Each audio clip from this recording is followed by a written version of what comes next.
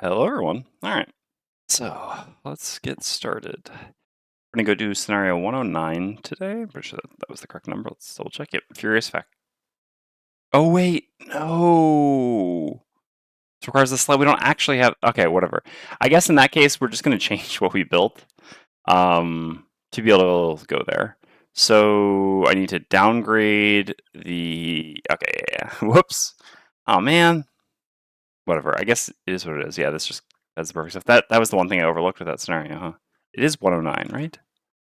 Let's double check. No, yeah, I'm sure. Well, I downloaded it. Let's look again. Ah, I overlooked that one crucial detail, huh? That's fine. I don't have the option to skip this because I told CGO that I would be doing it. And yeah, I mean, it does have the exact herbs we want. All right, whatever. It's the cost of the worth the cost of sled. Hey, boss, how's it going today? All right, so yeah, we made a few mistakes. So we're gonna downgrade the alchemist, which I guess we can't actually do. Sure. I guess then we'll just like. I don't really want to spend morale. Thank you. Is there a way to kind of like right click? Ah, right clicking works. Okay, beautiful. So we take back 221, but then we're gonna have to build the sled, which is 321. So actually, we're just gonna subtract one additional lumber. Boom, and then we have a section to read. And now the sled that we have on the map is actually appropriate too. Now we have the climbing gear and the sled, just the way it was meant to be. We'll get a prosperity for this anyway. I'm pretty positive. 169.2. So we don't even have to change that. Basically, we just don't have an upgrade in alchemist, but that wasn't doing anything for us anyway. And this scenario is really something we want. I'll talk a tiny bit more about this in one sec. Let's go find 169.2. Fine. Yeah, you may not upload. Yep. Okay. You want prosperity. Yep. All right. So basically, I was hesitant. I mean, so currently, upgrading the alchemist doesn't do anything for me, as I said. I would just wanted to do a building that would actually give prosperity, but technically building these also gives prosperity. Let's go ahead and put the things here so that we know. So we've made the climbing gear and the sled. All right. Building these also gives prosperity, and these are also things that we're going to need, so there's no harm in doing these either. Like, it's not worse to do these than to do the alchemist at this point, since upgrading the alchemist again isn't really useful for us currently, although it is something that we'll ultimately want eventually. The reason I wasn't really in a rush to do these, though, is just because there's a personal quest that requires completing scenarios that require these, and I would rather... the only gear left is the boat? Yes. And I would rather hold off on doing those scenarios until I have that personal quest. I mean, obviously, there's a chance we just inspiration that personal quest, and then we can kind of go free. We have already done one of these, which is the climbing gear one here. That being said, this is like advancing a main quest chain, which I think is generally good to do. So, yeah. Yeah, that kind of explains that. That being said, because this scenario just has the perfect resource, I mean, the perfect herbs for the Banner Spirit to retire, and I told CGO that I was going to be doing it, and he may or may not wake up early to be able to watch, I feel kind of compelled to go with this at this point. So yeah, we'll make that instead. Everything else is fine. There's nothing else to adjust here, and yeah, we go do scenario 109. So now we need to do a road event.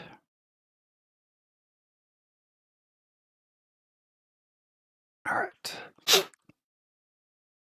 Outpost Road, new event. 17. Pushing through a set of spindly trees, I can make this bigger for everyone. Boop. You find a beautiful cloak swarmed over with scarabs and insects. It is ornate gold threading and looks quite expensive, but whenever you try to grab it, the insects swarm tighter and ward you off. They're fiercely defensive of it. You're always a bit wary of bugs that appear to be on a mission. This could be a harrower in some state of disorganization. Then again, it could be that someone left candy in a discarded cloak pocket. Option A, attempt to communicate with the harrower. Option B, make a more aggressive attempt at grabbing the cloak. Not enough people here by now to roll a poll since it's the beginning of the day. I'm just going to attempt to communicate with the harrower. I mean, I don't know. If like Outcast, Arcane, those things like, I mean, and theoretically persuasive. Obviously, this could just only be a thing. There's only one harrower in the game, though. It would be a bit wild to have this only successfully check for harrower, I think. So yeah, I'm going to believe that I can get it on option A. I don't really want to aggressively do something to the bugs. Okay. Bug in a jar. No, don't have that. So, yeah. So there's just nothing. Okay, it just goes back. So if we had bug in a jar, we could do something. Is that how this works? Yeah. Otherwise, no bug swarms in the party, though. Yeah. Well, I mean, apparently it wasn't. it had nothing to do with being horror here anyway. So I guess next time we have to do the other option. I mean, we know that this option doesn't do anything for us unless we find a bug in the jar. I guess we can read this entire thing. I don't actually know how that works. Like, what is open information and not with events with a half? Like, yeah, if you're just like not. I mean, I guess we just won't read it. But all right, well, we know that if we have bug in a jar, something else happens if we run into this event again because we're putting it back. Regardless, if it is a horror, it's much too scattered to communicate with you. You try giving it some rations, scooping the bugs closer, and even some old wives' tricks from around the tavern. No luck. No effect. It goes back in the deck. All right, so it's back over. Put this here. No bugs form in the party, though. Yeah, like I said, I don't think a bugs form. I mean, all right, let's. If we're in Gloomhaven, I think it would be a different story. Well, yeah, it's fine to say, I guess, at this point. If we're in Gloomhaven, it would be a different story, because at least then you have 2 horror classes, whereas here you have a single horror class out of 16, 17 classes, is it? So I just think having horror be the only check for a positive or for a different outcome on that top half would be a little bit extreme. It is a starting event, obviously, and Geminate is a starting class, so that is kind of a counterpoint to that to some degree, but... All right.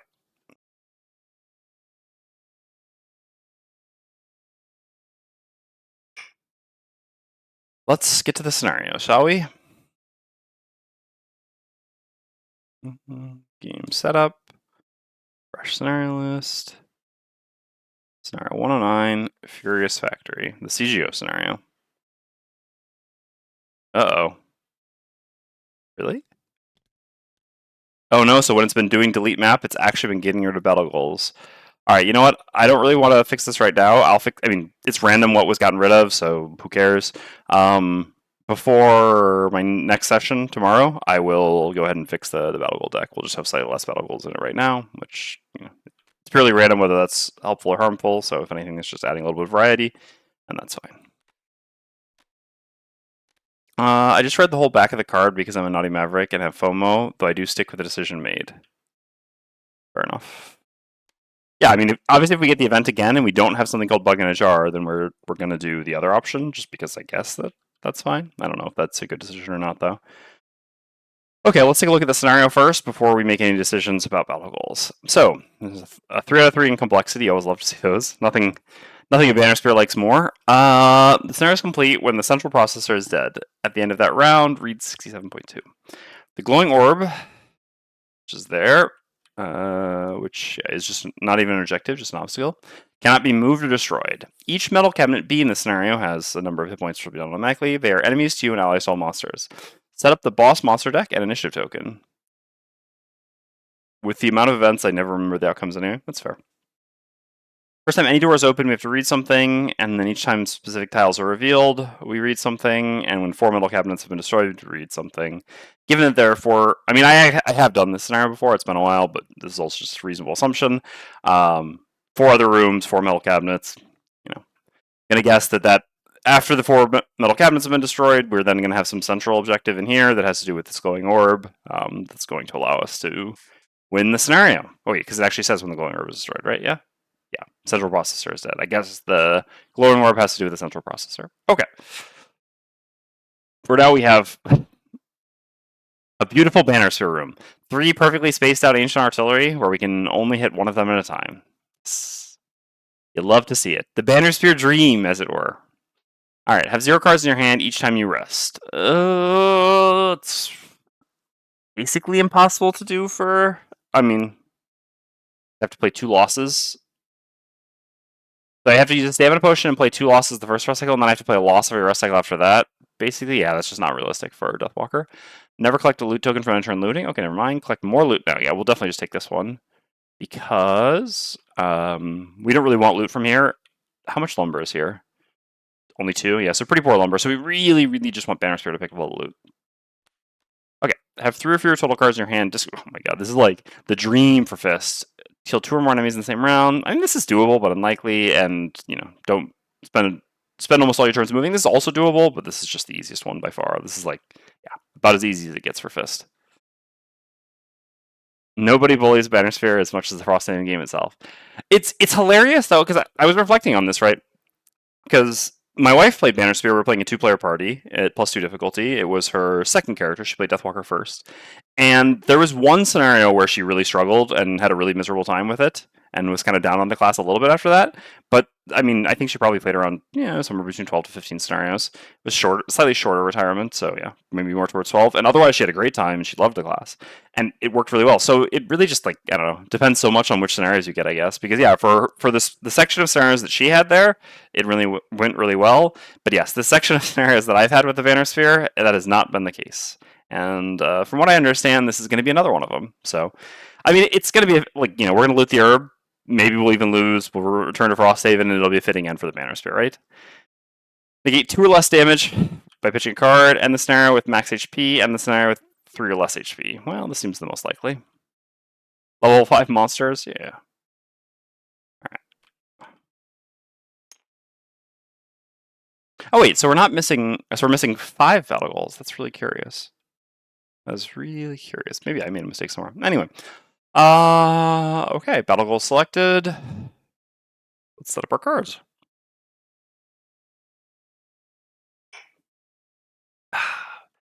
Alright. I mean, Deathwalker. Oh, we actually have a new card, right? So we do have to make some decisions here. Yeah, we have Dominate now. I think Black Barrage is probably the cut. I don't know, maybe not. We'll see. This is cut. I actually don't know that I need Eclipse here. Just we're in a room with 3 monsters. That's not the end of the world. Vanquish can probably also be cut. I imagine. Don't really want Strength. I think I'm fine with keeping Fluid Knight.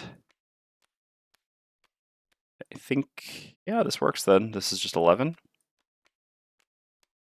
Yeah, this seems fine. It's just a nice mix of Shadow Generation, Shadow Movement, and Shadow-based attacks, and a bit of teleporting. Alright, yeah. Looks good.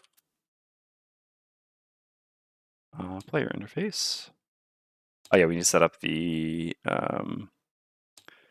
picture-in-picture. I guess I need to do that before I start setting up the, key. Do it.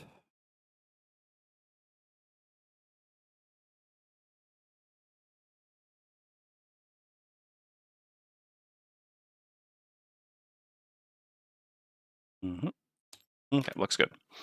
All right, and then Sword Hand. Okay, that's one. Finally, time for big damage Dominate plays. You know the worst part of that? Dominate's such a crazy card, right? It is actually a crazy card. It's sort of one of those cards that you're just like, how does this exist? Which isn't even. I'm not even arguing. I mean, the Deathwalker is definitely not overpowered either, but you just have some actions like this that are just so singularly powerful, but it's so funny because there's so much power budget on this card if you think about it, but at the same time, the sort of the intersection between needing 6 damage and also needing the CC, because that's what makes it insane, right? Is having a non-loss attack 6 disarm. But how often do you actually need an attack 6 that also disarms? That's what's so wild about the power budget of this card. That being said, playing on +2 difficulty, you actually a lot of times do need an attack 6 disarm. In this room, I think the Ancient Artillery have 20 or 21 hit points. So this only does 1/4 of their life and then disarms them. So you know what? On high difficulties, this card is just stellar. I mean, whatever. The Deathwalker, again, hopefully, I like the Banner Spear. I think the Banner Spear is an underrated class. In general, I do enjoy the Banner Spear, even if this has kind of been a miserable run for the Banner Spear lately, mostly due to scenario selection. And I understand that obviously Frosthaven, the Banner Spear would probably have more fun playing Gloomhaven or Gloomhaven 2nd Edition than it would playing Frosthaven, I guess. Yeah, so that obviously factors in. So yeah, while it may not have been the best advertisement for the Banner Spear, I hope that this is really just showing off the Deathwalker in all her glory, because the Deathwalker just scenario after scenario has just been there being I do damage, I do damage, I do damage. I'm not phased by any of this stuff. And, it's great to have a class like this in the party. Alright. Fist. Speaking of classes that this has been a good advertisement for. So these are spaced out in such a way that, yeah, I can't even brittle 2 of them at once. Okay. So AoE is currently not looking amazing. I do like big movement, though. This definitely feels like a want big movement sort of scenario, and don't so much want bottom non-moves. I think it's fine to cut that. So I like this and this. I mean, this is always coming in. This one, yes. Shard launch looks decent here. This is kind of a given. Can I make that work? Yeah, that actually does allow. Okay. That does allow me to do the thing. We all start wounded. I need to remember that. Yeah, I need to actually do that. That was from our outpost event, actually. I remember seeing that the multi-target heal again. I remember it because I was like, oh, god damn it, I'm going to have to use this again. I have to go out of my way to not move, use this again, etc. All right, let's also set max HPs correctly. So you are level 5, so this should be like 18, and you're so 14 and 11. Okay.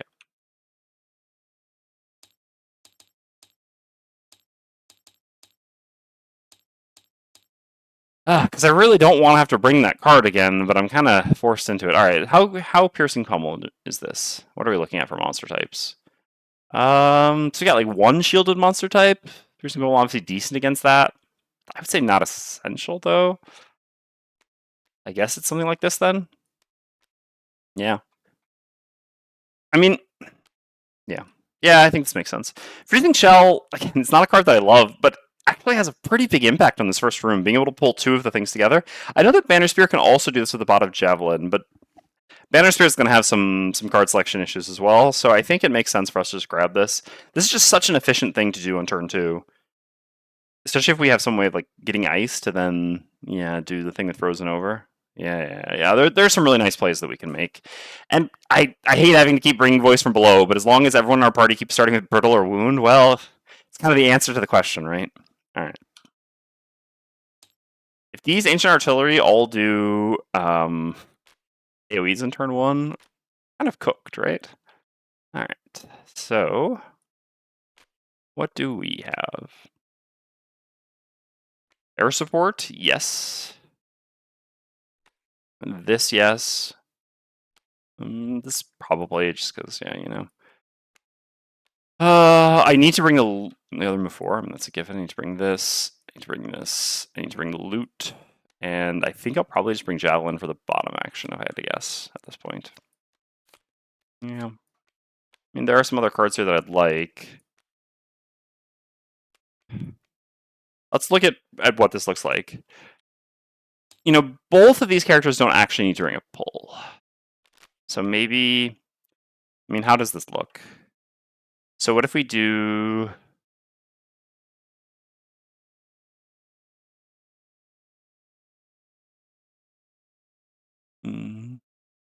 Okay. So that actually does it, right? Let's say we start, here's Banner Spear, we can pull this Ancient Artillery in and Boldening Blow. Yeah, and then bless both. Or even, yeah, have them start here. Yeah, that seems to make sense. And then we actually don't need to bring the pull on Fist, which gives us a bit more flexibility to bring one of these two cards. Which one that should be?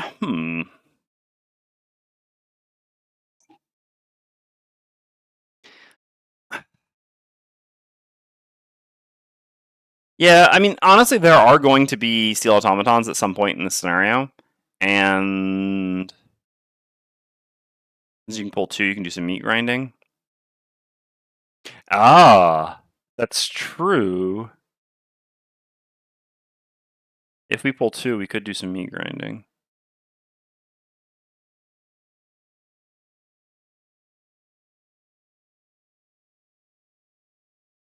The annoyance with that is just the timing and the cost of bringing the card, but yeah, that's pretty interesting, isn't it?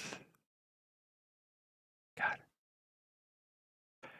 It's just, I kind of need to disarm. Alright, well, let's take a look at what our sequence will look like then, potentially. Okay. Little type, that should be fine.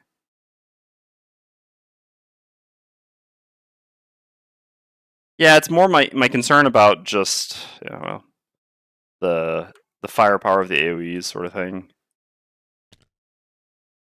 Alright, let's imagine a start like this. I mean, again, I can adjust as needed afterwards.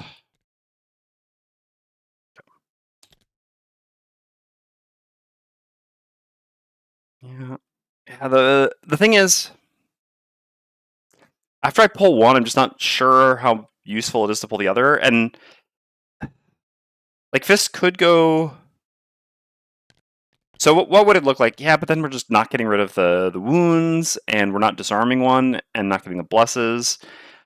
It works so much better to do the disarm turn 1, I think, for the blesses, for allowing the wound cleansing, etc. And then if I do that, I guess in that case it still works. I mean, I guess we could still make that work. So we do like this here, pull you, sure, and then do that. Okay, let's say. And then the following turn, Fist pulls this here and here, and then Banner runs around and grinds the meat. The only thing I don't like about that is we're kind of splitting focus. You know, we're doing an attack 4 on something and then attacking the other ones. That being said, this is pretty strong. All right. Let's keep it.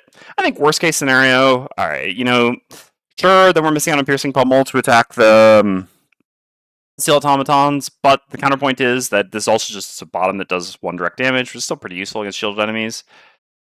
There are no traps in this scenario, though, so obviously that makes it a little bit less good. But yeah, the Freezing Shell bottom is very good for grinding meat. So we really need to make ice. My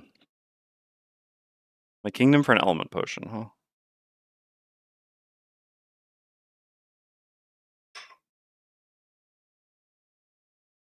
Yeah, that's not really going to be possible, is it? Is it? Okay, well, anyway. Let's go here. So we're going to do this plus this to CC one of them. Just hope that they don't do AoEs, basically. We're just going to do our usual turn 1. Yeah, I can't actually make an element. I mean, I could if I, like, move dark. That's so bad, though. God, it's really annoying not to have ice here, huh? Makes such a big difference. I don't have a stamina potion, so I can't get back one. Like, you know, there's also a world where you can try to do, like, one with the mountain bottom. No. Wow.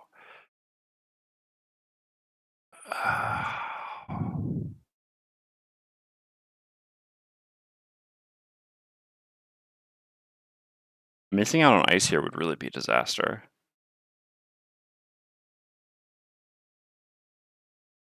Yeah, I saw that. It drove me a little bit crazy. I feel like, I mean, yeah, I was watching him earlier on. I haven't watched him for a bit, but I was watching back when he was playing physically. I don't know. I feel like he was kind of underplaying the class to a reasonable degree by not playing it. Like, don't get me wrong, there are certainly plenty of scenarios, and I even was making jokes about this in the last scenario, that like maybe the 2 or 3 scenarios in a row I actually didn't use Call Top on Deathwalker, because obviously it still matters, but he was playing a lot of just like 3-room scenarios and not using Call, and I was just like, this is wild, just play Call. And it really felt like he was, I don't know, not being nearly as effective as with the class as he could have been if he had just, played Call Top. So yeah, obviously it depends on the scenario. In a scenario like this where you have only 3 monsters in the first room and it's presumably a 5-room scenario, you definitely want to be playing Call Top. God, there's just no way to get ice. I mean, the one way to get ice would be the Banner Spear not disarming this turn, but that seems terrible as well. I mean,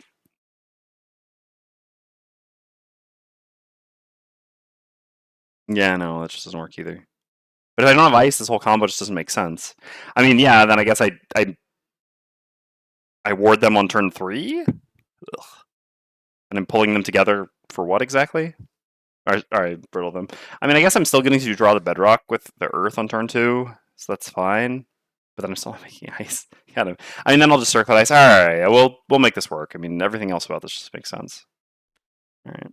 I really need them not to do AoEs. There's a reason to play 36 here. Worst case scenario, if they are going to do AoEs, I can just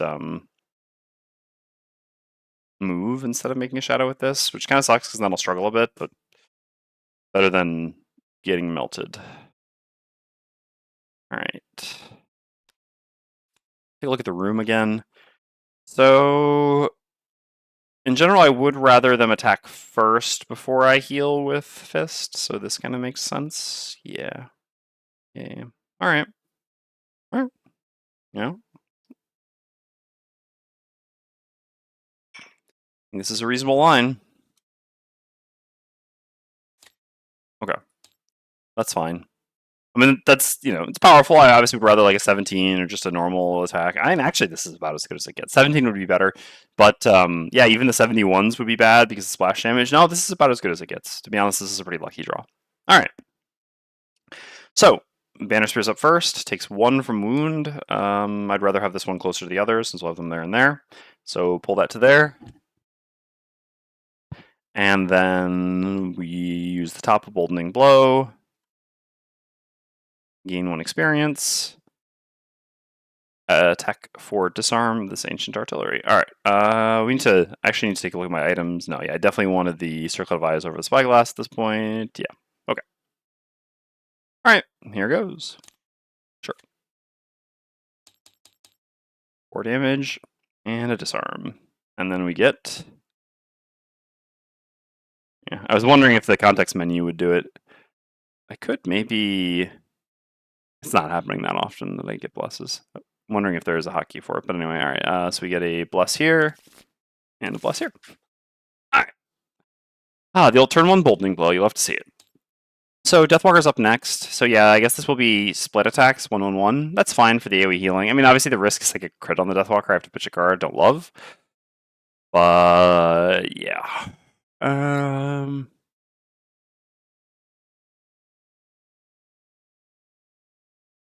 Yeah, if the Deathwalker had gone later, then no, I still wouldn't have been focused. Okay. So we'll put a shadow here with the bottom of Fleeting Dusk, and then we'll activate the top of Call of the Abyss. Let's go over there and do that. Okay, and while I'm here, I'll do this as well. Oh, they're actually attacking. Yeah, I guess the AoE healing is not going to do the thing. We'll activate this.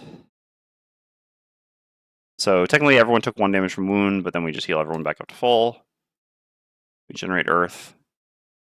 And yeah, I guess I'll decide whether to recover this or not after the attacks, but I'm pretty much always going to recover it, so I'm just going to go do that right now so that we don't forget. So this comes back. And we have permanent regen. Okay, so the Ancient Artilleries go. So this one's disarmed, so it doesn't attack. So number 3 will attack the Deathwalker, and number 4 will attack the Frozen Fist. So first the Deathwalker.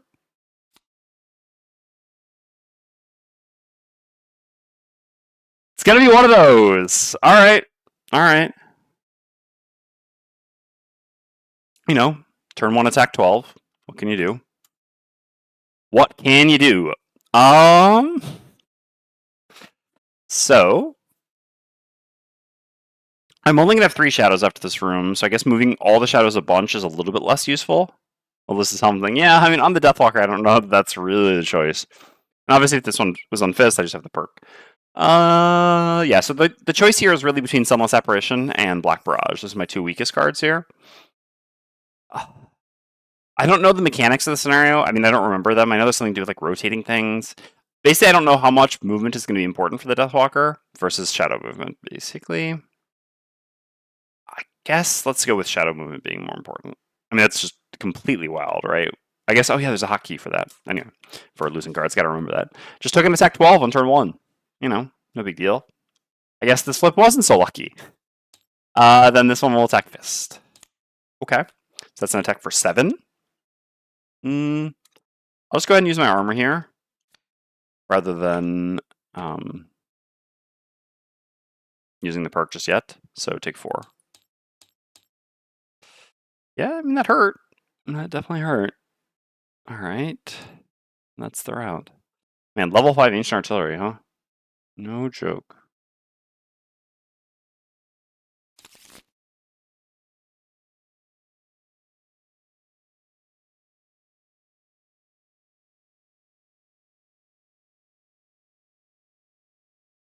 Alright.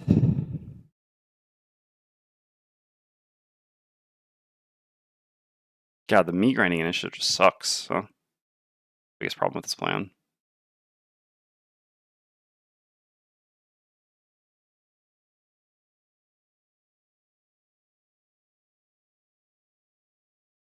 I'm starting to wonder a little bit. Alright, well, let's see. So I do this. I have Earth. Yeah, so I'm doing this and this. Okay. Yeah, I mean, this is a pretty reasonable line here. Yeah, but we really need an element to helm. So we have to go like this. And that means we have to go like this, basically. And then that also means we're not going to have Dark for Dominate next turn, and we're also not going to have a Shadow for Dominate next turn. That's fine. Okay. Yeah. So I need to do this because I need to make an element so that we can helm we can circlet that element into ice for the following turn. We could just not use this here, but obviously this is still very good. Also, the advantage of doing this is that no, I mean, yeah, it actually doesn't really work out that well, but okay. So yeah, I can move before I do this.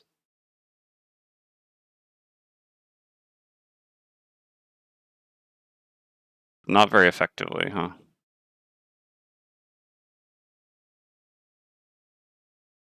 I am wondering if I want to set up to grind meat here, if I just want to disarm again. I'm kind of afraid of the amount of damage that they're dealing here.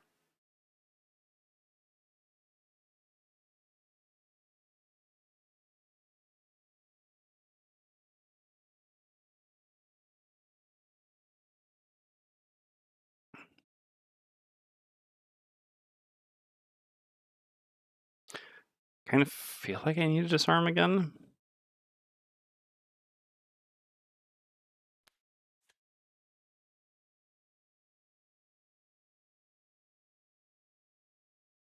The only thing with that is, yeah. Guess in that case, I'll like use this just for move 2 with initiative, and we make that work somehow. So what does this look like, basically? Fist pulls this and this here and here, and just whacks one of them, like this one, we'll say, with Brittle, after we've attacked it here, which kind of sucks. And then Banner Spear goes here, disarms this one, and yeah, Deathwalker just like runs away.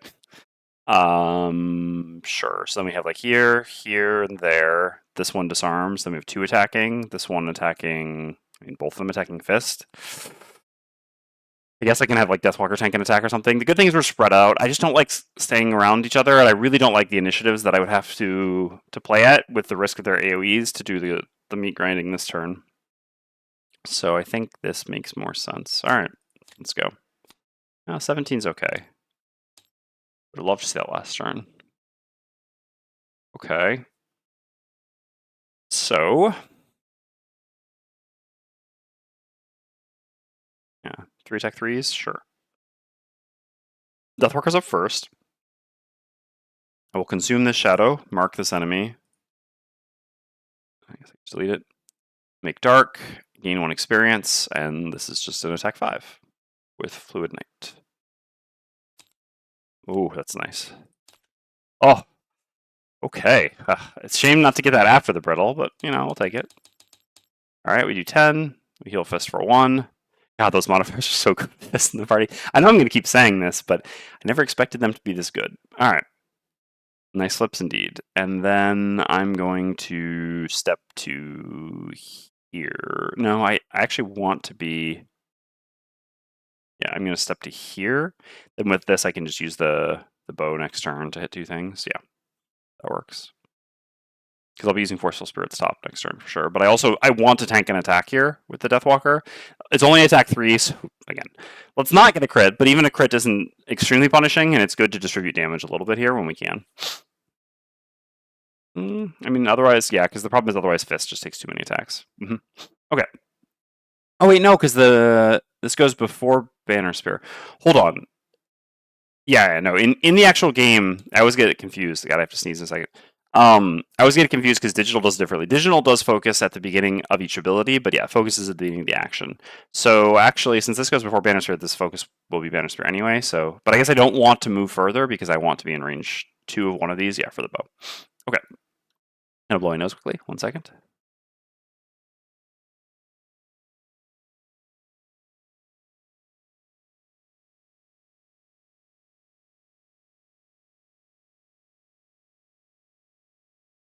Okay. So we're done. So then Fist is up. Fist heals 1 from regen and does the things. So we'll stay where we are. Pull you to here and you to here. We'll just do 1 direct damage to you with Freezing Shell. And then, yeah, if I hit this, then when I grind the meat next turn, it'll die. That's good. Okay, yeah. Yep, that makes sense. Okay. And then I use the top. Oh, but grinding the meat next turn. God damn, this push is actually really obnoxious, right? It's going to make it. Yeah, Damn it. That's really annoying, actually. We're not going to be able to grind the meat because of the push. And there's no way I can make that not happen. Yeah. Yeah, so much for the meat grinding plan, huh? I mean, we could, but with a terrible initiative, which isn't very reliable. Anyway. Yeah, all this work just for this in the end. Anyway, so we do an attack to Riddle here. Gain 1 experience and consume the earth. So attack 2. Whipping. Oh wow, that's some really nice draws. This is why I improve our modifier decks. Hey, Dwarf, yeah, indeed. Too bad. I started a little bit later today at 1:30. I should have considered like maybe trying to start at 2 or something like that, but I had already told the stream yesterday that I'd be here between 1 and 1:30, so unfortunately. Okay, and also Brittle. Okay, so that's that, and then I have just 1 shield as well. Alright, so Ancient Artillery 1 goes first, and we'll push the Banner Spear 2. I'm happy, well, yeah, I'm happy enough with these attacking the Fist, I guess. Or with this one attacking Fist, since Fist has a shield. So, yeah, this will, I mean, I guess it doesn't matter, even if we get pushed here. Yeah, there's no way. Oh, yeah, this is actually, the disarming is going to be annoying as well, right? How's this going to work? I mean, so this one, we're always getting pushed for 2, so we can always end up in one of these 2 X's, basically. And then this one, it's push all. Yeah. So then if we were there, I mean, I guess then we could end up here. And then Fist gets pushed 2 by this one, which could end up here. Yeah, then I guess we could go disarm this one next turn. Sure. Okay. That plays. So we were here. So first, this pushes the Banner Spear to here and attacks the Banner Spear. Again, focus is determined at the beginning of the action. This is an attack 3 on the Banner Spear. Okay. Let's take the 3. We've got a bit of self-healing. Okay. Then 3 goes, loses disarm, but does some pushing. So pushes you to here and pushes Fist to here. Then 4 has nothing to push and will attack Fist. -1, so attack for 2. Fist at 1 shield, so it takes, well, oh no, I've already used my armor, right? Yeah, I used it at the beginning. Yep, so it takes 1 damage. Oh yeah, sorry. On Fist, I meant to. Oh no, but if I consume the dark, then I guess with the push, yeah, I mean their flips didn't really matter. I have to decide whether to use the circle or not. Because the whole purpose of creating this dark was for that. But if I use it, then I'm also removing 2 damage from Deathwalker. Obviously, brittling 2 targets is worth a lot more than 2 attack. That being said, is there a version of something we can do that's a bit better? Since we can't grind the meat anyway, and this is already brittled, I mean, we can go here and brittle these 2, which is still pretty good. Man, really struggling to have enough elements. Never wanted an element potion so badly.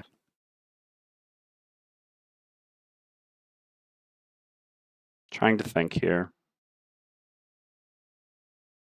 I mean, yeah, the Deathwalker would still basically just, I mean, be forced to use Forceful Spirits no matter what. So I'm just wondering if, yeah, it's not like those 2 enemies are just on the point of dying, so I think waiting 1 more turn is fine.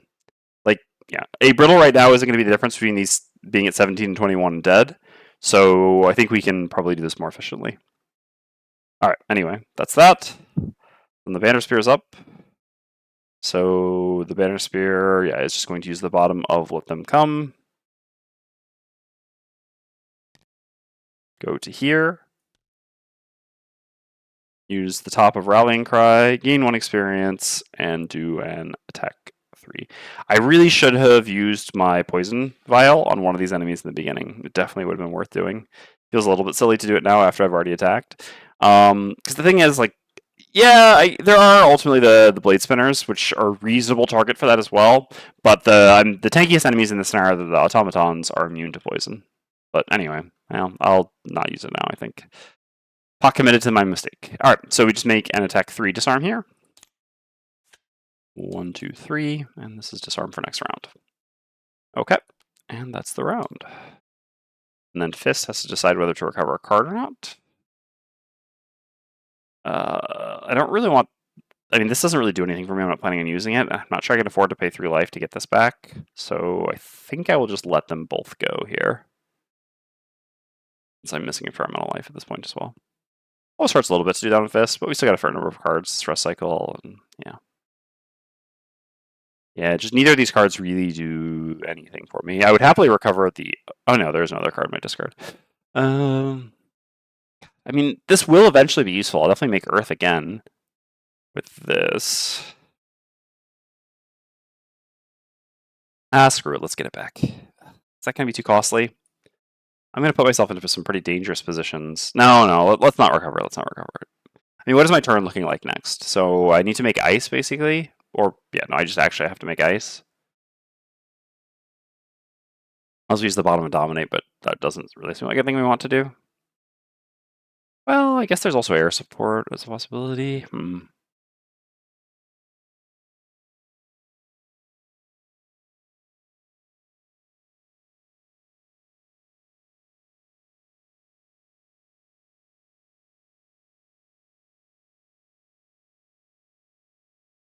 Yeah, let's just let him go.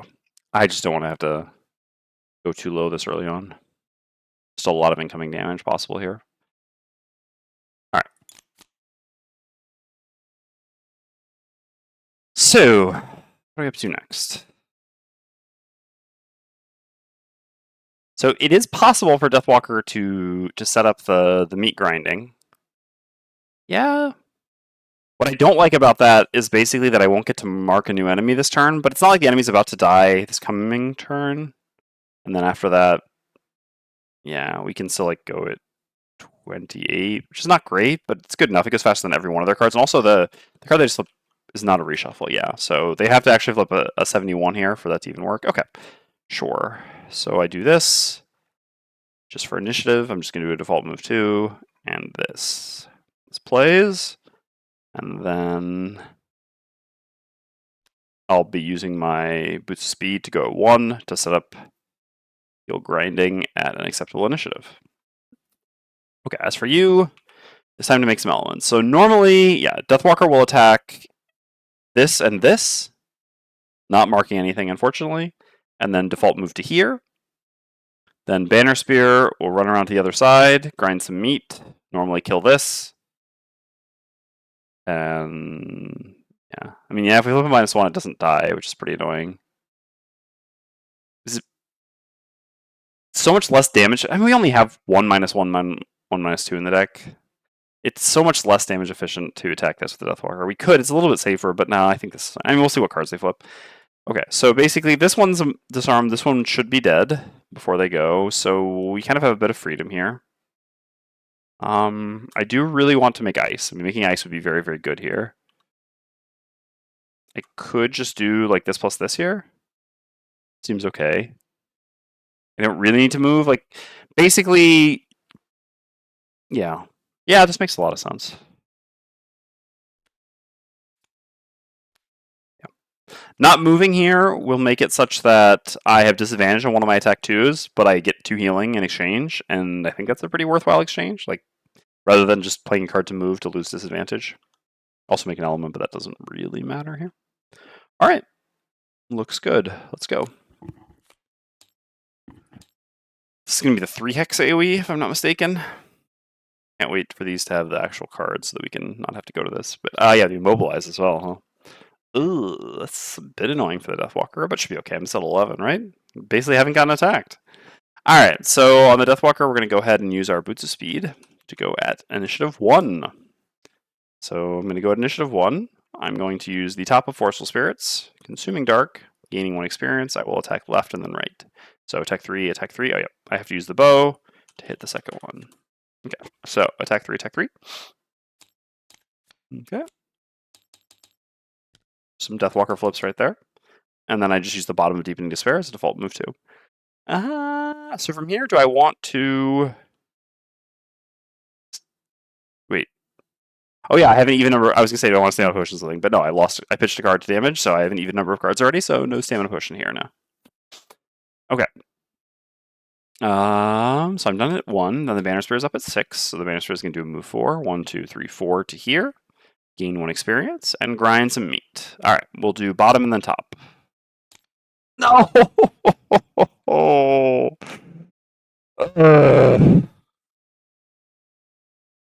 Of course. I always pick the wrong order. It's incredible. I should just think, all right, what is my initial instinct, and then flip it and reverse it, right? All right, so we do 6 damage, and it's wounded. And then we do 5 damage here. And it's wounded. So much worse. God damn. It's also annoying for shadow generation, because now we're just like not gonna have a shadow next turn. Ugh. Well, all right. I guess no. It is fine. We're just gonna have to kill that one with shard launch. Hopefully. All right. We'll heal one from our regen, and then we're just going to attack here and then here with shard launch to not have disadvantage. Okay. So the bottom one. You have got to be kidding me. All right. Sure. Oh well, better that order than the other. Wow. These flips this round really bad. Okay. So we get a shadow. We do no damage there. We make ice. And then I'm going to heal myself for 2 and make earth. This. All right. So what am I getting back here? Or sorry, where am I putting the shadow? I don't know that matters too much, right?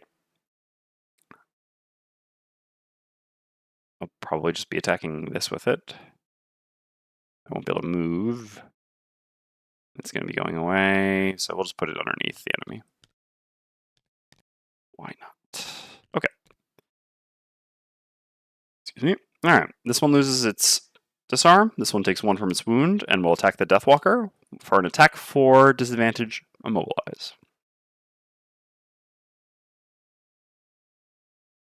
Yep, nothing special to do about this. Okay, so we take 2 and we are immobilized. That's fine. And then we have to recover a card here. I mean, healing is always nice. I don't really need looting. Shard launch is also nice and flexible. So this coming turn, yeah. Like, we are moving between the 2 of them, and we're about to freeze them over something fierce. And then after that, we won't really need to move. We can use this as a bottom the following turn, I guess, unless they push us, which, they can push us. But even if they push us, then we just move up. I think taking this back is a little bit better here. Okay. Definitely do want to recover a card here. We've got enough life. Okay. Looks decent.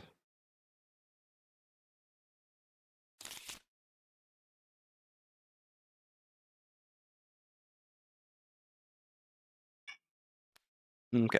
Deathwalker plays these cards. We play this. And I don't foresee needing this anytime soon, so I'll just play this card here and keep the other cards instead. And as for you, so this should be dead. This could be attacked. I'm going to have a bad initiative for one of these turns no matter what.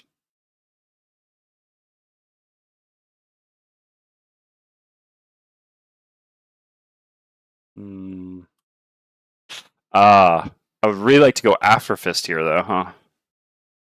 Yeah. Oh, that's a bit unfortunate.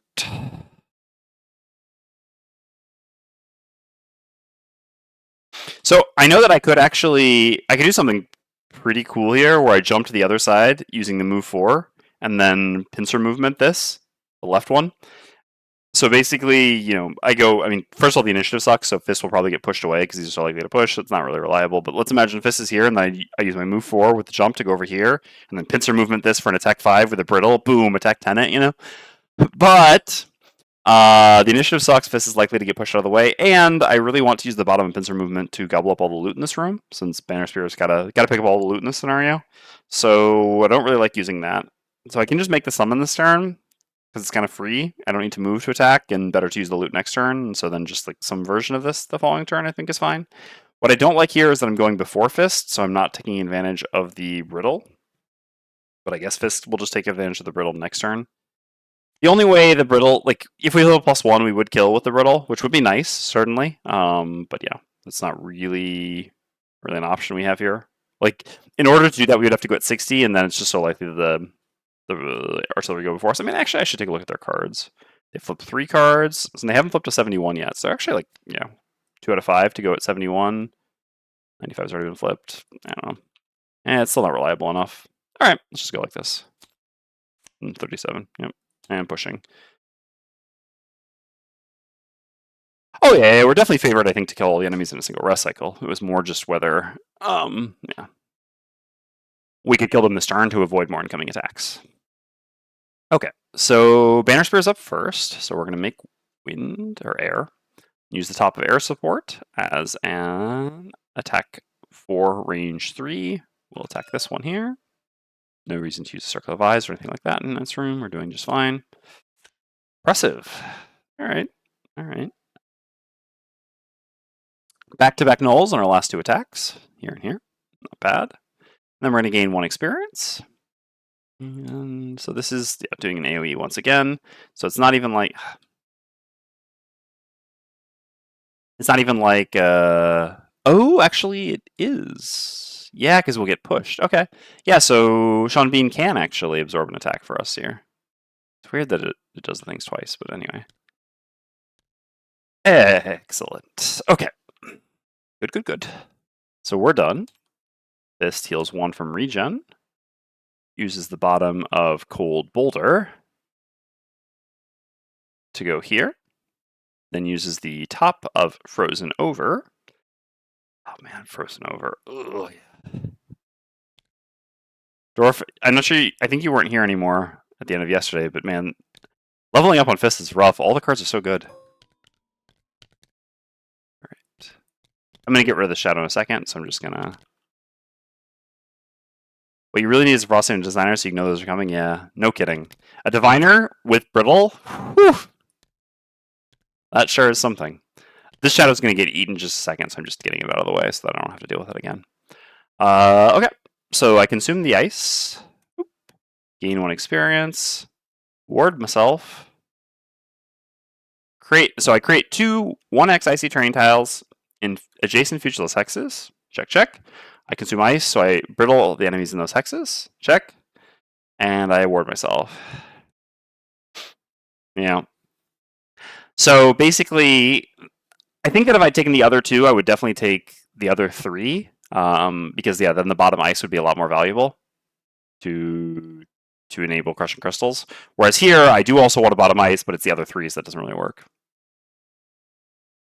There is an interesting thing, though, about going back for the other 3 now that I have this. Because you've seen how much the bottom ice would matter here for setting this up. And I do wonder, just because, as what I talked about yesterday, which is that, like, I really don't think you want to go back for a 2 at 3, because these cost the same to recur, but a 4 costs 1 more to recur than a 3. So there is a reasonable temptation, I would say, to go back for a 3 at 4. So we'll take a look at the 4s. I know that, I mean, the 4 has the stun, the single target stun with Earth, which is pretty good because we got more Earth and Ice, although we use the Earth for Brittle already, so maybe we could pass on that. And then the other one, it's like a healing-based one. The other level 4 card, I think, just does a lot of things. It's like all the stuff. I'll have to take a look at that, though. But yeah, there might be a consideration for going back for the other 3 here at 4, just to have that bottom move ice to set up more easily Frozen Over, which would make a pretty big difference. And again, cost 1 less life to recur. Okay. I mean, that being said, what is the value of recurring it? Well, no, because, yeah, we would never use it and Frozen Over in the same turn. So we could, yeah, we would do that, recur it, then Frozen Over, recur it, and then do that. You know, so we could maybe do two sequences of Frozen Over during a rest cycle. That's pretty spicy. Also, Ward recurring level 3 cards is so much nicer than recurring level 4 cards, because this now level 3 card costs 1 to get back, as opposed to costing 2 for a level 4 card. So it's like it turns a 3 into a 1 rather than a 4 into a 2. Okay. Anyway, we're done. So then the Deathwalker goes. We're mobilized, so we're not doing much on bottom. We're going to start by using, oh yeah, sorry, the important part, the Brittle and the Brittle. All right, we're definitely getting advantage for this attack. Psst. Not messing around here. Seen enough misses already. So we're going to use the top of Dominate. First time. As I said, frequently not disarming. So we're just going to do an attack 6 advantage on this Ancient Artillery over here. Yep, so that's an attack 7. Doubled for the Brittle, that's 12. Obviously we're marking it. So it's dead. And this consumed the Shadow. We get to place the Shadow, and we will put the Shadow here. So that, I mean, doesn't actually matter because we don't have any attacks from shadows at this point. We just have an attack through range 3. So, yeah, but I'll just place the shadow there regardless. Make it a little bit harder to hit the Frozen Fist, you know?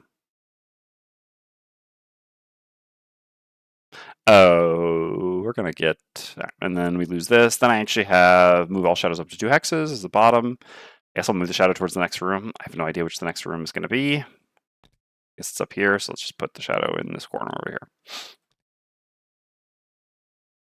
here. Okay. So then the ancient artillery goes, pushes.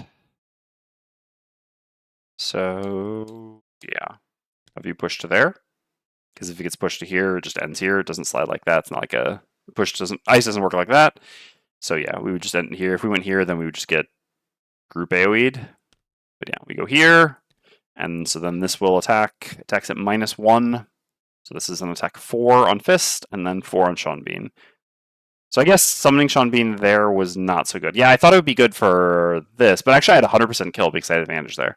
So I should actually, I'm just going to correct my Sean Bean placement a little bit. I'm going to put Sean Bean here instead, I guess. Yeah, that makes sense. Yeah. Yes. Sorry. Like I said, this was always 100% kill. Like when I summoned Sean Bean, everything we knew that was going to happen here was always guaranteed to happen. Like the placement of the brittle was 100%. There's no like chance there, and because we were always using the spyglass on this attack, which we did do, the kill was also 100% because we have no curses in our deck, and we have only 1 miss. Our lowest card is a +0, so this would always be a guaranteed kill. So yeah, sorry, I hadn't really thought through the push yet. I think when playing solo this many things, it's pretty reasonable to adjust things like this when you pay attention to, or notice new things, notice new details. All right, so this makes an attack 4 just on Frozen Fist. A miss would be really nice here for card recursion. Not a miss. I don't think we can. No, we've already used all our armor. So that's just a 3. All right, so we take 1.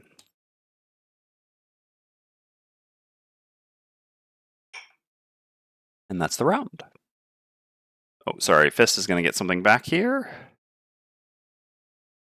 I guess just Cold Boulder. I mean, do we all just synchronize a long rest after this? I just get nothing back here?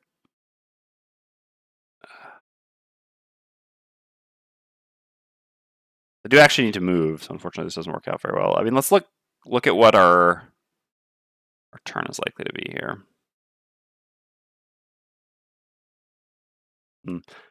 Doesn't quite work out what we want.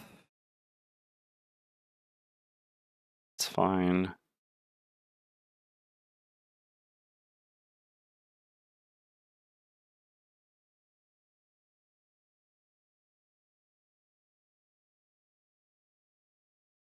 I mean, we're just playing these 2 cards no matter what. I guess between our 2 things, we can kind of count on killing that. This is an attack 4, which would be 8 and 3. Yeah. Should be fine. But if we miss, then it would be really good to be able to have an additional turn. It's a really interesting one, right? Basically, yeah, it just comes down to whether our attacks fail at all. If everything goes kind of as planned here, so this has 10 life left. Fist should hit it for 8, and then Deathwalker for 3. If Fist flips a -1, which isn't unlikely, then it would hit for 6, and Deathwalker for 3. Deathwalker would need a +1 at that point to kill. Fist, or Banner Spear would really like not to have to hit it this turn, because it doesn't really line up quite right, hitting it and looting here. Alright, I'm going to get a card back then. We can kind of just make it work regardless. Like, basically, we can make that card pay for itself, so it's okay. Because we have a heal card. We'll just end up slightly desynced, but that's not the end of the world. Alright. So, I mean, we'll play our cards and go as fast as we can on these 2. We'll play same thing. We actually have to move here, so I guess there's no real reason to use Voice from Below. We can just use Cold Boulder instead to move. The next turn we'll play like this plus this. Alright, and here we play these. Let's go. Yep, it was about time for a 71. Alright, Fist is up first. Heals 1 from regen. I guess I should fix this a little bit. Heals 1 from regen, and yeah, I have Cold Boulder to move. Technically, I really should have used the... I mean, I'm just going to adjust this again. I kind of planned all these things out, and this had nothing to do with the flips here. Well, whatever it is, what it is. I guess I can use the... No, yeah, that's fine. I could have used the circlet just to gain experience here, but it's fine. Okay, so yeah, we don't really want people to be adjacent to other people. So I guess I'll move to here. Yeah, sure. I'll move to there with the bottom of Cold Boulder, and then I will use the top of Encased Punch, make ice. Target is occupying icy terrain, so this is an attack 4. Here we go. Okay, neat. All right, so it does 8 damage and disarms. And we're done. So then the Deathwalker goes. So the Deathwalker will do the top of Deadbolt, just as an attack 3, range 4, obviously marking this enemy. Okay, kill it. And get Shadow, which we'll place here. And then I guess I will go grab this loot myself, because no one else is really going to pick it up. These two can be picked up pretty conveniently by Banner Spear. All right. So then, yeah, I just do a default move 2, going 1, 2 to here, and grab the loot. All right, let's see what it is. Please, not an herb. I think we're like control 7 for this. No. Do we really not have hotkey for loot? That seems like a mistake. Okay, just a coin. Perfect. You love to see getting something out of the deck that's not a loot. Or that's not an herb. All right, then the Banner Spear goes. Might as well send Sean Bean over towards the new room. I mean, will we actually maybe just go into this room with the Banner Spear? I really wonder how viable it'll be to...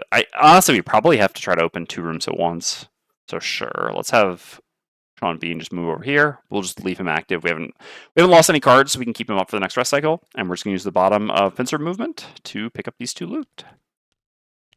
While staying where we are. All right, here we go. Moment of truth. Yeah, no hockey for this.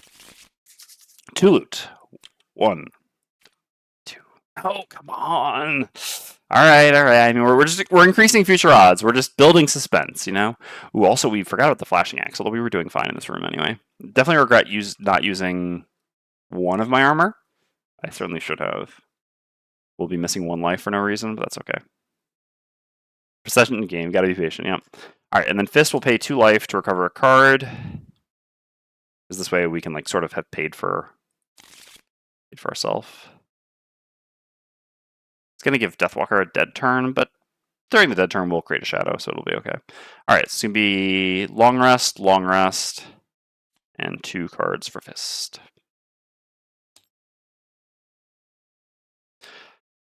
Alright.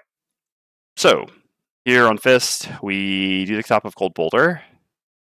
We can create an icy terrain. I'll actually put it here to make it easier to go from here to here, basically. This makes sense. We can't put it on the door. And then, yeah, using the top of Cold Boulder. Oh, this doesn't increase other heals. I was thinking this was the one that increased heals. No, that's another card that we have. Anyway, that's fine. And then we'll use the bottom of Voice from Below to heal ourselves for 2, and heal Deathwalker for 2. It doesn't matter because Deathwalker's long resting. So we heal 1 from the regen and 2 from that. Deathwalker's to full. Alright, and then we get the long rests, which heals you for 2. Okay, refresh all this. Got to choose a card to lose now. Yeah, so it's time to get rid of Black Barrage.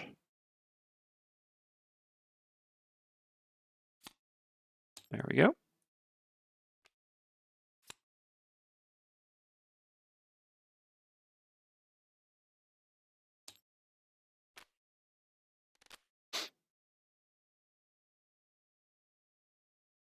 Wait. Oh yeah, because we ended up playing 2 losses the first rest cycle. So we basically went down to a 9-card hand size. Yeah, because of pitching a card to damage. Bit rough, that.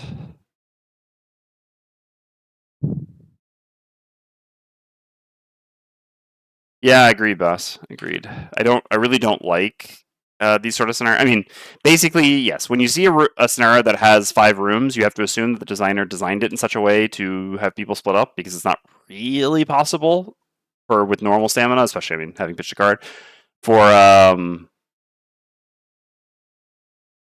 especially like this. Like basically, if you see 5 rooms, but you see them in like sequential, like one after another, then yeah, you just assume it's just to go through it together. But when you see them with doors all from a central area, yeah, you definitely assume that the designer made the scenario for people to go different ways together, or separately. But yeah, obviously in a 3-player party, this is kind of miserable. This is a design that I generally don't like very much because, yeah, unless there's like very, very clear telegraphing. So in Gloomhaven Second Edition, we actually worked on this. There are a couple scenarios, Deep Ruins and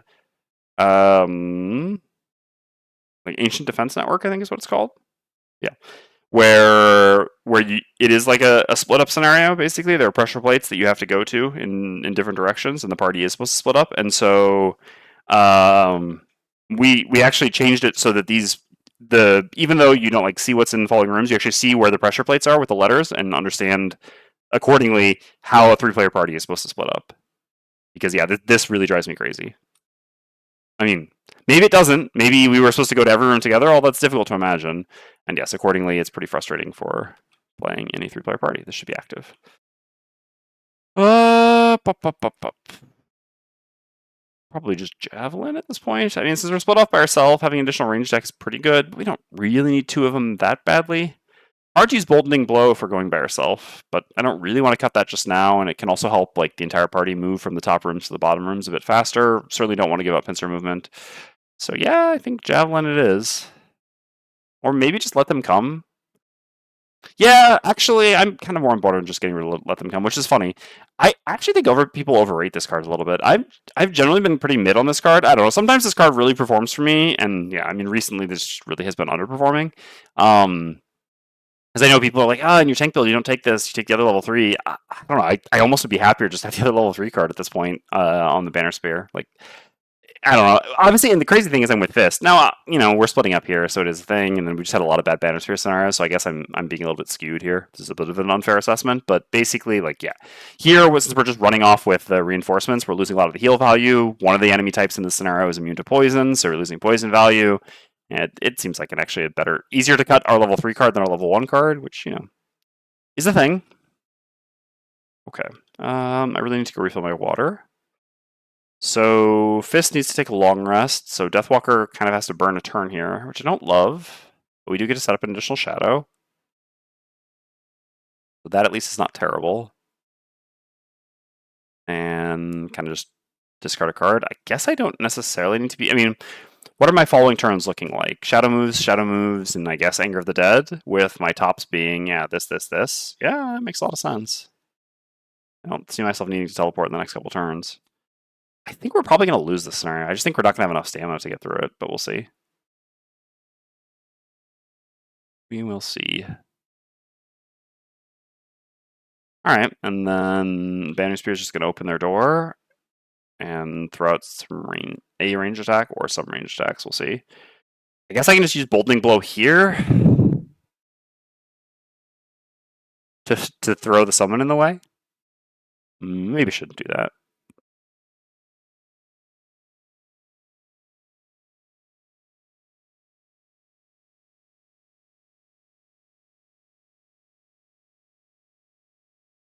I actually wish I had the door opening perk right now. That would be nice.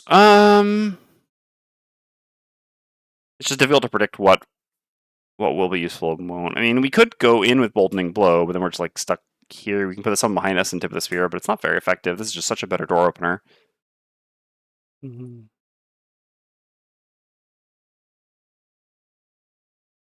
I'll probably just use Pincer Movement here, just as a default move too.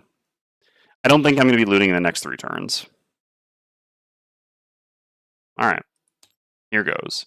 So it's the first time any door is open, we need to read something, and then also when a tile is revealed, we have to read something. So it is the Banner Spear who goes first. So Sean Bean doesn't do anything. We use a default move 2 at the bottom of Pincer Movement. 1. Alright.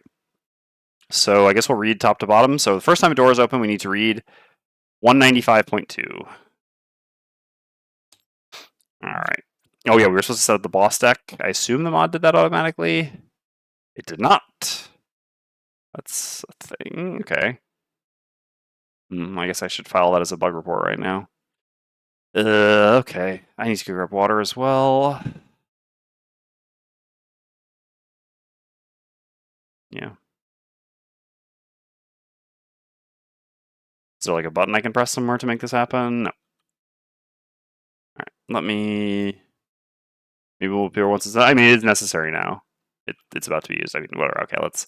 All power conduits A represent laser spires. Laser spires cannot be moved or destroyed, but can be rotated around A by targeting them with a character's attacks. Whenever a laser spire is attacked, regardless of the damage, so even if it's 0, okay, rotate it 60 degrees around A such that its other hex is 1 hex further away from the attacking character. Okay, yeah. So if we like hit it, then this would rotate like that. All right. If the hex the laser spire would rotate to is not empty, it cannot be rotated in that direction. During order of initiative each round, reveal one boss monster ability card. On the initiative, apply the corresponding effects. Okay, so if it's a 36, we rotate each laser spire clockwise if available, 52 counterclockwise, okay. Special 1, all characters and character summons adjacent to a laser spire suffer hazard terrain damage. Otherwise, each laser spire emits a laser starting at A and moving through its hex and continuing in a straight line of hexes until it hits a wall. All figures occupying hexes in the path of any laser suffer hazard terrain damage and thrust around these hexes are treated as hazardous terrain that is not ignored by flying. Okay. If any hex is in a path of 2 different lasers, it's applied twice. Okay, so yeah, they shoot lasers. So at boss special 1, anyone adjacent to a laser spire suffers hazard terrain damage, including summons. And at boss special 2, the lasers shoot out lasers. Ooh, which is so if we get a boss special 2 here, the Sean Bean's just done. All right, interesting. Okay, so we do need the boss deck. So let's go. I'm gonna go file that bug report right now. Then.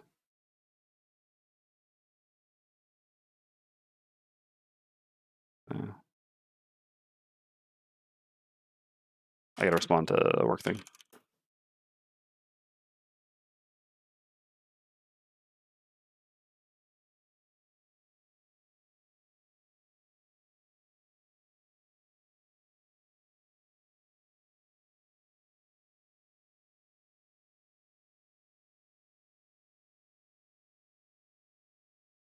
I have to respond to Thermos or something.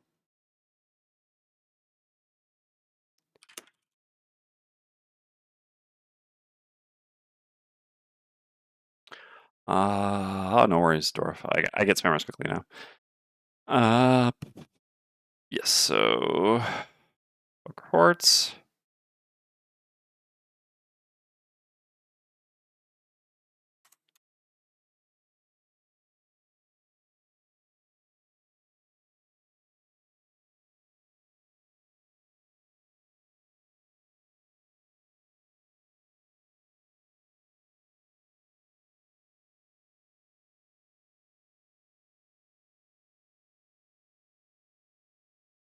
Okay, bug report filed. So we need game setup, monster setup. Who is a boss we've already done? So that we don't spoil anything. It's a little bit annoying because I guess, yeah, Frozen Fist is a boss we've already done. And it's not really. Okay. Go. And so we'll just put the standee in the map area so that this will then flip. So we're supposed to flip one now. During ordering of initiative each round. Okay, so never mind. This round we do not get one. Okay. All right, that's good. That's good. So no boss thing. Oh, so that's what you're saying. Maybe it'll. Oh, I guess. Yeah. I guess I shouldn't have done that then. Maybe it will add it. I mean, I have my doubts, but yeah. All right, let's just delete this then. For now, to be fair to the mod, so that we can more accurately submit our bug report. All right. That means I got to play out the round quickly, since I've already submitted the report, and I need to know whether I need to delete it or not. Okay, so we have Blade Spinner, Ancient Artillery, Rune Machine. Please don't self-destruct already. Okay, that's fine. Blade Spinner, Ancient Artillery. So how many points are in this room, by the way? Yeah, I mean, I guess this is like supposed to be a one-person room. Pretty tough one-person room, though. So yeah, everything is doing something pretty annoying here. All right. So that's range 5 on the artillery. 1, 2, 3. Yeah, so if we want to hit anything with our attack here, we have to get hit. This is plus movement. Ugh. This is pretty bad. Definitely wish I had the door movement perk. That would make a big difference here. So I just go in and go ham. This attacks for +0. This attacks for -1. This attacks for +0. So what is the total incoming attacks here? So we got like attack 3 wound, attack 3, attack 5. So yeah, 11 attack incoming here. Also, this is unfortunately going to go hit the reinforcements no matter what. Conversely, if we step back, what happens? So we'll still come and hit the reinforcements, but then nothing else will hit us. But I'm just so worried about our stamina at this point is the problem. Does this, and the laser spires only hurt players, right? No, all figures occupying. Okay. So boss special 1 only hurts people. I mean, hurts good people. But the other one, oh yeah, we need to read the other thing as well, right? So we did 04B. So we need to read 160. I mean, I assume it's just going to be setting up the room, but you never know. Okay, yeah, it's just the room. All right, and so we have to destroy. Oh, so there's also a metal cabinet in here that needs to be destroyed that has 10 health. God, it's so much damage for us to deal. There's just no way. So can I afford to miss out on 2 attack 4s? Basically, in order to, like, I deal 8 damage, but I take 11. Or otherwise, I take 3 and deal 0. I guess I kind of just need to deal damage. And this is if it moved. It takes 1 damage. Ugh.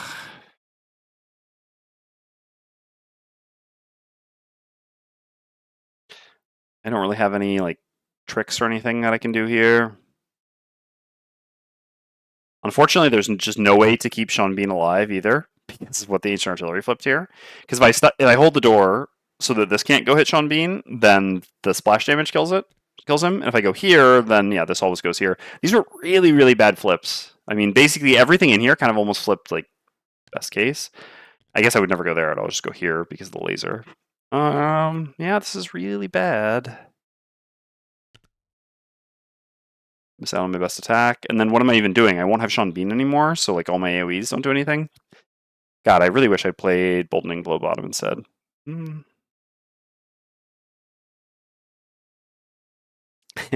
Nice, boss.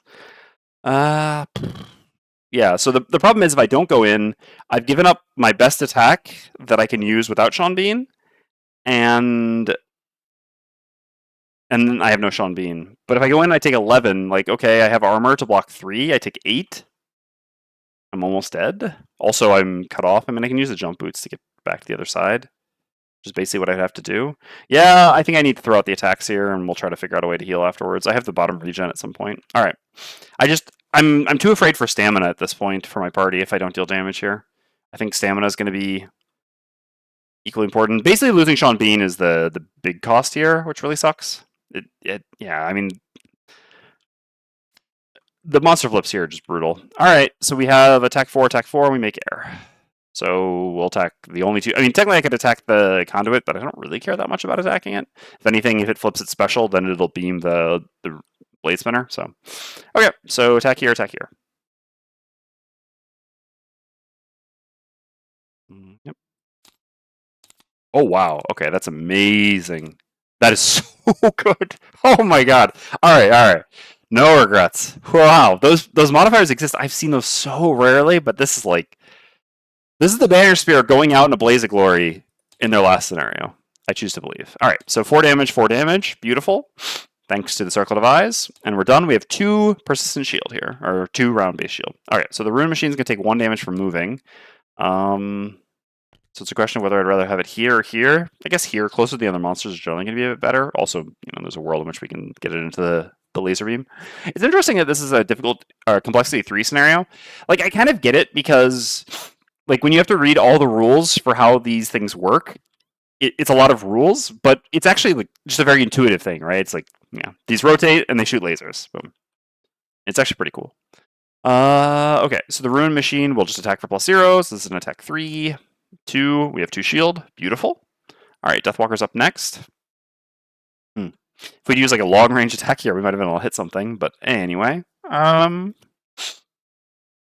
really just a question of like whether I want a shadow back here to try to go down this way. I think I'll need 3 shadows for this room, so I'll just go ahead and put a shadow here.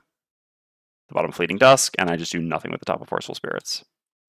Okay, so the Blade Spinner is going to make fire. It has +2 movement. This is such an unlikely flip. 1, 2, 3, 4. And so now it attacks for 3 on the Banner Spear. Okay, we take 1 and 3 on Sean Bean. Okay, I mean, Sean Bean's still alive. That's not particularly useful because he always dies to his wound. I would have rather the null here, but that's okay. And then, yeah. This will just make... I really wish that this would be allies and enemies adjacent to the target, right? It's like firing a giant cannonball which explodes. How is it avoiding hitting its allies, you know? I mean, how does anyone... Like, how does the Spellweaver avoid hitting people with their AoE as well? So, fair, but, you know. Alright, so here we have an attack 5 on the Banner Spear. 4. At this point, I'm going to stop being greedy, and I'll just go ahead and use the Crude Chain. So I take 0.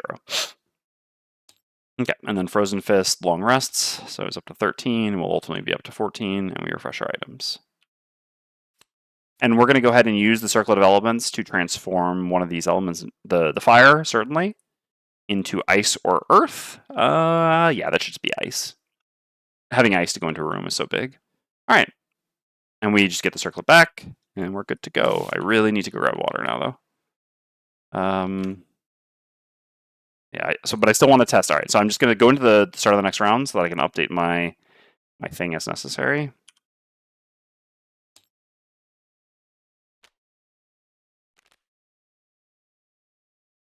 All right, I think it's time to get rid of Voice from Below. We're going to have to move a lot for the remainder of this scenario, so non-move bottoms don't really appeal to me. And I still like Frozen Shell to pull 2 enemies next to each other for some Frozen Over. That being said, yeah. Can I count on 2 enemies being close enough to each other? Or should I use the ice for the giant move instead? I could have ice and earth to use draw. I actually think maybe I didn't want to make... Guys, I'm here dodging insane flaming balls of doom and cannonballs. Lasers are flying by. I'm spearing these idiots and doing what I can. Are you guys over there taking a long nap? He just deserves retirement. That's a good one. Alright, you know what? I'm actually going to go ahead and use the circlet twice there to convert both the ice, or the fire and the wind. So basically how this works is I just... So you use the item during the long rest, and then you refresh all your items, and then you use it again. So I'm going to have both my elements here. I think this makes sense, because I think entering with Draw of the Bedrock is a lot better than entering with Frozen Over. It's just too difficult to predict that Frozen Over will work. Even though, obviously, Frozen Over, you know, is a little bit more spicy, but also just having some shield to go in is really nice. And I think, accordingly, I'm not going to use the ice here. I'd rather use the ice for bonus shield, so we'll go with the jump in that case. And that means we will lose Draw of the Bedrock here, most likely. I mean, for the rest of this rest cycle. No, that's a reason to just use Cold Bowl. All right. And so for you, we just have to go afterwards. I don't have Dark for the Dominate. But with the Brittle, like Brittle will be doing an attack 12 plus 2, so 14. It's usually just going to kill something.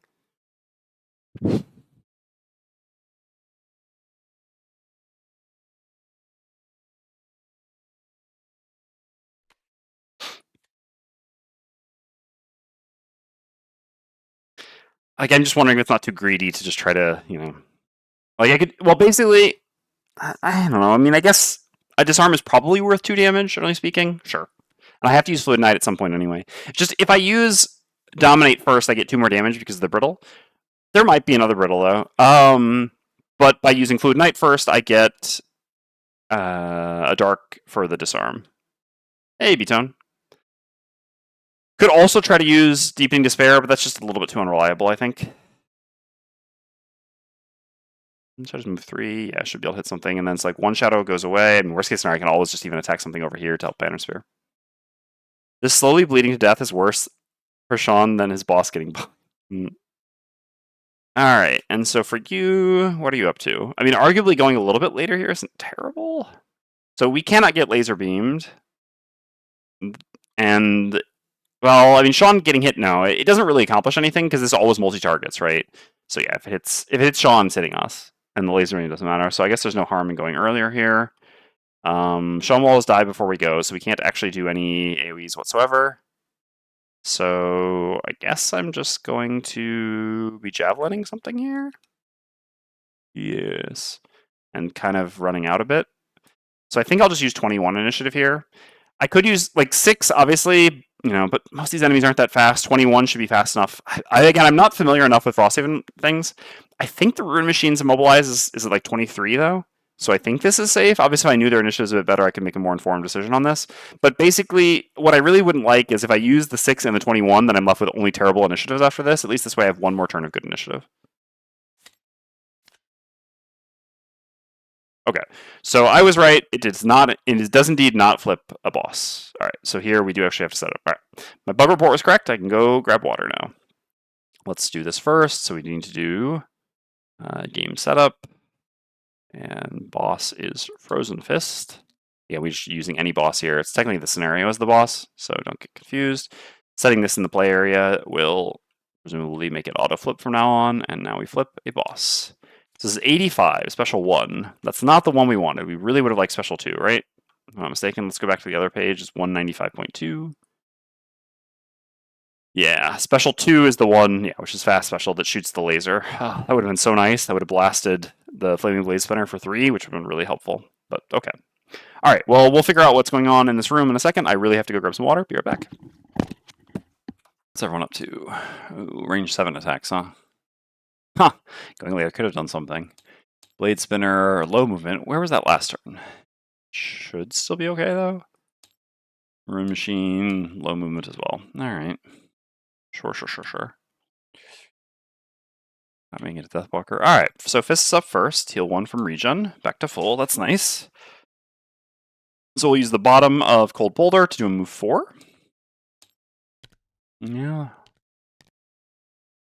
So this definitely looks like the 2-person room, I guess? I don't know. We guessed correctly? Alright, so let's just do this quickly. 186.2. Nothing special. Okay, a lot of loot in there, though. Banner Spear definitely picked the wrong room. Okay. So we have all these monster types. So these have -1 movement. So this will be 1 movement and 2 movement on them respectively. And we also got a bunch of shield. 1, 2, 3, 4, 5, 6, 7. So this will actually hit Deathwalker, right? And does, I mean, should have line of sight. Yeah, for sure. Does this scenario have the herb you need? Yes, it has both herbs that I need. All right, let's set the camera hotkey again. All right.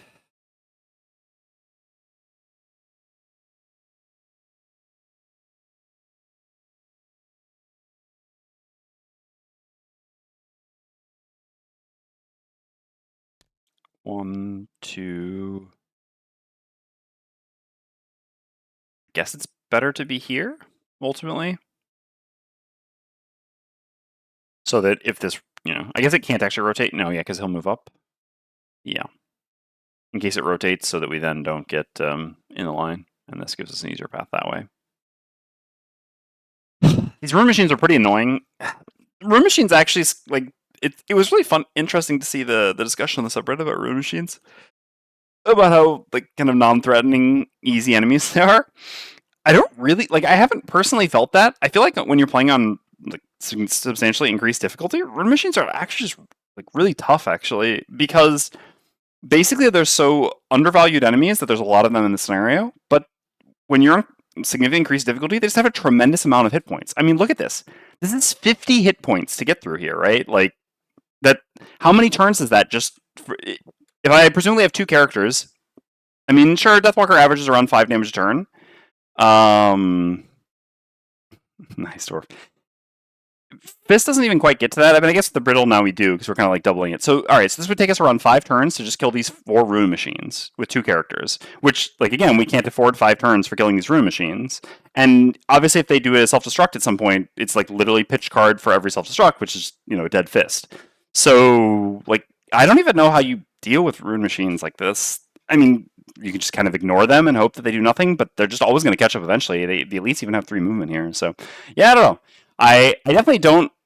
I think that yes, if we were playing 2 difficulty lower, these rune machines would just be a joke. But on +2 difficulty, it just always feels like there's way too much hit points to get through. That for the amount, like the difficulty of the monster, I basically almost never feel like I can actually kill them effectively unless I have like some really overtuned party or something like that. And yeah, I mean that's the same thing that I'm going to experience here. Okay, so sure, I will. I guess this one we could actually kill, whereas these we cannot. But this one also hits for so much less. But it is really good to one-shot one this turn. That being said, I'm kind of in for just, oh, what if I do 1, 2, 3, and then do that, maybe? Actually think I like that more. So we did 1 to open this. Yeah, because then we can just kill this, which actually, I think that's a lot better. And then we just ignore these for this turn. And then, yeah, I mean, they come towards us and we have future problems. Sure. I mean, Frozen Fist, if anything, has plenty of movement, right? So that's not a problem to get back there. Okay, so we did 1 to open the door. Then we go 2, 3, 4 to here. I know we'll take a bit of retaliate, but it is what it is. This way we can kill this pretty cleanly. Okay, so I mean, this makes the shield less meaningful, but it's what it is at this point. There's not something else I could do, and I've already used the circlet, so sure. All right, I gain 1 experience. I perform an attack 2 brittle on this blade spinner here. So 3 damage, 1, 2, 3, and I take 3 retaliate. 1, 2, 3. This is brittled, and then I have 2 shield. I know we could have had 2 shield, but they're actually attacking, like the elites are attacking for 4, these are attacking for 3, so the shield would have been fine, but it just doesn't seem necessary, and brittling one of these is so low value. I mean, this is kind of what sucks, right? Like, a brittle is like a big turn for Fist, so we basically have to use like a big turn for Fist and a big turn for Deathwalker to kill a single rune machine of the 4. Alright, Banner Spear's up next. Goodbye, Sean Bean. Alas, I hardly knew ye. Alright, this goes to here. So then, what does this look like? What are the cards that I have left? And pincer movement doing the thing here. Yeah, I think using the jump boots is fine. I don't think it's that big of a cost. Well, it kind of is, because then next turn...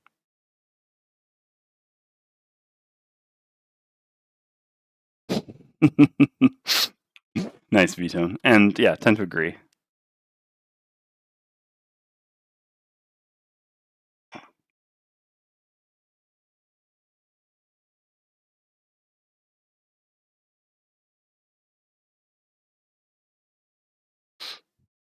Yeah, using jump boots is pretty bad here.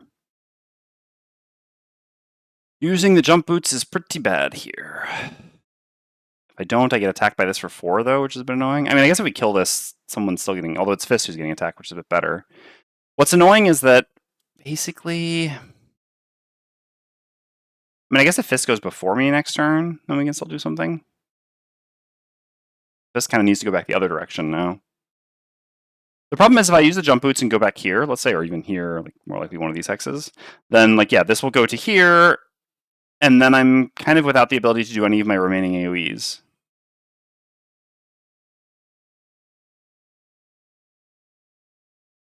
Because both of them kind of require me being positioned different than that. Obviously, then Fist could go to the other side. This doesn't work out very well. I guess, no, yeah, I don't have the pull anymore either. And I kind of want to use this for initiative next turn.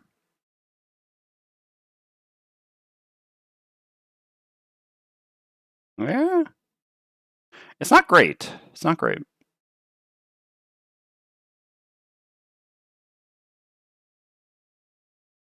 I guess we don't have to kill all these monsters. I'm starting to think that I probably should just have Deathwalker. Like, I think, yeah, we'll never go into this room, is more what I want to say. I think I'll just have Deathwalker send 2 shadows down to kill that cabinet. Just kite them to infinity. I mean, it's not that realistic to kite them to infinity, though. Like, the elites have 3 movement. I mean, that is kind of what I'm going to try to do, but, you know. I would say with moderate effect, or moderate success.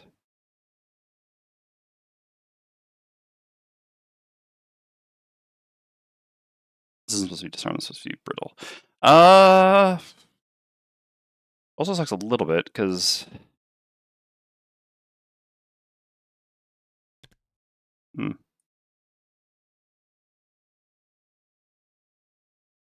Yeah, we're really just kind of stuck here, huh?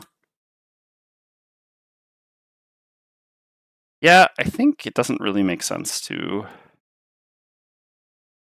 It's actually a bit annoying where the shadows are. I'm not really going to have a... I mean, I guess I'll just be attacking a rune machine anyway, even though, yeah, I guess that's not really what I want to be doing. But I guess thinning them out a little bit is okay. Sure. So then I'll Banner Spear, I'll move to here, and I will attack this with Javelin. God, I don't know. I don't know if it's actually... This is a good call. No, I actually think this is probably not a good call. I think you should just attack the cabinet. Basically, what's nice about attacking with this with Javelin is that it's an attack 3 with the Brittle. This is just a one-shot. Like, this is very damage efficient. But what's not nice is if I flip a -1... I mean, I guess let's look at our deck. Yeah, we haven't flipped a -1 yet. Yeah, if we flip a -1 here, it's so atrocious, because then this has 2 life left, and we're still forced to kill it with the Deathwalker, because it's doing a very strong attack this turn. And yeah, that's just kind of miserable. So yeah, let's just attack the cabinet, and the Deathwalker can just kill this off. Okay, sure. So we'll do an attack 3 on the cabinet with Javelin. Oh, well, it didn't matter where we attack then, actually. Man, that is a lot of nulls we've flipped this scenario. That's not what you like to see. All right, so Deathwalker's up next. So yeah, we are going to get hit by this Ancient Artillery, which is just wild. Ancient Artillery, huh? All right, so we're going to move all shadows 3 hexes. I'm just going to send this one over here and it's going to get used right away, so I don't need to bother with that. 1, 2, 3. 1, 2, 3. So then if I move them each 1, 2, 3, 1, 2, 3, yeah. So the next dead bolt, I can get a Deepening Despair off there. All right. So then we make Dark, we gain 1 experience, and we make an attack 5 here. Let's go take a look at our attack modifier draws. Yeah, that attack is pretty punishing. I mean, I guess it's not that punishing. Fist has 2 shield, and the wound doesn't do much. It's like an attack 3. Yeah, I don't think I should use advantage here. Okay. I think getting advantage on the cabinet at some point is going to be a bit more important. All right, so we kill it. Obviously, I was marking it. I've explained this before, but for anyone who hasn't seen my explanation, basically anytime we're attacking something and nothing is marked, we will always be marking the thing we're attacking. So this shadow, I guess, yeah, I'm just in here. It's fine. Okay. And then the Ancient Artillery go. So what numbers do we have here? We got 5, we got 4. Okay, so this one will attack at -1 on the Deathwalker. Okay. Deathwalker takes 4. And this one will attack Fist. Okay, so Fist has 2 shield. I'm going to go ahead and use my armor while I'm at it. So he takes 0. We'll definitely be recurring a card here, I would say. All right. There's no Flaming Blade Spinner left. Rune Machines go. I'll just move all these up first. Up here. So 1, 2, 1, 2, 1, and 1. I guess I can actually... No, yeah, because yeah, the line... So we really need these conduits to start blasting these rune machines somehow. I guess that's supposed to be part of the joke. Oh, I went and looted a loot token. I missed a check mark. How close was I? It's okay. Probably wasn't worth it, but I guess since we didn't get an herb, I am happy with the decision. All right, this is going to be confusing that this is Frozen Fest. This is just the boss, right? I guess... No, if I change the name, I'm afraid that it'll mess with the scripting. Right. This is just the boss thing to tell me what these were doing. Again, they were just doing damage to any characters or character summons around the power conduits this round. All right. Yep, so that's the round. I'm going to recover draw of the Bedrock. Paying 3. I think that's better than this. Yeah. Even though I do like big movement. I guess I'm never really making Earth again with these cards, right? And I've already used the Circlet. Yeah, maybe I should actually just get this back instead and pay 1 life less. Okay. So we have Dark here, so we can dominate something.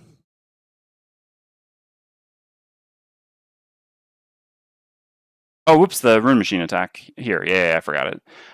This is supposed to attack the Banner Sphere. Okay, +1. So yeah, this attacks for 5. Neat. If I have an armor, I'll use it. So I use my 1 armor. So I take 4. Not so cool. All right. Yeah, whiffing on that cabinet hit's pretty rough too.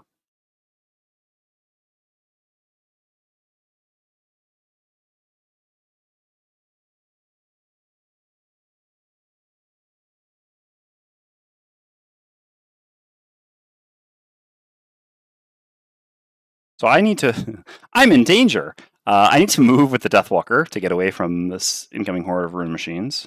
I don't actually have my teleports, so I'm kind of just using a default move here. And then I guess I could just use this as a default move instead. I don't want to run the risk of getting caught. And then this could maybe do something next turn. I mean, it's not really going to do something next turn. What does this even look like, basically? Like, I have Dominate and I have Deepening Despair. I mean, I want to use Dominate here. But then after that, Deepening Despair only does something if they don't move, which is a possibility. They have multiple non-move cards. Otherwise, yeah. I don't really get to do something with Deepening Despair. I mean, it's got to be fine. I think I just have to... I think I have to play like this here. Okay. I mean... Yeah. Yeah. This is pretty crappy. Yeah, I think I'll just play these cards, though. I think it kind of is what it is, and I'm just going to hope that they don't move. It's not an unrealistic hope. Have they flipped a reshuffle yet? They have not, and they flipped 2 cards. Yeah, I think they're like 1 out of 3 to not move here. All right, so what's going on over here? So at that point, we're just dominating this, I guess, which also kind of sucks. God, it would be so much better to use the shadow moves so that I could at least send a shadow to go attack a cabinet.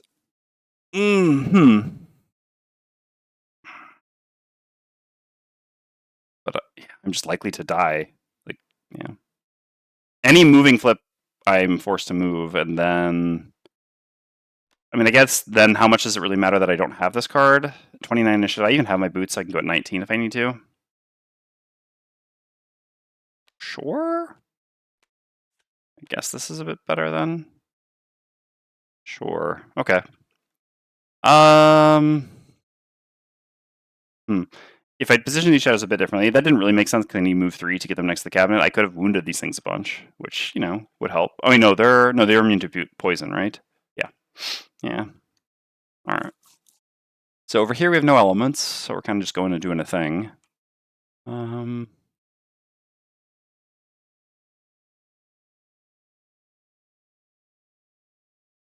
Yeah, so it's either fast initiative and I have no one to help me with an AoE, or slow initiative, and yeah, I just go after someone and do something. And I really kind of want to do this. Bottom. Problem is this top is never doing anything here because I'll never have 2 allies over here. Yeah. I really want to use this bottom. I mean, I guess that's just not very realistic, so maybe I'm going to use like this plus this, and then the following turn, this plus this somehow.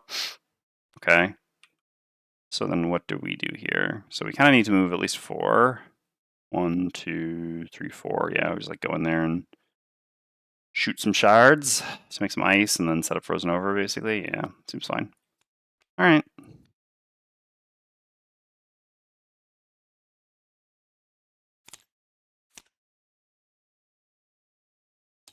+1 movement. This is wild.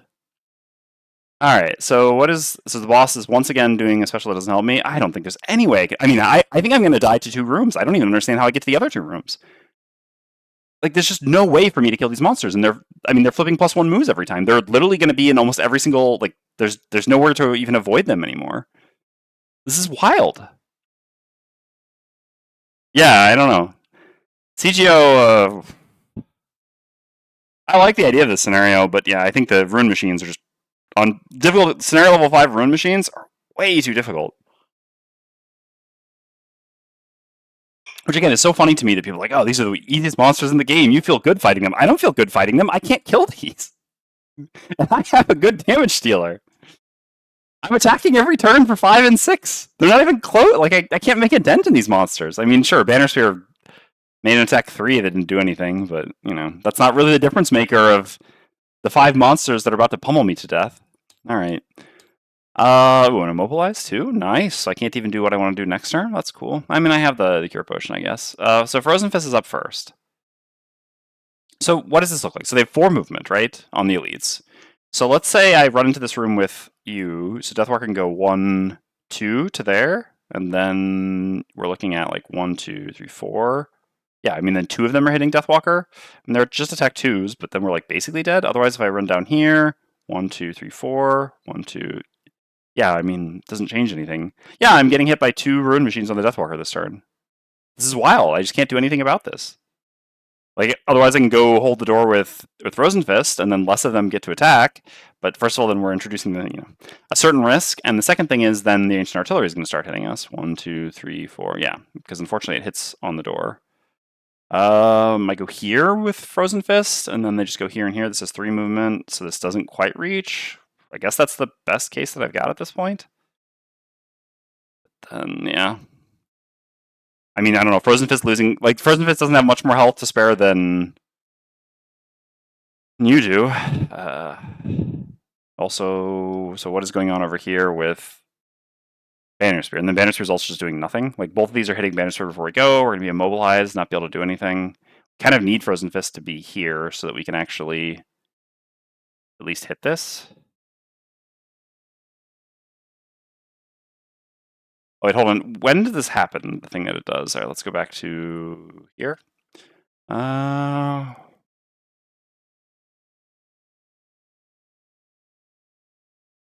its initiative, apply the corresponding effects. Okay, so we actually do not want to be here. Oh, there's a door between. That's funny. So we'd have to be here.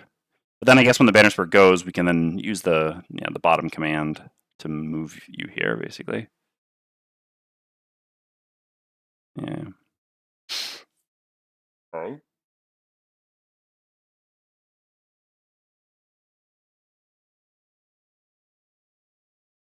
Oh no, because then we still get moved there before.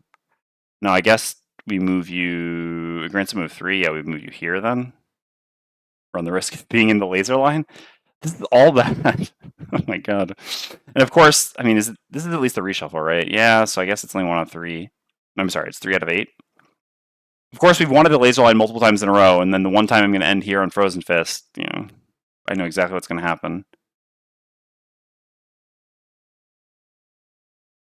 I don't really see a good line here, no matter what. So here, like, let's say shoot this and this. Now, we also don't want to be in the AoE, so we don't actually want to be next to Banner Spear. Ah, okay, I see how it works. We go here, but then we don't have 2 things to hit. That's the problem. I guess then we just hit with an Case Punch? Sure. Because then we can hit... Yeah, sure. Our shadows are never going to make it to the cabinet, though, if we have to spend one of these shadows. Otherwise, I just stay here and just take the 2 hits here, and then these move not as far, but then I'm also just basically dead. I know there's like, play Dark Fog and hit all 3 of these, and then move 4 to not get hit, but that's just atrocious, because then, yeah, I never make it to the end of the scenario on Deathwalker. There's just too much health. Like, it's basically like 3 characters' turn to kill 1 Ruin Machine, maybe? It's not even really true, right? Like, yeah, generally each one of these characters doesn't even average 5 damage a turn. So we literally can't even kill... I mean, we can maybe kill 1 of these a turn. And yeah, I mean, avoiding them clearly doesn't work. Like, yes, obviously there's a sequence of monster flips where they spend 2 turns just sitting around in this room, and then these laser beams start dealing damage to them and stuff like that. It wouldn't even matter if I'd rotated laser beams. They haven't once shot lasers out, so that doesn't do anything here. And they've done move +0 or move +1 every single turn. Move +1 twice, so it's not like I can avoid them. So yeah, I think that ultimately there's just not... Yeah, I mean, with these flips, it's just not really possible. I don't know. I think we're pretty likely to lose here. But yeah. I guess we'll dominate something over there, and we'll just kind of see what happens.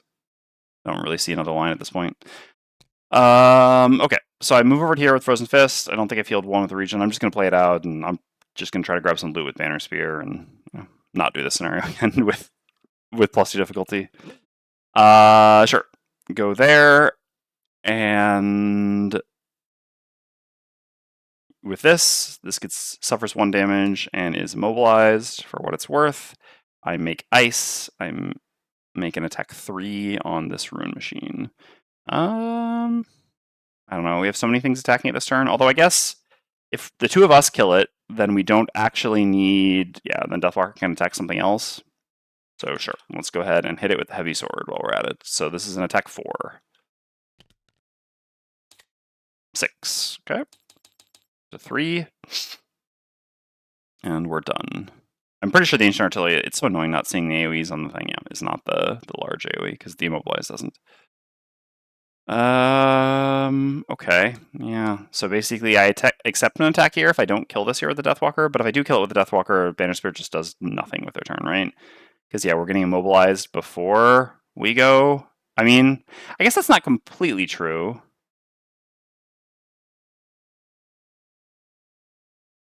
No, but there's still nothing. There wouldn't still be anything to hit. I mean, we just go to a default attack. Because, yeah, we can use the what's it called? The Cure Potion to get rid of the Immobilize. But, yeah, that doesn't really do it. All right, sure. So, I guess as the Deathwalker, I'm just going to attack. And I guess disarming one of these at least stops an attack on me. Sure. So I will use the top of Dominate, consume the dark, gain 1 experience, and I will do, I guess I'll eat this shadow here, and I will attack and mark this here.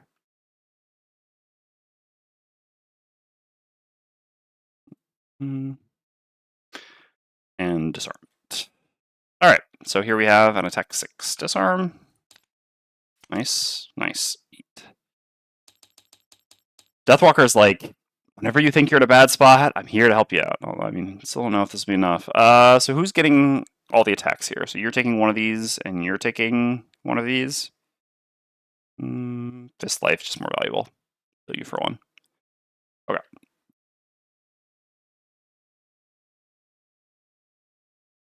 And then we can move a shadow up to 5 hexes.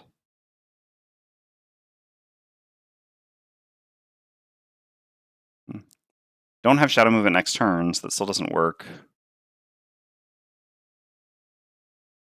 Problem is I can never get a second shadow over there to hit, right?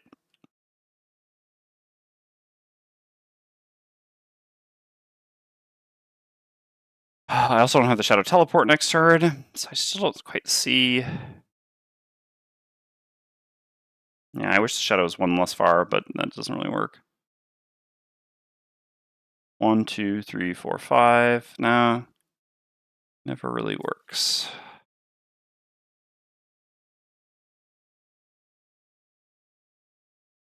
Taking the machines is pretty doable, I suppose. Just a shield 2 over a round will block most damage. I think a lot of teams have dedicated tanking character, which makes fighting rune machines quite fun because you can AoE them down while one character is just absorbing stuff. Maybe here you could tank a little with Fist while Deathwalker sneaks a shadow to the cabinets, basically leaving your rune machines around. Be annoying if they explode at some point, though, losing cards with Fist. So, yeah, I mean, that's the problem with tanking them, is just it doesn't really work. Like, I can't actually do that with Fist, because, yes, as soon as they do a self-destruct, I lose all my cards on Fist, and I never make it through the scenario. The other problem is, like, I don't know, like, I can... First of all, it's not very easy to recur shield on Fist, because, I mean, I don't have bottom ice generation. So, like, keeping 2 shield for a few rounds in a row with Fist isn't very easy. Like, or you have to spend life to recur the cards, which means, you know. And then also, it's just like, yeah, so at that point, I don't know. So, like, if I know they're all in here, okay, so I'm sitting here with Fist somewhere, just trying to tank. It still takes me so long to move the shadows and to kill a cabinet.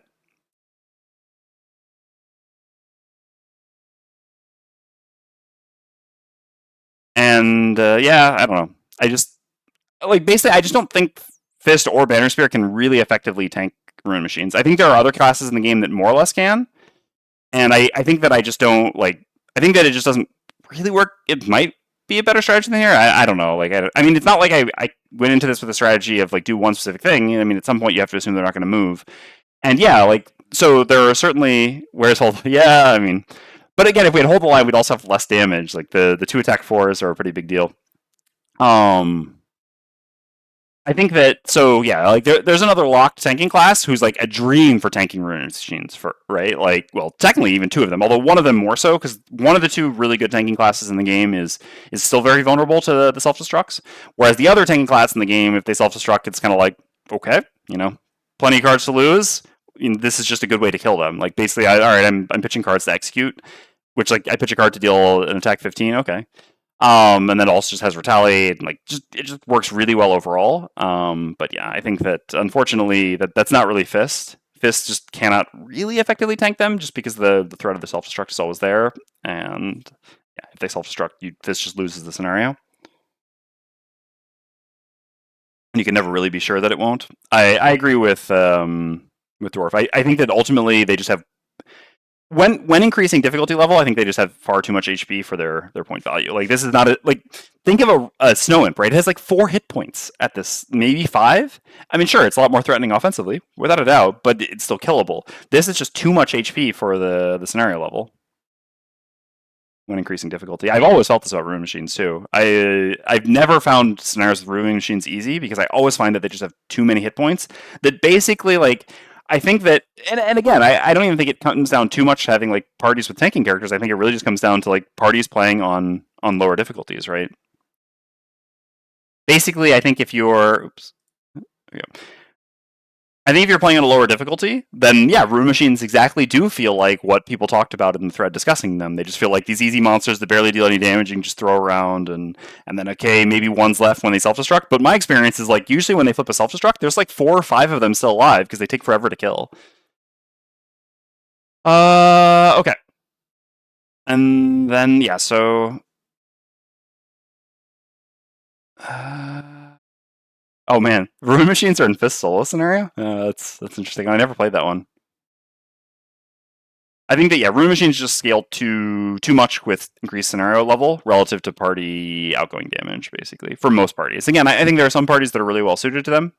Like I said, there's one lock class that's just great against them. And obviously, yes, if you have a lot of really good AOE, like that works. I don't know, Banner Spear, like obviously we went for an AOE build, but still, like we don't really have enough. Like yeah, the meat grinding the meat is the best we can do, and that's not bad. Certainly, if I have the explosive epicenter, I'd be using the top a lot.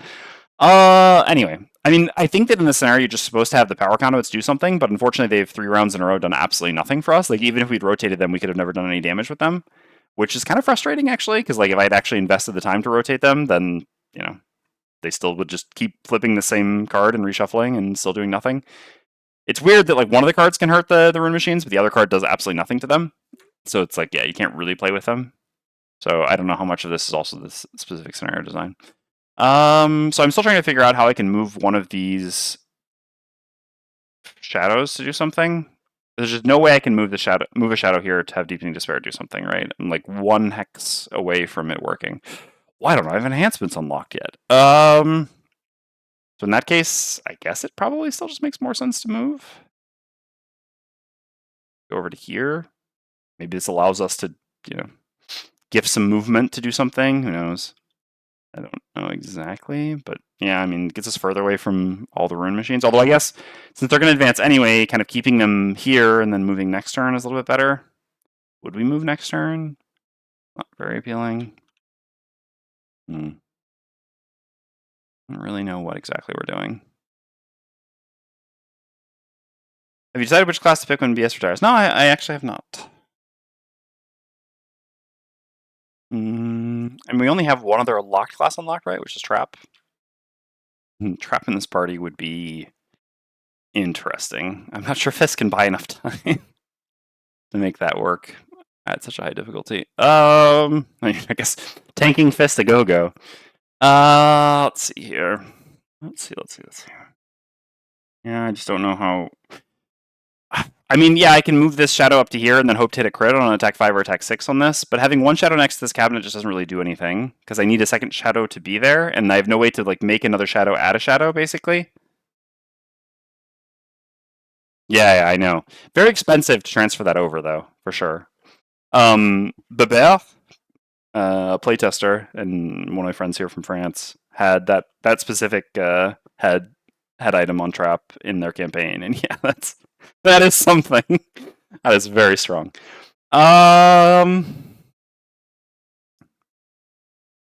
I can stamina potion, but I lose a turn by stamina potioning now. I mean, that being said, if I'm not going to have an effective turn, is that maybe worth it? So I don't have dark. So what do I have for cards here? So I don't have this and this. So I would have to get back, like, I could get back the teleport to get out of dodge. Not great.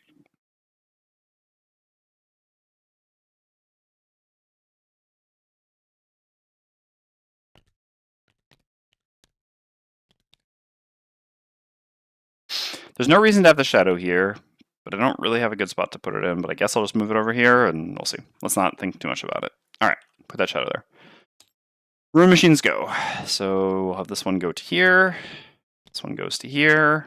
This one goes to here. This one goes to here. And then over here, this one attacks for 2 on Fist. 0. Does Fist have any items left? Yeah, use this. Take 1.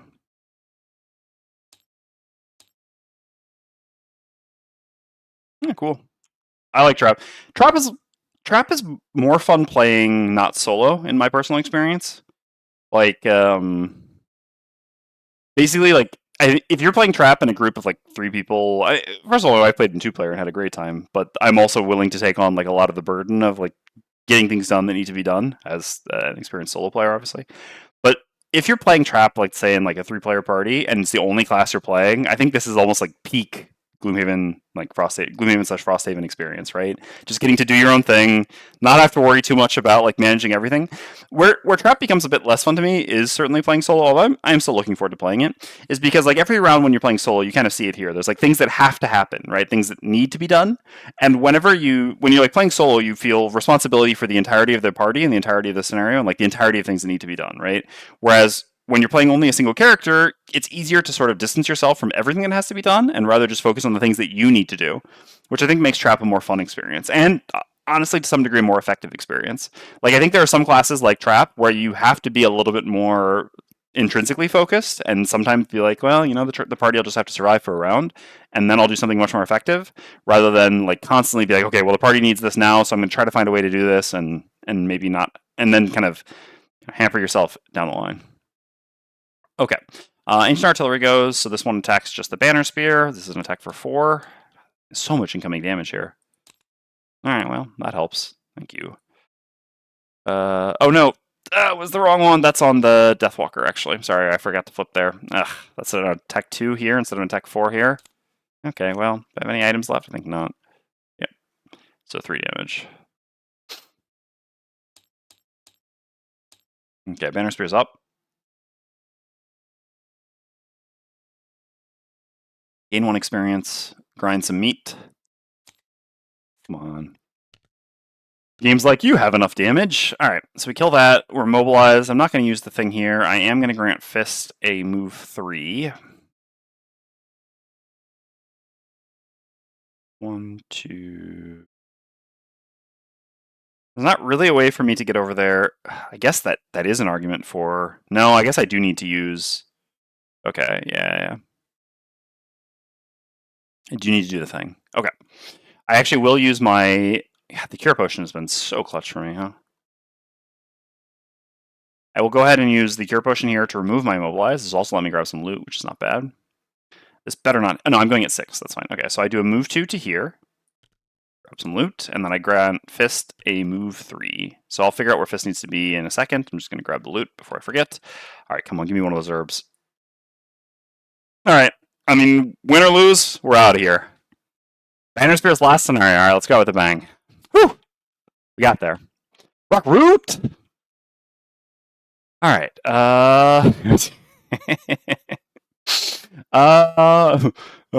Send Fist this way. Little sneaky loot grabbing exercise. Okay. So Fist has ice. I mean, I guess we're just going to go back here and try to help fighting these things.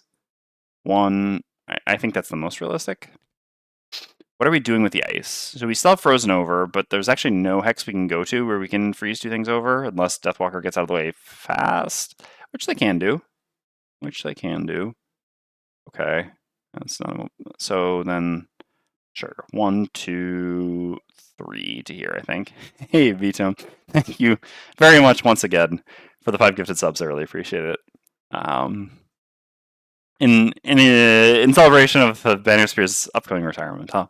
And congratulations to Tavilo, QB, Talaris, Black Lotus, or Black Locust, and Rain Time. Thanks for watching, everyone. All right.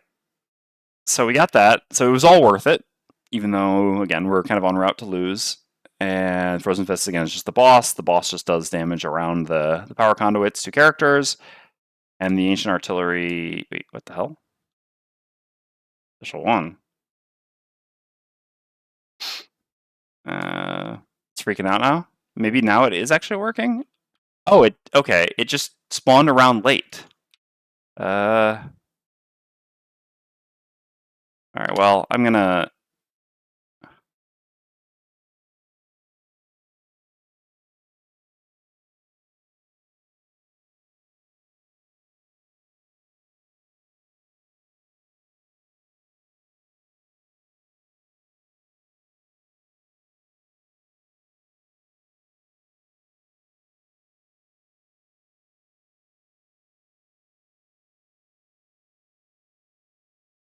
All right. I'm gonna update my bug report because looks like it actually is working now.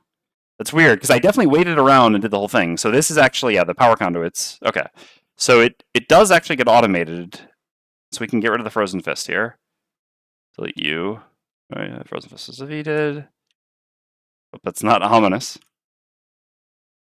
I definitely waited around. I remember. I was like, all right, maybe it'll spawn the next round when it's needed. And it didn't show up. And then we made the boss thing. And now it did show up. That's just really weird. Anyway, okay. So we're all good for the round.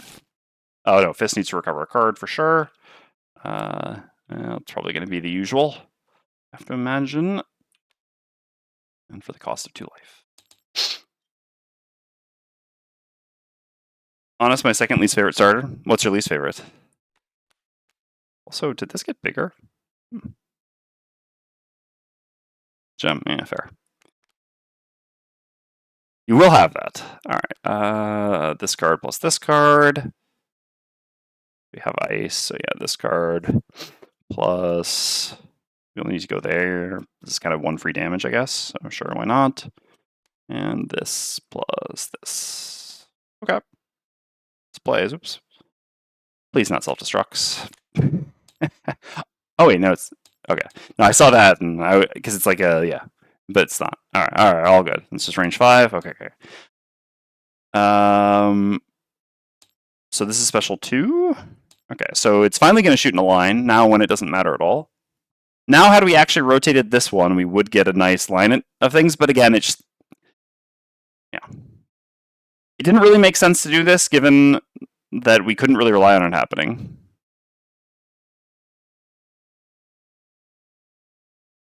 Yeah, I think that's pretty fair, boss. Okay, so Banner Spear's up first, so I'm going to run to over here. So are these even attacking this round? Yes, they are, but not moving. Where was this a couple rounds ago? But whatever, okay. So I go here, gain 1 experience, and I make an attack 3 disarm on this ruined machine.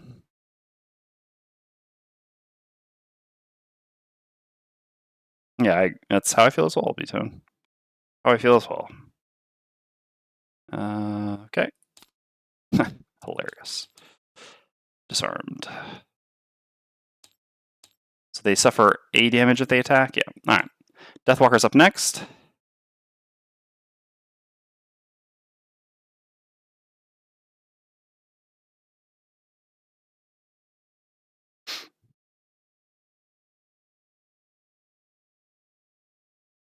Hey, I played Wave of Anguish once and used the bottom loss on Fist once, but yeah, fair. Pretty fair. Alright, so this will get to hit something. For 5? If I want to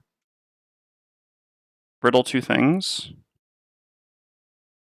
Is there an audible here? No, not really.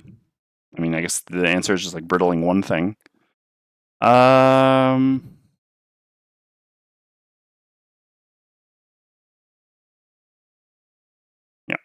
So I'm going to use the bottom of Deepening Despair to step back to here.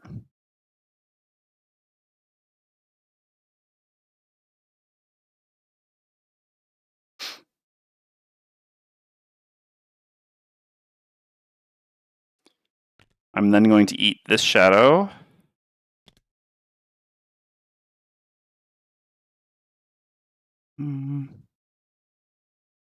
Yeah. I think we'll just not go next to this. Have a less effective turn for a fist, but better than getting hit a bunch. All right, and then we'll attack this rune machine here.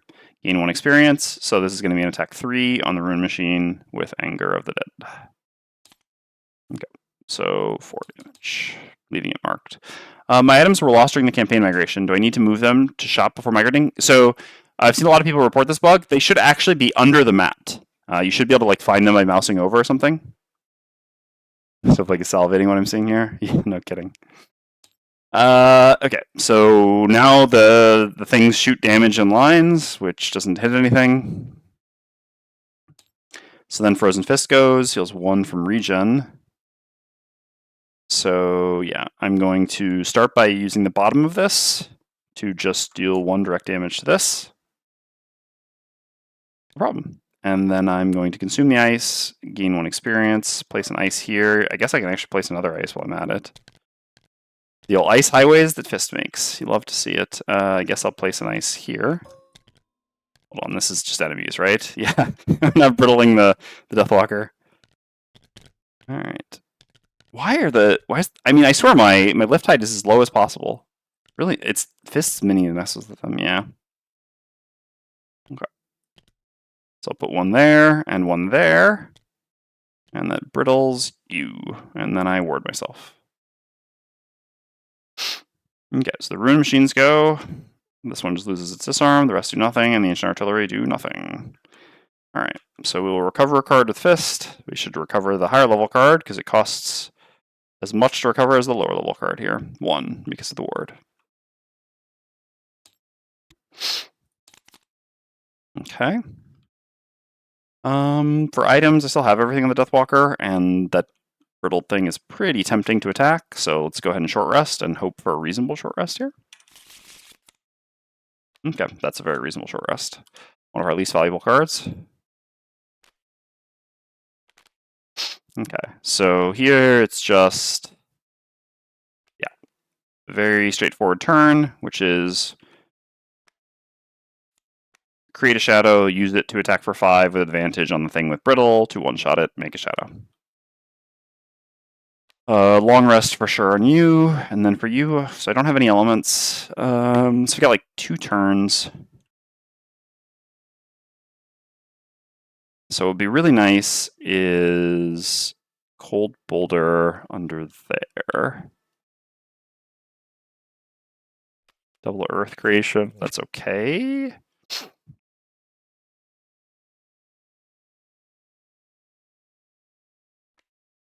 Yeah, this makes a lot of sense. There's a couple versions of this that we can do, although I think realistically, yeah, it's like this plus. Oh no, this doesn't have movement.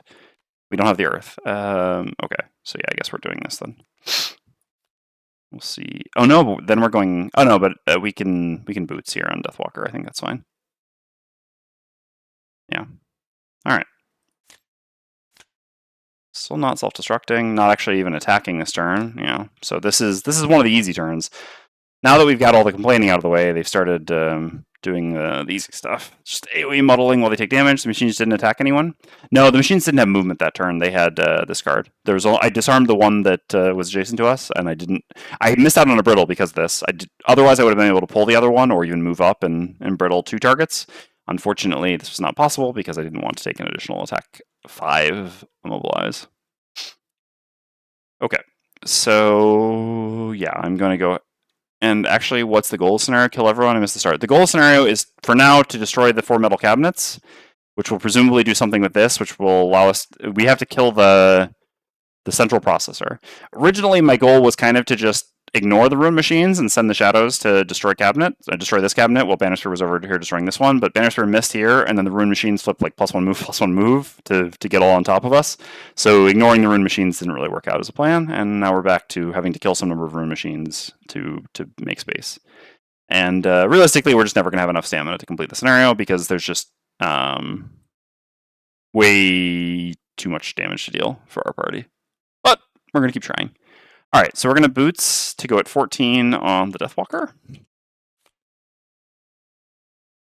We're going to create a shadow in an adjacent hex, and then we're going to immediately consume that shadow to Fluid Knight attack this. We're going to go ahead and use our Spyglass to attack with advantage. So we make dark, gain 1 experience. We will mark this one since this is a 100% kill to get another shadow. So here we go. All right, this is dead. And I will place the shadow here. Oops. Okay. Oh, what the hell is this? Oh, you know, there was one on the doorway. Okay, I deleted the... Yeah, no, I moved that to the side. Yep. What's the ballpark overall win rate for you at +2? We've lost 2 times, right? So, let's see. That's a very good question. So we did 1, 2, 3, 4, 5, 6, 7, 8, 9. They've done 9 scenarios and lost 4 times. So, 9 wins, 4 losses. 4 losses out of 13. A bit higher than you'd like. That being said, I mean, one of those scenarios was us kind of, being a bit stubborn. It was one of the hardest scenarios in the game and continue to play it on +2. Where +1, it was barely possible. +2, not really possible. And then the other one was, we kind of had a bad approach to Avalanche, given our party. We should have taken a different approach. Basically, all right. Yeah, blame Banner Spear is pretty accurate. So actually, it's not completely fair because we should have beat Avalanche the first time. So basically, the first time we played Avalanche, we lost twice on Avalanche, right? The first time we beat Avalanche, we were like easily ahead enough. We could have done fine because we were actually only on scenario level 3 because we were playing with level 1 and 2 characters. They were playing with level 2 characters. Except I wanted to be cute. And use Deepening Despair to just skip the last room, basically. So I was like, okay, we'll just, hold up outside the room. I send a shadow in, and then we can just have everyone jump through the shadow and escape, right? Except I didn't understand, or I didn't really, I guess, completely understand, exactly what would happen in terms of an escape scenario and Deepening Despair and how it would actually work, which is this doesn't work, right? Because as soon as the Deathwalker escapes, the shadows are no longer there and no one else can escape. So if I even just tried to play it straight, just kind of take a more normal approach and have the other people just prepare to move into the room and then jump past, and then the Deathwalker just teleports the shadow, the first time through, I would have easily... I had more than enough margin to beat the scenario at that point. But because I was playing around using this and it actually didn't work at all, I set myself up to fail there. So this was kind of a self-inflicted error rather than we shouldn't have won. And then we went back a second time, except this time the scenario level was increased to scenario level 4, which just meant that playing we were a Drifter, a Banner Spear, and Deathwalker at that point, and Drifter and Banner Spear just enormously struggled at dealing with the objectives that did 3. The difficulty of scenario level 3 versus scenario level 4 increases the damage of the objectives from 2 to 3, which just meant that melee Banner Spear was completely useless. It was just a liability. I should have thought ahead of this and just set up played a banner and set up a ranged Banner Spear. If I'd done that, I think I would have beat it that time. So this was also a conceptual mistake. The first one, I don't know. It's kind of a cop-out, but I don't really consider the first loss to be so much my fault.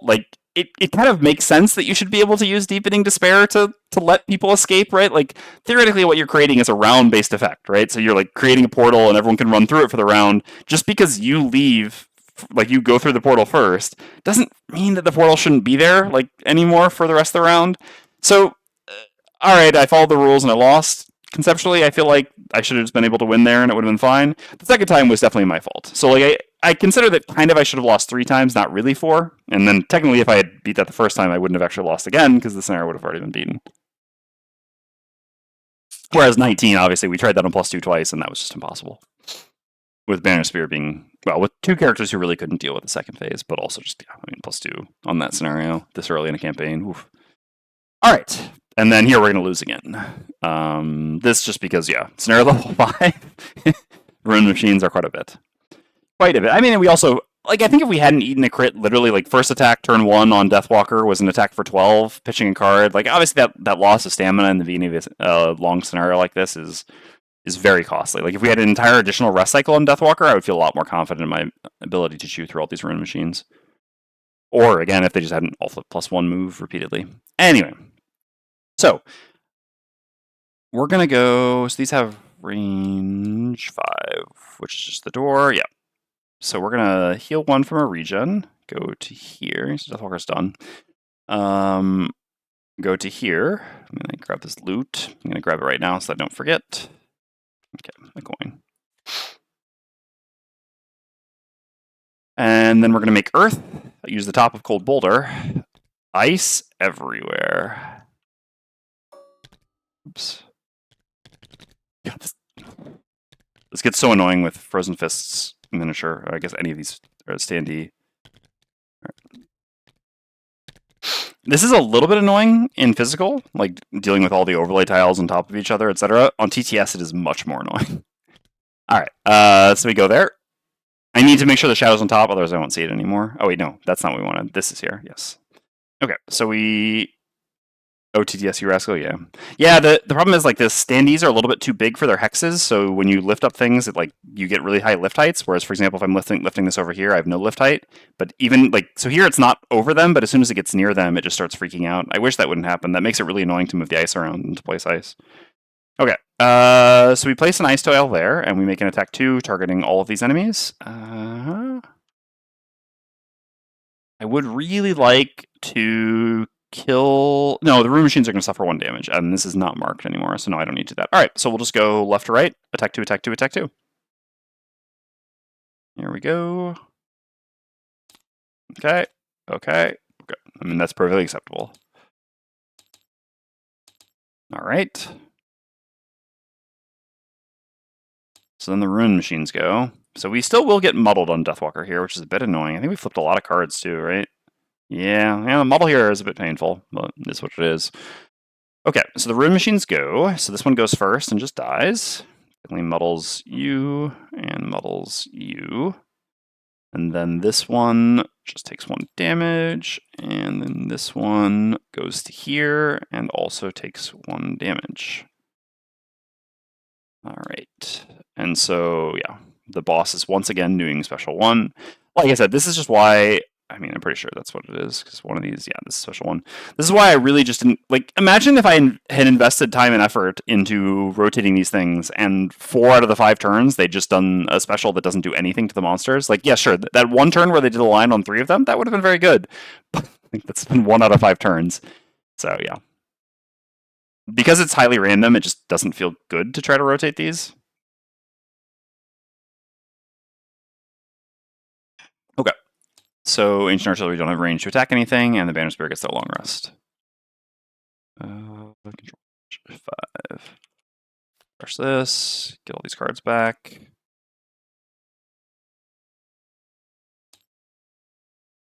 Choose a card to lose. Maybe Rally Cry? I mean, I guess pincer movement, right? Can we do any pincer movement here? I mean, we could if we jumped into the room, but that's not really what we want to be doing.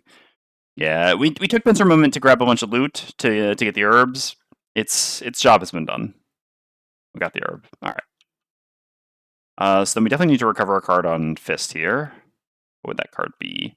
So I place Ice here. I can't hit them both again with Cold Boulder. How are my initiatives for that? I have Earth. Yeah, technically, whenever you suffer damage from attack this round, you heal 1, but I never attack this round. Otherwise, I can attack one of them for 4 with this, because one of them's an ice. I guess I'm muddled, and so both have a reasonable suck. Neither are amazing, basically. So I guess I'm kind of using this bottom no matter what, so it really just depends which top I would rather do. It's basically just like 2 attack 2s, and theoretically this, or 1 attack 4. I mean, killing off one of them is a lot better in general to avoid self-destructs. Deathwalker... I guess Deathwalker also kind of just wants to attack both of them with Forceful Spirits here, though. Man, that muddle actually pretty impactful, so I think I will get back Cold Boulder instead of Encased Punch. Alright.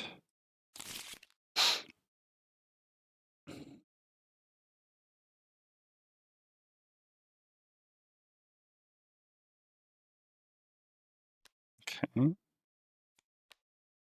Play this and this. Play this. We do need a stamina potion something here. How are we on level 1 cards? We have Fluid Knight as our only level 1 card for now. Not the best stamina potion. Am I able to Deepening Despair? No, I'm not. Yeah, so it's definitely Forceful Spirits here. I guess I move that shadow a bunch. Yeah, I mean, then moving all shadows 3 or something. Yeah, sure. All right, this works. Play this here. I do have my bow again, right? Yes, I do. All right. I don't need to move. Really don't want to see self-destructs here. So what can we do? I mean, we can go disarm this one, for example. I can't really do anything great. Would love to get a regen going on myself. But the initiative for disarming with that is pretty rough. They have reshuffled here, yeah. They have reshuffled, okay.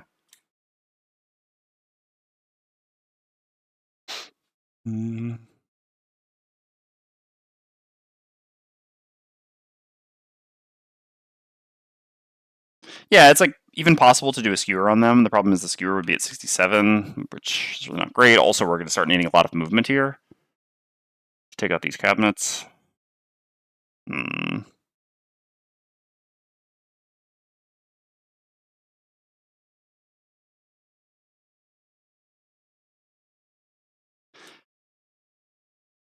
However, I also don't really want to, I mean,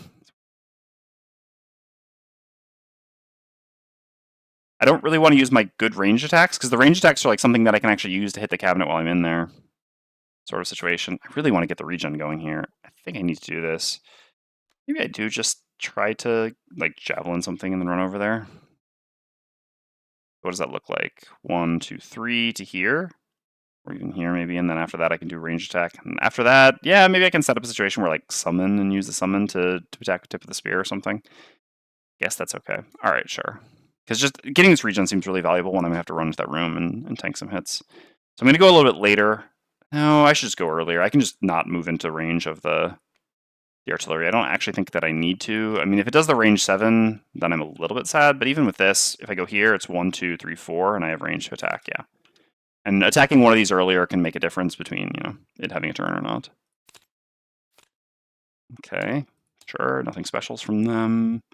So the boss is shooting lasers in a line again. So this is 2 instances where it would have done something. We're getting closer to actually, I mean, hitting this one to rotate is so hard, though. Yeah, also we would just be getting pounded by this in the meantime, etc. All right. So so the boss goes first and does nothing. I mean, shoots lasers in the lines. So then Fist goes, heals 1 from the regen. So I will start by placing ice here. All right, we're gonna move ourselves out of the way. We have to, like, move so many things to be able to do this. All right, the ice goes there, and this is here, and this is here. We do attack 2s on both of them, here and then here. Disadvantage both times. Oh, okay. Wow. Wow. When monsters do this to me, I'm livid, so I'll take it. That was exceptional. Exceptional. All right. Well done, Fist. Well done. So yeah, now I'm going to use the bottom of Frozen Over. Ancient Artillery, yeah, range 5s. I think I'm just going to kind of stay where I am here.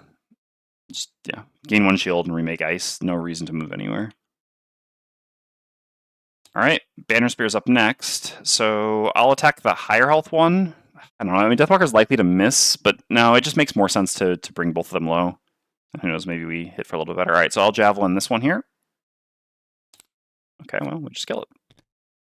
We just kill it. That doesn't really change anything here. Now my single attack is going to be a bit more important. I mean, reduced shadow generation, that's not the end of the world over here. Okay, and then this is range 5. Yeah, so then I go 1, 2 to here. Heal myself for 1 and give myself regen. Okay, then the Deathwalker's up. So with the Deathwalker, I guess I can grab these 2 loot. Might as well. There's very little lumber in this scenario anyway. So but I did want to move a shadow. Yeah, moving a shadow is pretty valuable because this allows me to hit this. Yeah, never mind. All right, so I have to use my bow. That's fine. So I'll go ahead and use the bow. And I'll consume the dark, gain 1 experience, and so this is just an attack 3 with disadvantage. Come on, just no miss. Or 80% to kill. Okay, whew. Nice, obviously marking. I'm gonna move a shadow 5, so I guess I'll place this shadow like here.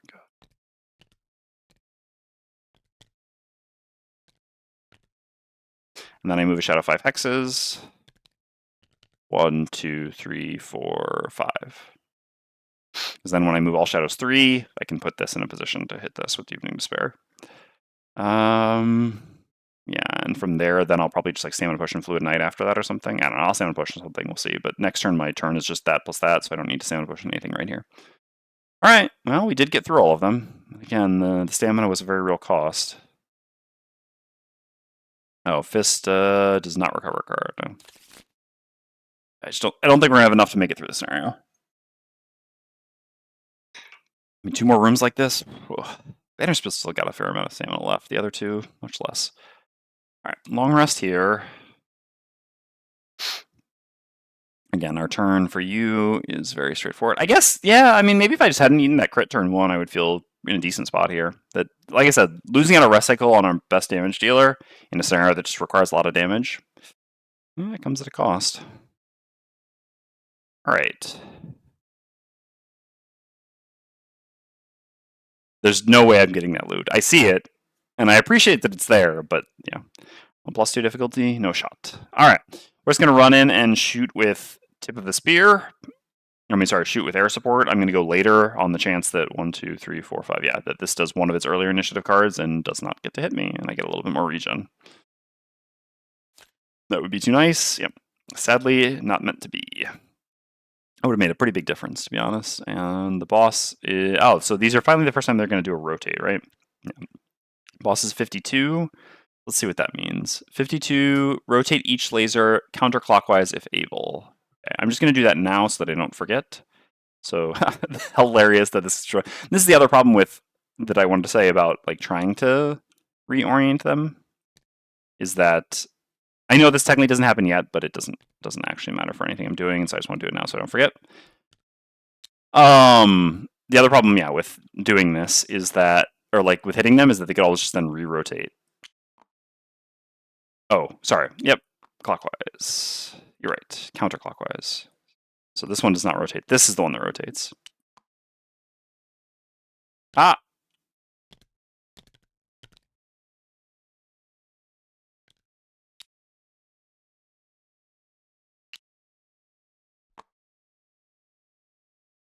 No.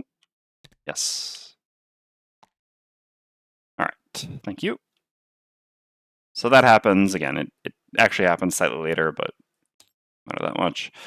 Okay, so I move all shadows 3 hexes with the Deathwalker. So I'll move the shadow to here.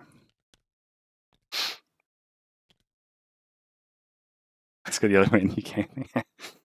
Thank you, appreciate that. 1, 2, move this one down here, I guess.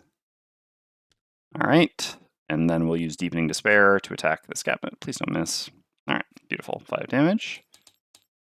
Sadly, we have a very high chance of missing at this point, and I mean, we're doing a big attack on the next turn. I have to Stamina Potion something, which I guess I have to do that now. All right, so let's take a look.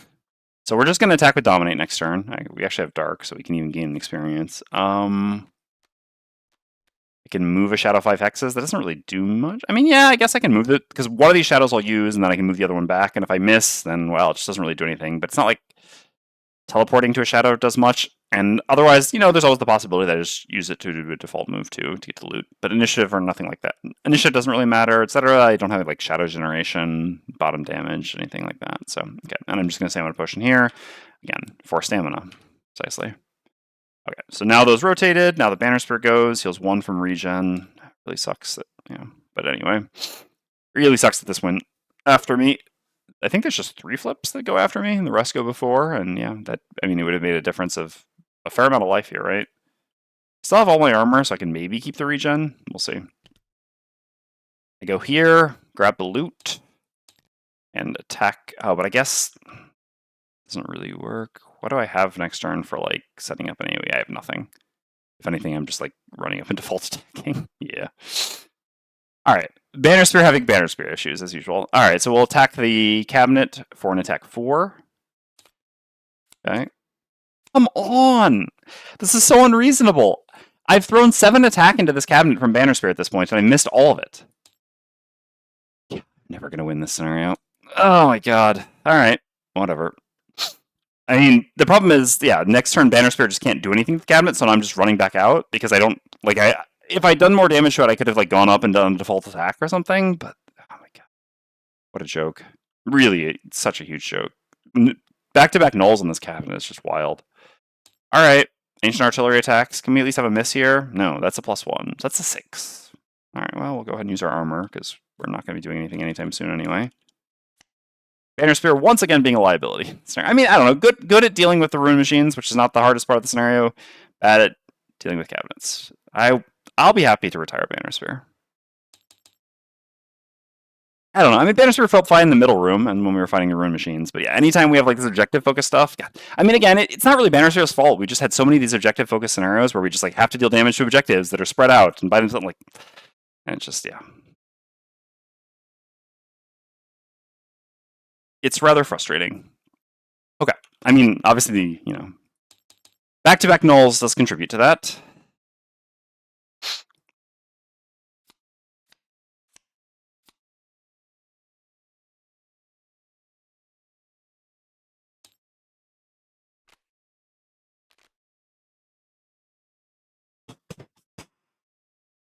Alright, Freezing Shell. You're nice for setting up the thing, but yeah. That's not really where we're at this point. So I can have an element here if I want. 1 fist. Like I can turn the dark into something. I don't really need the dark on Deathwalker. It'll be an experience, but that's okay. So like to try to beat the scenario if possible. So what would an elephant mean for me? I mean, yeah, it would probably mean getting Earth and doing a brittle once again. That being said, I don't know how many. I guess we should look at how many turns we have left. All right, so Deathwalker has. I mean, let me just like do end round and see. 5 cards here, 2 cards there, so we'll be down to 6 cards after this. So we have like turn here, and I won't count long rest turns. So turn here, and that's 3 turns. So it's 4, 5, 6, 7, 8, 9, 10. We have 10 turns left. Yeah. On Deathwalker. Takes 2 turns to kill a cabinet. It's 4 turns, and then we have whatever's popping in the center. Yeah, we can basically kill like a couple more monsters total in the scenario, and that's it. So accordingly, the brittle isn't really what I think I need. I think I just have to like run in and go ham on a cabinet, which doesn't work great for me. So if I were to make Earth, I could use Frozen Over and have a move 3 with that shield, which would be like 1, 2, 3.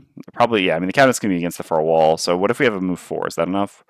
1, 2, 3, 4, and then we shoot some shards at it. It's probably fine.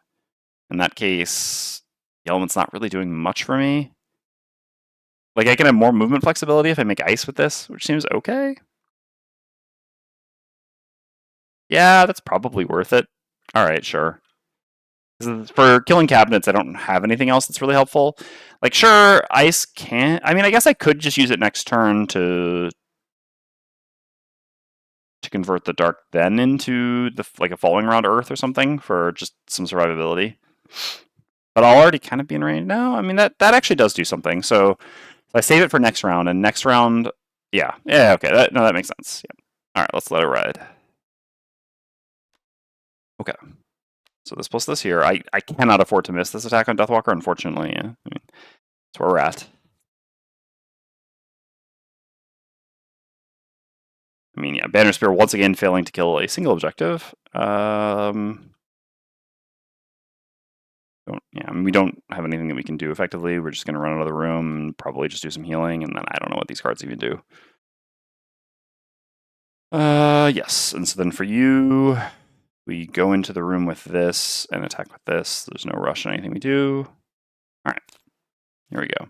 So the boss is now rotating the things all back, but at 6 initiative. I guess that should still apply to. I mean, I wonder if that applies to ones that haven't been revealed yet. During order of initiative, reveal one on its initiative, apply the corresponding effects. I guess technically not. It's not like a monster. It's not like it's turns and skip. It's just at 36 initiative, we rotate all of them. So that's interesting. So that means that the ones that are in these rooms will actually not rotate. Not sure whether that's good or bad, but there we are. Okay, so Banner Spear is up.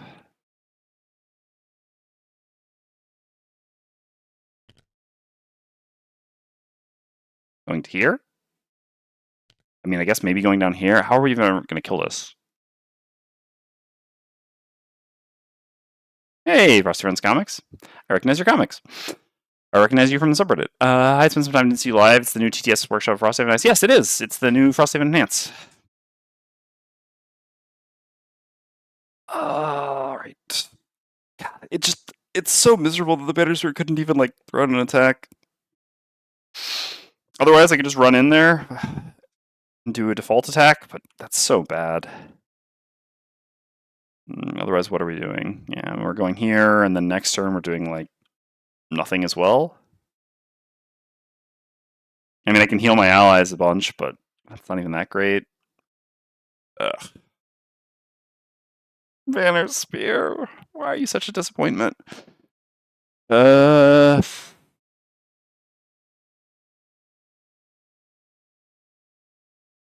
could summon instead of moving, but then I'll still take the flash damage. That's not very useful.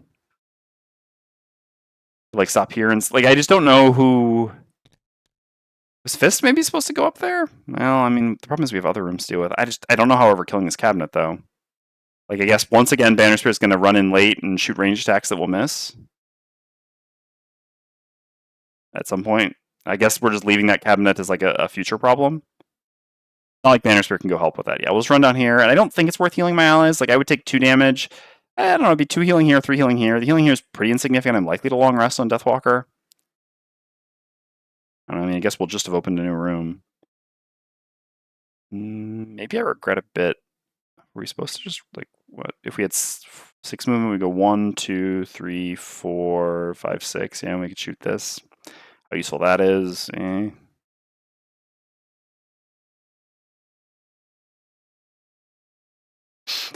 Yeah, whatever. I go there.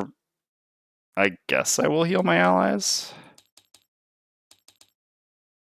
And gain experience. Alright, Deathwalker's up. So I'm going to save the Dark for Fist, because Fist can do something with that. So I attack the cabinet. Please don't miss. Okay. Whew. We've destroyed a cabinet. One of them is dead. We can beat this scenario. Alright. Yeah. I mean, again, like... See you, Lord Bulb. Thanks. Deathwalker, you know, like, it's scenario after scenario, right? Like, Deathwalker is just misconsistent. Just always doing the thing. Just every scenario, getting the job done. Just one thing. So this week, there should be a stream every day. Yes. Again, it's possible that, like, on Wednesday-ish, I might take a day off of streaming if it gets, like, if it's a lot to do all week. But currently, I'm feeling good about it, even if I'm getting beat up by scenario after scenario. So yeah, currently the plan is to stream every day this week. There might be a day I take off, but if I do, I'll announce that in advance, and I'll also say something on the Discord server. Anyway, take care. Thanks for stopping by. Okay. So then I get to move a shadow 5 hexes. So there was one of these shadows gone. Oh, I also get an experience, right? I think I've actually been missing... Yeah, I have been missing experience. Oh, no, I think I was gaining experience for using the Dark or something. Anyway, and the experience should be fine, I guess. I didn't just do one. Yeah, for some reason I was thinking the experience was tied to the Dark, but no, the experience is just there. Okay. Yeah, and then I move this 1/5, because you never know. To go handle what the Banner Spear could not. Alright, so now... we undo what we just did, which, yeah, on TTS is a pleasure.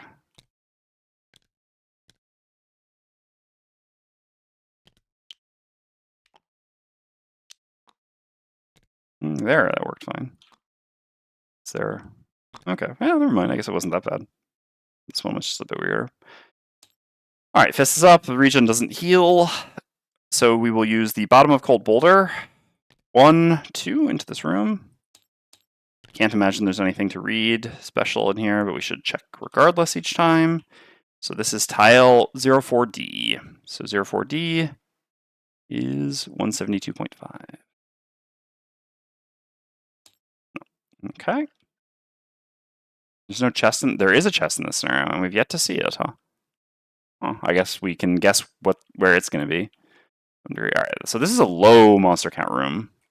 If we'd fought this earlier, we'd be in a much better scenario or situation. Yeah, so this is like kind of supposed to be split up. Like this is definitely supposed to be like the one-person room, but there's just no way to know that. All right, so we need to flip for Flaming Blade Spinner. Please just don't attack. Just give me a break. No, -1 attack is okay, I guess. Okay, so I did 1, 2. I have 2 movement left. Yeah, go there, hit. So this doesn't rotate. Yeah, sure. Sure. Yep, to here, and I will attack the cabinet and the artillery. No reason not to attack the artillery, it's pretty free. I guess I go here. I can attack the cabinet and the blade spinner. I guess the blade spinner is more of a threat than the artillery. Yeah, this makes more sense. Okay. I like it. And in hindsight, so it was clockwise rotation. I would have actually been happy to have this rotate. It would have been good for me if it did. So yeah, the fact that it didn't is a bit annoying, but okay. So cabinet and then artillery in that order. All right. Mr. Consistent. Got like 2 consistent people in the party and banners. Okay, so the blade spinner is going to go to here, is going to attack us. This is at -1, so for 3. I'm pretty sure I have some armor to use here, which I'm going to go ahead and do. Oh yeah, also sorry, I meant to use this. Where are you? To convert the dark into earth. And we also made ice. Okay. Yeah, so we use the armor to negate all the damage, right? Yes. And then this ancient artillery will attack us for 3. -1, so we take 2. And then at the end of the round, we will certainly recover a card here. Okay. I mean, next turn I'm walking up and hitting with this. And this to just do more damage. So maybe the bigger move to get back out at some point makes more sense. Sure. Take 2. Really hope that this doesn't blast me next turn. It's hazardous terrain damage, which would be 3, right? It was 195, if I'm not mistaken.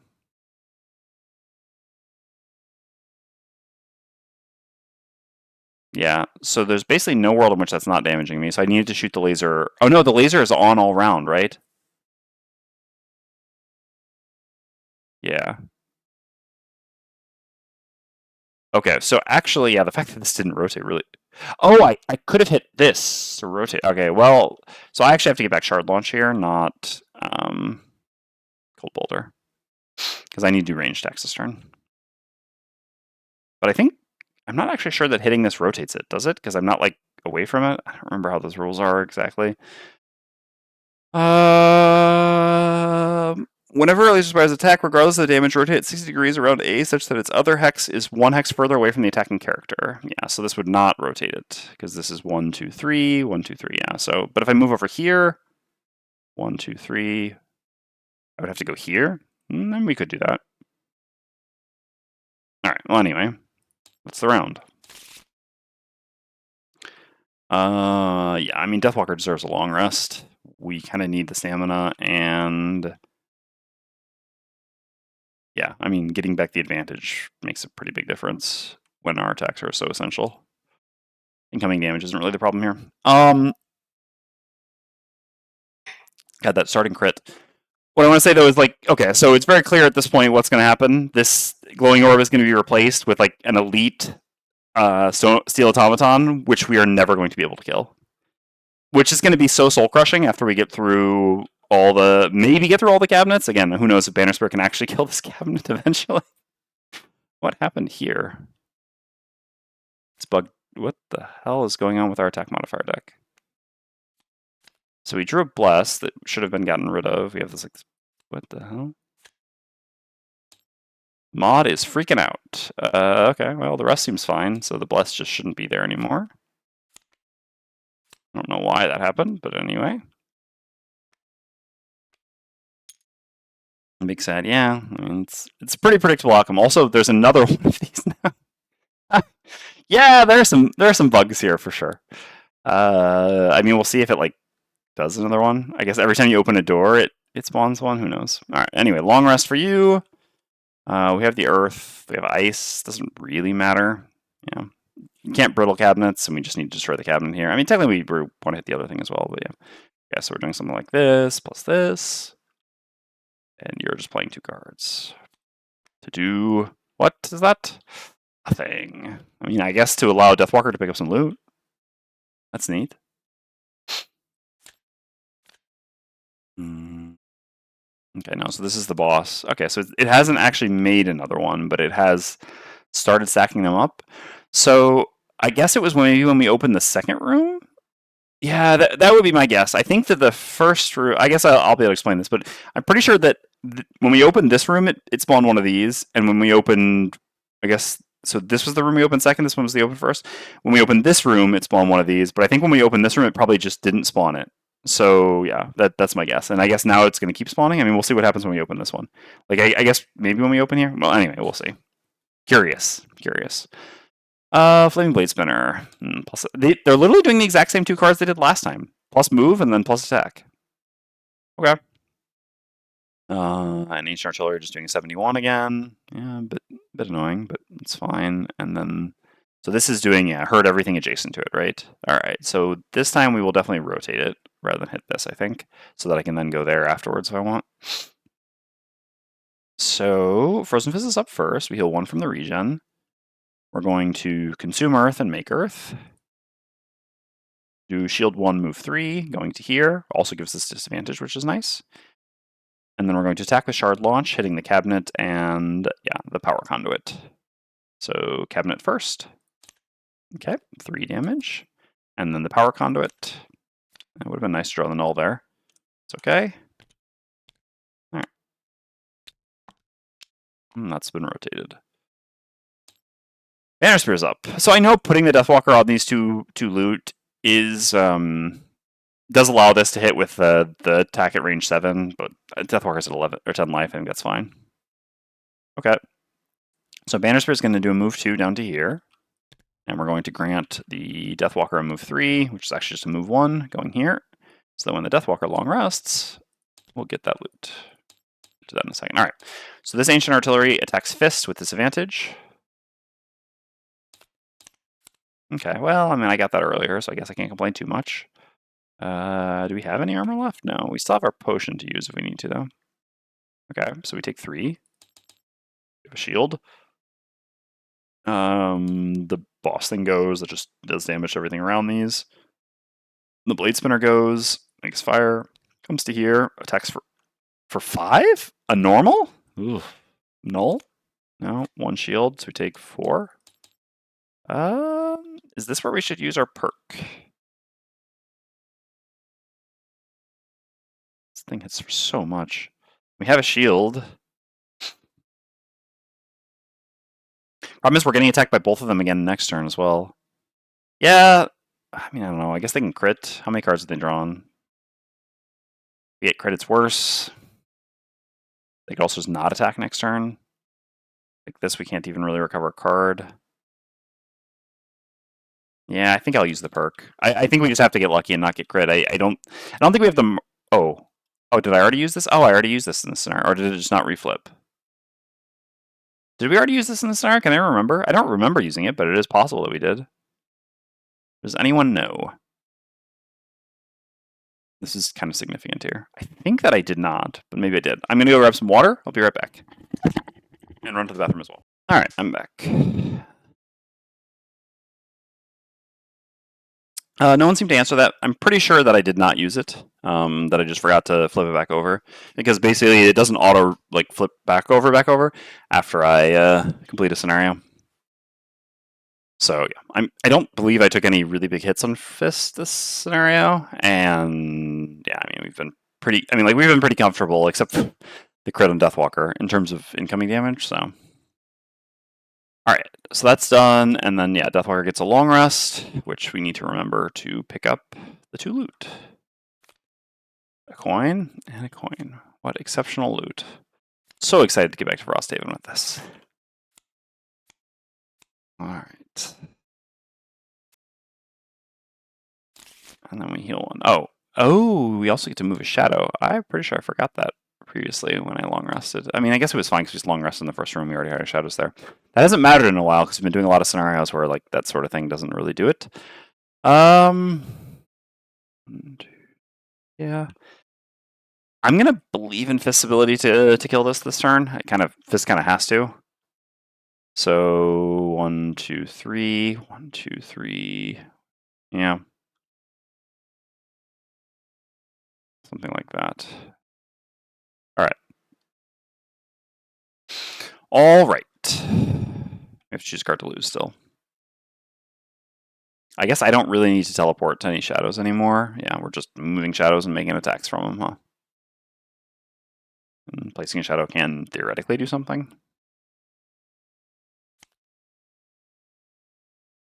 All right. So, what do we have? All right, we have a long rest on Banner Spear. Sorry, Fist was supposed to recover a card, I think. Yeah, I mean, I definitely have to get a card back here. There's just no world. So I've made Earth, so I can have the shield, yeah, which is the thing. I mean, I guess I'm paying extra life to recover this, but I think that's got to be worth it. So I pay 3 to recover this. Do I survive this? So we'll see. I've got some plans here. All right. I have to believe in not missing 7 modifiers again. I recognize that I don't want to say taking some risks, but basically like playing like a well, isn't my deck like haven't I drawn like all the plus zeros? Ooh, oh my god, that's so bad. Yeah, no, I mean I can't. Basically what I wanted to do is go make an attack 3 on the cabinet with double sword. Like I guess I have the frenzy potion. Yeah, alright, no, I've got to believe that basically we can do a combined attack 7 on the cabinet. I have to believe that we can kill it with this. Otherwise, well, 1, 2, 3, 4, 5.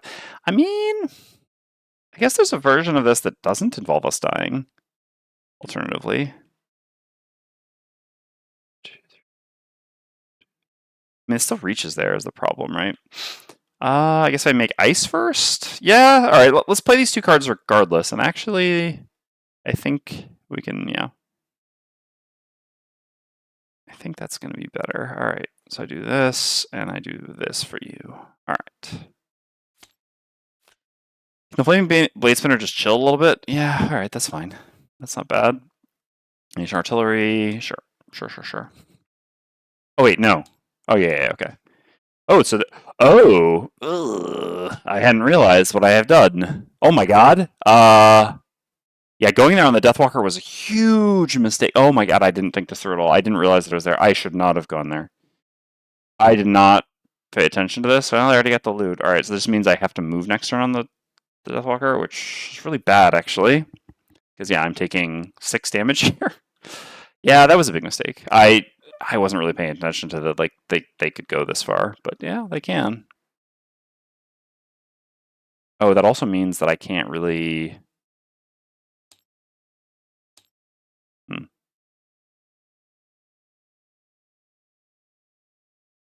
do what I wanted to do there either.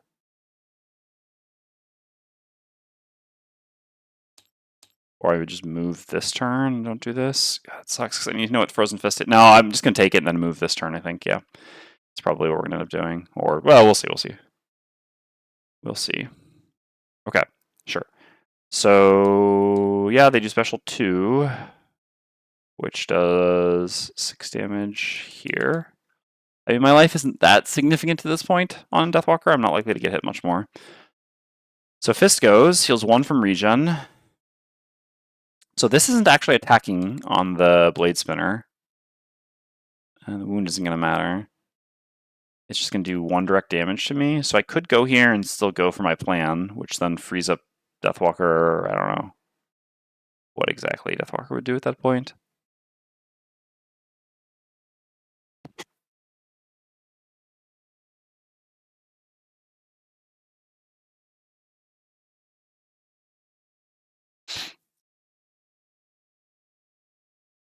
Because what sucks for Fist is I would have to go through the laser beam here. Punching this and rotating it kind of sucked, actually. I mean, I would be getting hit by the laser beam here otherwise, though, but, yeah. Oh, God. All right. I don't know how Fist makes it out of this room. So pretty much what I can do is I can go, like, I can create ice, then run here. I mean, this will also take damage when it goes to the laser beam, I guess. Yeah, I think I need to get out, and Deathwalker can just hit this and then move next turn. Sure. What do we have for initiatives on Deathwalker next turn? So we'd like have to use this to default move. Man, this is going to really slow us down. There's just no way we're going to kill the thing in the center here. We do that. So Deathwalker just doesn't move next turn. But if they do the laser thing again, God, all right, you know what? I actually just cannot go there. I hadn't thought this through. Whatever. I'm going to give the 2 loot back. I'm going to give myself a reasonable shot. Like, I know what the loot is, etc., but this is just way too...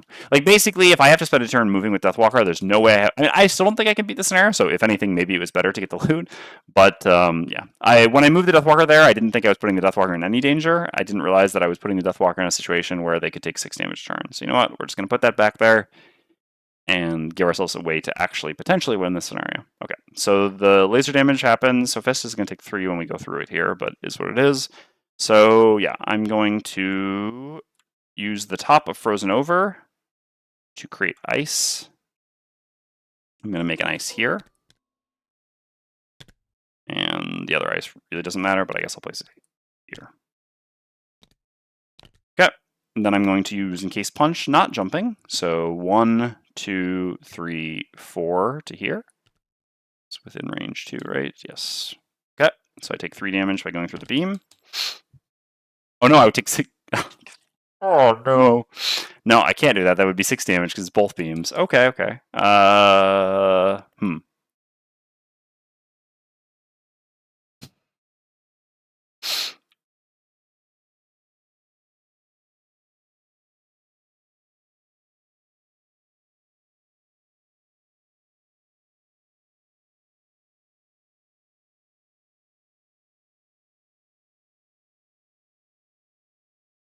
And I'm pretty sure that I cannot jump over the A to avoid damage, right? Like I couldn't go to here.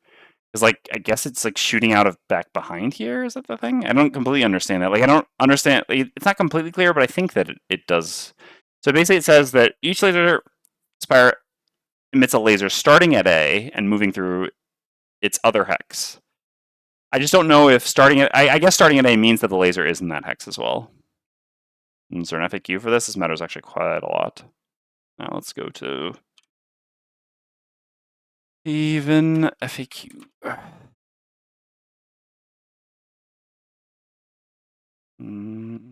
So let's see.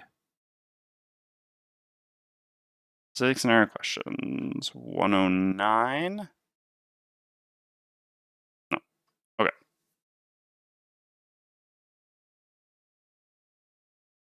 Yeah, laser beams are cool. I like the scenario. It's just, yeah, rough. So what happens if I mean, I guess we just use the shadow to like attack the blade spinner instead. If I just have to go here because I can't run through. Of course, they haven't been shooting lasers at all when it would have been helpful for me, and now that... All right. So in that case, instead, I guess I use the bottom of Frozen Over to move to here. I don't want to go next to this because, yeah, it's other special. I consume Earth and create Earth, gaining 1 shield, and I use the top of Encased Punch to attack this for 3. I will go ahead and use the sword for this while I'm at it. Come on. Okay. Does 3 damage. So then I'm going to use the Renewing Potion to refresh this and this. And then I'm going to use the Frenzy Potion with the Heavy Sword to make another attack 3.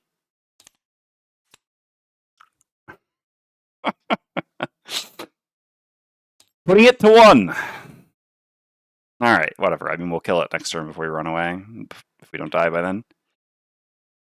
Said Fist was reliable? Yeah, no kidding. No kidding. Alright, Fist is done. Has 1 shield. Only Deathwalker is reliable. Only Deathwalker. Alright. Yeah, I mean, I guess we kind of have to kill this. It's just doing a lot of damage, and I can't move 1 to hit another metal cabinet, so sure. Alright, we'll send this shadow over here, and then mark this enemy. Delete this, and make an attack 5. Getting dark, gaining 1 XP. Right. There we go. We're done. So the actual ancient artillery goes. It's gonna push me. So now if it does, well, I mean, if it does the other thing, it's so slow. I should be out by the time that matters. All right. Unfortunately, it gets rid of the disadvantage I was hoping for. So I get pushed to here, and oh no! But do I have shard launch still? Oh my god, no! That's so bad. Hold on, no, I can get pushed to here. All right. It sucks that I'm further from getting away, but whatever, it's fine. Oh, wild. All right, so yeah, this attacks me for 2. Yeah, I take 1. I still have my armor to tank 2, but doesn't make sense to use it here. I mean, Fist is just going to miss next turn, I'm sure of it. All right, yeah. That's that. Then the Blade Spinner comes here, makes me suffer 1 direct damage with its thing. Consumes the fire to wound me, but this doesn't matter. I'm immune to wound. And the Banner Spear gets a long rest. Banner Spear's over here like, I'm contributing. All right.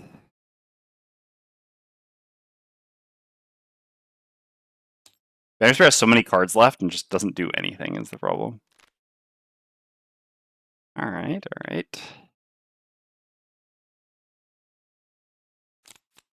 Choose a card to lose here. Oh yeah, Fist has to pay to get a card back. To pay 2 life. Okay. And get back Encased Punch. Run away. What do you get rid of here? I mean, Disarm could do something against the final boss thing that's going to come out. That's why I've been considering this, but realistically, yeah, I don't know. Even getting to that point is a bit of a struggle at this point, so... I mean, if this had 3 health rather than 10, we would have a better shot. Or even just, 5 health instead of 10. The fact that we missed both Banner Spear attacks on it is so rough. Alright, anyway. This goes here. This goes here. So I can't really do anything on Deathwalker this turn, right? I have Dark. So yeah, I guess what I'm going to do is I'm just going to move with Dominate and then attack with Deadbolt, I think. And then the following turn I'll just like make a Shadow or something. I don't really think I have a better line. We can go really late so that outside of 1 specific card, we'll go after the Ancient Artillery and get an attack off in there. We can gain an experience while we're at it. All right. Banner Spear.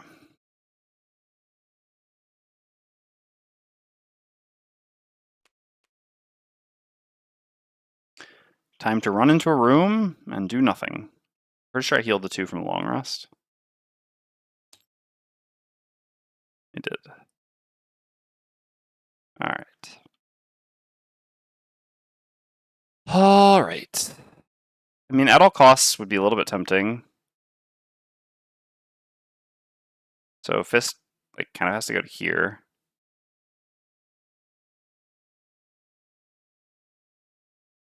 Is it 10? It's just like kind of do nothing and run Fist away a bit more with a bit of healing. Since I only have like 2 good turns once I run into the room anyway. Yeah, I think I'll just play these cards here and we'll try to do something with them. There's also the World Mirror I just summon.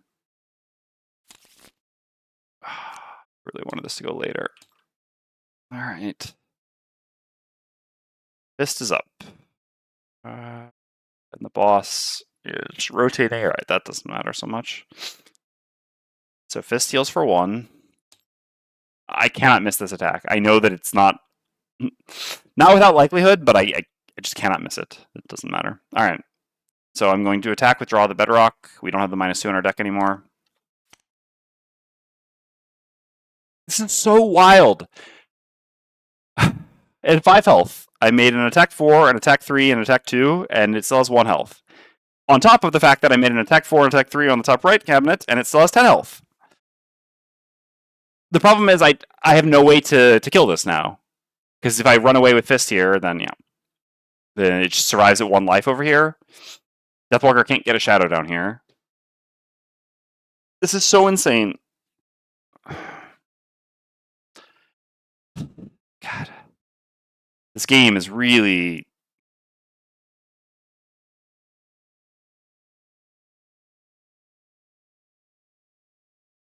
I don't know. I don't know. I don't know. Like, yeah, if I stay here, I'm dead. I have one shield, but both these things will attack me. Yeah.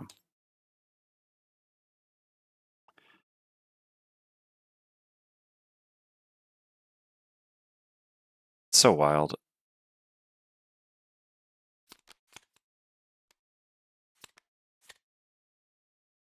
No, there's nothing I could do differently here. I mean, yeah, no, even if I attack with this turn, this turn, this would be even worse. I would have one less shield. All right. Yeah, I mean, whatever. I don't know how I'm going to kill this eventually, but that's not for me to deal with now. I need to run away to survive. I do a move 4 jump to here with this, and then yeah, this needs to not flip a +1. No, I guess I have the armor, but still would be nice, you know. Okay, move 4 jump to there. I could go open this door, but that seems a little bit much. Blade Spinner goes. Let's take a look at this. I'm pretty sure it's making fire and yeah. These could still use some work. How much movement does it have? Yeah, 3. 1, 2. I mean, this is rotating. G2 is counterclockwise. Yeah, so it'll be pointing back this way. So it doesn't matter trying to line it up. All right, have it go there. Attacks for 3 and then strengthens itself. Fire. -1. So for 2. I have 1 shield, so I would take 1. Yeah, I'm gonna have to rest after this anyway, but sure, I'll just take the 1 here then. Oh, if I long rest, then it's better to just just use the armor now anyway. I probably need to long rest. Yeah, okay, I'll just use the armor then. Even if it only gets me 1, every point of life counts. Okay. This is the boss, rotating all these things. Counterclockwise. Making it even more difficult to go kill this eventually.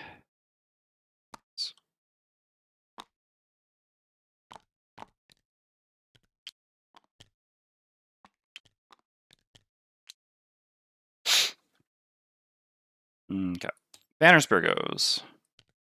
So we do a move to... I guess I don't need to go all the way over to there. Well, if I'm here, I guess I can make a ranged attack on this next turn. I'm sure that's really what we want to be doing, but where's the Deathwalker up to? I guess the Deathwalker can also attack it then here, and then yeah, between our 2 ranged attacks, maybe we can kill it. Wish I'd done the thing to make a shadow this turn instead of moving.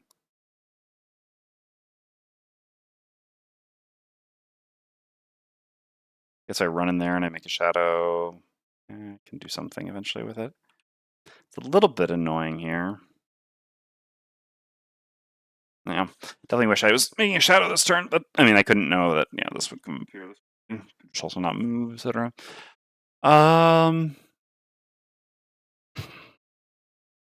Yeah, I guess making a range attack on this with Banner Spear next turn makes sense. I can't Deepening Despair attack this with Deathwalker anyway, so it doesn't matter. Alright, sure. So I'll go there, and then I grant Fist a move 3. Technically, I grant Deathwalker a move 3 as well. But I don't want to go... Deathwalker goes after. I guess I could kill the cabinet with Deathwalker. Deathwalker just has to do everything, huh? Alright, sure. So I'll move Deathwalker to here, I guess. And Fist has 3 movement as well. 1, 2, 3 to here. 6, 7, yeah. Alright, here is safe. No lines either. Alright, that's the safe spot. And then I use the top of At All Costs, pay 1 life to heal Fist for 3, and gain 1 experience. The experience doesn't matter, I'm always retiring after this. Even though I fail, I'm not redoing the snare, I'm just going home. We got the herb. Alright, Ancient Artillery goes, has nothing in range 5 to attack. Deathwalker goes. The advantage of hitting this is... we could then just go up and melee this next turn, maybe? The advantage of hitting this here is that we also get a curse. My deck has a lot of cards flipped too. There's a chance of a crit, chance of a miss. I have a Spyglass. Don't really want to use Spyglass in this. Yeah, maybe I will just go up and melee that next turn. Do I still have the ability to... No, I think I don't have any teleports to shadows anymore, right? Yeah. Then I would just kind of be stuck in here with this. I mean, yeah. Then a move 4 doesn't really get me out, and I don't really want to be doing it like that. No, that doesn't make a lot of sense. it's kind of the same thing. So what if I go in there and I attack the cabinet this turn? Really want to be making a shadow. Kind of want to just like make a shadow over here, move all shadows 3, something like that. I don't know. We'll have to find a solution for this at some point, but I don't know that that's really going to be right now. I mean, I guess next turn Banner Spear could just like run here and shoot it then. Maybe that's fine. Banner Spear's got a fair amount of health. Okay, sure. Let's attack the Blade Spinner with the Deathwalker. This will also potentially generate a shadow. I will consume the dark, gain 1 experience. This adds curse to my attack 3 range 4 on the Blade Spinner. I guess I didn't need to move so far here. I guess, yeah, this is all slope and information at this point. So where did I actually need to be? So I was here. I couldn't get moved to here, but I guess I could get moved to here. Yeah, that works. I mean, I don't actually need that much movement, but yeah. I don't need to be this far here because I really just want to like go here. I guess place a shadow there or something like that. Anyway, okay. I attack this from here. I actually should use the Spyglass here because I'm not going to attack again this rest cycle and then a long rest. And this doubles my chance to crit. Crit's very good here. All right. All right, well, that means good thing that we had advantage. So yeah, we do 3 damage to it. They get a curse. And then we heal an ally we heal 1 twice. An ally. I think I'll do 1 and 1. Because I think Banner Spear is going to go take some damage as well, maybe. No, I should probably just do 2 and Fist. Seals 3 more. How many turns is Fist? How many like cards does Fist have left even? 5, so yeah, a fair number. And we need to be able to recover each turn on Fist. All right, sure. All right. Oh, good thing we use the Spyglass there. And then I have a move 4 that makes dark. With that, I'm just going to go to here so that I can then place a shadow here next turn. So I don't really have anything else to do. I think getting a shadow up and then, yeah, moving some shadows and setting up to attack that is kind of where I need to be at.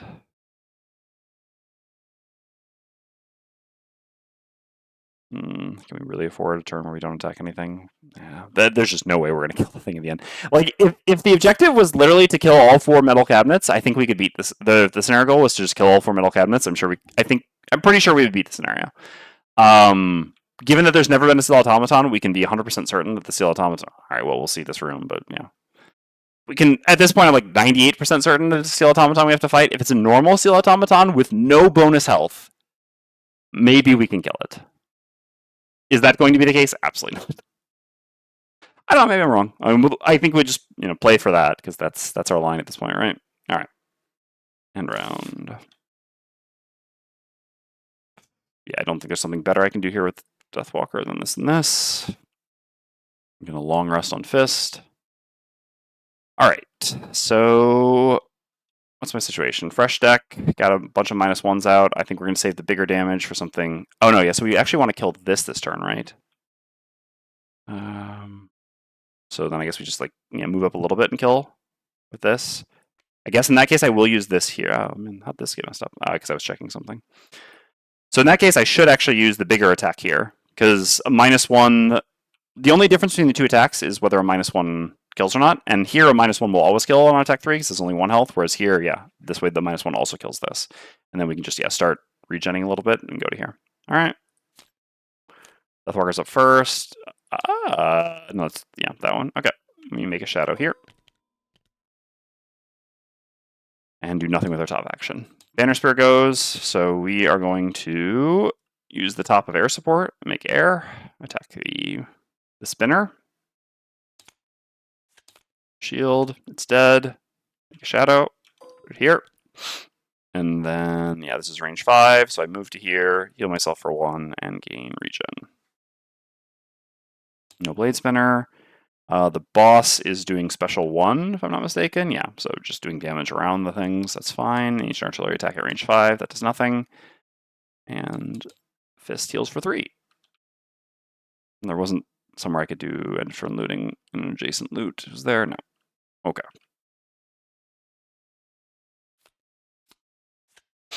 Alright.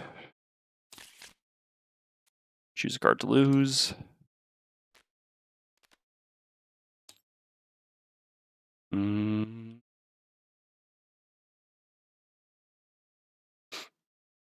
So what are we up to on Fist at this point?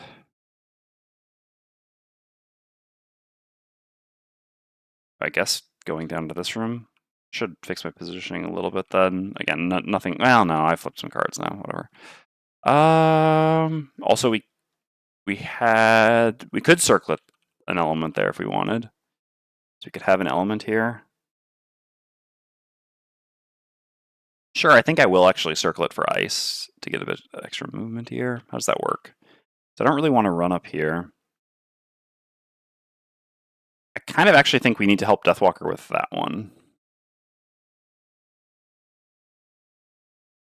Like shard launch. In that case, 1, 2, 3, 4. No, that's good enough. Okay, so I don't actually need to circle an element. Pretty sure this has got to go. The shield can be okay, but we need movement, we need attacks. This initiative, I mean, I don't know, I guess maybe there was an argument for losing Draw the Bedrock, but the brittle against the final boss is maybe a chance. I guess the other thing can also brittle. I mean, we're never making Earth to get the Earth chain started on the shield thing at this point, though. And the 10 initiative can matter a lot to get us out of the way to guarantee go before the boss special. No, I'm fine with this. All right. Go late. Hope to go after the Ancient Artillery and then attack with this. Banner Spear, kind of same story. All right, here we go. All right, Ancient Artillery obliging with an early turn. So these are just shooting in lines here. That doesn't matter. These are doing stuff. Nothing's in range. Banner Spear heals 1 from regen. Doesn't move 4. 1, 2, 3, 4 to here. Attacks the metal cabinet, making air. Oops. Yeah, of course. +2 here. Hilarious. All right, that one's dead. We can hit a metal cabinet. All right, Frozen Fist heals 1 from regen. Does it move 4? 1, 2, 3, 4 to here. Shard launch. Guess no reason not to hit the artillery. I guess we could hit a disarm, right? Yeah. 1, 2, yep. So we'll hit the cabinet and then the artillery. All right. 1, 2, 3. 1, 2. Make ice. Choose a card to recur. I guess shard launch. Yeah. 2 life for it. Deathwalker long rests. Recover all our cards.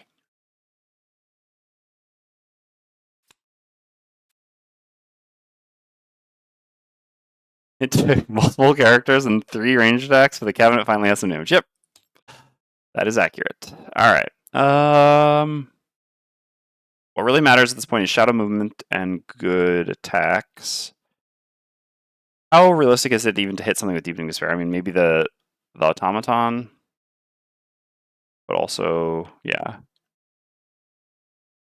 So what does this look like right now? If we move a shadow 5, we get to do, yeah, like Fist is basically this plus this. All right, yeah, so here's our turn for Fist. Banner Spear is going to long rest. I know this means we can get hit, but that's fine. And we can even use our armor to... Hey, finally back for a second. No worries. Welcome back. Not a lot to see here. You honestly think this is winnable right now, or just playing it? I'm playing it out as if I could win it, but I honestly do not believe it is winnable. Like I said, if the goal were just to kill all 4 cabinets, I would believe it's winnable.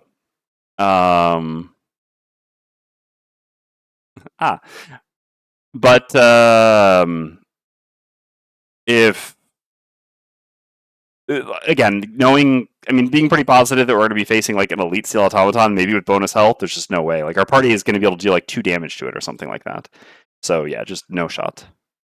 But I'm trying regardless. You missed it here though. I mean, a big swing as well. Fist made attack 4, attack 3, attack 2 on a cabinet with 5 health, and the cabinet was still alive with 1 health afterwards. So yeah, this required us then to run back into this room to come kill it, which is wasting more time. All right. Costing us more valuable stamina. I think making, like, these are just bigger attacks than this, and given that I expect I'm going to have to punch through quite a lot of shield at this point, I think this probably is better. Okay. So I can use the hourglass, yeah, the spyglass here. 1, 2, 3. So I basically send this shadow in, and I guess just attack with Fluid Knight.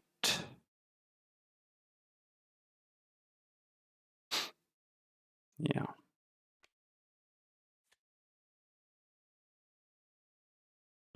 What if Fist misses? I mean, I think I can't play around Fist missing again.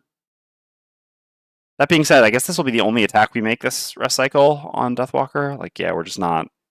Our shadows up down here aren't making it to the bottom room, or up here aren't making it to the bottom room, so I guess I should just use Dominate and not be silly. I can actually go before Fist then. Yeah. So that we can, I don't know, make better decisions with Fist or something. Doesn't really matter, I think, but no reason not to.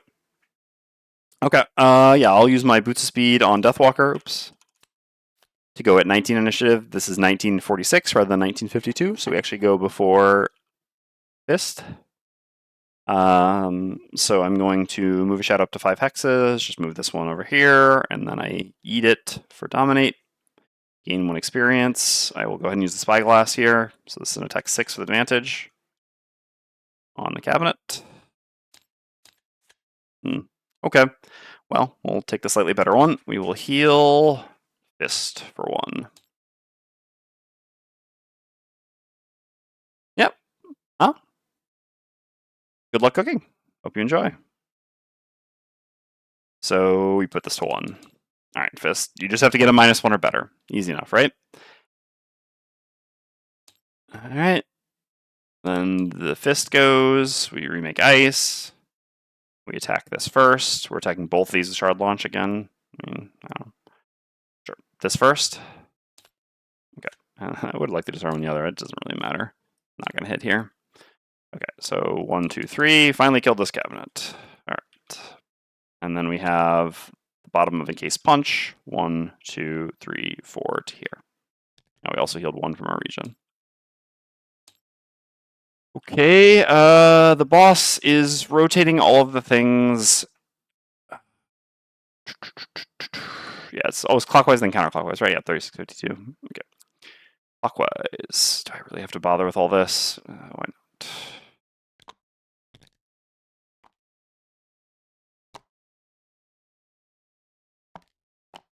Well, that can certainly matter.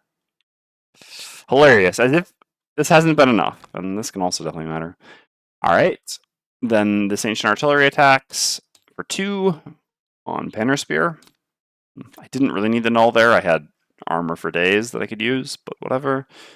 All right, Banner Spear long rest with regen, so he heals for 3. Okay. Time to converge on the last room, huh? So Banner Spear gets a long rest. Nothing to refresh. So we need to keep big attacks, need to keep Pierce, need to keep movement. Honestly, I think Sean Bean's time has come. Even though Sean Bean could be helpful for me for fighting the final thing, I think it's just not super realistic. Oh yeah, and also Fist needed to recover a card, which at this point probably should just be the move 4. We have Ice, so yeah, we can like bust in with Shield or something like that with this. I don't know how good this will be, but I think that's better than Shard Launch without enough movement. All right, here we go. So Fist cards like this. I guess I kind of want to get out of here with Banner Spear quickly as well, though. So sure, we'll go in with this. I'll use the smaller attack now because I can't be sure that I'm going to have range to hit the cabinet here. And for you, yeah, I think we're just going to rely on our 2 allies to destroy that cabinet. We're going to start setting up in the center room with some shadows. So we can Banner Spear over there because they're in the bottom left of the screen. So we'll do this. And I guess we'll play this anyway. I know that the beam can hit me here, but here it's only 1 beam. I'm at 11. I'll be okay. All right. That's not the beam. That's the damage around. Okay. Banner Spear's up first. Heal 1 from regen. Open the door. The move 4. There's a chest.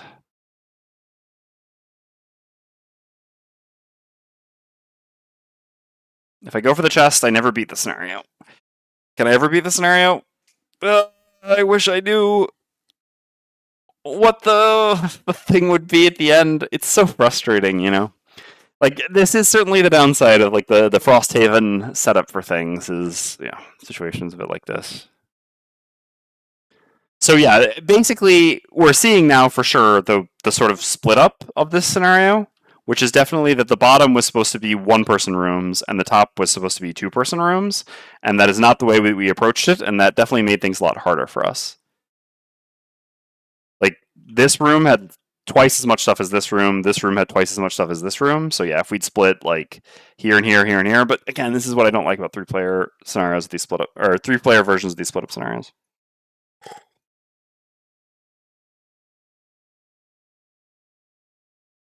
At that time, you think? That's fair, I guess. Okay.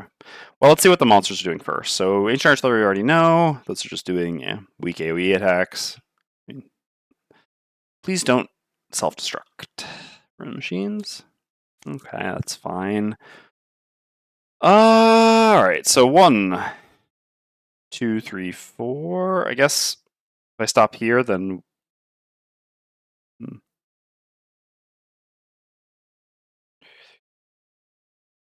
More here, even? Oh, no, I don't want to stop there. Yeah, there's kind of nowhere we... I guess stop here. 1, 2, 3, 4. Yeah, and they can hit that like that. Okay, that works. Because I want to try to leave spacing for the AoE, although I think it's not going to matter that much. Oh, maybe, yeah, okay. So I'll move there with stuff for the charge, and then I just use Javelin to make an attack 3. I'm just going to try to kill this normal. I'm never going to kill the elite. There's not any value in attacking. I mean, I can't make it to attack the cabinet, unfortunately, because one, furthest I can get is there. Hitting this doesn't rotate it, so yeah, there's nothing else to attack here. Yeah, this doesn't reach, so just attack this rune machine. Sure. 4 damage. Or was that on the cabinet earlier? Alright, Frozen Fist is up next. Heals 1 from regen. So I move 4 jump. 1, 2, 3, 4 to here. I will then attack this with the top of Draw of the Bedrock. So from here, I can reach this next turn, yeah. So I'll have to short rest. We have so few turns left. Alright. So yeah, we consume the ice and make an attack 2 on the rune machine. 3 damage. And we have 2 shield. Deathwalker goes, places a shadow here. Does nothing else. Rune machines goes to here. Yeah, they just suffer damage. And the muddles. Ugh, God, that's really not. That's pretty toxic. That is pretty toxic. The ancient artillery go. Well, the boss one is the last one, but yeah, so this one. So here we have range 3 with the 5 hex AoE, or 7 hex, so 1, 2, 3. Yeah, so it can only hit Frozen Fist. And this is an attack at -1, so this is an attack for 2 on Frozen Fist. We have 2 shield, take 0 damage. Alright. To recover a card on Fist. Oh no, we need to short rest on Fist, so there's no point in recovering a card. Sure. Deathwalker, I'd like to get my Spyglass back, so I will long rest. I know, again, I can get beamed, but if I get beamed, I heal most of it, and yeah, the Spyglass seems very valuable. Okay, short rest here for Fist. We didn't make ice there anyway, yeah, okay.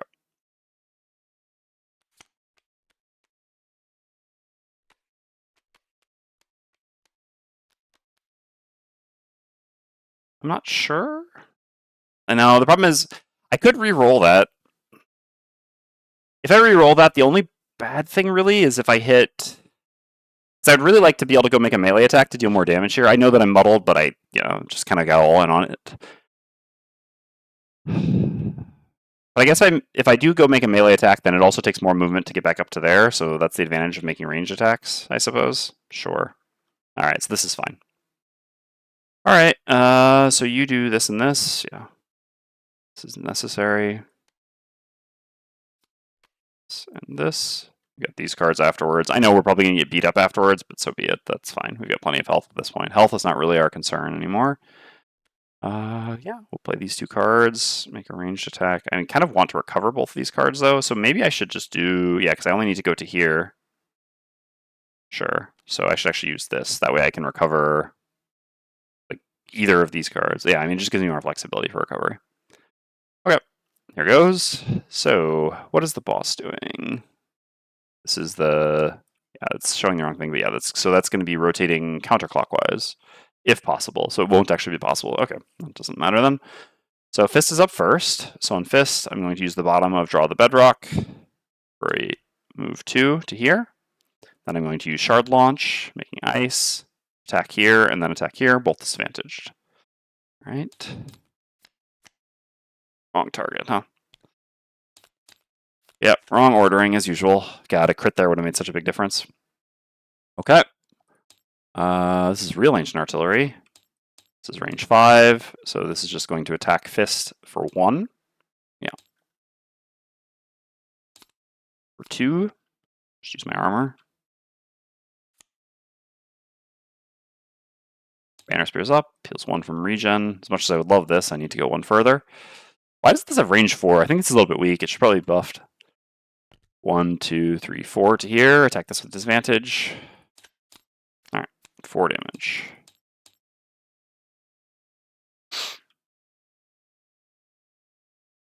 So I have to rotate these counterclockwise when possible. Not possible. Possible. Not possible. Oh no, yeah, because it's there. Yeah, yeah. It is possible.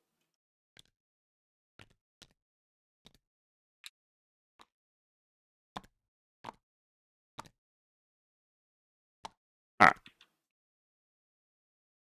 Rune Machine. +1 move, sure.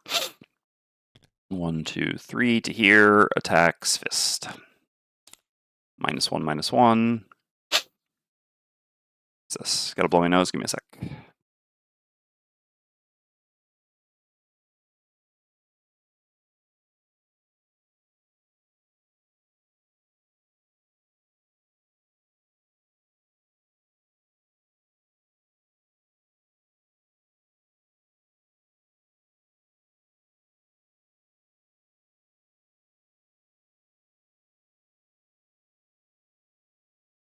Okay, back.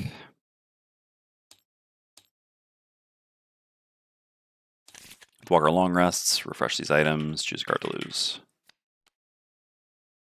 Yeah, I think from here I should... I mean, basically, no, yeah, the only place that the thing can spawn has got to be the glowing orb. So, yeah. I don't need the giant movement anymore. I don't need Dark Fog. Yeah, there's no shot here. I don't know, I mean, maybe with a crit or something. So we have to kill this turn on these 2 characters, basically. Oh, yeah, Fist was supposed to pay. Get back this. Fist only has 1 turn after this as well, but maybe we can brittle the thing. And we have to play these 2 cards. Yeah, we really needed that crit to hit here. As is, these 2 just won't be able to deal enough damage to it. I mean, honestly, I probably just will commit with Fist to it, maybe. Yeah, I think that's probably going to be better. Anyway. Oops. Deathwalker. So I can't actually attack anything down there. Like, there's no way I make it. So I'm just going to... Basically, I'll spend a turn moving all my shadows, and I'll spend a turn creating a shadow. I'll just create a shadow now. And then, yeah, I mean, basically, the thing just has to spawn this round. Oh, wait. In that case, I would rather move all my shadows this round and just do it after. Yeah, to be able to hit. Blue Knight and to dominate, basically, is going to be the plan. Okay. If it spawns at the end of the round, we lose. If we fail to kill this, we're no longer muddled, at least. We lose. Okay, well, here goes. So Frozen Fist is up first. On Frozen Fist, we heal 1 from regen. We just got to commit to the bit. So we're going to use the bottom shard launch. We're going to go down to here. Do 1 direct damage to this. Make ice. And then we're going to use our heavy sword to punch it for 4. Come on, 1 time. All right. At least destroyed it. Now we can figure out whether we go for the chest or the other thing. All right, so When all format read 72.3. All right, 72.3. Replace the glowing with one steel automaton. It's normal for 2 characters, elite for 3 or 4 characters. Okay. Well, it doesn't have bonus health, but it's an elite. There is... I mean, all right, there is a shot with the, like, brittle... No, we can never brittle it anymore. Yeah, okay. No, not possible. No, I mean, all right, if every single one of our attacks was crits... How is this... CGO, I don't like this. I do not like that. You know what? Criticism's fair. I like CGO. I do not agree with... How is this elite for 3 players rather than normal for 3 players? Because, like, all right, I know that this is, like, I understand the point of the scaling, but the thing is, again, 3 player is the worst version of this scenario, right? It's always going to be. Because, again, there's no way that this isn't a, like, split the party scenario, and when you don't know the designer's intention, which you can't... Oops, this should actually technically be... Oh, no, yeah, this should be open. Yeah, whatever. When you don't know the designer's intention... so it also didn't spawn 1 here, so it just did for 2? Anyway, I don't really know the bug exactly. When you don't know the designer's intention, you don't know how you're supposed to split up the party, realistically. And again, the correct way to split up the party was to send 1 person to deal with this room and 1 person to deal with this room and have 2 people deal with this room and this room. Again, or maybe in this party, it was to like turtle up in the center and send Deathwalker Shadows. Difficult to do that towards 4 rooms, but regardless. So, 3-player already plays at a bit of a handicap because you can't know like how you're supposed to approach the scenario, whereas a 2-player and a 4-player party always know exactly how they're supposed to approach the scenario, right? 2 people go up here and here, 2 people go here and here, or 1 person, 1 person, 1 person, 1 person, right? That's how we did it in our campaign as well. Jessica were playing 2 players, so we each just went 1 person, 1 person on our own individual paths. So it's a bit wild that the 3-player version of the final boss is just as difficult as the 4-player version, when the 4 players are just going to get a much easier version of the scenario by default, like for the rest of the scenario. Like I understand, yes, I'm sure that the points like overall equal out, but at the end of the day, there's still like the impact of the approach. Also, again, just in Gloomhaven, any character being able to play with another character is inherently, typically, I mean, obviously Eclipse is a bit the exception to this, but is generally going to be like the sum is greater the whole is greater than the sum of its parts, right? Working together makes both of them stronger. So the 4-player version, both people, like both sides, get to have 2 people working together, which benefits both of them more than just the point value that you approach, that you deal with, essentially. So yeah, in summary, this being an elite for 3 players is I mean, obviously this is backbreaking for us. We cannot kill this. I mean, again, technically we can kill this if the Deathwalker attacks it, and every single attack is a crit. But yeah, also I don't really agree with it being elite. If this had been normal, we would have a chance, and it would make more sense. Yeah, this is 3 shield. Even if what if every single attack is a crit, right? So the Deathwalker has how many? Well, anyway, I mean, let's play it out and we'll see. All right, so we actually need to draw one for this. Sure, okay. It's fine. So Fist is done. Fist has no reason to recover cards here, and our last turn really is not likely to matter much.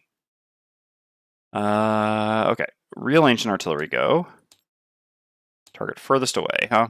This is range 7. All right, so Deathwalker's getting hit by this as well. That's a bit annoying, but it was bound to happen eventually. So this is going to be an attack 4 on Deathwalker from here. That actually makes a huge difference too, because now, oh my god.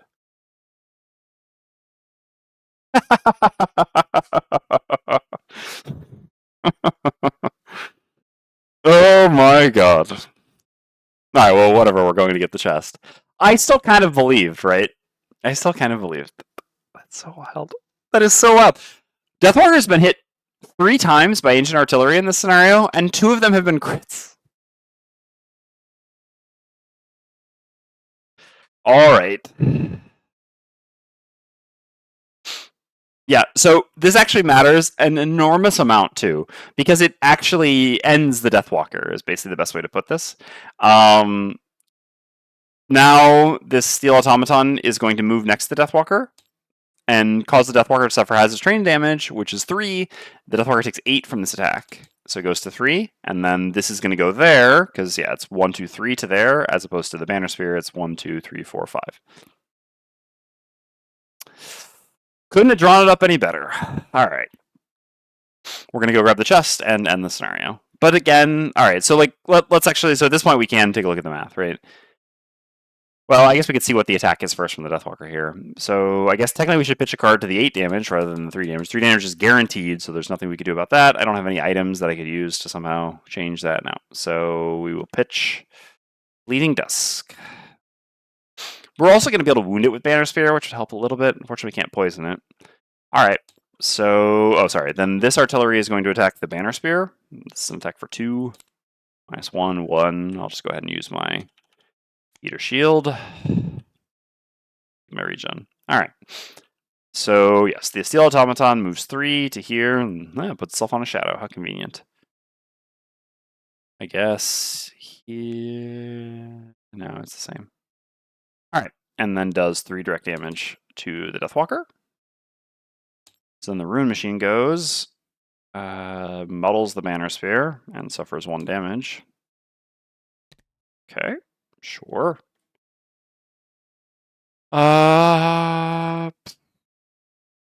Use my jump here. God, it's going to take me a number of turns, huh?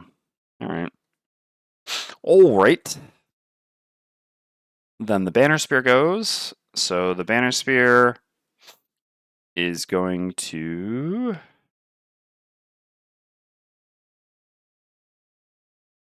If I go here and I give Fist movement, Fist can be here. Still can't quite make it.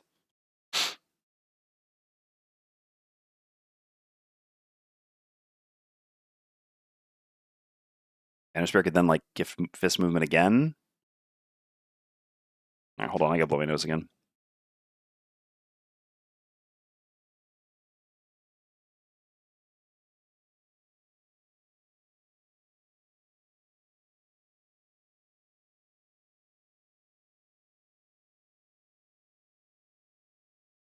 All right, I'm back. Oh.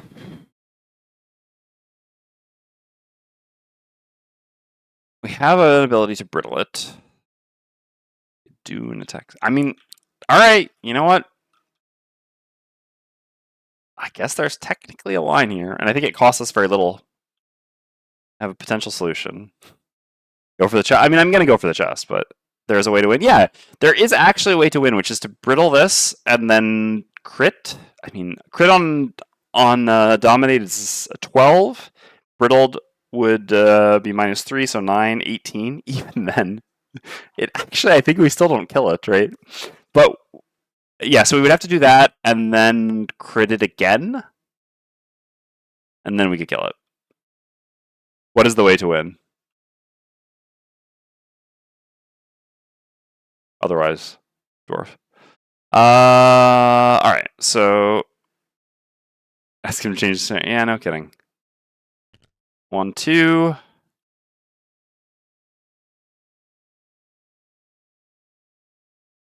Gift movement to you. And then next turn, yeah, so I short rest.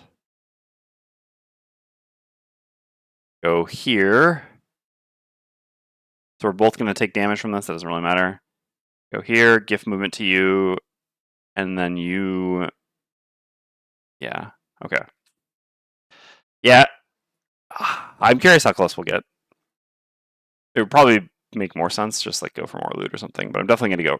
I should still be able to get the treasure on the Banner Spear no matter what, I think. So my jump boots, right? Yeah. Yep. All right, sure. So we're here. So this does damage to everything adjacent to it. It's 1, 2, 3. Oh, I think we were supposed to heal 1 from the region at the start of our turn. Yeah, we did not do that. All right. So we healed 1 of this. 1, 2, 3. Yeah, level strat. Yeah. All right. Oh wait. No, because we can. Yeah. We can. All right. So we move all shadows 3. 2, 3. And that crit was just so wild. Put this here, I guess, and we'll eat, I guess, this shadow. Make dark. Gain 1 experience and do an attack 5. I think I'll short rest here, so I'm not going to get advantage on this one. Okay, so 6. That does all of 3 damage. There's just no way. All right. End round. Short rest for both of my characters down here.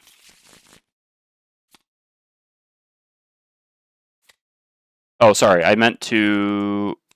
Wait. Hold on, did I mess this up? When did I go on Fist? Oh no, I broke the thing. Yeah, so I couldn't have even made Earth. Alright, well, never mind. Actually, it doesn't matter. Okay, well.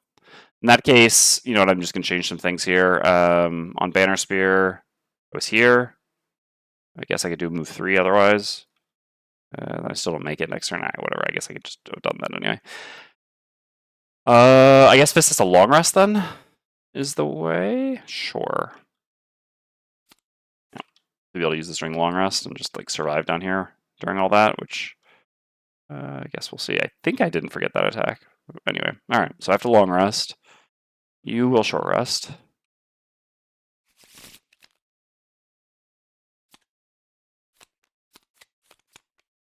I still have another move 4, so sure. I mean, we're playing to 1 out. But then if I have to long rest here on Deathwalker, yeah, I actually have to long rest on Deathwalker as well. So I guess in that case I would use this. Sorry, I just didn't really. I mean, it was a good flip anyway, but all right, yeah, because we do have to long rest on Deathwalker here, and hope that this doesn't kill us while we're long resting. Okay, so here.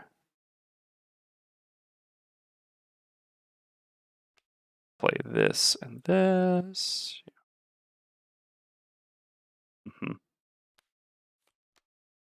I know that if I were really going for a win, I would want to come back here with a Banner Spear and start attacking it. I mean... God.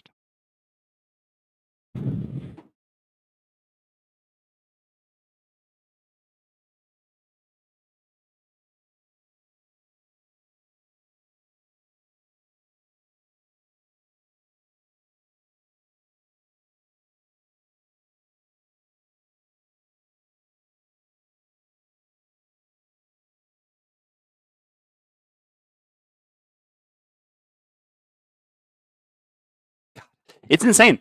I actually think I still could have won if it weren't for that crit. But... God, what if I... Alright, let's take a look here. Oh, this is wild. Alright, so... This turn on Banner Spear, let's say I go do a move 4. Yeah, I go move 4 to here, and I grind some meat on this. Does 1 damage normally, but also starts the wound ticking. Wound creates its own set of problems, but sure. Okay, Deathwalker takes a long rest. Has to not get basically like, you know, crit or plus. I mean, basically the Steel Automaton just can't hit for more than +1 of its attack value, of its base attack value, which again is normally pretty favorable, a likely outcome, right? Okay, so let's say it doesn't do that. Then I get 1 more turn on Deathwalker. I choose long rest, so I get to choose which card to get back. Doesn't really matter. Okay. So yeah, I get 1 of these 2 cards back, and then I go for Dominate at like 14 the following turn. Okay. Banner Spear went here. Meat ground it. This is down to, unfortunately, yeah, my initial. I could re-roll. I mean, we'll see about that in a second. Reroll probably doesn't work. I mean, well, unless it's like threading a very narrow needle, but okay. So, yeah, we go here, we grind it down to 21, it goes down to 20. Then the following turn, I move to here. Grant you movement, you go to, the initiative doesn't work. Yeah, the initiative doesn't work.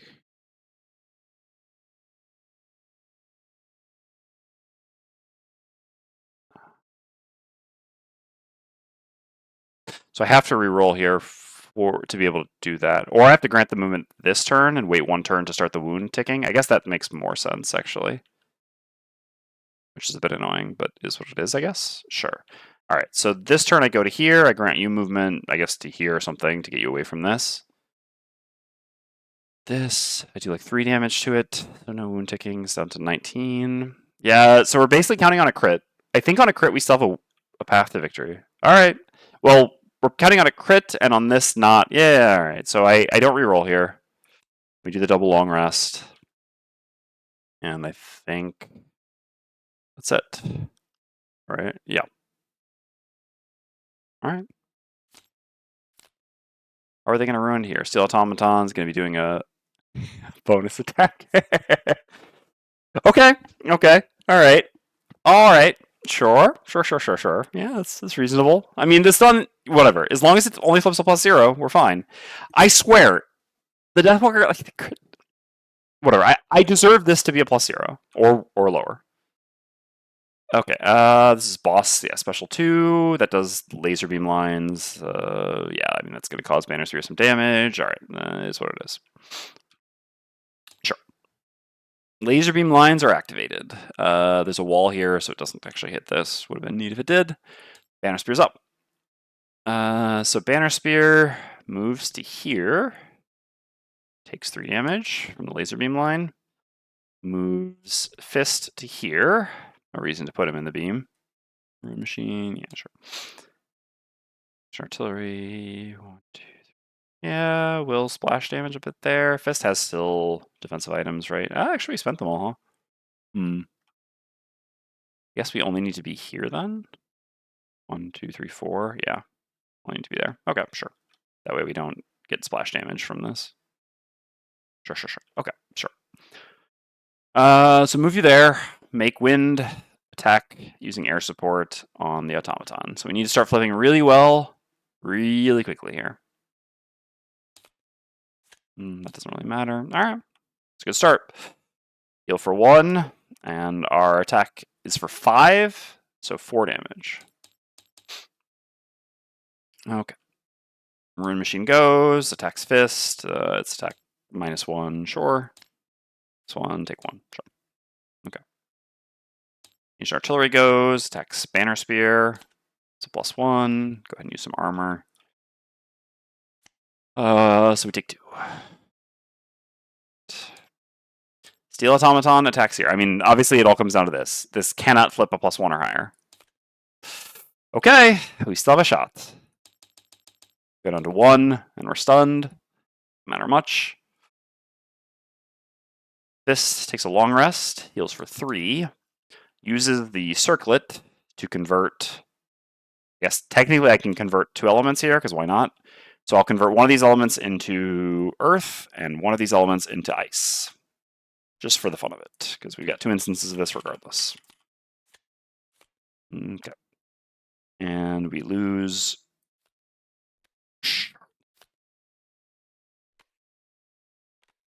I guess if we had been, so we could have taken 2 splash damage to deal 1 more direct damage to it. That would have actually been better. The damage is so instant. Yeah, anyway. I hope I don't lose by 1. It's too late now because I flipped on the attack on Fist. But yeah, that definitely would have been better. I'd forgotten that Shard Launch actually would allow a bit of direct damage on the bottom. All right, play these 2 cards. Oh wait, sorry. Up. This. Push this. Push this. It'd be neat if the long rest like auto untapped. The card that I get rid of here doesn't matter. I'll take the faster initiative, so I can go 14. Okay.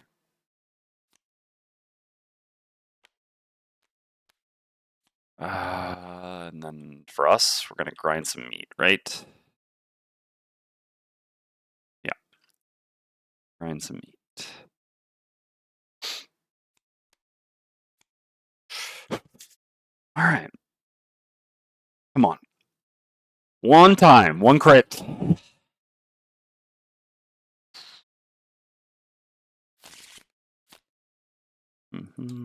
Sure.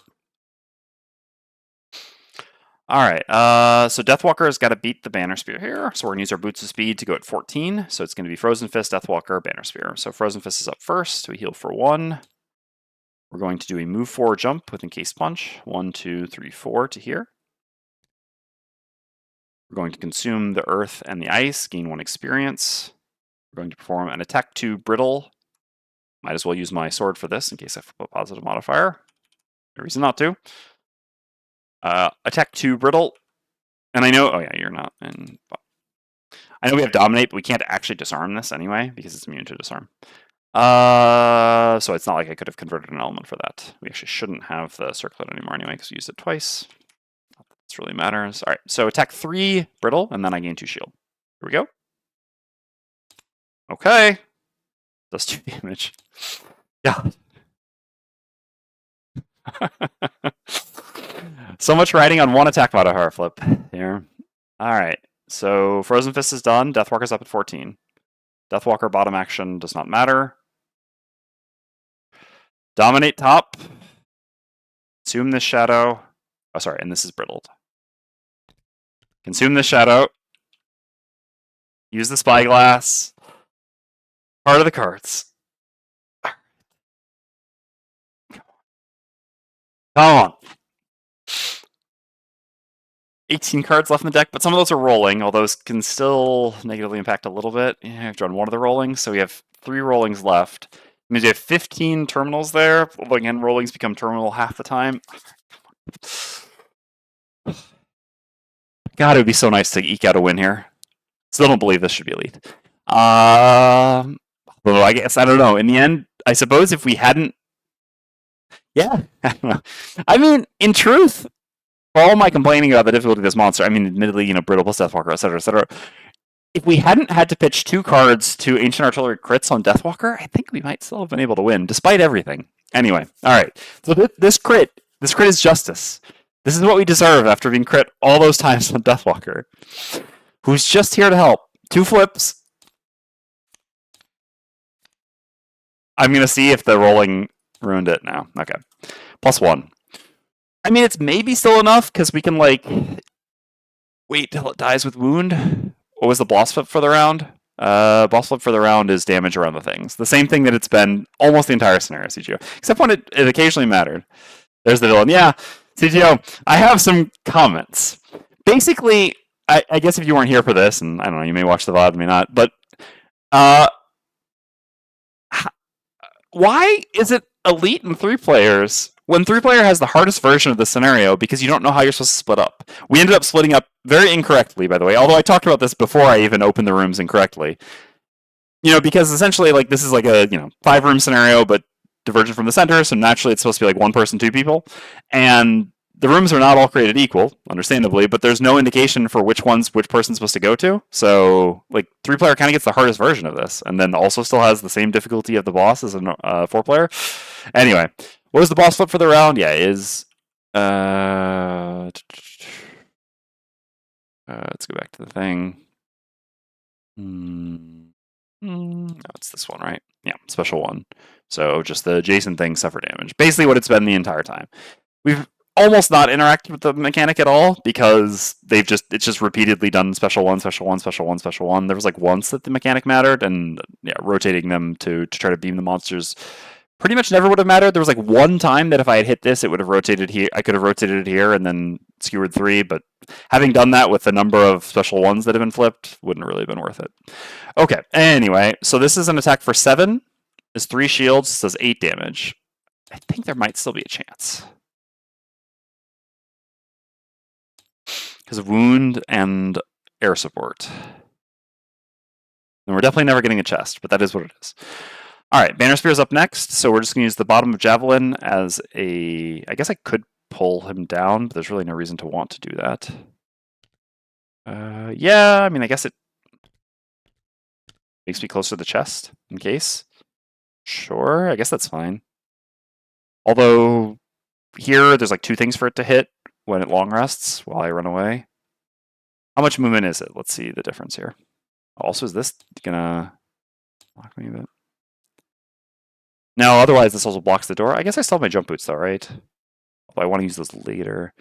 Let's see if that's here. 1, 2, 3, 4. 1, 2, 3, 4. 1, 2. Yeah, I don't think it changes much. I'll just go to here. Default move 2 to here. Grind some meat. 1 experience, attack 4 wound. I have nothing to use here. Sadly, can't poison it. Flashing axe can't add a target. If only we had someone's persistent loss here, but yeah. All right. Okay, so that does 1 damage and wounds it. Okay, Rune Machines go. So it suffers 1 damage, goes to 1, 2, 3, 4 to here because it's +1 move. Attacks Fist. Do I have some armor left? I think so. Yeah, sure. Use the armor. Then the automaton goes, takes 1 from its wound, attacks fist for 5, for 4. 1, 2, 3, 4. Stay where we are. We can't get pushed. And then, yeah, boss thing just does things around the lasers and the ancient artillery. This is the range 5 again, so that does nothing. All right, so 2 cards left, 2 cards left. Long rest, long rest. Here we're definitely short resting. Card there. Yep. The one card we can't lose. And that's our second best card, because I would have actually used that again here just as my only attack 4, but anyway, it's fine.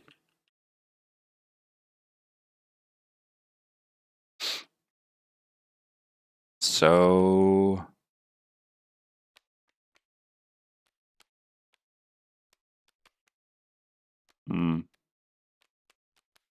actually can do this, right?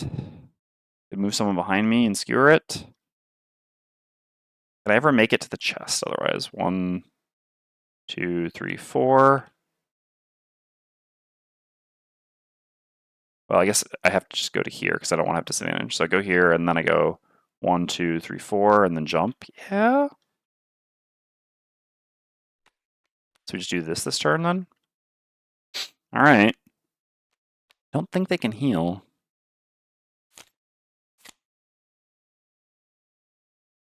In hindsight, I wonder if the boss special shouldn't have been random.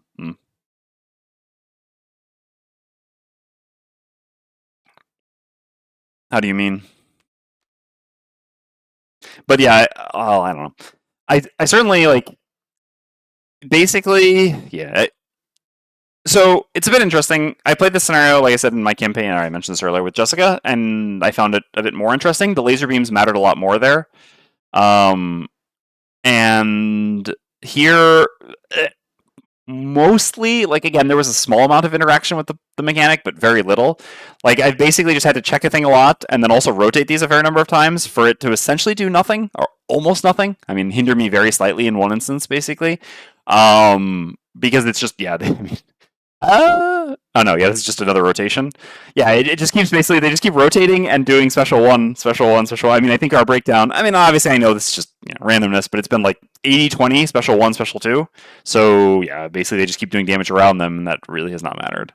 So it's been a lot of upkeep for very little impact, unfortunately. Which again, wasn't representative of the way that it worked out last time I did this scenario. In my actual campaign, or my campaign with my wife, with Jessica, where it played out quite differently. Okay, so I have Boldening Blow. I guess I get to move some allies if I want. Go here. That's amazing. Oh my god. That actually works. Yeah, all right. Why not? After all, why shouldn't I? Okay, so grant 2 allies within range 3. 1, 2, 3 to there. We're just going to get the 2 coins. I think I might have accidentally reshuffled it when I put them back, but technically it should just be 2 coins at the top. I know it would be nicer if it was something else random, but I already know what again know what it was from, yeah. And the Deathwalker can't actually make it to any 1, 2, no, 3. No way. Also, I don't mind having someone tank whatever this is planning on doing this turn. Yeah, so I guess you'll stay there, Deathwalker. Sorry. I guess moving you down to here makes you also tank the Rune Machine attack. No, that doesn't actually work that way because the Rune Machine's sitting in. Please don't immobilize. No, okay. Sure, I'll move the Deathwalker to there just for the fun of it. So then I create wind and attack the boss. Okay, +1 is very good. So heal myself for 1, and this is, again, I can't disarm, but this is an attack 5, -1 shield, so 4. Oh my god. No, we're not going to get to the chest! Ah, the +1 is bad! Whatever, we win. I don't care. I never thought I would win this. But yeah, Brittle, Dominate, and then, honestly, Air Support. I mean, Air Support... Only like attack 3 to him each time. Yeah, the Brittle, Dominate at the wound. Not getting the chest is rough. I mean, whatever. I'll be able to grab at least 1 more loot pouch. Okay, well, I didn't actually think we would win. Wow, I cannot believe we were able to kill this thing. Being able to move Fist up to set up that 1 last Brittle Really did the thing, huh? And yeah, Deathwalker having dominate. All right. Let's go through the motions here. So yeah, Rune Machine, Muddle, suffers 1. Steel Automaton takes 1 from Wound. Well, then we could just delay it for a turn, put him in stasis. Never did doubt. Oh my god. I mean, come on. I guess, in all fairness, we can just assume that the monsters have really assessed who is the threat in this party and are trying to terminate her with extreme prejudice. The Deathwalker has been attacked 5 times in this scenario, and 3 of them have been crits. That's something. Whatever, I guess it was a +1 the time we needed it to be a +1. Admittedly, that only made up, because yeah, if that +1, or sorry, it was a +0. If that +0 had been a +1, we would have lost, because we wouldn't have got the Dominate off, and yeah, it would not be dead. Alright, anyway, Deathwalker pitches 2 cards and exhausts. Fist gets the long rest turn. Oh, I guess this Ancient Artillery actually attacks here. Okay. Do I have any armor left? I do not. So I take 4. Okay. I've got cards to pitch, so that'll be fine. For what's coming. And then Fist gets the loot, which is, again, in case I reshuffled. Yeah, oh my god. Why you gotta do me like this? And reshuffle, yeah. I had looted these with the Deathwalker and then realized that I put myself in the wrong spot because I wasn't paying attention to the lasers all the way down here because it actually mattered for once, like the cross laser there. So I actually know what these 2 loot are because, yeah, I grabbed them and then undid them. Obviously, I would be much, much happier to have that lumber on Fist and finally make a little bit of progress on this godforsaken personal quest. Yeah. 1 lumber looted. 1. After how many scenarios? But anyway, yeah, it should actually be 2 coins that were on the top of the deck. Okay. Yeah, I mean, well, well, also not exhausted. What? Alright, well, we failed that. Uncool. Uncool. At least we'll get ours. Oh yeah, we're gonna get our okay, so you exhaust? We're gonna get our battle goal on the banner sphere. The only person wait. Oh, yeah, put them both there. Okay. That's not how that's supposed to work, but anyway. We're gonna get our battle goal on the banner sphere. Who's retiring after this? So the only one that doesn't matter. Beautiful. Did I put the cards in the wrong spot? Yeah, I did. I should have 2 cards there. Where the hell did they just go? Oh, I pressed like the cleanup thing and yeah, I have these still selected. I see. Yeah, these were my 2 remaining cards. Okay. Okay, well, the automaton dies. I didn't miss anything, right? Let's go back to... Hold on. Just make sure. 32.3. Yeah. It's the central processor. Yep. Okay. Mr. Battle strikes again, yeah. Well, I mean, yeah, this one was kind of my fault with Deathwalker. I just forgot about it. Obviously, I have regrets there. This one, I mean, I didn't have a choice. Like, you know, what could I do? Like, I played as effectively as I could on Fist. I had no way to not exhaust here. Too much incoming damage. I mean, too much stamina. I mean, what round? Yeah, we're on round 27. You know, the old 27 round scenario. Very reasonable. Anyway, Steel Automaton shields itself and dies. Ancient Artillery is doing... Oh, so we get beamed for 3. Sure. I still don't think this can go poorly. Yeah, the Rune Machine, even if it hits me, like, yeah. I guess technically I need to play this out. Sure. Well, alright. We have to survive to the end of the round. I have only cards on my discard. I guess if I go to this loot instead of to this loot, yeah, then I only get hit by this. Yes, and then I cannot die. Okay, I'll just go to this loot here then. No point in attacking anything. Grab this. I could pitch cards to complete my battle goal. That doesn't matter, because we retire. We get a medal. Alright. Can't believe we beat it. I really did not believe for so long. Glad I didn't go for the chest. 2 laser beams there, right? Oh. Is there? No? Because there's a wall here, right? So there was just a laser beam here. This one is here. Unless I at some point misrotated it. Which could happen. But I think the A was there. I don't. This laser, because yeah, sorry, this beam is facing this way. They're all in this orientation right now. I don't think I missed one.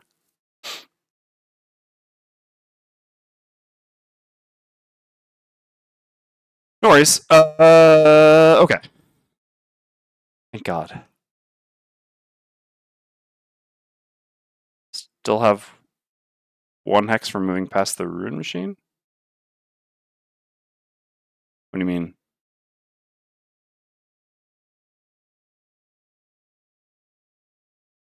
Oh, like, wait. Oh, because like I take the damage twice is what you mean? By going, I guess I have my jump boots. I can just jump over the ruin machine to only take it once. I understand now. Yeah, because I was, wait, no, but I was just here. Just anyway. Regardless, yeah. Okay. So, and round. Let's go read the thing. 67.2. Thank you, Frosty friends. Can't believe we won.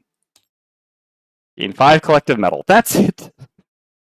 5 metal for this? Whatever, I found the arrow. I don't really care.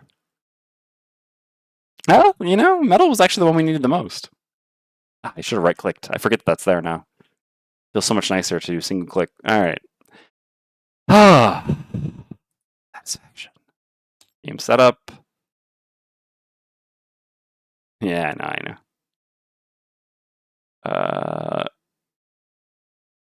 Scenario 1.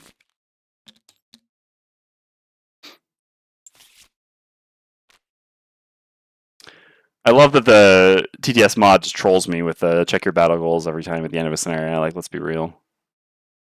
Okay. Let's flip that back over. So we gained 3 gold here. We gained 9 gold here. All the gold that we can do nothing with. We gained a metal, a rock root, more metal, and 3 gold. Oh my god, I'm not going to get to enhance when I retire the humanity. All right. 3 gold, 16. And what was the other thing? Oh, yeah, I want to put a rock root in. There we go. All right. Let's write that there.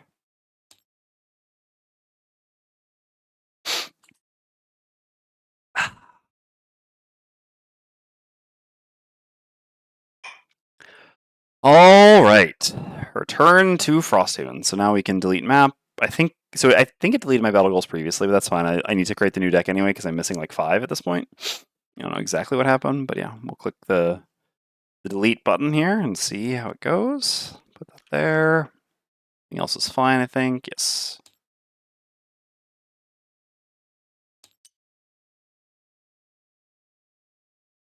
So there, I must have deleted them somehow myself on accident, I guess. Okay. So that's all good. Scenario experience was gained. Any level ups? No level ups. That's fine. We just leveled up previously. Return to Frosthaven. All right, we got a number of sections to read here. 86.1 and 180.1. Book out. Get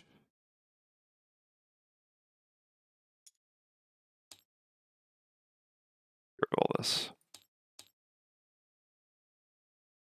It was 86.1, did I say, or 80.1? 86.1. Okay.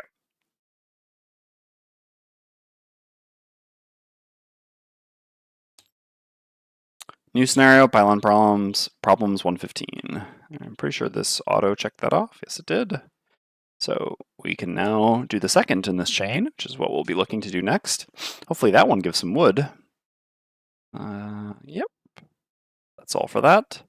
And then the other thing to read was 180.1. I think this may also give us a new scenario. We're going to have choices. No, it's the Great Tellum. All right, well, this is an event-related thing, so I'm actually going to read this. Frosthaven is bubbling over with excitement. The streets are cleared, the feast prepared, and the citizenry has shown up in their best clothes to meet the Great Dalam, the most powerful seer the world has ever known. He arrives right on time, stepping through the gate with a small entourage at his side, to cheering, music, and fanfare. The crowd bunches up around him, and it's some time before you can even get a look at anything more than his bald head. People offer numerous gifts: painted hides, fine woods, and, of course, gold. Each is graciously accepted, then spirited away by the Great Dalam's handlers into a wagon for transport. When it's finally your turn, he sets a soft hand on your shoulders and looks at you with piercing green eyes. "What's your name, mercenary?" His booming voice carries, and he speaks at a quick clip, as though he's rushing to get through his duties. Before you have a chance to answer, he asks if there's a donation you'd like to make for his blessing of sight. If we make a donation to the Great Dalam, read 122.4. Otherwise, read 120.5. I mean, I guess we'll make a donation. We've got tons of stuff to give at this point. We're like overflowing with gold, overflowing with resources, anything but herbs. If you try to take our herbs, I'm going to be unhappy. He feels like a con man, but I feel like making a donation is going to make people happy, and I like morale. 122.4.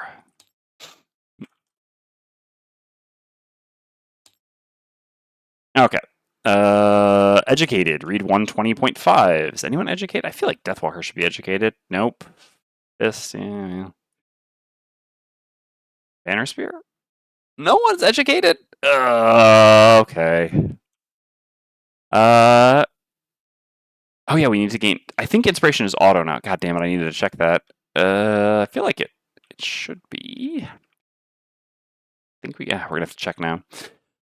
I think we've gained one otherwise. Lose any 3 collective resources. Do not result... Oh, I guess we... The Great Dalam accepts your generous gift, whispering words of kindness into your ear. It's not perfectly applicable, but as a metaphor, there really is something to what he says. Yes, you get it now.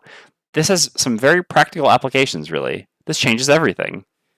It should be auto-calculated now? Okay, we'll assume as much. So we lose 3 collective resources. Do not resolve an outpost event this week. Okay, that's fine. I'm here for that. Oops, that's not what we wanted. We wanted to go down 3 hides. Definitely hides we'll get rid of here. Okay. So that's that. Oh yeah, and then we gain the 2 inspiration. Sadly, just barely not in time. We'll be in... Oh! Oh no! That's lame. Come on. This... You know what? I'm going to count it. I don't even care. I'm going to count it. I'm not even in a rush to retire the Deathwalker, because... because the Deathwalker is basically carrying my party, and we only have 1 lock class left. But honestly, this should count. Like, this is really silly that it doesn't. Fine, whatever. I don't want any asterisks. I guess it's fine. Basically, the Great Dalam thing essentially took the place of the outpost event for the week. So we read a name there, the Great Dalam, in effectively what was the outpost event for the week, the Great Dalam arriving, because it precluded doing an outpost event. It's kind of crappy that doesn't count. But the counterpoint is, I need the Deathwalker. Why wouldn't it? It's an outpost section. Well, it's technically not an outpost section. It was from an event, right? So the personal quest is here. During 8 different outposts... In an event or a section. Oh, okay. I thought it was really just an event. Okay, nope, never mind. All good. That makes me wonder. I didn't realize it included sections. I really thought it was just events. I guess that makes sense, because the section's from events. Yep, alright, well, good catch. Thank you, Dwarf. That's why it's good to have you here. Yeah, definitely guess. Okay, thank God. I was going to be tilted otherwise. No, I mean, not really, because then I just get to have the Deathwalker for longer, which is kind of important. But anyway. Alright. You know what really sucks is we're going to unlock some new building. Well, we're going to build it right away, and we'll just build 1 wall. That's fine. We gotta build that building. All right. Oh no! Oh, building. Oh God, this is such a mistake. We can't distill the potions. Ah, that's so bad. Actually, that's so bad. We definitely should. We need to upgrade the alchemist.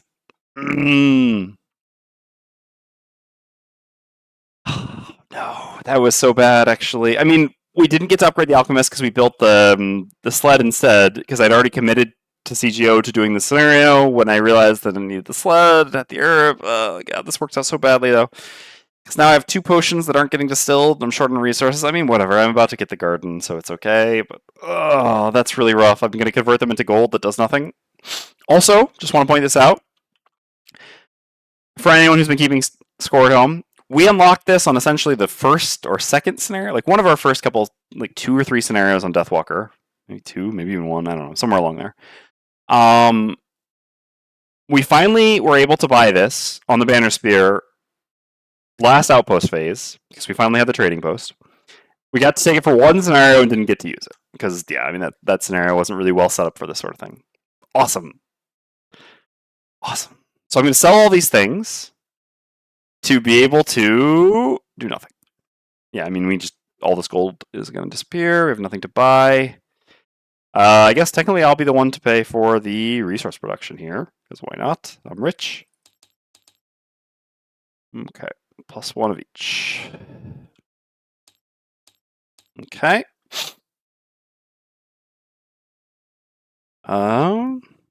Yeah, there's not really anything else to do at this point. It's time to retire the Banner Spear. You hate to see it, I know. I mean, I don't really care about the gold because I'm going to be playing temporary enhancements anyway, but the herbs really kills me. Not being able to distill here. Yeah, I didn't really think about that, actually, like the distilling for retirement. If I had, I would have probably just not upgraded the trading post and upgraded the alchemist instead.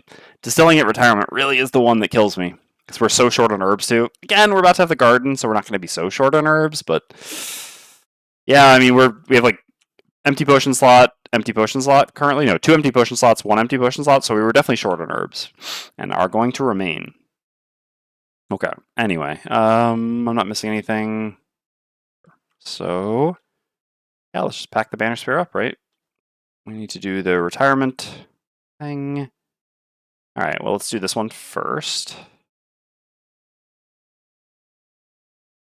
So, we're going to read 50.2.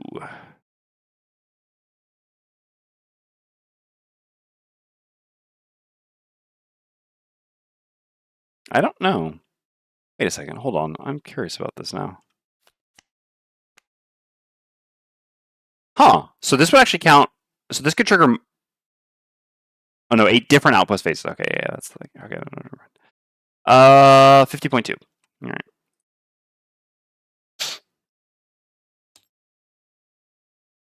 You walk into the barracks to find the Banner Spear speaking intently with Captain Olmsted. They wrap up some paperwork, and the Banner Spear walks over to you. Friends, good to see you. I just finished enlisting finally in the town guard. Formally in the town guard. They note your surprise. I thought about relaxing and enjoying retirement, but frankly, the regiment could use some of my experience to help prepare for the next attack. A guard steps up to hand them the town guard armor, and they politely refuse. No, thank you. I've got my own. Oh, just a moment. Before the guard can walk off, the Bannerslinger snatches the Frosthaven insignia off the tunic, attaching it to their own chest plate. There we are. Feels fitting to be part of something larger again. Good luck out there, and I'm sure we'll see each other on the battlefield soon. Yeah, still once per phase. This would actually also count if Dallin didn't. Oh yeah, because there was Olmsted. Yeah, good call. Add 1 + 20 card to the Town Guard deck. I really like this retirement event. I think this is pretty cool. Even though, again, Town Guard deck. But, so I guess I want to look in here to find +20. There's not a specific one. Is there like one with a Banner Spear I can? No. Even though, yeah, I mean, you know, Town Guard deck, attacks, etc. But I found this one very cool. All right. I really need to get some water. Kind of disappointing the modifier doesn't get anything special. Yeah, that's fair. You really feel like it could have had something, I don't know, Banner Spear related, but yeah. Anyway, I guess they want to keep things simple there. Okay, so that's that. So then we got to do this. So we're going to open envelope 24. So spoilers for envelope 24.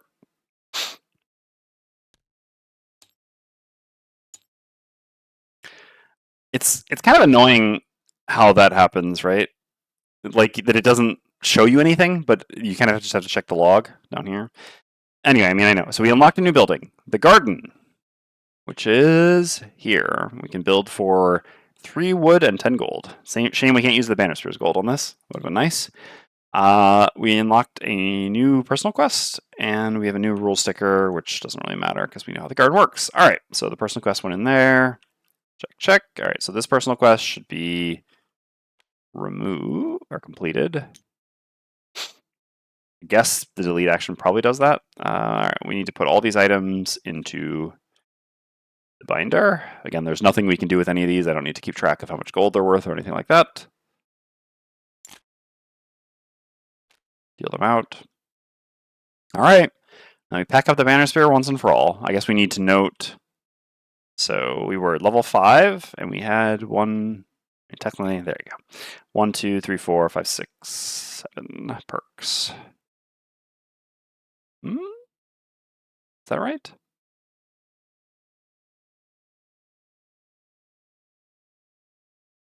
Did I do one too many? Whoopsies. Oh no, mastery. Okay. Whew. I was like, wait a second. All right. Player 3, character Bill. That's actually kind of fitting. I was doing it because, Dan, Bill sort of thing, but Dan also wasn't based off of it. It was just Dan the Drifter, Bill the Banner Spear, Banner Spear. But also, given that Bill likes this class, level 5, perks 7, masteries 1. All right. We gain Bill's prosperity. I'm a Banner Spear. All right. Let's group all these up, put them here. Pack you up.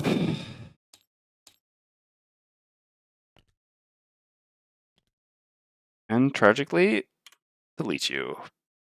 Okay. So that's that. So now we need to create a new character. I'm going to go grab some water before we do that, though, and run to the bathroom. So I'll be right back, and then we'll get into making a new character. I do wonder. I guess, honestly, good opportunity for a poll. So, what will be your next character? That is exactly what I'm about to get into. All right, let's make a poll. We're doing this with this interface. So let's go poll. What should be our next character? Next class. We have the options of Trap, Bone Shaper, and Blink Blade. Dominate conspicuously absent. Trap is fun with Fist? Yeah. Feels like in this party, Fist will have to do a lot of heavy lifting in order to survive, but what are our options? I'll put them in the poll, but it's Trap, Bone Shaper, and Blink Blade. I'm going to create the poll right now. I'll give 3 minutes for the poll, since again I got to run to the bathroom and grab some water, blow my nose, etc. So, yeah. Again, our party currently is going to be Fist and Deathwalker. Deathwalker is very soon to retire as well, probably in a couple, usually in probably around 2 outpost phases on average. Yeah, Fist has a very long time to go because finding lumber for this personal quest sucks. Anyway, all right, starting the poll, 3 minutes to vote. Again, Trap, Bone Shaper, or Blink Blade. I guess I'll to replace Banner. There we go. All right. Sorry about that. Just had to blow my nose one last time. Well, not one last time, one more time. All right. So let's see. This poll was apparently a tie. How do I see the results for the poll after it's over?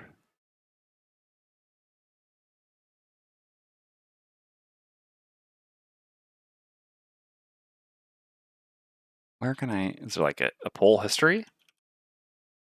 441, yeah. Okay. It's weird because I was gone. Yeah, like I just can't see it anymore. That doesn't make a lot of sense.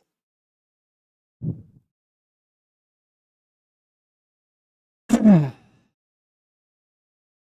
with Ronnie. Okay. So I have to make the decision, huh? Huh. All right. Yeah, I still can't. All right. Well. All right. Well, we're just gonna let fate decide then between the two of them, right?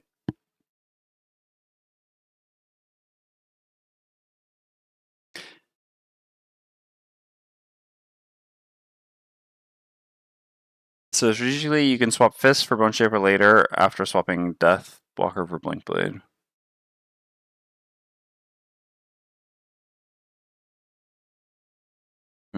Kind of. And thank you for the congrats, boss. I hope the cooking preparing is going well. All right. Let's close this for now as well, by the way.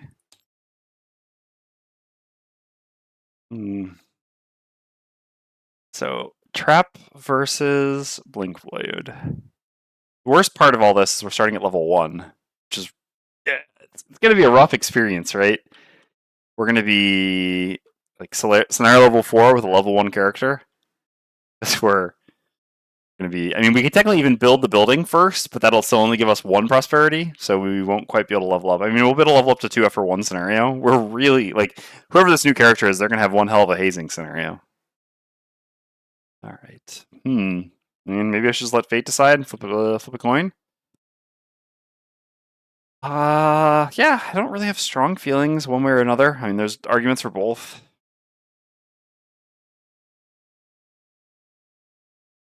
All right, whatever. Let's run it.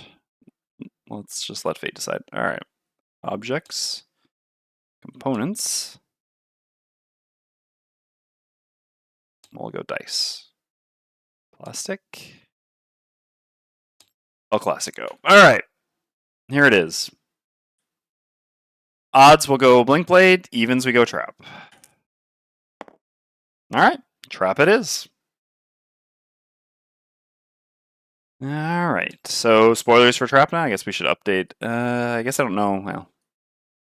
Well, Frosthaven campaign with Fist and Trap. All right.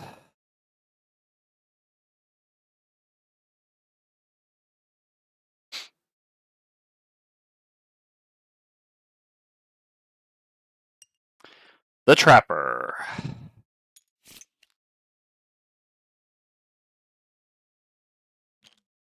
So our first scenario, we're the best experience gaining class, or one of the best experience gaining classes in the game, but no experience we gain from the first scenario is going to matter whatsoever, so we got to remember not to pay attention to that. Because, yeah, we will automatically level up to 2 after the first scenario, since, yeah, we will then be Prosperity 3, which will let us get level 2. I wish that it was, yeah, the slightly different formula. I understand why that formula wasn't used, because it's slightly more complex, but yeah, basically, the formula that I would prefer, like I definitely think it's good that the leveling is halved essentially of prosperity now, but I wish that it was, yeah, basically I wish that at 2 you would start with level 2 characters essentially, and then at 4 you would start with level 3 characters rather than it being at 3 and 5, etc. This is just most significant because, yeah, basically when you start retiring the first wave of characters and some are still around, having the new set, still being a prosperity 2, having the new set come in at 1 is so rough. Like here, for example, the rest of my party is, I mean, level 5 and level 3, and I'm coming in at 1 rather than 2. 2 would make a big difference. Obviously, it's only going to be 1 scenario, but yeah, it basically just creates like a really extreme hazing scenario here. All right, so we've got the trap things down there. We got to grab a personal quest.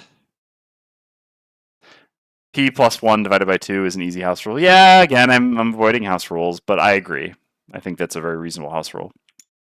All right, we'll shuffle this and draw 2.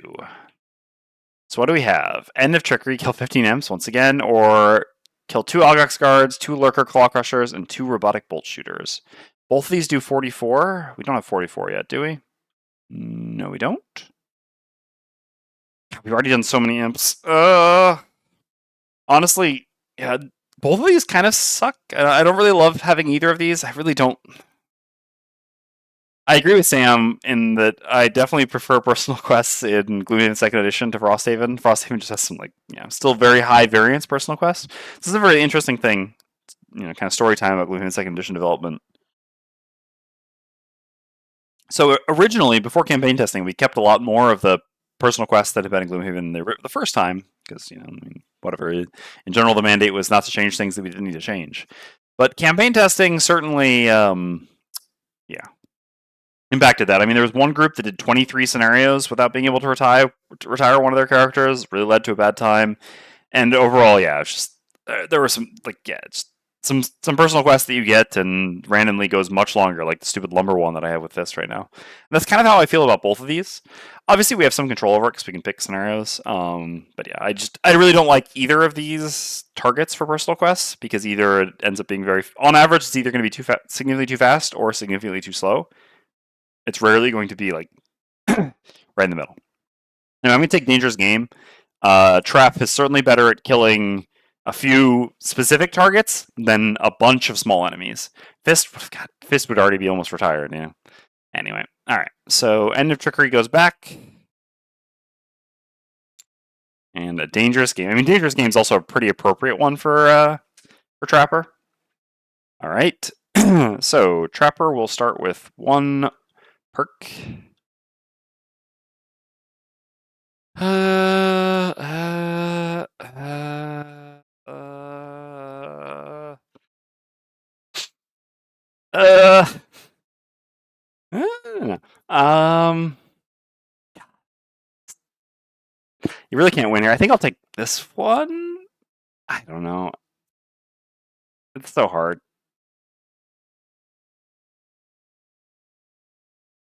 Yeah, I know. All right, I'll take this one. I mean, it's kind of like you can't go wrong with picking any of these 3 perks. You want all 3 of them. Honestly, all of them are good.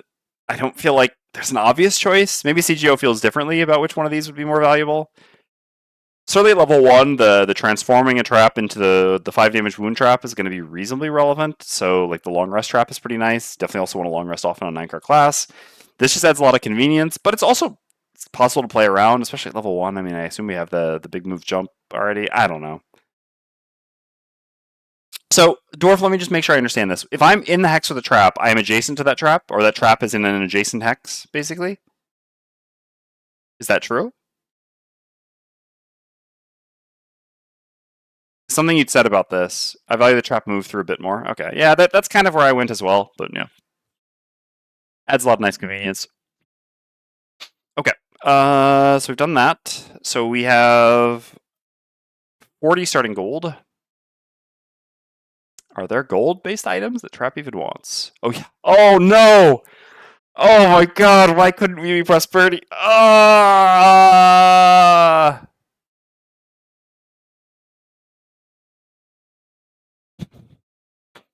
We're so close to Prosperity 3. We shouldn't have picked Trap here. We should have picked Blink Blade. Being able to start with the Circlet of Eyes. Oh, my God. Yeah, then we would have put Trap in for Deathwalker. When we were Prosperity 3, it would have worked out so much better. That was the line. That was the line. All right. Oh, anyway.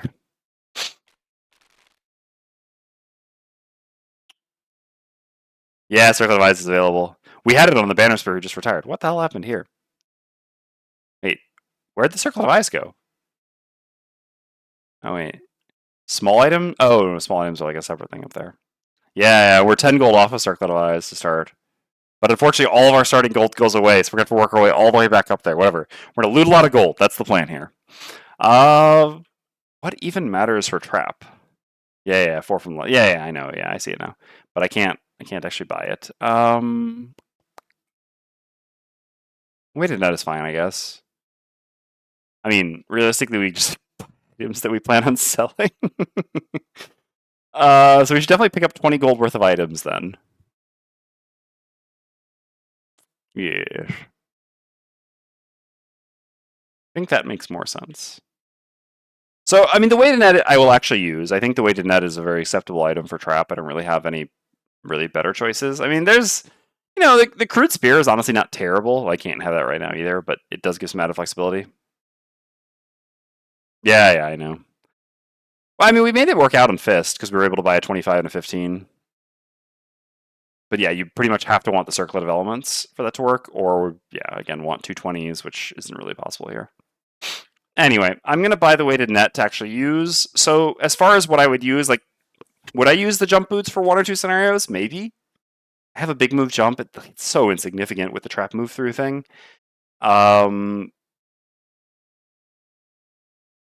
Initiative boots. I think the weighted net is better than initiative boots. Trap has such good initiatives, right? Like, yeah, I guess the argument is I would also. I mean, I'm basically just wondering what I would rather have more as an actual item. Well, and there's another point as well, which I'll get to. Trap a pretty. Maybe I'm misremembering Trap's initiatives. Maybe they're not as good as I thought they were. Yeah, I guess they're not as good as I thought they were. I thought Trap had really good initiatives. They're just these like acceptable initiatives. Ugh. All right. Kind of a fast little vermling is this. Maybe we do want initiative boots. I mean, basically. The weighted net at level 1, we won't even have that many ranged attacks, right?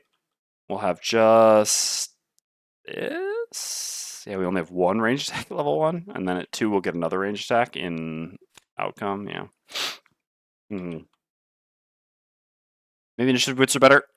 I don't know. So there's an interesting point here, which is that. Oh no, yeah, we have dismantle as well, so you have fewer range checks. Yeah, this is a tough call. If we buy the initiative boots, which okay, so like I guess yeah, at this point I'm kind of looking at it such that wait, where are the other initiative boots? What is going on here? Oh, why are they all on the left? Whatever. Okay, they're on the left. If we buy the initiative boots, then we just have 10 gold that disappears, which kind of sucks. Whereas if we buy the weighted net, then we can just also buy the flashing axe with the intention of selling it to then have gold for the circlet. While the initiative boots seem fine, and I'd be willing to take them, I'm not sure that I care as much about. Like, I mean, getting the circlet is just by far the most important, right? No, by name, not by number. Okay, yeah. So that's weird because this doesn't make a lot of sense to me.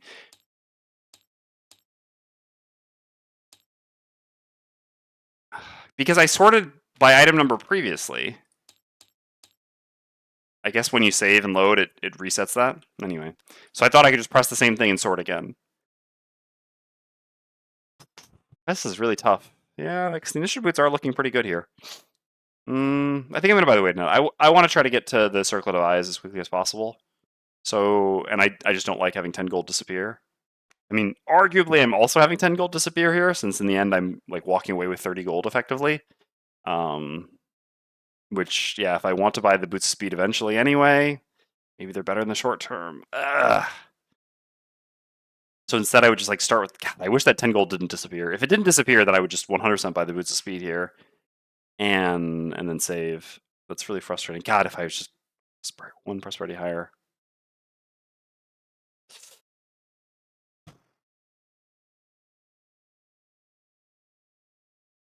I'm just gonna go like this.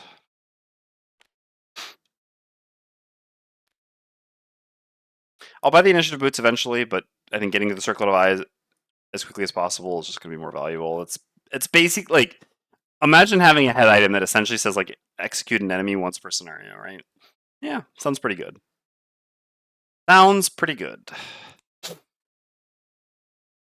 All right, so we got that.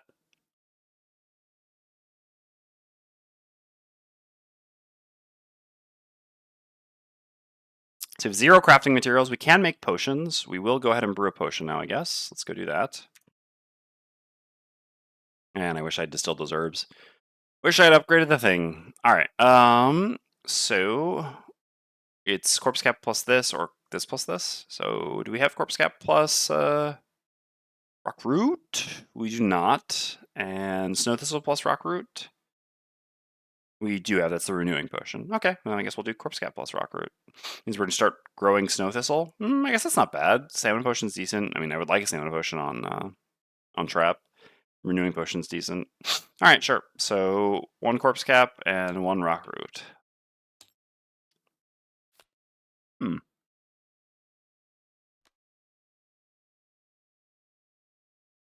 That is most unfortunate, isn't it?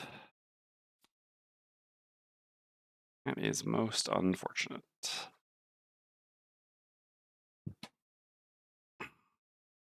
All right, well, I guess we're putting it over here. I really don't want this in trap. Deathwalker could retire in a single scenario, which is pretty rough. But yeah.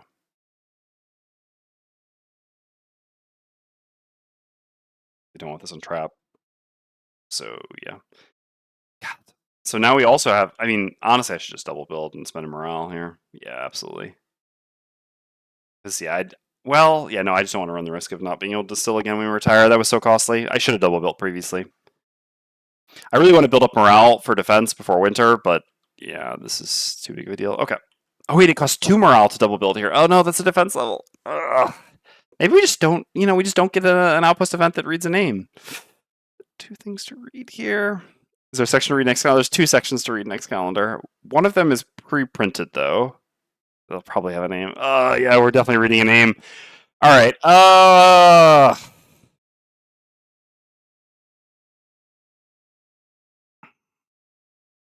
losing 2 morale is so rough. Right before winter. Can't win. And I upgraded him. You're counter your scenario requiring a sled. I didn't need a sled to get up there. We have Frozen Fist. He could have just carried us.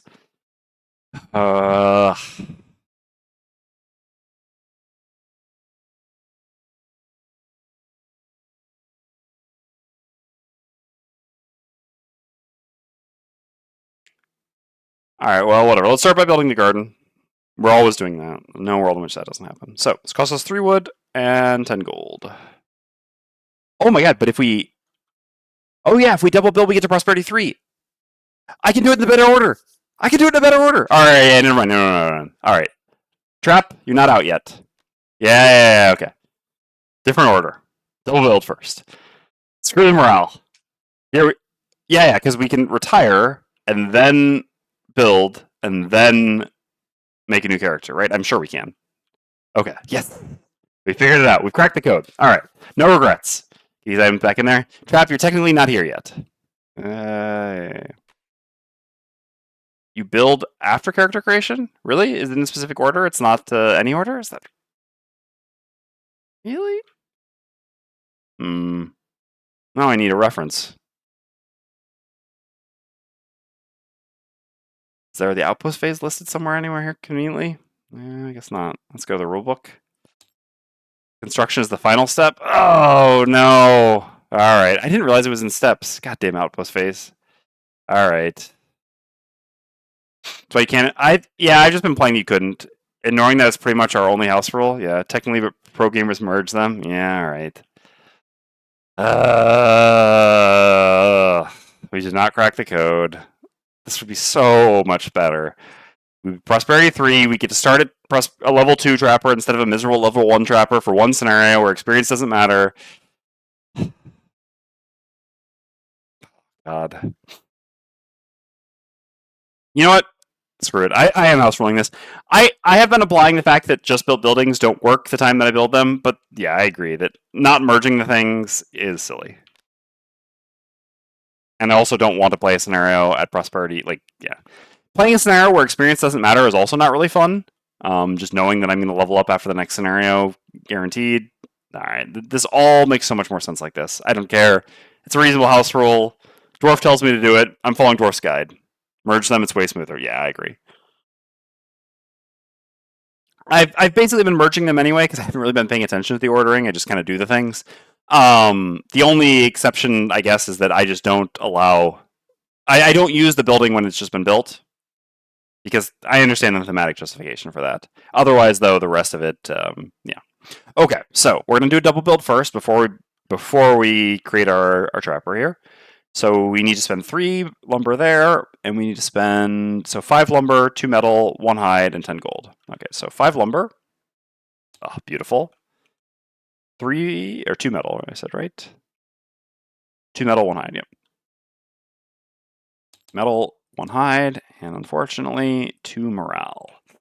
That hurts a bit, but that's okay. All right. Guess this is... I don't know if I'm supposed to modify... whatever, it's the total. We'll keep it like that. I forgot to change it when I get to plus 10, but whatever. Okay. So we build 2 things. That also costs us 10 gold, which we'll pay from the Deathwalker. So it's like middle mouse. Oh, beautiful. Nice changes.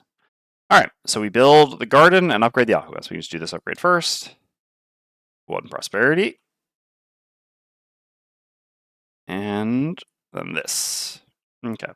Oh, so weird, the upside down. Plant herbs. Rotate this 180 degrees, then stop. All right, so next time we'll be able to plant an herb here. We have exactly 1 herb to plant. I mean, maybe we'll have more after the scenario, who knows.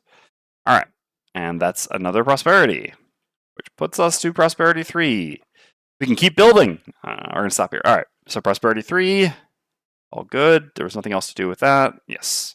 So now when we make a new trapper, we get to make them level 2. And they start with 50 gold. All right, well, let's put these back in the thing.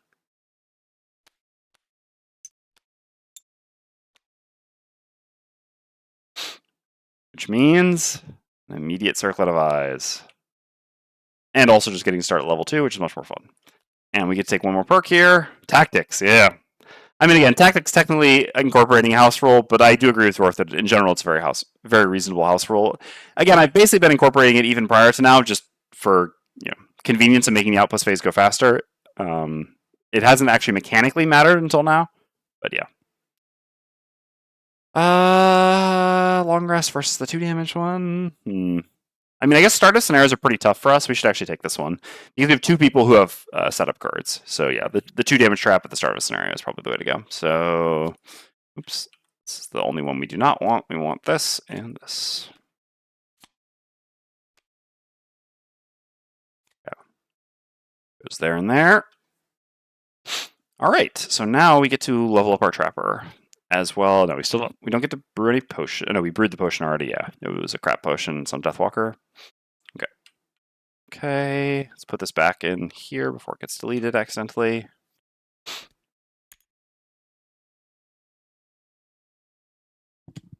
Okay. So we got the one more perk. We get to take a level 2 card. All right. Yeah, I mean, Path of Pain. Path of Pain has 2 things going for it. Yeah, I guess I should talk left to right.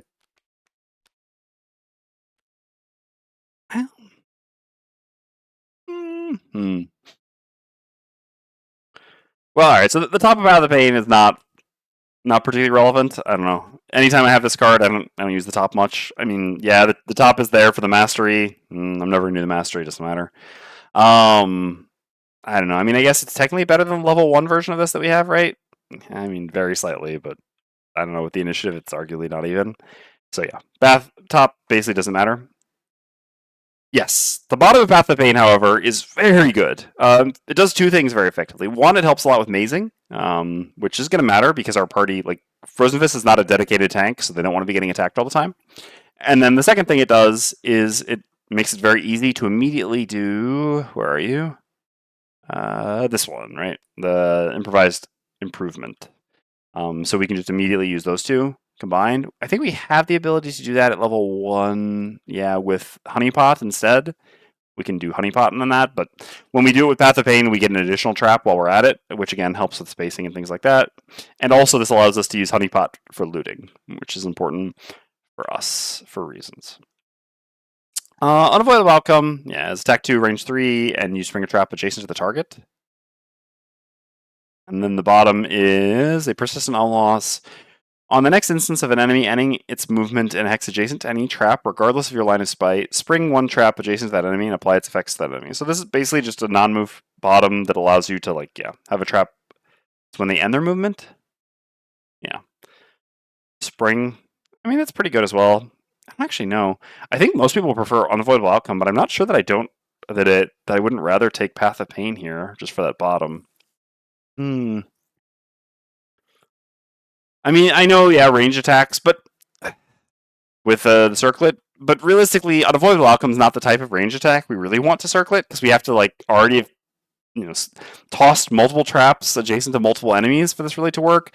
It does have the advantage over Dismantle that it starts at a base value 2, whereas Dismantle starts at a base value of 0. So obviously this is more damage.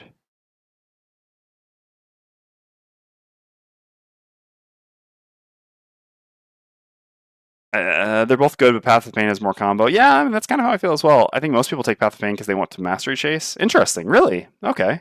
That's surprising. I thought people just took Unavoidable Outcome. I thought people considered Unavoidable Outcome to be better.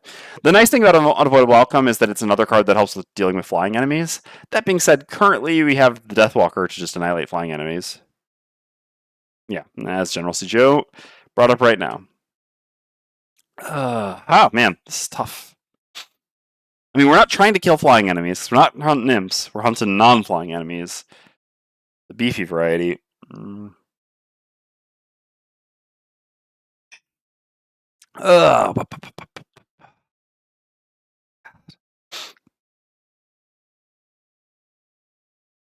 Just eat traps. I mean, yeah, well, Dismantle already eats traps, so, like, either one is going to eat.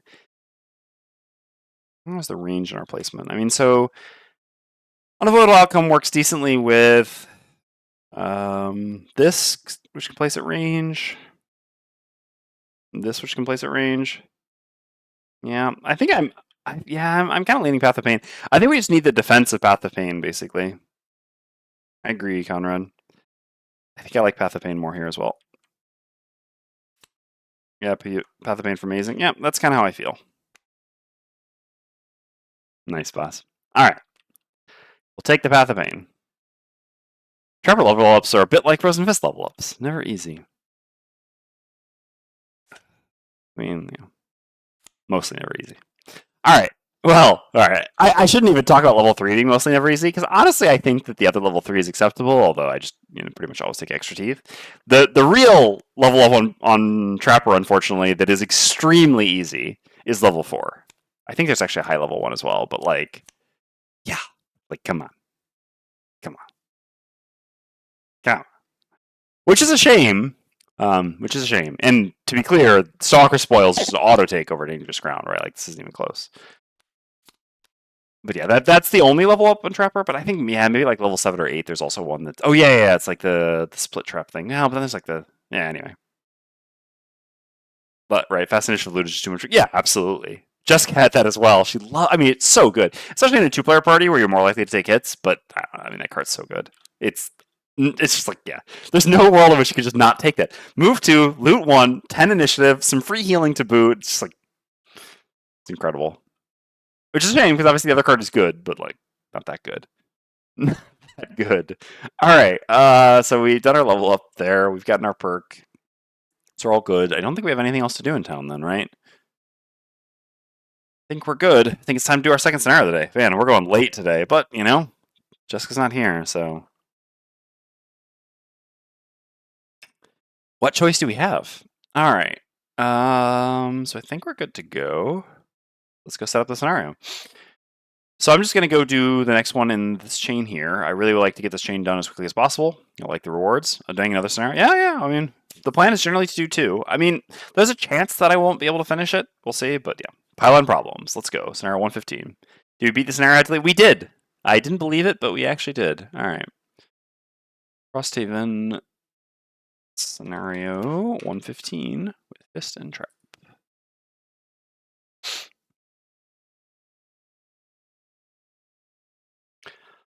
Okay. Game setup. I found this not auto updating, so let's do this. Oh, wait, does it? No? No way, scenario level 3 is correct. No, that's definitely not correct. What the hell? Because we were on very hard. Okay, yeah, very hard. There we go. Yep. Yeah. At least we're level 2, not level 3. Or not level 1. This will make this, a little bit manageable. And we've got a Circlet of Eyes. Admittedly, Circlet of Eyes is very far from an execute here with our level 1 and 2 cards. Like, it's just an additional attack 5 wound. I mean, just an additional attack 5 wound, but... Okay. I don't think there's anything else to do. Oh, we have to do a road event. Yeah, let's do that first, I guess, then. There are technically road events. Yeah, I won't... Well, anyway. Oops, god dang it. There we go. Okay. Summer road event. Oh there, a moment of your time. You can blow this up for everyone. Just off the path, a weathered Volrath calls for your attention. He approaches you with surprising speed despite the pack, and gear strapped to his back. Edwin Merlesgate, cartographer. You look familiar. Have we met? Before you can respond, he continues. I always forget a face, but never forget a trail. I can only cover so much ground, though. Could we compare notes? He pulls out a scroll and quill, looking up expectantly. Option A, share notes of your travels. Option B, ask him about his more notable travels. All right, well, democracy time. So the question is, should we share our travels? Ask about his travels. All right, 1 minute for the poll. Here we go. Why not both? I know, right? Fair point. Alexander, you failed us on this one. And we got time, right? But I guess maybe not so much. Places to be, Algox to kill. Blow my nose quickly, I guess, while we wait for this.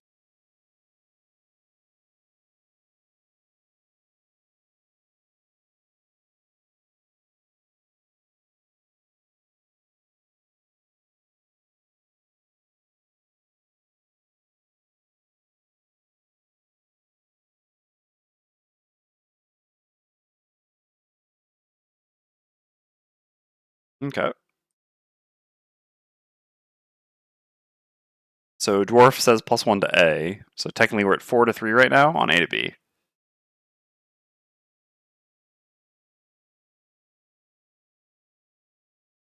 Oh no. Yeah. Someone out there is chaotic, by the way.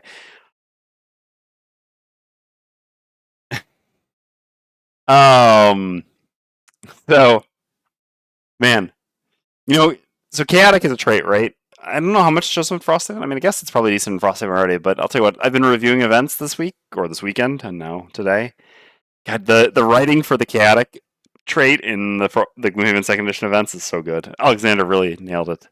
Oh my god, it's easily the highlight for me. Every time I read one with a chaotic outcome, I'm just always so half fist. Like, God, I want to be chaotic, which is funny, right? Because it's not always good, often not, but always amazing. Anyway, so yeah, the obviously chaotic trait person who voted to recreate a tie. So we will get our die back out, which we should not have deleted. Mm-hmm. All right, objects, components, dice. All right. Odds for option A, evens for option B. Option A. All right. We're going to share notes of our travels. Edwin is overjoyed to hear of your travels. Mark a box next to each location which you've completed at least one scenario. Do these boxes work? They do not. Complete at least one scenario. Thank you tremendously. That helps confirm several of first-hand accounts I've collected. Nearly identical. Gain 3 gold for each checked box above when all boxes are checked. Okay. I wonder which classes are chaotic in Gloomhaven 2. Frosthaven definitely didn't take advantage of chaotic as much as Gloomhaven 2, but there's also because it was wild for a while. Oh yeah, that's fair.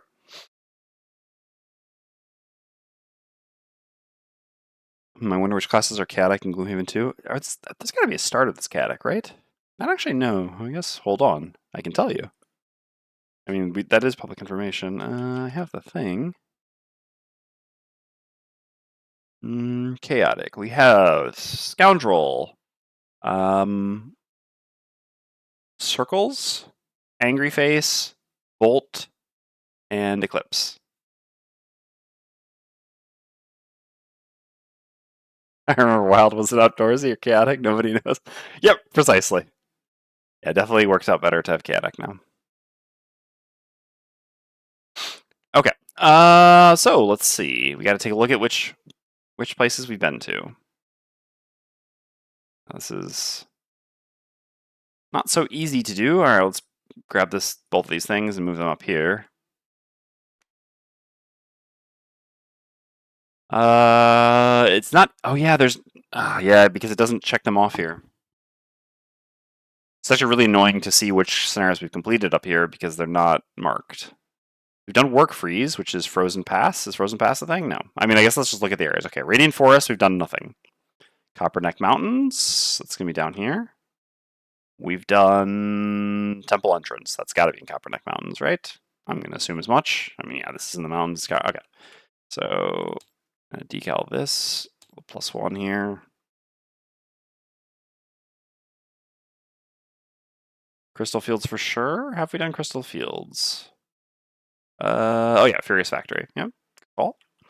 You knew where yours was. All right. The Biting Sea. We did Edge of the World. That's not the Biting Sea there. Wait, no, this is the Biting Sea. It's just not the thing. Does Edge of the World count as the Biting Sea? Probably not. I'm sure there's a point of reference somewhere for this. It does not. Okay. So in that case, yeah, we haven't done. No, I guess Jagged Shoals will. Oh, if we get that. Sadly, not there yet.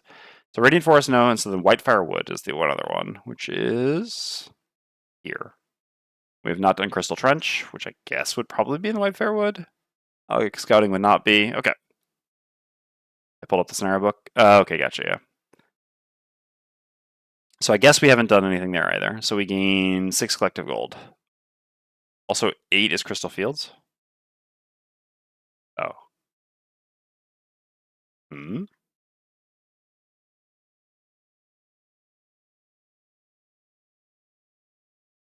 Oh, in the Crystal Fields. Gotcha.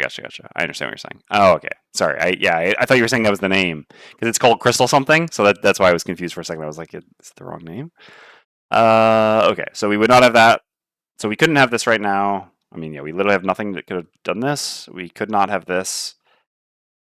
Unless Ice Cave is in, which it probably isn't. But anyway, that doesn't matter for now. So the only one we could have additionally is Jagged Shoals, which we've not done. Okay. So we just have 2 done. So if we ever complete scenarios in those other places, then we'll share notes of our travels. So we just gained 6 collective gold. We're going to put all that on Trapper,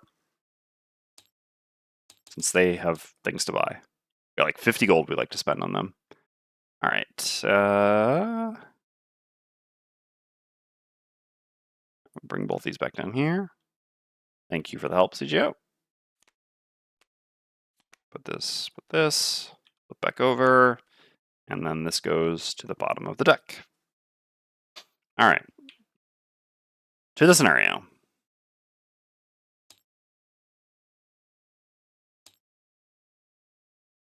I'd like to buy the weighted net and the initiative boots.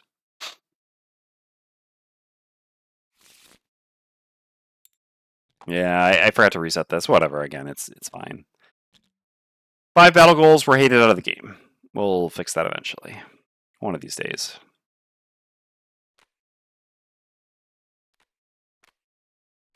All right, let's take a look at the scenario, shall we?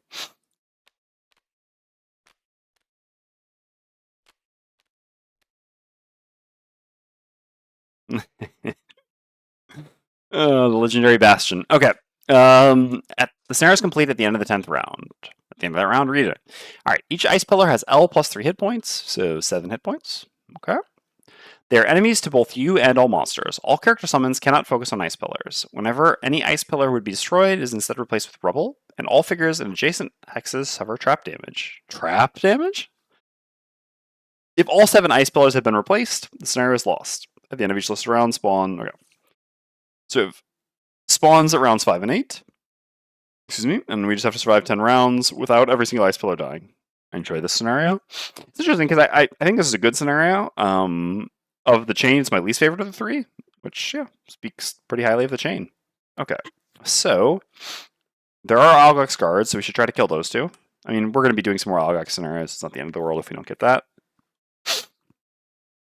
All right. You only save 1. Good for trap, I think. Kind of. I mean, snow imps fly. The snow speakers, do they also fly?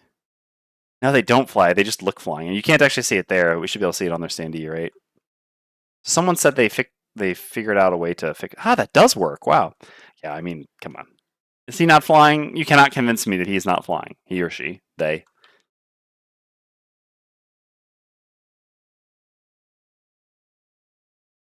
Yeah, I know they don't actually fly, but all right. So I guess there's not actually that much flying. There's just snow imps. My party's been putting this off for 3 in-game years, which is a shame because I still haven't played 116. Everyone loves it. Yeah, 116 is my favorite. Just slightly hovering. Yeah, they're like a horror, right? 116 is one of my favorite scenarios in the game for sure. Art fail? Yeah, agreed. Kill an enemy while 3 or more elements are strong or waning. Theoretically possible, not very likely. No. Never end your turn. Man, they really. I mean, that being said, we probably retire after the scenario, so I guess we'll try to do this. Someone can remind me if we actually complete it. Never enter an hex occupied by an ally. Enemy. We jump all over the place. Come on. Fist, a pedestrian. Come on. All right. Never collect a loot token from end of turn looting. Like fewer loot. No. No. I need lumber. All right. How much lumber is here? 3? Not a lot. After this, we're going to hunt down some lumber scenarios. That's for sure. I mean, I only loot from end of turn looting, so I guess I'll take aesthetic. I'm never doing pedestrian. Man, these are some really crappy battle goals. Get Bastion back in here.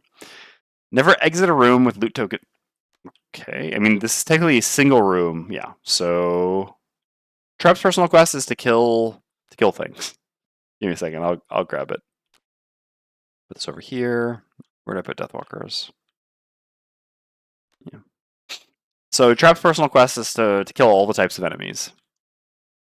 2 Algox guards, 2 Lurker Claw Crushers, and 2 Robotic Bolt Shooters. We have done a scenario with Claw Crushers. We've done no scenarios with Bolt Shooters. Here we have Algox guards.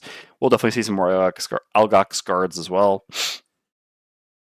So I'd like to try to kill 2 of them here with Trap, but even if I get 1 of them, I'll be happy. All right. Oh, and for the record, again, I mentioned this before, we are playing with Wound Give skill credit. This is a house rule that I suggest, well, everyone who has no difficulty tracking it, do. In this case, since I'm playing solo, I do. I get the same one on Fist. Yeah, I would much rather have that one on Fist than what we currently have on Fist. Search for lumber.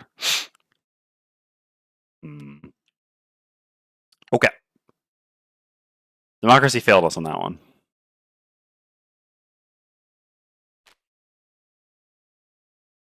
This is like 11 cards. I mean, that's an argument for bringing Eclipse here. Let's take a look at these cards and we'll see. I should get back to using the hotkeys a little bit as well.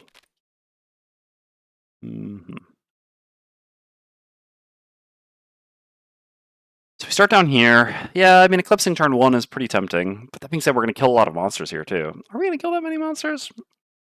Oh, some beefy boys. I mean, we definitely kill some snow imps. Eclipsing turn 1 seems pretty good. But I don't know. What I hate about Eclipsing turn 1 is it just makes things annoying afterwards. Like, basically, I like Eclipsing turn 1 until you're level 4. Level 4 just seems better not to. Yeah, I just don't think we need to. I also just don't think we need to play another loss for it. I'm pretty happy with the cards that I have. It's not like we're doing Strength of the Abyss or anything like that. And so we only like need one shadow, and then that one shadow can get us more shadows, and we just get that shadow so freely. Now that we're level 4. Not really convinced with the Eclipse here. Okay, so tanking here would be good. Although, do these things have Pierce? No, just push. So there's a world in which we want... I mean, yeah, I think I'm interested in Freezing Shell for sure. The combination with Frozen Over and also the top now as well seems pretty interesting. Piercing Pummel we definitely don't need. Primal Bellow, I mean, we can stand still quite a bit here, so that does make these things a little bit more interesting. There's no scenario effects, and we don't start with Wound. Oh my god. Christmas Miracle. So I definitely like one of these more than Voice from Below. That's a given. Yeah. All-out healing should be less important here then.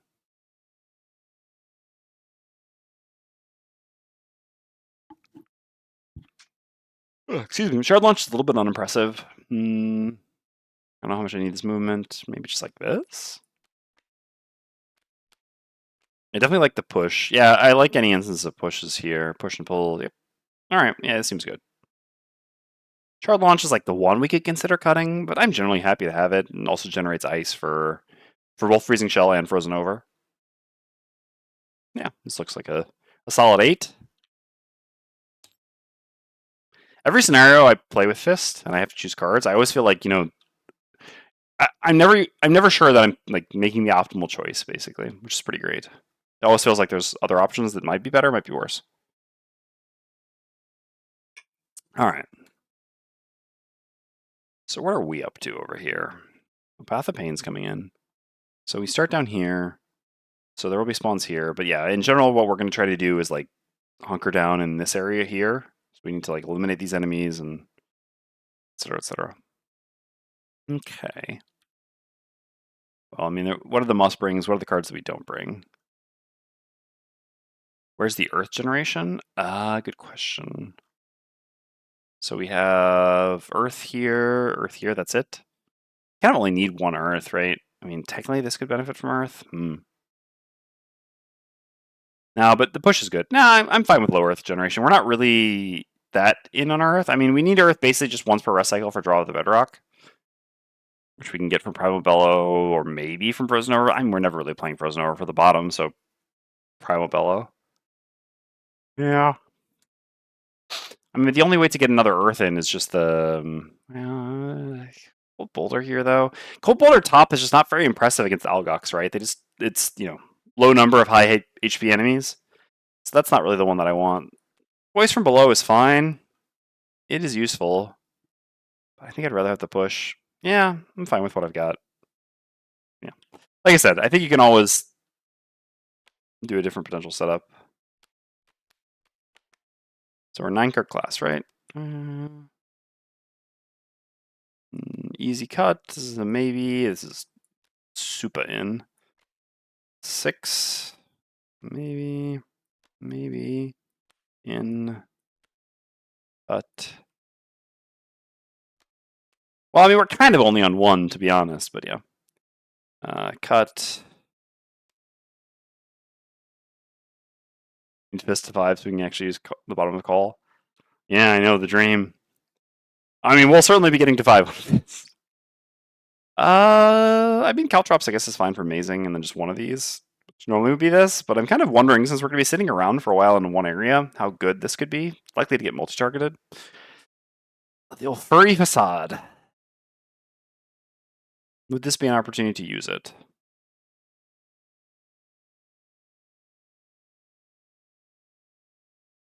Kind of interested in it. I mean, it feels like if we can't use it here, we could just never use it. Which, yeah, I mean, obviously the top. Oh my god! Ah, yes. We can do Snare 14 next. Yes, excellent. We need to build a boat. Trapper. Good work. Furry facade definitely has a purpose there. But, alright.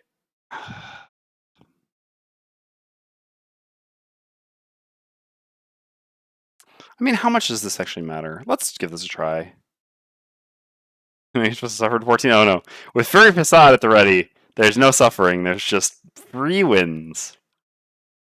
Yeah. The best way to win it. Fist and Deathwalker will be off on the side, trying to kill some enemies for the hope of finding lumber, while Trap will be over there winning the scenario. Single-handedly, with no difficulty whatsoever. Alright, yeah, I like this. We'll try to make use of Fury Facade. I think that's interesting. I mean, I think there's a world in which it can do something here. It's a little bit rough, though, because we have to spend like 2 turns creating... Do we have enough top trap creation? I mean, I guess we have all of the top trap creation at level 1. Which is what? Like 1, 2, 3, 4, kind of? Yeah. You need 2 turns of this with Furry Facade, right? Because you'd be disarmed for 2 turns.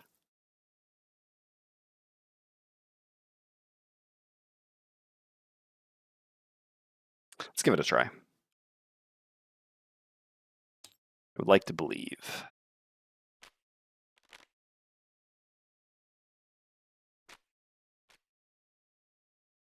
All right. So let's... Yeah, I mean, the camera view here is not going to be amazing.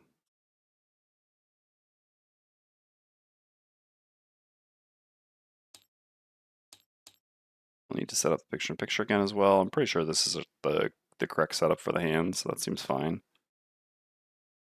Sun Trap Loss would be tempting here. I mean, would it? Yeah, I guess you're not wrong. We're looking at 10 rounds. Yeah, I mean, 3 stuns is the thing. You have 9 cards, though. What are you going to cut? You're not wrong, though. At a loss, it's pretty tempting. This is never tempting, but... where's this? But, yeah, alright. You're not wrong there. I mean, what could I cut, though? Well, my cards are so good. Just cut this.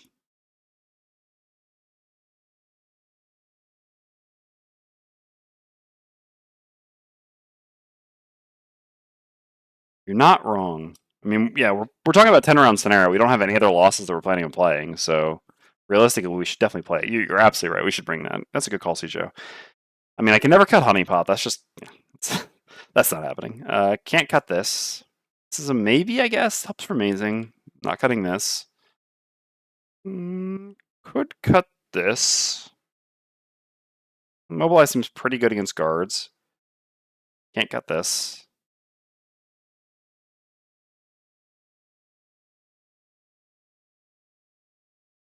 My Fury Facade, though.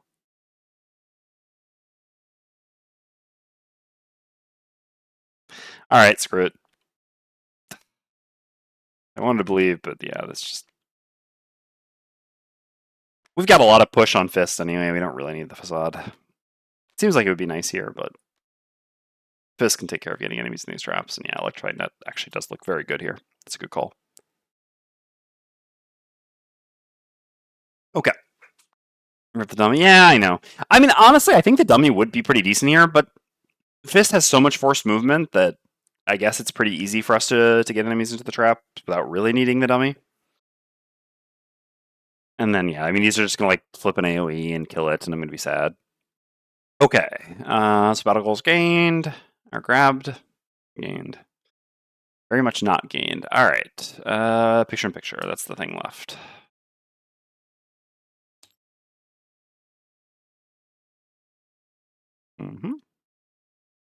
All right. So, same thing we do every night.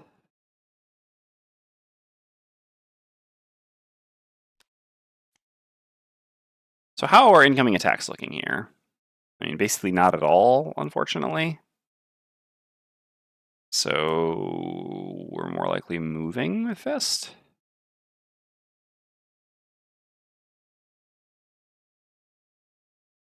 Also get the free starter trap. All right, let's get our characters up there.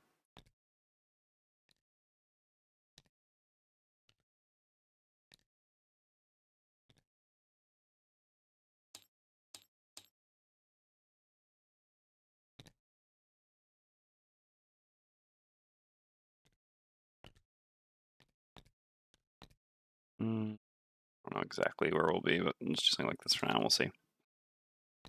Sure. Negative trap. Okay, yeah. So what I understand is that Trapper is not very well, yeah. Basically, what would be nice is if these traps could have context menus so that we could put conditions on them that would show or something. Because, yeah, as is, putting conditions on traps is going to be very annoying. So that is a 2 damage trap that we get at the start of the scenario. Let's make this a bit bigger. All right. Yeah, so even if I were to like put it here or something, I can't actually pull someone into a turn 1 with that. I can just like run over and immobilize him so he hits me instead of the thing. Seems okay. I guess technically I can draw into this. I'm not sure that's really better though. I mean, all right, what are we looking at with Trapper?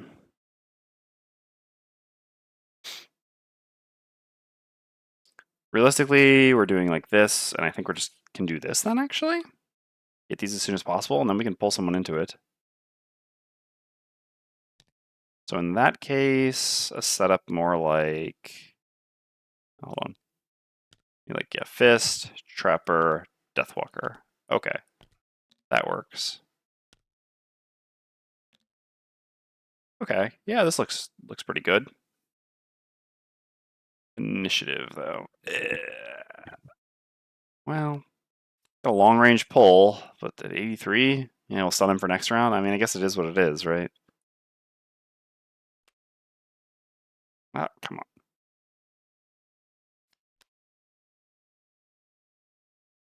Yeah, otherwise we just can't. Our 10 is never slower. Only at the initiative boots, huh? I mean, then we would have to do this. Yeah, this would actually work, but then we'd be giving up this top, which... Yeah, okay. Okay, this plays. Well, let's hope that the guards don't move this turn. That'd be very nice. Or the imps do a heal instead of attacking. Anyone?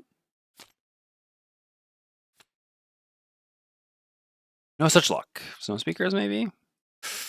Definitely no such luck. All right. Yeah, this is this is about as bad as it gets, to be honest. Well, All right, sure. So, Snow Speakers, I mean, let's check their card, because many times these things are, yeah, no, that's exactly what it is. I just want to make sure there wasn't any movement or stuff like that being missed. Okay, so the Elite Snow Speaker here is going to attack this Ice Pillar, and then it's our choice. I guess I'll have it attack this one, because, yeah, maybe this one, I mean, realistically, I'm just going to try to hang on to maybe like these two. But, all right, here and here, first with disadvantage. Okay, so 5 full damage, turn 1, no big deal. And then this one. Beautiful. Okay, and then this one will attack here with disadvantage and then here. Okay, so 3 damage, and then there, 5 damage. Okay. Yeah, this was, I mean, yeah, we're just, I mean, yeah, this is just wild flips for turn 1. Actually. But yeah. Yeah, okay. So Trapper's up next. Wish that I had the ward potion. mean, I swear if I get... No, they already flipped the crit. Okay. So I'm going to... This is within range 2? Sure. I'm going to go to here with the bottom of Caltrops, and then I'm going to use Electrified Net, gain 2 experience. Experience actually does matter. We're going to need a bunch of these. And yeah, this is going to start to get real annoying. Oh my god, yeah, this is going to be so obnoxious. Nah, playing Trapper on TTS is going to be a lot less fun than playing some of the other classes, because yeah, there's just no really good way to do this, and yeah, these are going to get... And you can't even, like, see the number? Like, really? If I put the condition on it? Is that... There's no, like, way to...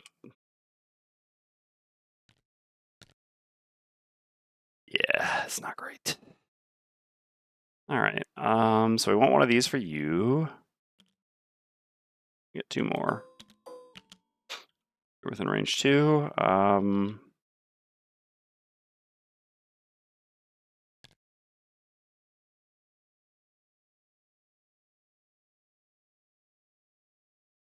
Still have my pull, right? Yeah, I do. It just kind of sucks, but it is what it is. Yeah, so I can pull him into that one then. If that's there, I guess. I mean, I can theoretically pull him into this one at some point or something. We'll just put one up there. Okay. And this way I try to keep this one alive. I know that maybe, like, I don't know. If I'd let this come up here and hit this, then they would both take trap damage, which is pretty good, but I kind of just want to try to keep this alive. I think we also get a better reward the more pylons we keep alive. I'm not 100% sure of that, though. If I thought that we didn't get a better reward for each pylon we kept alive, I would let this come up and hit it, but I believe that we do. Okay.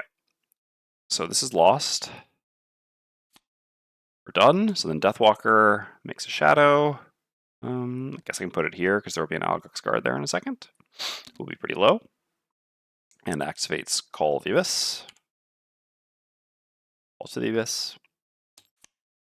That one too. Snow Imp goes. So the Elite Snow Imp will attack this pillar. -1.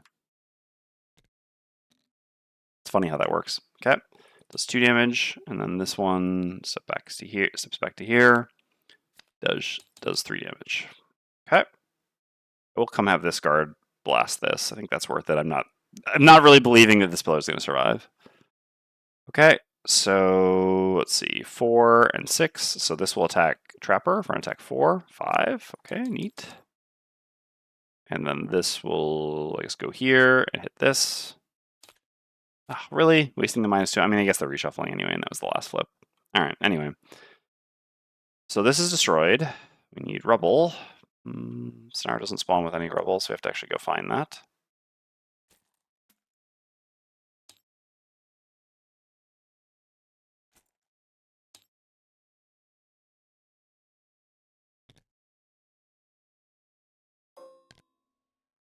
Okay, rubble here, and then trap damage. So trap damage is going to be 6. I mean, that at least helps a fair amount with killing those two. Okay, and then Fist goes. So Fist will, as usual, gain 2 experience by playing the Song of Their People. Not actually a Song of Their People, because one with the mountain is... Oops. What the hell?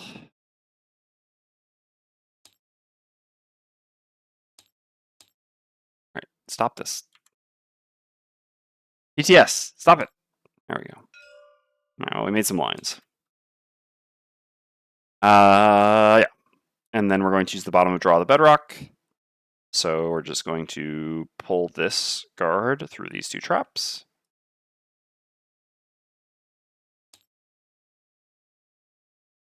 Can't I click and drag anymore? Excellent.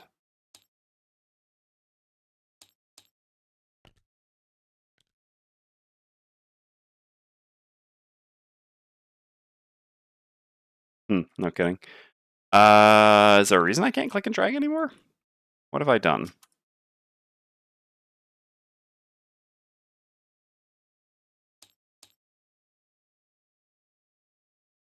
Yes. All right, holding shift work. Okay, pressing shift a bunch somehow did it. All right. Delete these. This takes 4 damage and is stunned.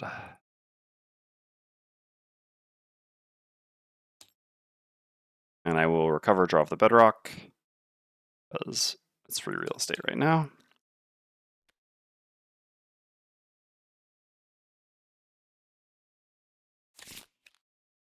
All right, round 2. So, I really probably should have brought a Wave of Anguish, actually, on Deathwalker. Then I would actually have something to do with Eclipse. Yeah, not really thinking in the terms of 10. I mean, I just played a 27-round scenario, so I'm not thinking about a 10-round scenario quite as in the same terms as I should be. All right. Anyway,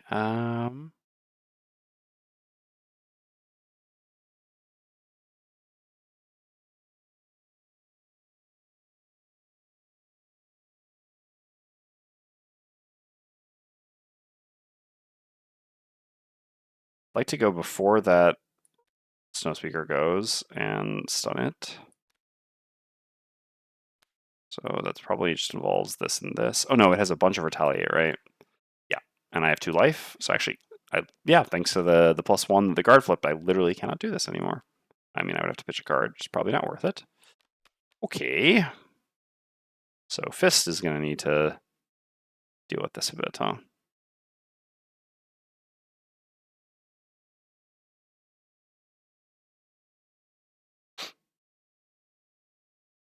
There's still this Snow Imp that needs to be dealt with as well.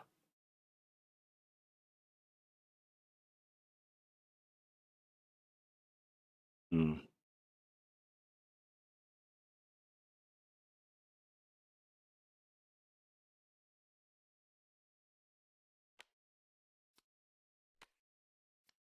Guess it's probably just something like this.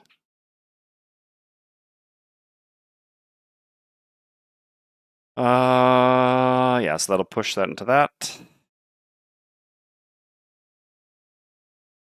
Deathwalker really just going to Fluid Knight here.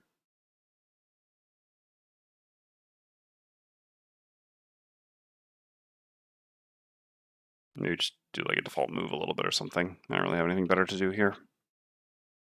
Don't have a good bottom. Okay.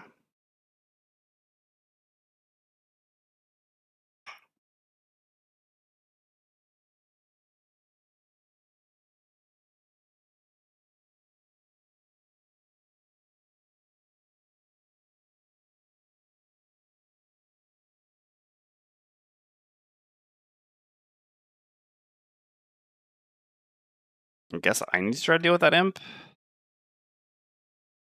So no one else is.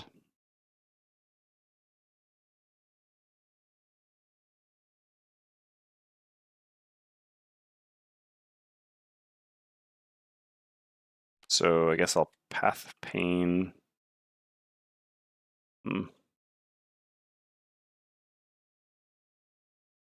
And then convert one of those into this.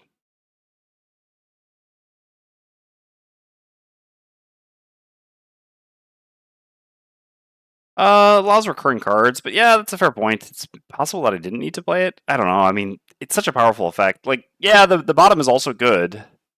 I could just be using the bottom in the scenario instead, but like permanent regen and the ability to keep repeating the best actions is pretty good. Like if I get into a situation where I want to chain tank or. And yeah, I recognize that obviously the bottom is very good action, but I don't know. I feel like I need a fair amount of movement flexibility, and in order to be able to use that, especially without a stamina potion, yeah, I'm not super convinced. All right, Snow Imp being useful here, that's nice. So I'll have the Snow Imp make Earth. What are the Snow Speakers doing? Why couldn't they do this last turn? This would have been so much nicer. This turn, less nice. Run a regen with imps, also true. Although the counterpoint is using one with the mountain recursion against imps, less good. I feel like you lose so much by not using one with a mountain that it should have been a class rule instead of persistent. Yeah, that's a fair argument. I mean, again, technically, yeah, there's the build at level 5. I mean, well, it's not really a build. It's more like you just play the bottom once and then you can use the top sort of thing. But yeah, I agree. I feel like here it was worth running. Okay, so I guess stunning this is not that valuable anymore. There's no air. We're getting. Why does it say target, by the way? My God, these really need to be updated. Yeah.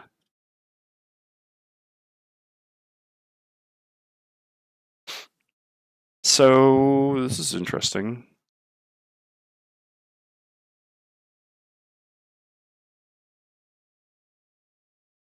Could alternatively just attack this?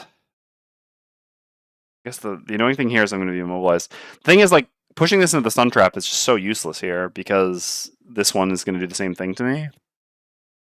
The annoying thing here is I'm going to be immobilized in the corner.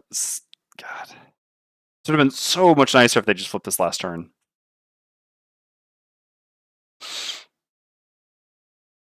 Not really. Well, alright, so first of all, let's heal one from our regen. Where's the cure potion when you need it?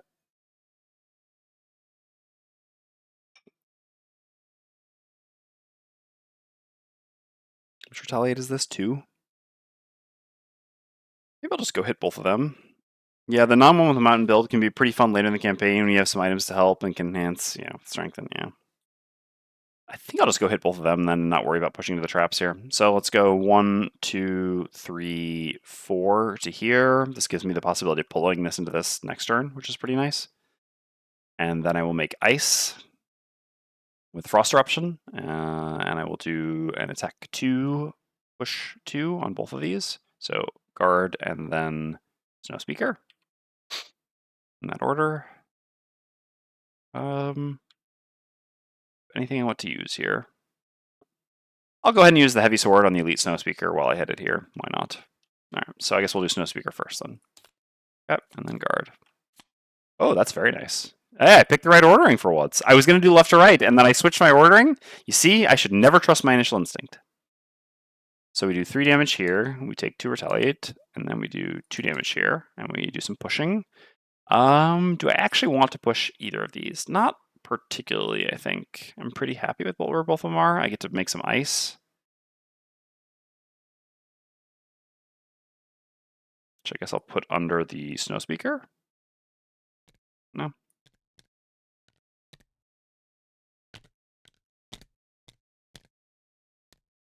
So annoying. All right.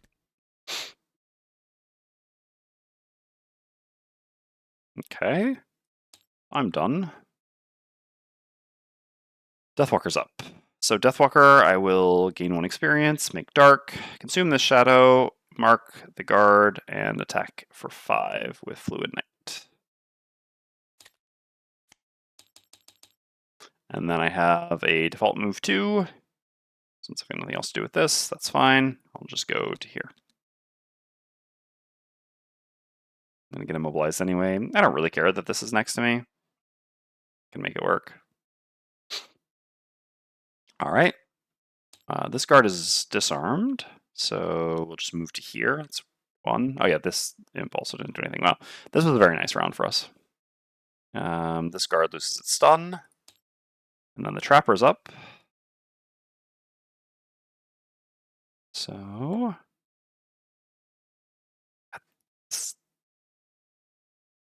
how do I do, like, I guess I'll put the condition on top of it. Yeah, trapper here in TTS. Why did I choose to play trapper? Yeah, so here it'll just be a wound trap. So we've got a wound trap, which we'll put. We can walk through these. I need to be range 3 from the imp to hit it with dismantle with the big trap next turn, which will be in an adjacent hex. Do I want to be a bit further back? I'm pretty good with my spot because this gives me, like, maybe the possibility. Well, that's not really going to happen there. Using this trap is going to be the slightly more annoying one. I guess there'll be spawns at A at some point, so that'll be fine.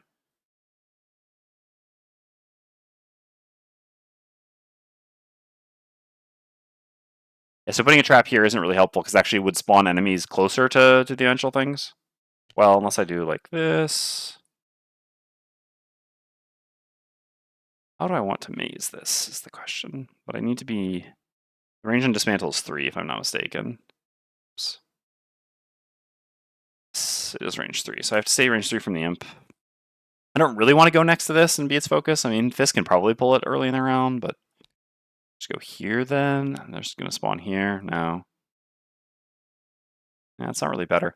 I think what is... Oh, God, I picked up that. That's funny. This is going to be... Yeah, this is going to be very annoying. And it picks up the thing underneath. No! God damn it. Oh, my God. All right. Can we just delete this? Tell me to... All right, whatever. Yeah, this is going to be... This is going to be something. Dealing with TTS Trapper. It's going to add a lot of time to a scenario. Unfortunately. All right, I think I'll put this here instead. And then I will put, I'll not move. I think I'm actually kind of happy. Well, I guess I should really move. In case this gets hit by a random AoE, I don't want to get blown up. So I'll go to here, and then make another one here. And then I'll change this one into a 5. Oops. Using the top of Improvised Improvement. And gain 1 experience. Okay, then the snow speakers go, and they immobilize everyone.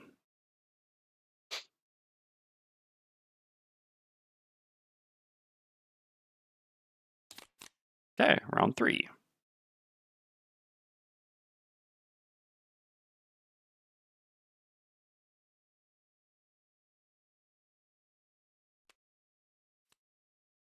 Forceful Spirits, hitting here with the bow. Disadvantage, so be it. Initiative doesn't really matter. Not likely to have a shadow here. So let's play Black Barrage. It's kind of my weakest card. I guess there's a chance I would have to pitch a card here, in which case I'd rather have Black Barrage to pitch, maybe? Nah, it's fine. Yeah, I maybe should have played Eclipse. I don't know. Enemies take so long to kill. Damn beefy enemies. I mean, he's pretty close to dead, but...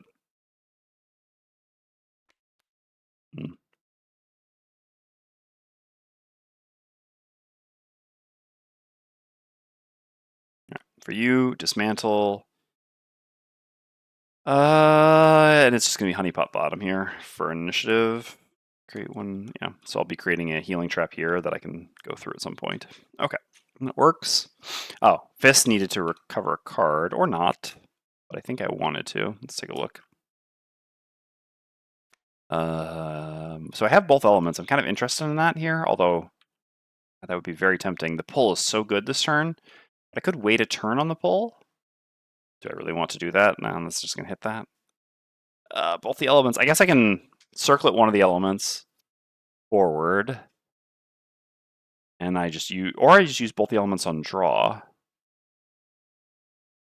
Yes. Okay, that works. So this plus this. So do I want... So I won't have any elements left after this. Do I want to keep a card? I think I should probably still get back in Case Sponge. I mean, I can pitch cards to damage in this scenario if I need to. Short enough. I should get back this. And pay 2. Okay. Looks good. Yep. Okay. Guards not attacking. That's very nice. It's going to make Deathwalker's turn a bit more miserable. I'll probably still attack into it. I don't know. We'll see. And the Snow Speakers are just doing nothing specials. Okay. Neat. Neat. All right. And the Imp is 42, so healing. Ugh, that's actually pretty annoying. This can heal off the wound. It'll almost be dead. I guess it's kind of okay. So Fist is up first. Heal 1 from regen.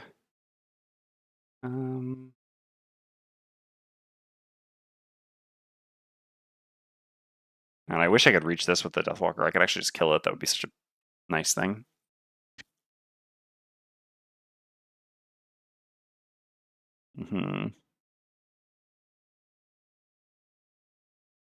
Sadly, these immobilizes really got us. All right. I mean, they didn't attack, so it is what it is. So I will pull this into this trap.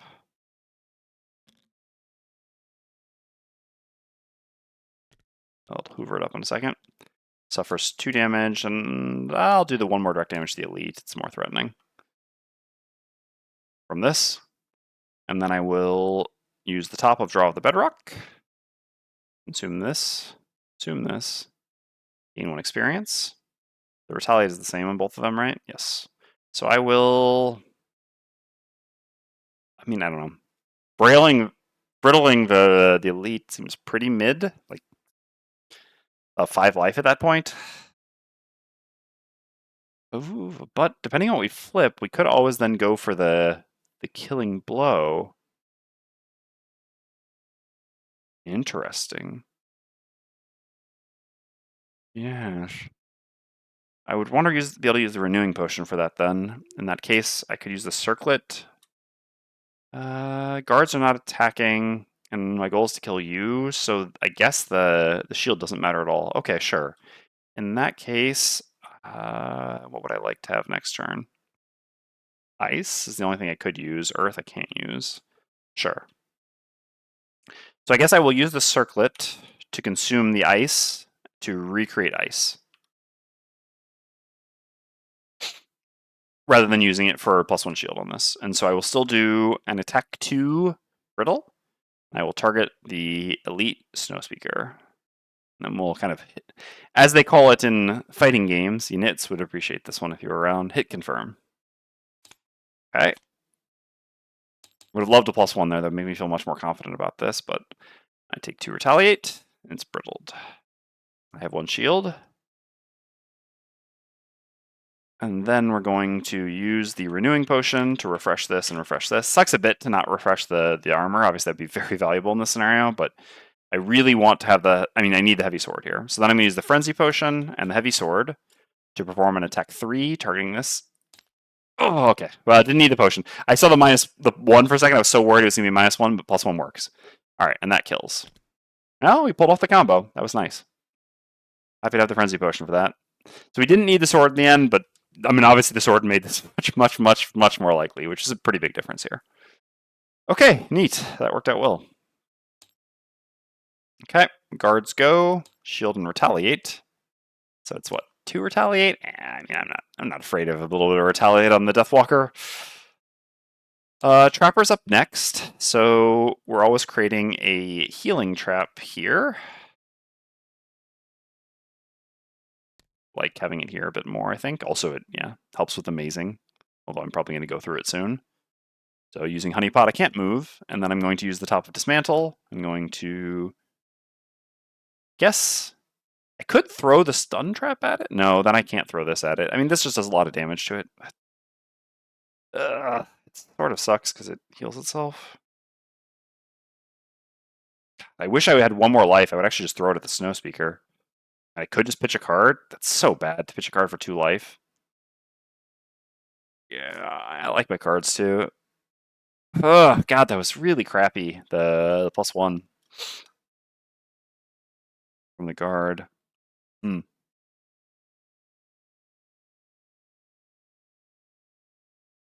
It's range 3 on its heal anyway. Yeah. God. Maybe it is worth pitching a card for this. Short scenario. 1 life, huh? Oh, this should be a 2-hit trap. If I had 1 more life. Yeah, screw it. I think this represents a lot of damage where I want it, and I mean, well, I really do need to kill this imp as the counterpoint.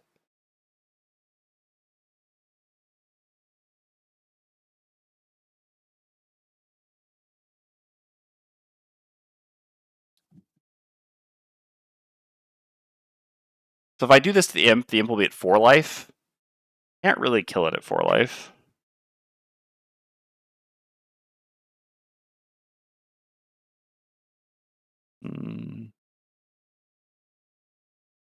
You would maybe be able to. Not very realistically. Fist kind of just wants to hang out here.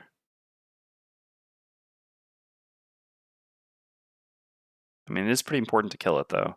Yeah, no, we need to kill the Snow Imp, and otherwise no one else is doing anything. Doing 4 damage to it is still better, and this way I don't want to pitch a card. Alright. So I will throw this trap. You. Using Dismantle. So attack 5 wound. Maybe we get a crit. Maybe we get a -1. Alright, attack 4 wound. 1, 2, 3, 4 damage. Deathwalker goes. So on the Deathwalker, will... Ah! Alright, that is actually better. Never mind then. I will use the top of Black Barrage. I will consume the dark, gain 1 experience, and I'll attack this imp for an attack 3 range 5. And yeah, on anything but a miss, it's dead. Okay. Perfect. That's actually much better. I was going to do 2 targets, which would be very nice, but then I'd be attacking into shield retaliate with disadvantage here. I'd be attacking into retaliate here, and this way we just got the imp kill. Ah, way to go, Black Barrage. Marking the enemy, obviously. I know that shadow location's not the best, but whatever. Sorry, I really should have said it there, but I mean, obviously, since I said this would kill on anything but a miss, much better to get the kill there than have this with 6 health and marked. And I am immobilized, so I cannot move. So yeah, the bottom Forceful Spirits doesn't do anything. Snow Imp goes, dies, and creates a shadow for me. Shadow here. Not immobilized anymore either, nor are you. And then this Snow Speaker is stunned. That's the end of the round. Okay. Fist needs to decide whether we get a card back. Have ice for freezing shell. How good is that here? Pretty good, because we can do a nice double brittle here, which looks pretty tempting. Yeah, okay. It's no fun until you're at 5. We've got regen. All right. So what are we up to now?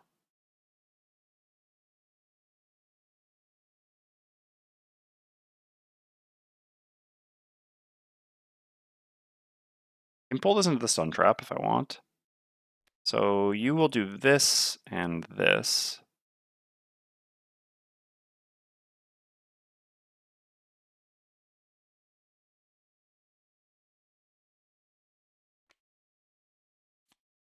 Yeah. This is just a kill on the Snow Speaker. That's very good. We're gonna have spawns in a round. Alright, let's take a look at what the spawns at A are gonna be like. Each A, 1 normal Augex guard. Okay. Trapper's still got a bit of time to spend here. What is it? B? Elite Augex guard. Okay. So we're just getting, yeah, guards everywhere. Right. So I can create a trap where I'm standing. I mean, I guess it's kind of, why not, right? With this. And then just do... I actually think I like the immobilized trap a bit more here. I think immobilize is more valuable than 1 extra damage with a bunch of guards spawning. Alright, this gives us some options to do some things. Make a bunch of traps. I kind of want to pick up this heal trap myself. Maybe I'll leave it.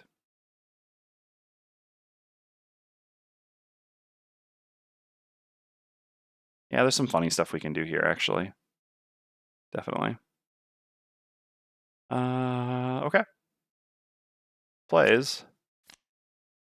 Yeah, Snow Speakers are being pretty reasonable with initiatives, which is nice. Imp not attacking once again. The guard will finally kill this. He's actually going to move away. Oh, no, but yeah, okay. All right, Fist is up first. We heal 1 from regen. I'm going to have to go grab some more water in a second here. Hey, Mythic Jeb. I don't actually have a guide command, but I can send you to them. I don't have a guides for these characters either, so less useful, but... if you are here because you like the guides, all my guides can be found in the class resources on the subreddit. Okay. So, Fist is up first. We healed 1 from the regen. We're going to use the bottom of Freezing Shell to pull you to here and make you take 1 direct damage. And then we're going to use the top of Frozen Over, gain 1 experience, gain ward. Oh no! Hold on. I can't place ice there. Oh, that ice that I placed is screwing me. So that means I have to, I mean, yeah, this is fine, I guess. In order to pull this, yeah, I actually have to move to here first then. And then I pull you to here and you to here. Still have you take 1 direct damage. I think I already gained the experience. If I'm not mistaken, I did. I gain ward as well. And I create ice under both of you.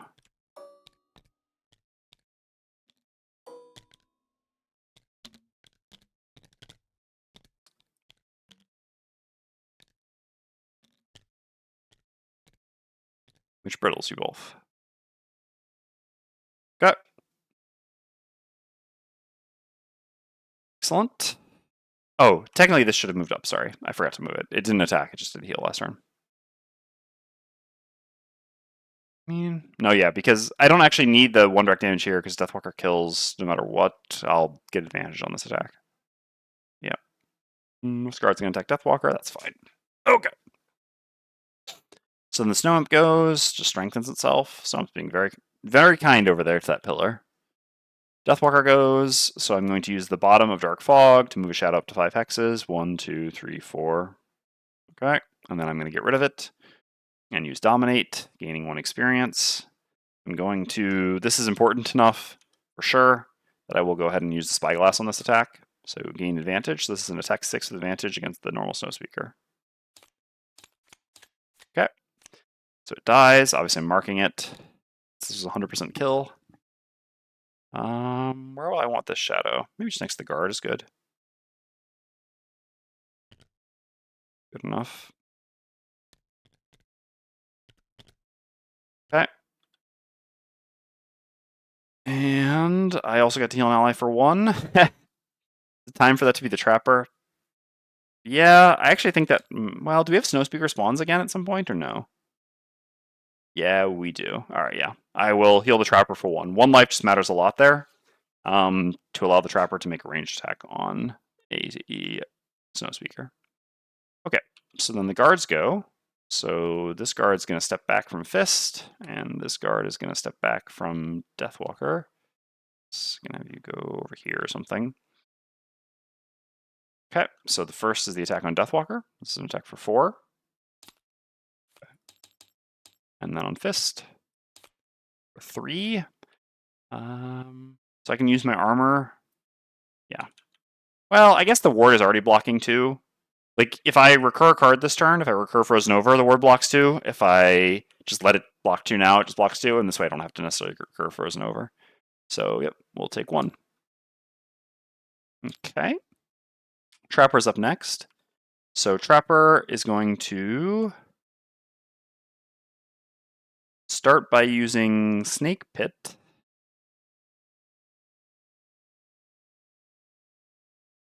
No. Yeah. No. Yeah.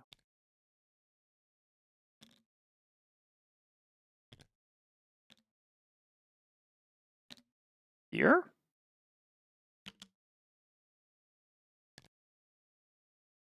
Gaining 1 experience.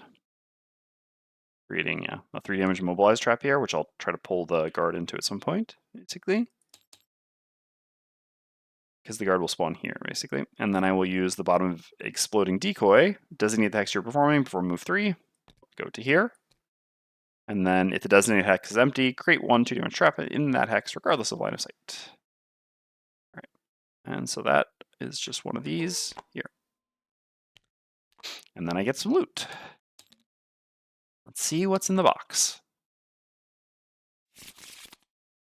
1 lumber. Okay. And there are no snow speakers. All right, so we're going to have some spawns here. So this we're getting no matter what. Collect fewer loot tokens than any other character on Fist. Thus far we've collected 0. No, this we did not succeed there. All right, I need to run to the bathroom and refill my water, and then we'll start some spawns and continue to snare. 2 traps away from being able to tempt the master. Oh, I do actually have Path of Pain too, huh?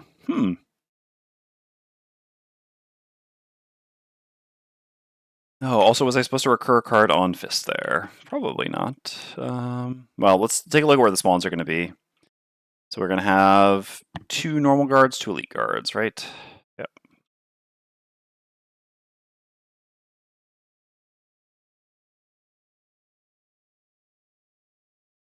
All right.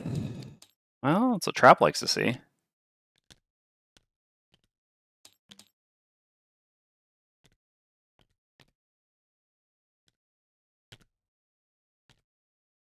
So the A's are normal. Yeah.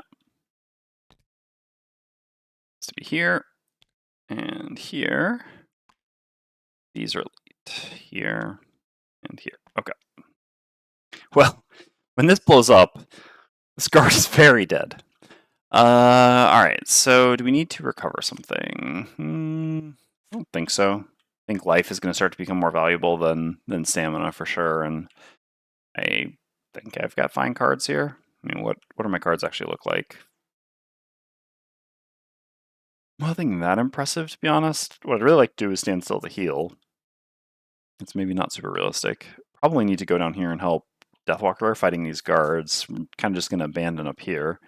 Trapper will deal with this. All right, so Trapper needs to take a short rest.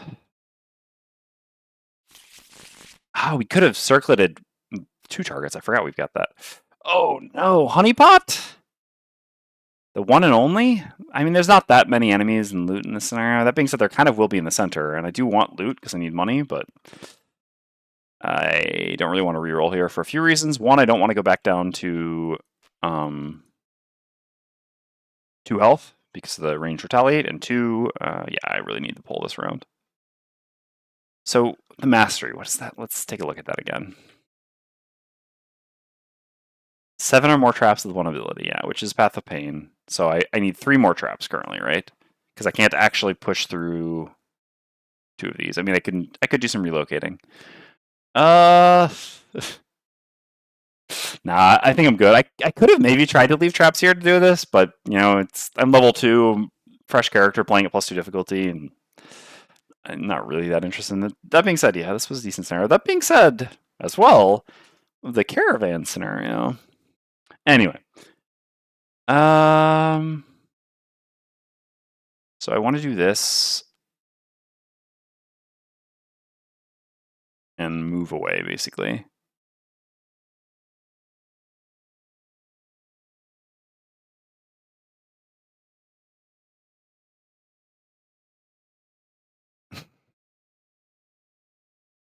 Hmm.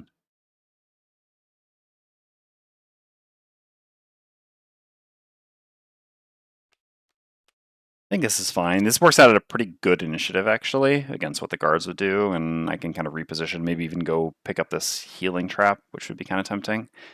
I mean, there is a world in which I try for the mastery here, which involves, yeah, like Path of Paintings, like create a trap here, but then, yeah, it doesn't really work, because like he's here, and this one will be here. There's never really...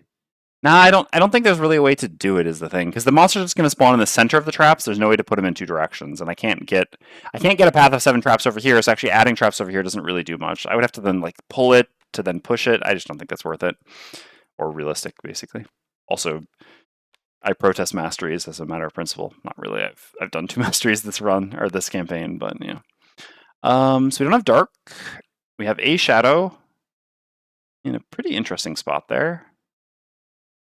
Kind of want to just play this card for initiative, I think. And I just want to make an attack 3 on this to try to kill it. So that normally will kill it, and that gets me another shadow up there, which can maybe do something. All right, so fist.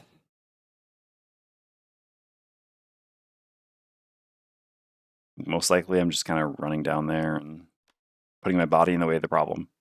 All right, this works. Yeah, guards are doing fast attacks, that's fine. Okay.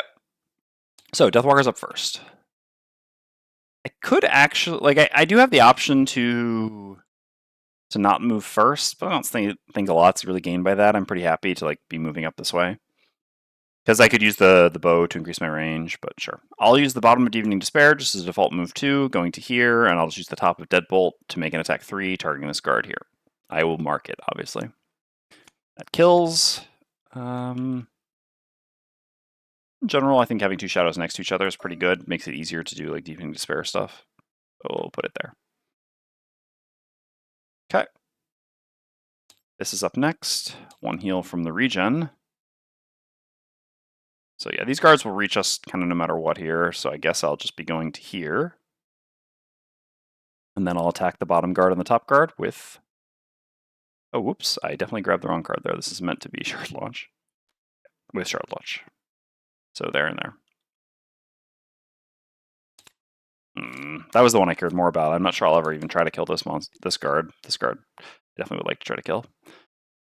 Okay, Trapper's up next. So on Trapper, I will do an attack 2, range 4, pull 2, targeting this guard. Yeah, no circle advising here. So we'll pull him into this trap, obviously, is the goal. So that does 1 damage, and then the trap does another 3 damage. Immobilized. Boom. Yep, so I guess delete this. This goes here. And then I have a move 5 with Caltrops. I'm gonna go 1, 2, 3, 4 to here, I think is fine. Because then, yeah, I can like transform this trap and then launch it afterwards with Circlet and do some nice things. Oh, I guess, so hold on. Again, Dwarf didn't actually answer this. I assume Dwarf or Conrad, someone's in chat. When I'm on top of a trap, oh, let me see what these. Is it adjacent to me, I guess? Because originally that was like only while you're performing an ability for Deathwalker. All right, replace one adjacent. Yeah, so I guess the trap is adjacent. Destroy one. Yeah, okay, no, never mind. Both of these, it's not even adjacent hex. So no, they're definitely adjacent. Okay, yeah. So in that case, I guess ending here. No, they're going to move up anyway. All right, let's go here. I know you're adjacent to your own. Yeah, I mean, are things trap is adjacent to trapper for trapper? Yeah, okay. When you are the acting figure, okay. Yeah, see, that's where things always get a little bit weird for me. Is like, yeah, some of the qualifications, but okay. These are gonna get really annoying, by the way. That anytime I try to walk past them, it just hoovers them up. I guess I set myself there. Okay, so I will trigger this trap and heal for 2. Okay.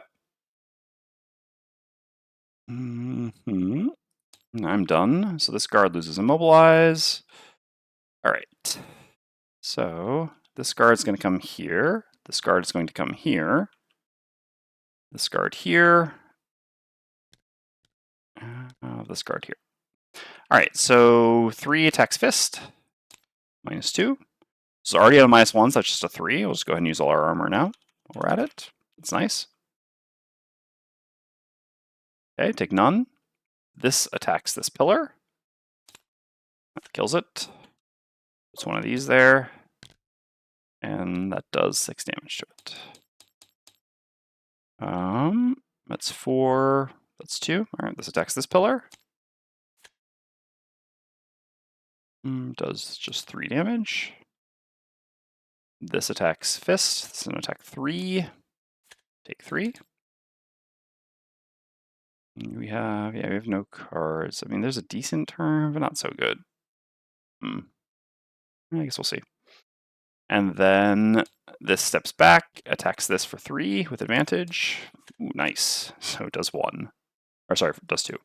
And loses strength. And that was a really lucky flip. I mean, I actually needed that not to be a +1, basically, to buy a little bit more time up there. And we'll take it. All right. And that's the round.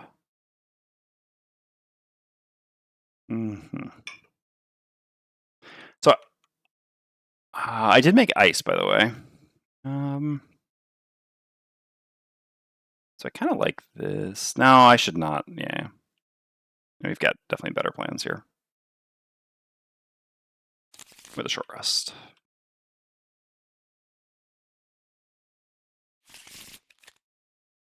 Okay.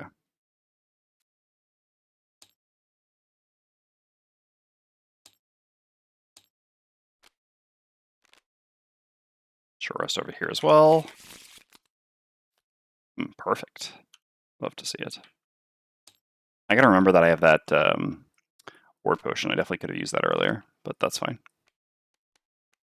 Okay, so 2 shadows up there. They're not next to anything. I can move all my shadows a bunch, but I could also just move a shadow 1 and just one-shot this guard down here, which looks pretty good for me. Counterpoint is Fist kind of wants to do Brittle to both of these, right? It's just like the obvious play here. And then I don't need quite so much damage. If instead I move, and then we're just gonna like, I don't know, we're not gonna throw 2 traps this turn. That's problematic for this. I guess we can throw 2 traps this turn. We just throw the stun trap instead of the wound trap. It feels kind of crappy though. 11 life. Yeah, we can't really kill that with Deathwalker.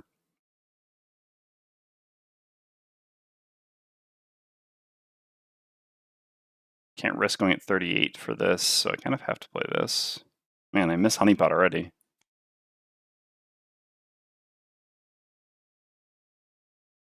I guess in that case, let's give him a little bit of a Path of Pain. I think that's better, because I don't really want to throw 2 Sun Traps. I would rather try to throw 2 Wound Traps.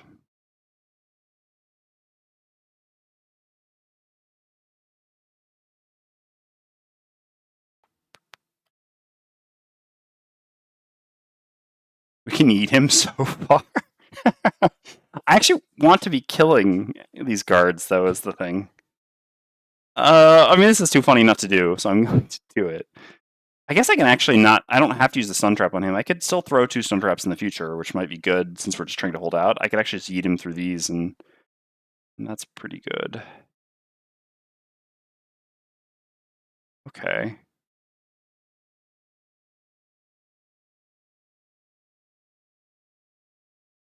Yeah, alright.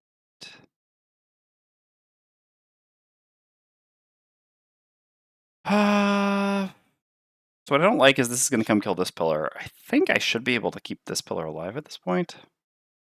Maybe? Yeah, I would like to try to keep 3 pillars alive if I can. That's not unreasonable, so someone kind of needs to be up there. So that kind of means Deathwalker needs to move, which makes this turn a bit more annoying.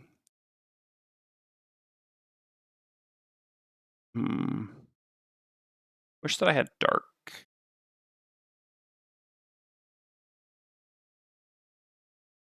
Or wish I had my... Yeah, no, I just wish I had Dark, basically. Could make Dark with Fist if I don't do Frozen Over, but Frozen Over is just like such an obvious line here. Really good. Yeah.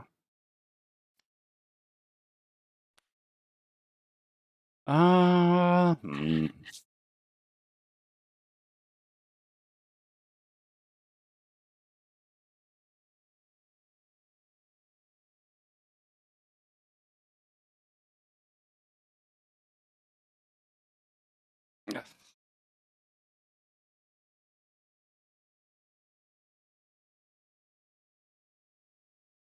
What if Fist goes over there to tank? I mean, maybe the guards don't move this turn. Because I can have a really good turn here with Deathwalker, which I think I want to try to do.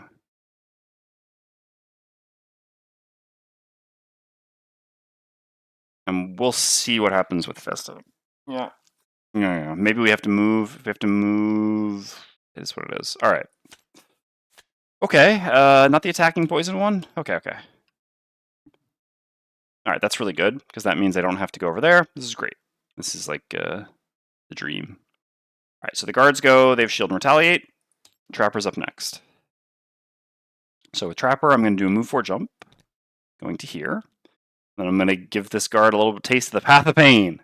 So I'm going to do an attack 3, push 2. Okay, so 4 is 1 shield, so that's just 3 damage. 1, 2, 3.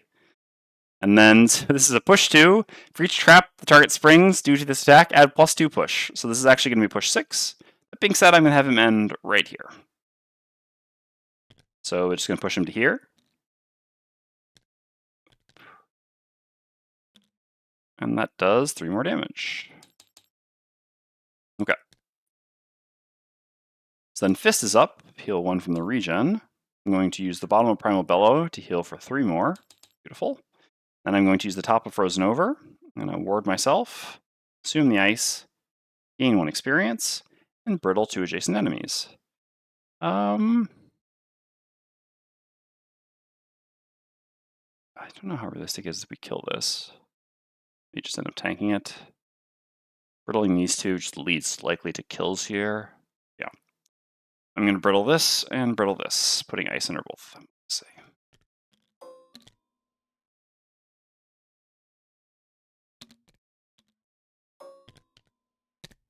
Such a funny card.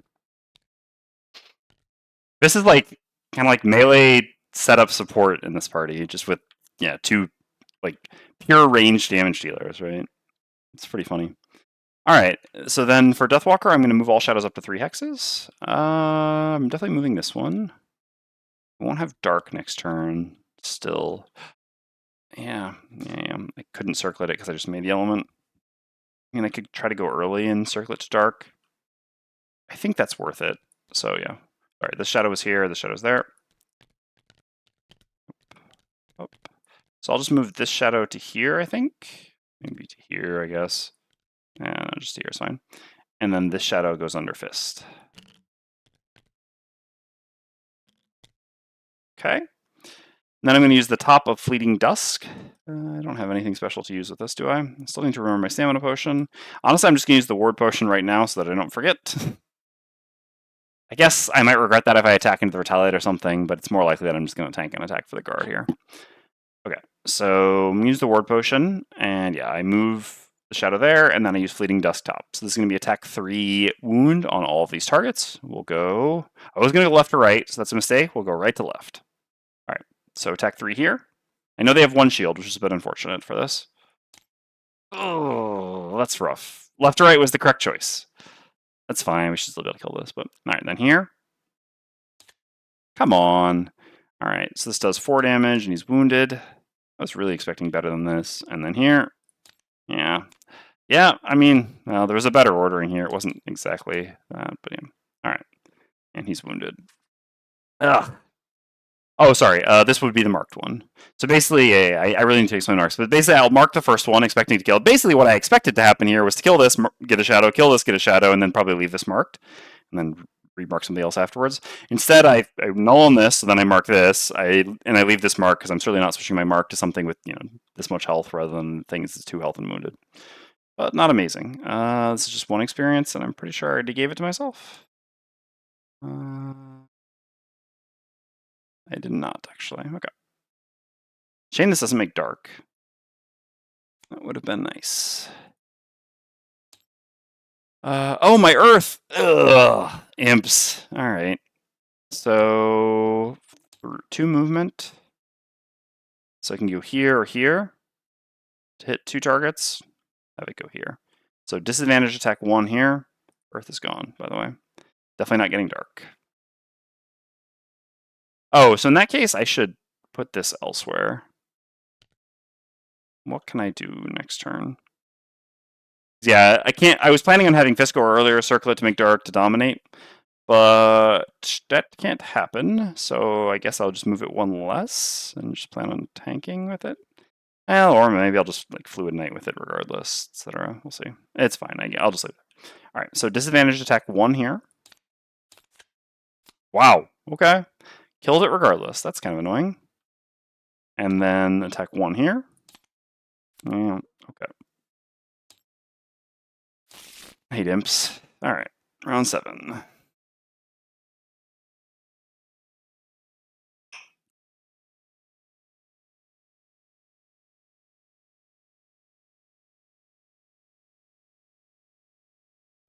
I lost my AoE, huh? Definitely want to do a bit of AoEing here. I mean, I guess I'm just doing this plus this. This is pretty good. 1 direct damage to this guard makes it die to the wound, and then a punch here should definitely kill it. Means it kills itself, right?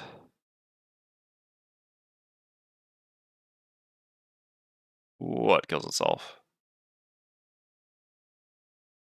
You're talking about the 1 direct damage, or what are you talking about now? The imp? Oh, the imp kills. Oh, yes, you're right. Yeah. Crap.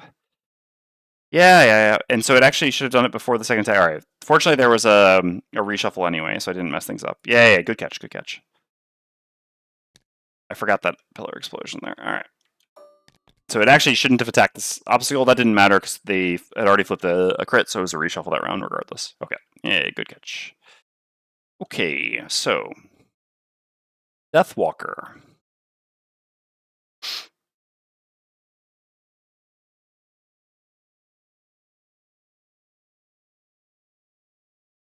Yeah, I'm pretty sure I'm just going to Fluid Knight the guard at the top, and I mean, I could even just teleport up there to grab this loot at the same time. I mean, whatever. I'm going to play this card and maybe use it as a default move too. Maybe do a funny teleport. We'll see. Probably won't teleport up there. All right. Trapper. It's time to... Oh, no, I can't actually set up my big wound trap because I've only got a good trap here. I mean, I guess I'm just gonna...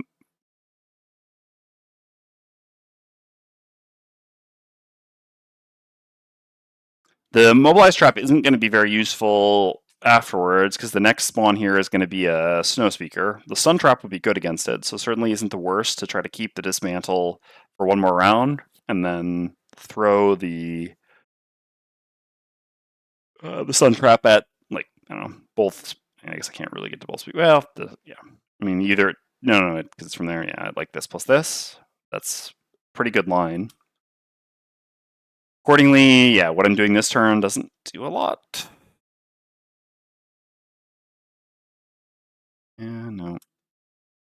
Could short rest early here. It's not unreasonable. So we have 3 rounds left in the scenario. Played 4 cards.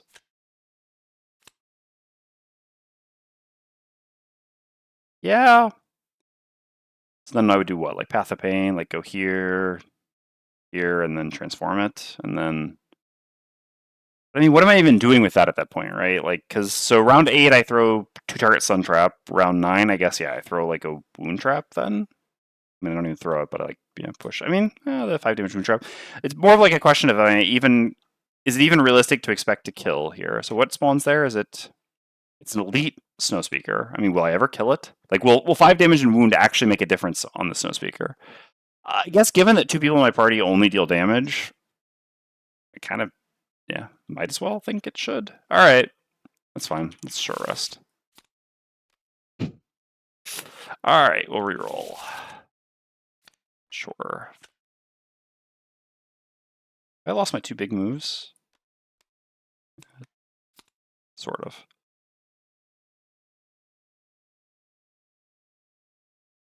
I gotta pay 1 life. All right. So, Path of Pain and upgrade the trap.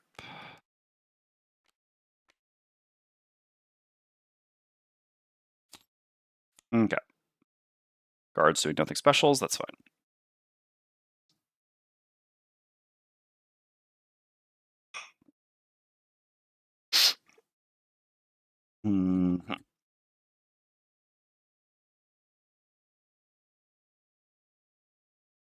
Maybe I don't ever try to kill this guard. We just try to kill this guard here.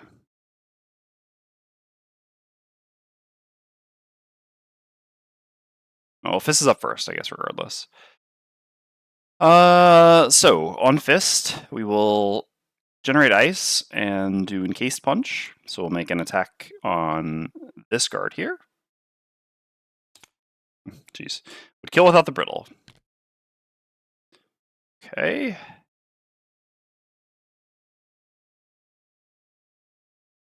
And then we will do, the bottom of this.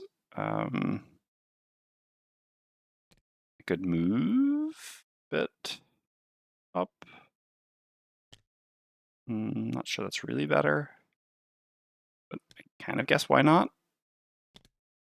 Sure. Pull you to here, and you suffer 1 damage. I also heal 1 from the regen. All right.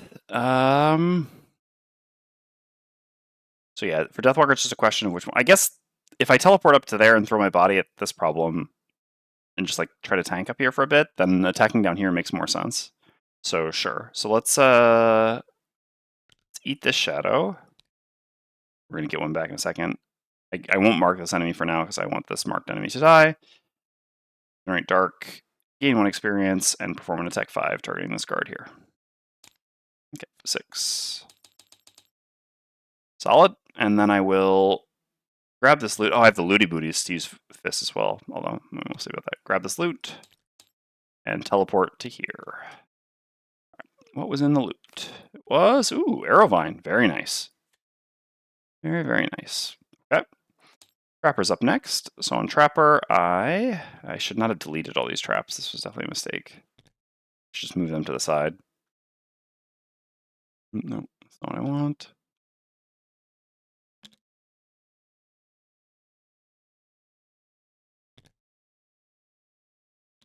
Oh wait, no, I'm not actually, well, I guess I will need,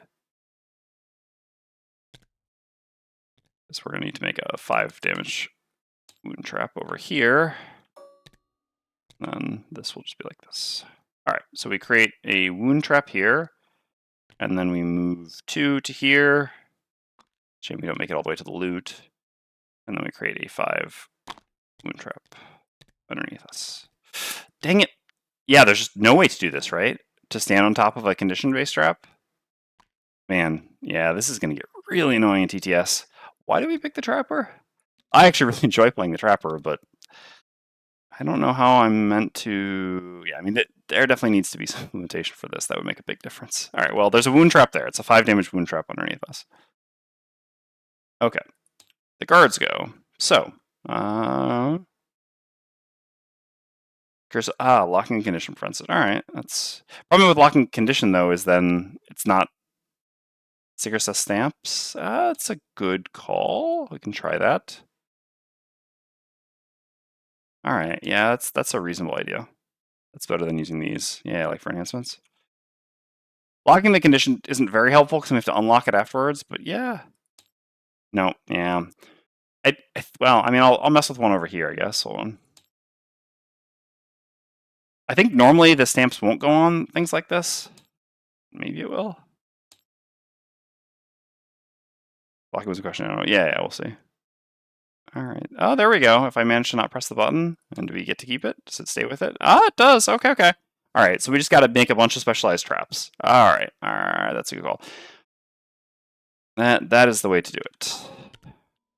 Good call, boss. All right. That's definitely much better than. Oh, we got that. All right. It's fine. Fine. But I am curious about the locking. I guess we can test that while we're at it. Nope. Still picks it up. So stickers is definitely the way to do it. Okay, so this guard goes first, takes 1 from its wound, attacks fist.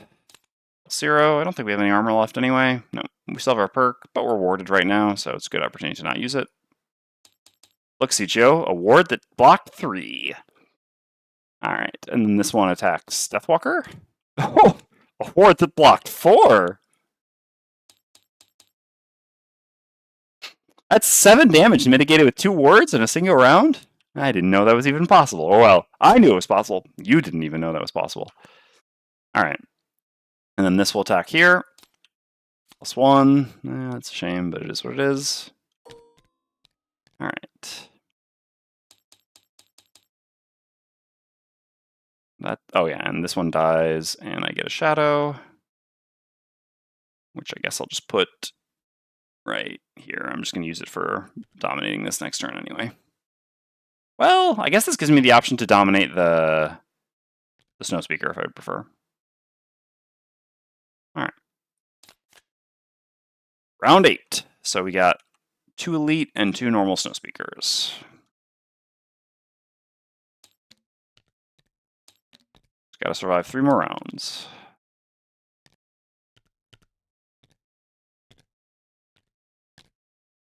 All right, just double checking that's correct. Oh, Snow Imps. Ah, okay, that's not so bad.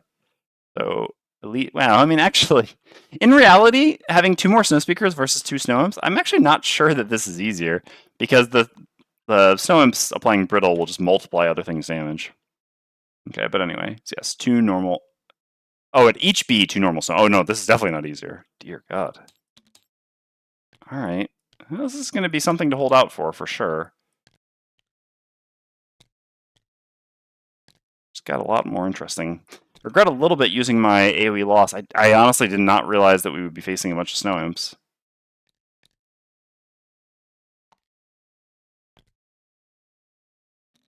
Only had, use a few different AoEs here. Wish I had the other fist AoE as well while we're at it, etc., etc. All right. So Trapper, we just need to go early here. Hey, Spider Technician. I guess. We had a lovely Gloomhaven content. You got me into the game years ago with your enthusiasm on Reddit/Twitch. Glad to see more. Thanks.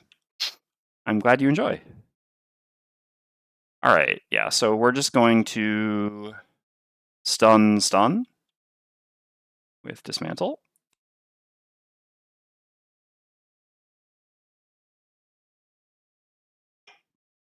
With ice, not earth, huh? Is that accurate? Our bottom action last turn, yeah.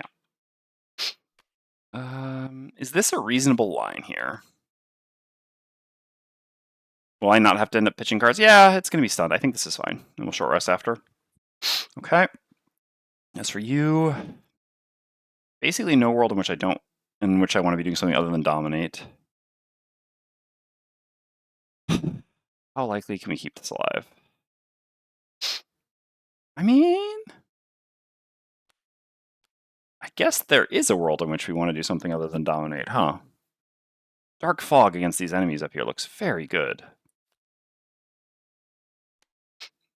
And then just step back and then next turn dominate. Okay. Seems decent. I guess we can also Dark Fog down here. I mean, we just have flexibility to do it in either place. I love these ice paths. It's just great. All right, I gotta blow my nose. Give me a second.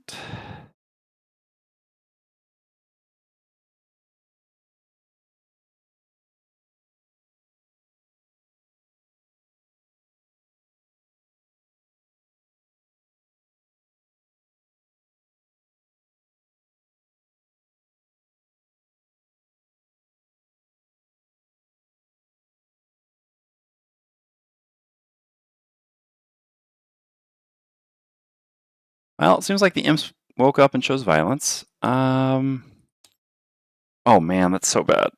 I can't even initiative boots to go at a different initiative. I can get rid of the ice though, which I definitely want to do. You know. Oh man, that's really rough. That's gonna destroy a pillar basically guaranteed, and there's just not really anything I can do about that, huh? Guess I can run over there with Fist. You know, it's kind of what I have to do. All right, well, Fist is up first. I heal for 1.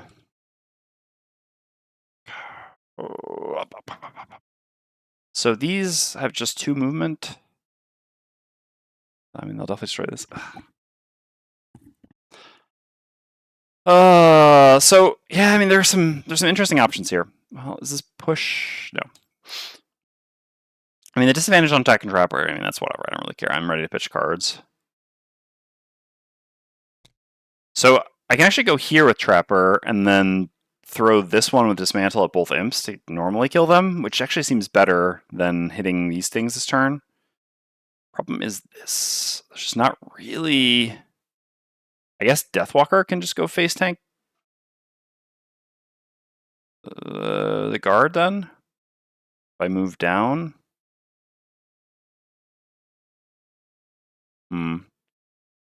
Yeah, and I guess I don't care that much about how much damage I do to this guard, right? Okay. And I get the 3 curses no matter what. All right. Yeah, I think that we've got a plan. So I have to use the ice here for sure. So yeah, in that case, it's just like this. Yeah. Okay. So I'm going to use the top of Draw the Bedrock. Did I already heal 1 from the regen? I did. Okay, great. Do we have any items left? We have the Looty Booties. This died after us, yeah, because it died to the wound that we applied. Okay. We need to try to remember to use those. Although, in all fairness, we have Aesthetic, and there's like 1 loot and 1 loot, so I guess we'll see. All right. So, well, a default move 2 also gets me there. Oh, wait. 1, 2. Or even better. Oh my god, that's... But then I can't consume the ice. We get demobilized. How much does that matter?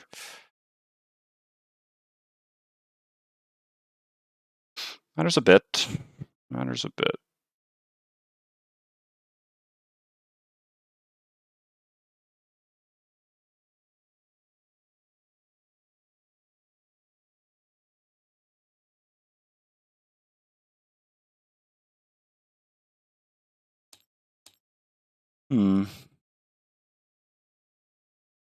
But then I stun this turn.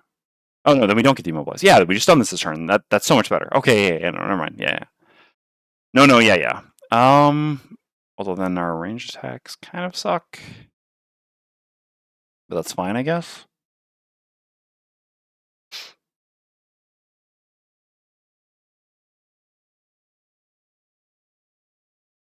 Yeah, our top action kind of mid at that point, huh? And then we lose the ability to stun this later, but we also put it in a position that's a little bit safer for us. I think that makes a lot of sense. Okay, sure. So I'm going to use the bottom of Draw the Bedrock. I'm going to pull this. I'm just grabbing that along the way to here. So this takes 2 damage. Get rid of this, and it's stunned. I also have 2 retaliate. And then I'm going to... I don't have the circlet to use here, do I, for an element? I do. I'm going to make dark anyway. Which element would I potentially want next turn? Ice or earth? I guess ice is getting eaten no matter what. No, it's actually not getting eaten no matter what, because this one's stunned and this one will have nothing in range. Okay. So ice or earth? I mean, ice lets me do like freezing shell for a bunch of tanking. Earth lets me move while using frozen over for a bunch of tanking. I guess it's probably ice. The downside is I guess they can use ice, but I think I can go fast enough next turn. All right, yeah. So we will consume the ice to remake ice. Oh no, we're making ice with this no matter what. Never mind. So I will make earth then. Yeah, I will use the circlet to consume the ice to make earth. Yeah. And then I will use shard launch, and I'll just attack the imps. Even a -2 from the trapper kills and a miss attacking the imps just doesn't do anything, so I guess that doesn't really make sense.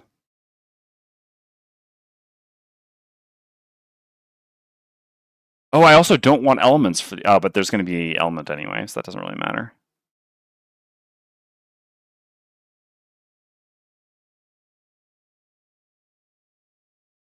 So they will hit the ice... Like, yeah, the frost imps are going to hit... No, if I kill those, doesn't matter.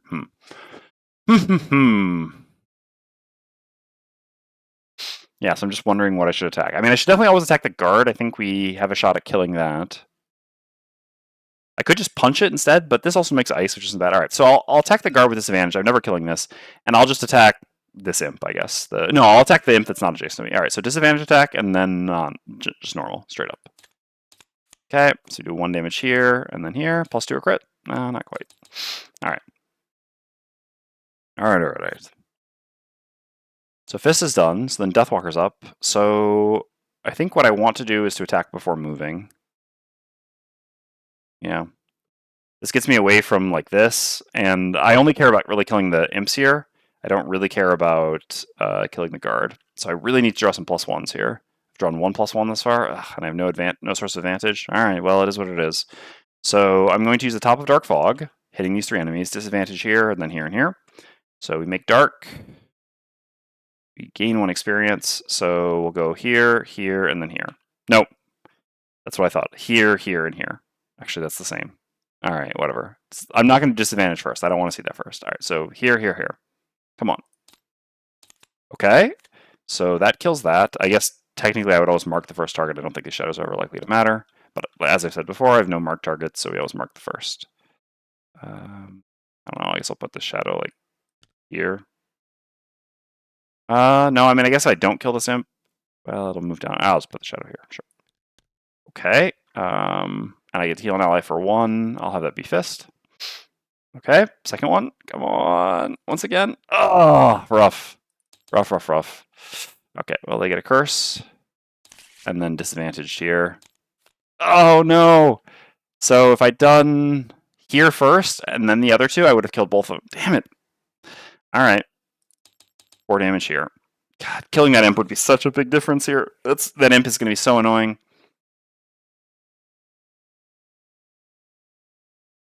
This is going to reach me as well. All right, I'm going to use a stamina potion here just to pick up a card to pitch. Sure, Sunless Apparition. Well, I could loot with that. Fluid Knight. Roll the Imp B. I mean, I can Deepening Despair it next turn. This is lost. I can actually... I'll get back Anger of the Dead. There's something we can do with that next turn as well. Since we could just like wound this to execute it. Okay, so then I have a move to. Oops, I've actually got to use Anger of the Dead first. So I'm just trying to remember to use my stamina push for one. So I've got a move 2 with Deathwalker. I want to get outside this thing's range, yeah. So I think I'm just going 1, 2 to here. So this will still go like 1, 2, I guess, to here, and then I'll be its focus. And this, I don't know exactly what it'll do from there. I guess 5 movement. 1, 2, 3, 4, 5. Yeah. Okay. Well, Deathwalker is going to be Tank Walker here for sure. And then the imp will flow into here. Yeah. So we'll be able to anger it. All right. Sure. Okay. Snow Speakers go. So this one's stunned. Nice work on that pull, Frozen Fist. And this one has nothing in range. Then the Trapper's up. So on Trapper, I'm going to just use the bottom of Boar Catcher to move to here. Grab this loot. I'm going to grab it right now so that I don't forget. Okay. Would like money, but, you know, resources are resources. And then I'm going to dismantle this trap. I'm going to use my Circlet of Eyes here to make an attack 5 wound on both targets. I'll go 3 and then 1. So this trap is gone. All right, top and then bottom. Okay. Dead and dead. I didn't kill any of the guards, did I? I would like to try to set up a kill on that one guard at least. That would be good. I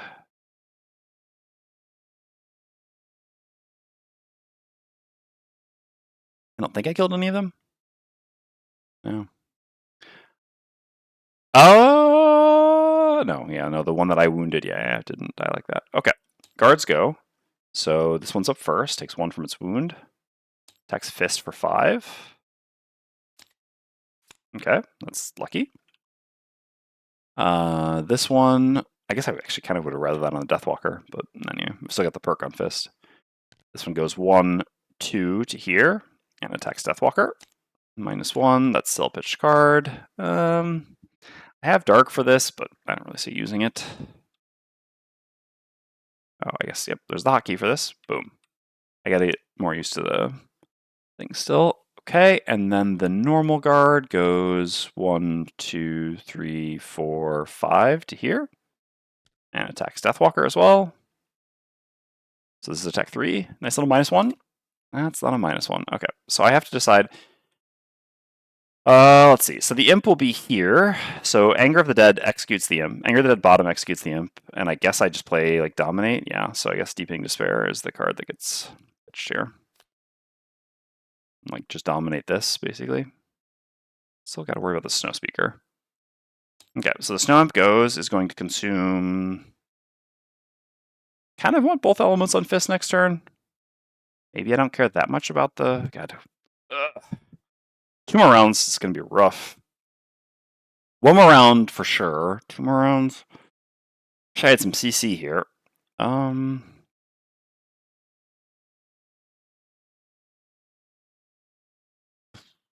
Maybe I don't care that much about the dark. They can have the dark. Because I mean, Dominate lets me disarm this, but I mean, I'm making an attack 6 on something with 8 health and wound. I guess if we miss, that would be nice for that reason. But Fist is going to short rest, and I think I would like to just, like, I don't know, draw the bag. Yeah, honestly, I would like to use both elements, just tank as much as possible. So, yeah, no. We'll get rid of the dark. Okay. So then this is going to attack me and the objective. So me first. This attacks for 1. The objective. Okay. Whew. So what was the additional condition here? A curse. Okay. So brittle, and we get 1 curse. Don't like that. That ruins my beautiful predictability, but alas. Right, round 9. So short rest on Fist. We still have our perk. Could we have used the Looty Booties there? Yes, at this point I should have used the Looty Booties to grab this, and I will. Again, I just always forget that I have them. All right, let's see what we would have gotten on Fist. I guess the ordering might have been different, but whatever. A whole coin. Okay, so short rest. That's fine. Got some specific cards that I'd like to use this turn. Also, I don't really want to pay life.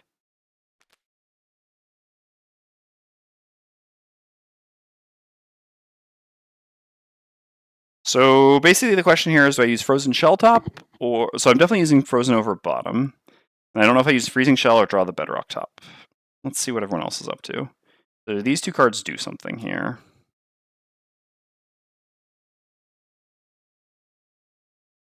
I mean, I don't have any traps set up anymore, really, anyway. I've got this one over here. If anything, I'd like to go attack this guard. I think I will just play these cards. I think this is fine. All right, and then Deathwalker is going to play these cards. All right. Yeah, I mean, I know we're setting ourselves up to pitch a lot of cards by not having anything in discard. Gotta hope, like, not crazy AoEs from them or something. Oh yeah, Frozen Fist.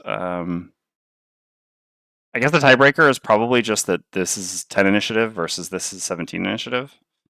Although I guess the counterpoint is being able to use this bottom to pull something over soon might be better. Yeah, and also this will make Earth to be used there next turn. All right. Snow Speakers. What is their 43? Oh, that's nothing special. Okay, Imps are on another normal 43. But the Imp will be dead. Okay, and the Guard. Okay, all right, that's nice. I mean, it sucks a bit. I'm doing all this tanky on Fist, and for what? But that's okay. All right. So Deathwalker's up first. So on Deathwalker, I'm going to use the bottom of Anger of the Dead. Everything occupying shadows gains wound. Anything entering shadows gains wound. So just wound you. And then I'm going to use Dominate, getting rid of the shadow, gaining 1 experience, and performing an attack 6 on this guard. I really like to not crit or draw +2. Perfect. That'll do. Puts him to 1. Oh no, he's going to die to the wound now. Ah, Trapper! Yeah, well, I mean, yeah, that was the attack, I think, so that's what it is. All right, well, he's dead. Dies to his wound. Oh, I mark him and get a shadow. I guess that can't matter. I'll put here. Okay. It's my turn, so then the guards go, shield and retaliate. Fist goes. There's 1 from regen. Yeah, I don't really see. They have the ice. So I could like go to here and brittle both of them to try to make it easier for. But no, then this, well, this would hit Deathwalker. I pitched 2 cards. I mean, just tanking. I still tank the 2 Snow Speakers this round. Well, do I? How's the push work? Yeah, this will push me to here, and then this will push me, I don't know, like there or something. I guess it'll move away and push me a bit. Yeah, I still tank 2 attacks this round. I think this is good enough to do. Okay, so I'll use the top of Freezing Shell, consuming ice, gaining 1 experience. So I gain 2 shield, and then I will use the bottom of Frozen Over. I remake Earth. So these are gone, Earth is back up. And I have another shield, so I have 3 shield. Pretty respectable, actually. It would be nice to go grab some loot. If I went here, though, I mean, then Deathwalker pitches 2 cards. Oh, wait. But yeah, if I'm here, Deathwalker's getting attacked by this one anyway. So, well, if I go here, then Deathwalker's getting attacked by both.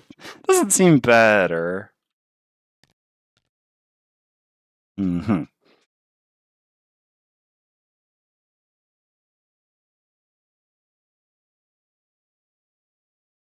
Maybe I should be doing the brittling instead then.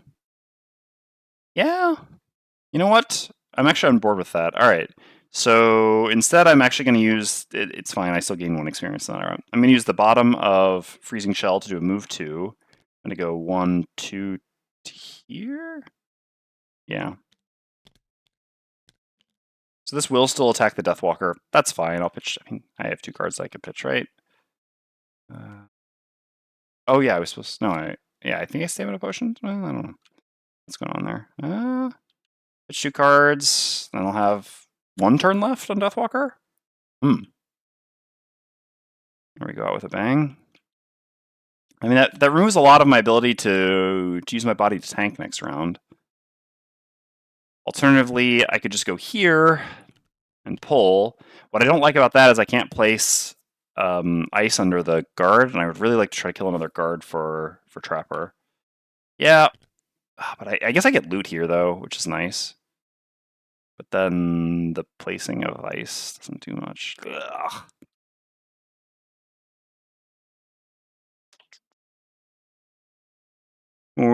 we could then kill the Snow Speaker, which I guess eliminates a fair amount of risk to the pylons. Just not really killing a guard. Sure. I guess let's go for that then. All right. So I will go to here.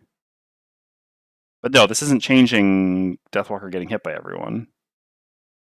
Yeah, there's no way, like, because Deathwalker was just earlier. Doesn't change anything. Okay. If I go here, then I am closer, so I will get hit by this one at least. 1, 2, 3, 4, 5. 1, 2, 3, 4, 5, 6.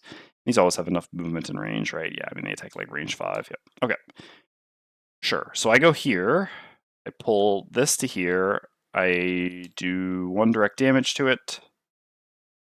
I gain ward.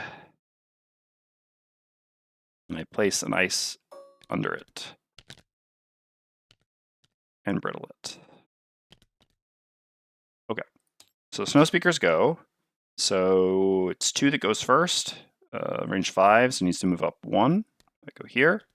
1, 2, 3, 4. Oh, wait. Oh, wait, hold on. It has enough range from here? Really? Jeez. Okay. So yeah, it attacks Fist from there. So this is an attack 5. 6. Yeah, take 3. Get pushed to here. Ward blocking 3 damage again. What do you know? I mean, obviously it's great against Algox.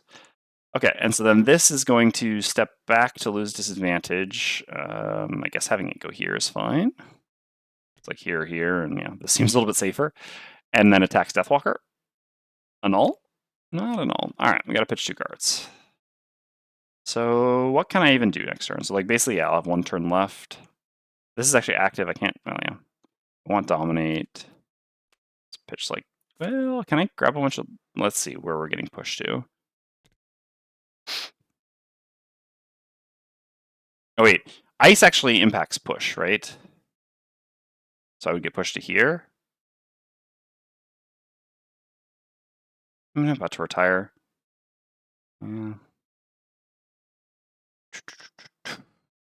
They have 2 and 8 push, right? Yeah.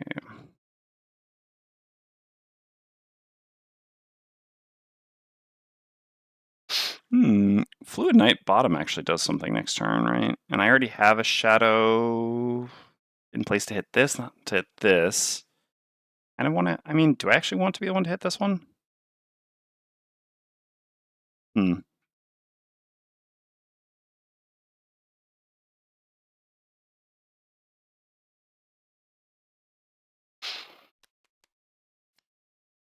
So this is the only card I can't pitch. I would be happy to pitch that, I think. Oh yeah, I already put 1 card in there, so I have to choose 1 more card. I mean, I guess it's just... Well, if I choose this, then I cannot move a shadow over to attack the normal guard, basically. Is the catch.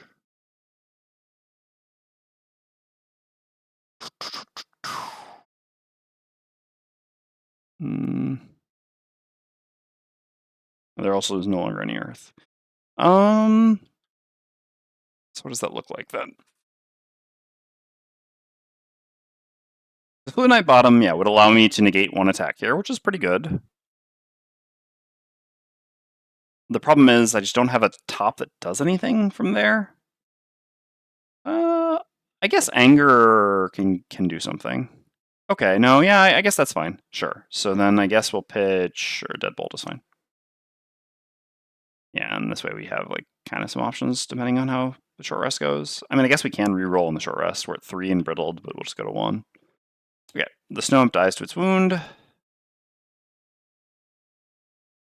And then the Trapper goes. Okay.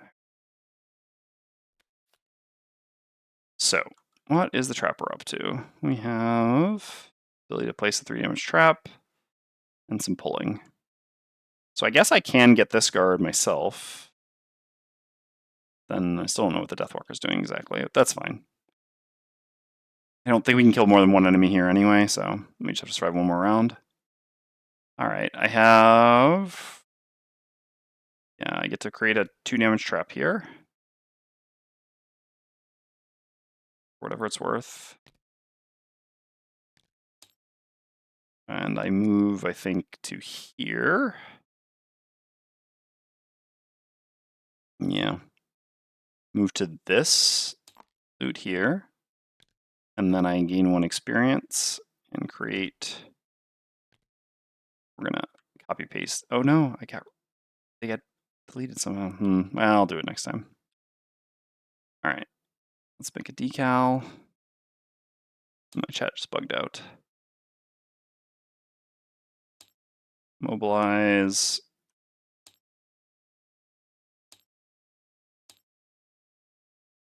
And 3 damage. Did I gain my XP? I did not. All right, gain 1 experience. Not so much this scenario, but it's a short scenario. And place this here.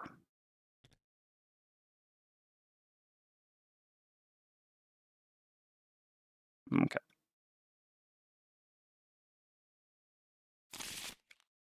Round 10.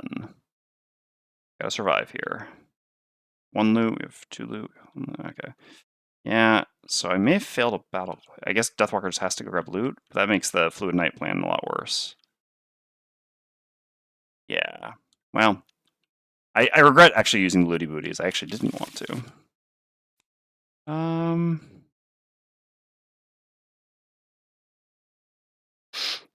mean, I'm pretty sure Trapper's gonna kill this. Oh no! Well, yeah, not so effectively, huh?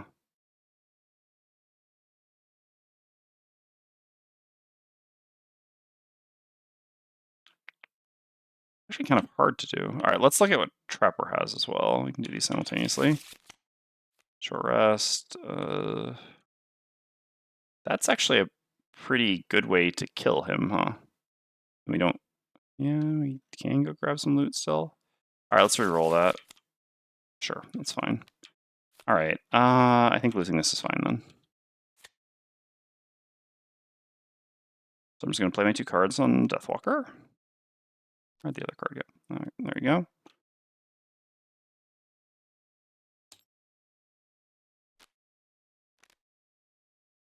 Trapper, I'm going to go as fast as possible and introduce someone to the Path of Pain once again. And so on Frozen Fist, did I want to recover a card? I still have my perk to negate a source of damage. Indeed. I don't have any elements. Yeah, I should definitely just cover a card here. The question is which one? I guess the top shield one. Pull can also do something. Immobilize can do something. I guess move and pull is more likely to do something though. Oh wait, I'm on top of loot. How did that happen? Oh, was it because they pushed, right? Yeah. So I do not want to end on top of this loot.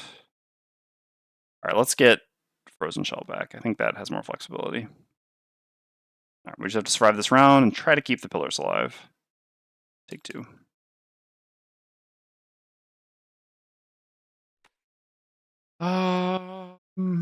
Yeah, I mean, I think I'm just going to play these 2 cards and try to do something at this initiative, and we'll see what exactly that is. Okay. Whew. Yeah, I just really need them not to flip AoEs. I got really lucky. They have like a AoE Blizzard card, I think, that they could have flipped at some point that would have made this a lot worse. Guards are even... Okay, well, doing that, huh? That's actually pretty annoying, huh?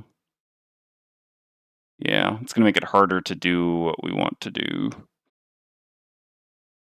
So Deathwalker still has boots, so I'm going to use the boots to go earlier.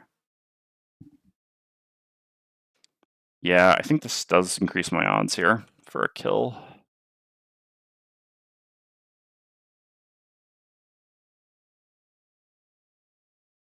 For Trapper to get a kill. All right, so I will go at 14 on Deathwalker, but Fist is first at 10. Yeah, I don't really have a way to set this up anymore. I mean, I basically just have to not end on this loot. So heal 1 from the regen. Sure. I go here. And with this bottom, I guess. And I give myself 1 shield with Freezing Shell. That's it. Yeah, and they're not even pushing. No, they will still push, but that's... yeah, I could... No, that's not fine, right? Yeah.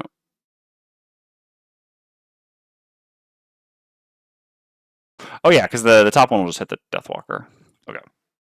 Or the Trapper. Okay, so I'm done. I go there, and yeah, I have 1 shield. So then the Deathwalker goes at 14. So on the Deathwalker,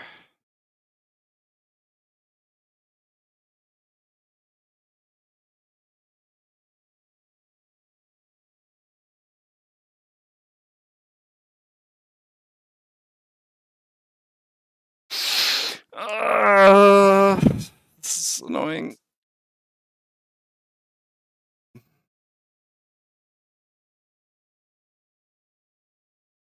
There's no way to get a. I think that there's not. I mean, someone's welcome to help me puzzle this out in chat if they want. I don't think there's any way that I can get a loot with Deathwalker, a loot with Trapper, and have Trapper kill the Brittle Guard, basically. And also hit the Brittle Guard with the Deathwalker, because I think that's necessary at this point. Because it's going to have a shield, so at that point I would need to flip a +1 with Trapper otherwise to kill. The shield actually being annoying for this reason.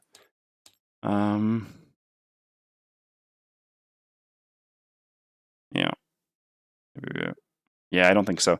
So basically, the most important is that I get a loot with the Deathwalker so that we get the battle goal for a fist. So that's pretty easy, right? We just like go here, get this loot, and then we just default attack this guard, which normally does around 4 damage, putting it to 4, right? Then the guards go, this attacks here, this attacks here. Okay, I pitch my 2 cards. Then this will exhaust me, that's fine. Then Trapper goes, and so yeah, the problem is I actually can go to here, but then I can't push this into this trap. God, if I put the trap here, this would worked out so much better. Then I would be fine. I can go here, but then I don't get the loot. I mean, and I guess that's fine. Like, I think getting one of my 2 Algox kills is probably worth more than a single loot token. But, yeah. Bit of a shame. If I just put the trap there, I could have had it all. And, I mean, the worst part is if I flip, can Deathwalker get to that hex to the right of the normal guard? Yes. Oh, yeah, you're right. Yeah, that you can, actually. Yeah, that I was thinking that I couldn't get to it because I would slide like this, but you're absolutely right. I have a default move, too.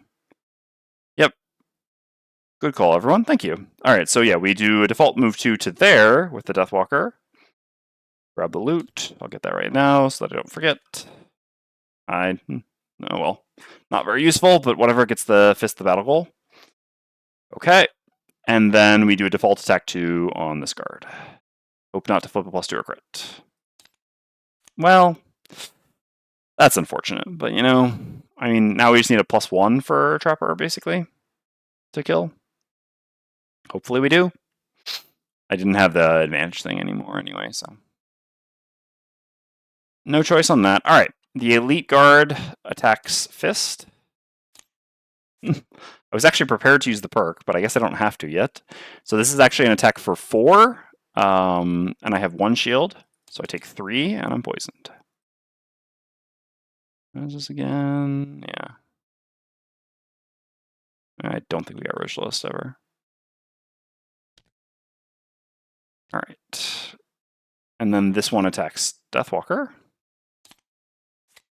Yeah, we're pitching some cards. So we'll pitch the 2 remaining cards that we played here. Don't exhaust until the end of the round, though. Gotta remember the hotkey. Okay, this is gone, and we are poisoned. Then the Trapper's up. So yeah, the Trapper does a move 4 jump to here. Gets the loot. Grab it now so that I don't forget. Ooh, Snow Thistle. Nice.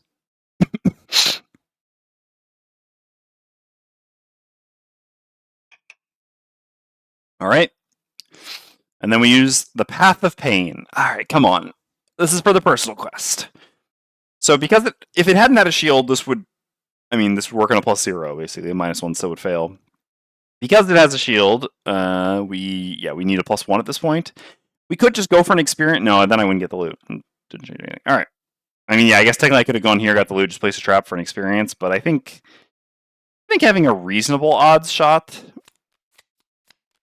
Yeah, honestly, not unreasonable. We have? So there's 5 +1s normally, so we've got 6 out of 15 to get our personal quest here. Let's do it. Oh, if they hadn't flipped the shield, or if I'd had the initiative boots. Alright, well, that doesn't kill. So this does an attack 2 effectively then, which does 4 damage with the brittle. And then I push him to the trap, and he goes to 1. And sadly, I can't, this isn't wanted. Can't curve him. Alright. And yeah, he goes here, and then the end of the round is just academic. This one, I have my perk anyway. I'll never exhaust. Deathwalker, or I guess Trapper will actually be the one getting attacked here. Okay, well, should have taken the experience, I guess. But you know what? I think it was worth a 6 out of 15. That sucks. Algox guards here. We didn't kill any, but admittedly, tough scenario. There'll be more Algox guards to kill later. Yeah, there will be. And the fact that I was trying to accomplish as much as possible with keeping as many things alive, I think that matters. But I guess we'll find out in a second. All right. 33.4. Gain 15 experience each. Yeah, that's nice with a new character. And add 66.2 to the calendar. This isn't a meaningful enough reward. Ugh. Really? And now I wish that I'd focus more on personal quest and the brittle drop. Sorry, what brittle drop you mean? Sorry, the brittle was broken on the attack, so that's why he took 4 damage originally, and then the trap does 3. Unless you're talking about some other brittle thing. Yeah, anyway. Alright, 15 experience each, and then we add relevant XP for 3. Yeah, no, that's definitely nice. But yeah, basically, I thought that keeping more pillars alive was better. I mean, it is. But, I mean, and this isn't insignificant. I do want to finish this chain, so it's fine. I thought it would be a little bit more rewarding than that. I mean, this is a very reasonable reward, to be honest, but for some reason I thought that it was a bit better. I would have rather, focused on getting 2 Algox kills or getting more loot with Fist, try to find lumber or something like that, rather than, keeping 2 more of these alive. But it's fine. Okay, so we add 66.2 to the calendar in X plus 1 weeks, where X is the number of destroyed pylons. I believe there were 7 pylons, right? Mm-hmm. Well, yeah, there were 7, and we kept 3 alive. So then 5 weeks, then, right? X plus 1, where X is the number of destroyed pylons. Yep. So in 5 weeks, 66.2. And that's going to unlock the last of the chain. 202, good. Yeah, I mean, definitely. 1, 2, 3, 4, 5. All right. 66.2. No, I'm happy with the outcome for the day, for sure. I mean, again, given our win rate prior to this, getting 2 wins on 2 scenarios, especially with the first one, which we didn't believe in. Trevor sounds very French and a voice-acted Frosthaven app thingy, by the way, so you should now feel a real connection to them. Oh, do they actually? I should listen to that. I mean, I guess I have to pay for it, and yeah. Why was I never given that? I wouldn't really use it. I would be curious to hear that, though. I don't know if there's any way for people to share a recording. Probably not. Best not to. I think all this will be done automatically. I don't know why I'm doing it. Okay, so we need 1 check mark and 2 check marks. They're French-Canadian foreteller. Ah, okay. 1 check mark. It's very important to get check marks for Trapper. That being said, there are a few perks I want. And, I mean, in all fairness, because we have Circlet of Eyes, obviously Dismantle, it matters a fair amount, so getting rid of the negatives isn't terrible. But yeah, also just the first 4 perks are pretty good, so getting those a bit faster isn't bad. All right, so we can do scenario 1. We'll double check the inspiration gain here, just to be sure.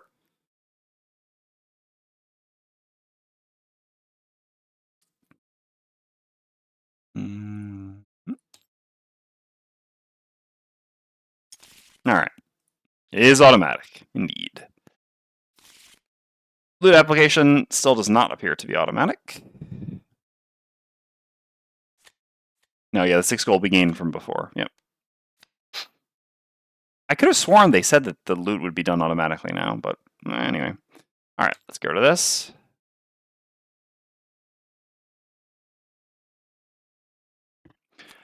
Again, we're just pooling everything at this point. I'm not bothering with individual resource counting. It just adds too much time.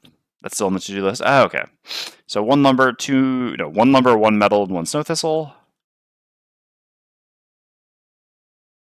1 lumber, 1 metal, and 1 snow thistle. Okay. 3 gold here. Obviously, this doesn't get pooled to Frosthaven because Frosthaven doesn't keep gold.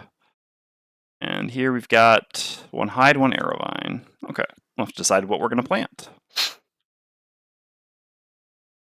1 hide. I mean, I guess the choice is pretty simple here. It's going to be arrow vine. Oh my god, then we won't be able to make a potion again. Oh no, disaster. All right, so that's that. Get our cards back before we delete stuff. Oh, we need to gain the 15 experience as well. That did not get applied. Obviously, they couldn't know, so it's beautiful. Beautiful. Beautiful. Okay.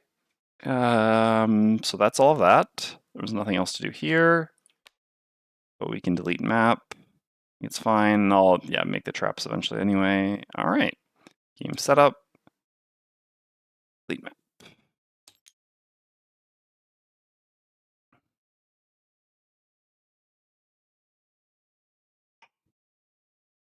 All right. So yeah, that was 1. That's already checked off. Beautiful. So we need to go read some things. All right. 183.3. Winter is coming.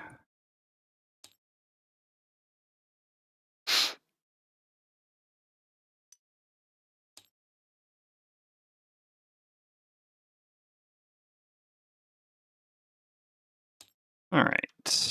That's the traveling merchant. But purchasing materials for 7 gold, huh? I mean, we really have nothing to do with gold right now. Soon we will have something to do with gold. When we upgrade the tradesman, it's a pretty poor rate for resources. We're not that rich. I think I won't do this still.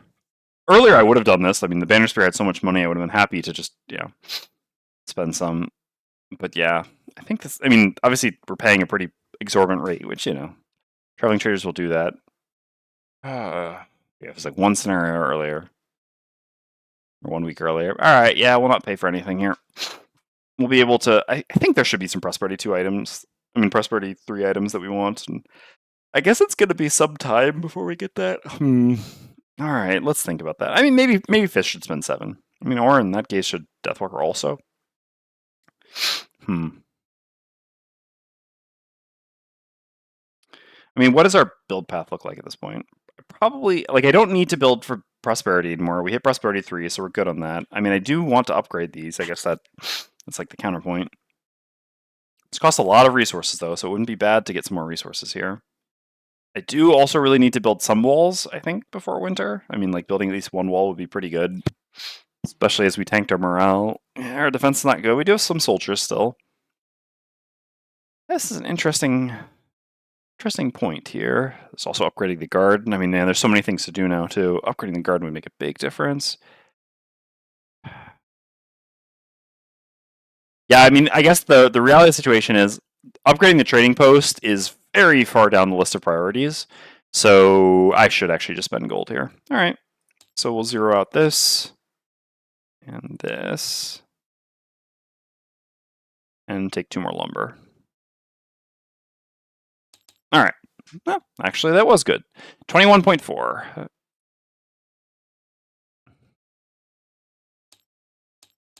Oops. Let's click.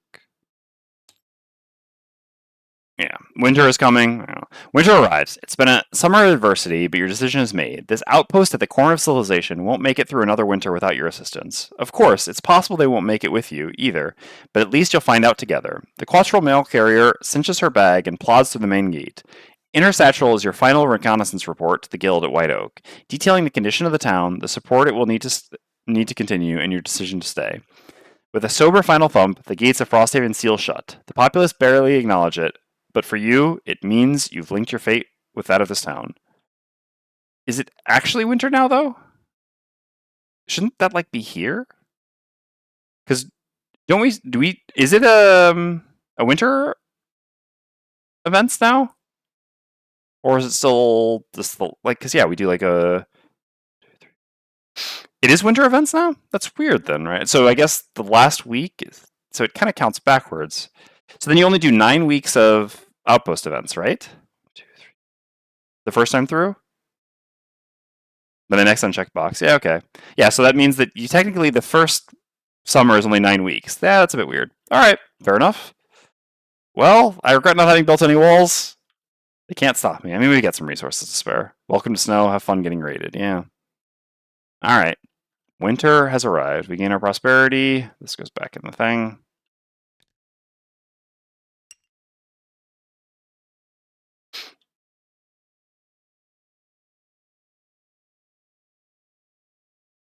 Okay. Winter outpost events. New event.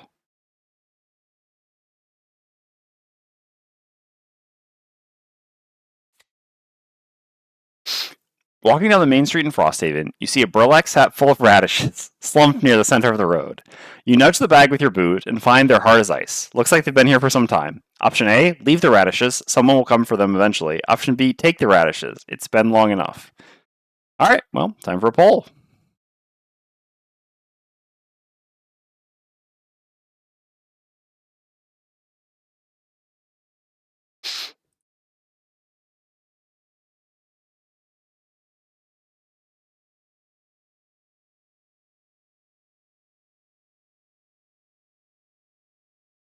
Okay.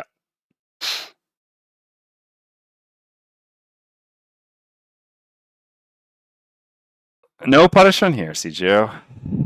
But yet, we really do need to build some walls, though.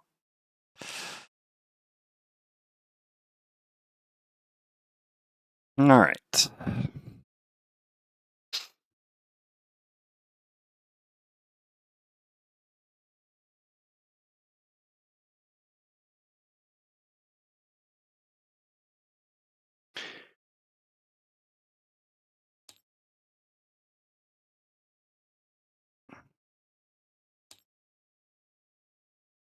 Okay, yeah, so upgrading this just gives us 2 different herbs at once, but still it's every other week. Yeah, these would be nice as well.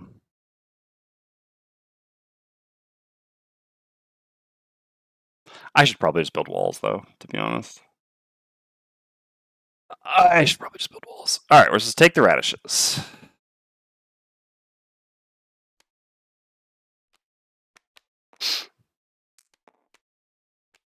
You pick up the sack of radishes and clandestinely try to find a buyer for them. No one around town is interested, though, and you're not willing to keep hauling the bag around. You dump the bag back where you found it. Perhaps someone else will have better luck. All right. This goes back in the deck. Okay. Well, that wasn't so bad. All right, we got a few things to do. Did you win? Yes, we won. We won. Still haven't looted any more lumber with the fist. We're still 1 lumber of the 8 in. All right. So, we've got leveling up to do. Let's worry about the town stuff first, I guess. So, we need to plant an herb. Alright, so what does Aerovine plus Snow Thistle do? Do we know that yet? It is a stamina potion. I would really like a stamina potion for Prepper, to be honest. Yeah. Alright, so I guess in that case we're going to plant Snow Thistle. So we will plant the Snow Thistle. Does the game have any way of tracking this? I would guess not. I would guess not. There aren't any, like, herb stickers, are there? No. Alright.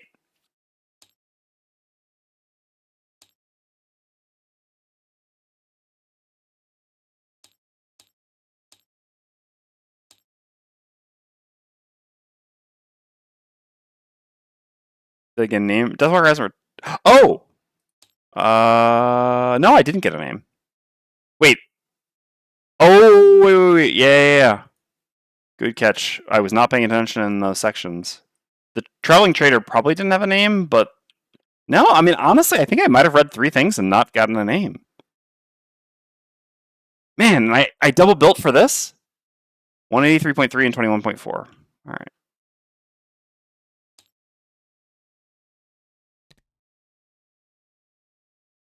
No name? That would be so punishing. Yeah? No name. And then the rat. Wow! Huh. actually kind of sucks. I mean, obviously now I wish we didn't double build. Well, I mean, I guess no, the double build also helped out with Trapper, so I guess it was fine, but all right. Yeah, so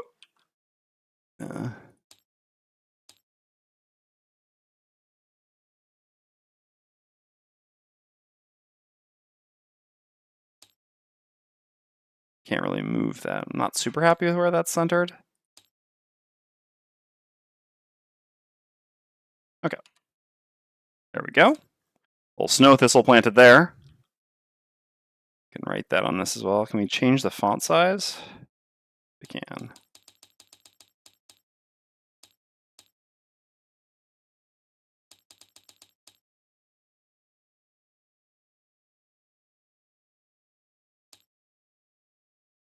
It's annoying. You can't actually see where it's gonna be like centered once you shrink it, right? Like shrinks up. Ah, that's really annoying. Come on. Like, why is there not a better way to do this? This is wild. I mean, I understand I could just make a note card, but I really just want to put it here. Why is there not like a better way to control where you type? The technology would be too much. All right, that's good enough. We'll go with that. All right, so we got a snow thistle planted there. Oh, well, yeah. All right, that's not going to work out very well, huh? No card it is. Dang it. We just don't have the technology.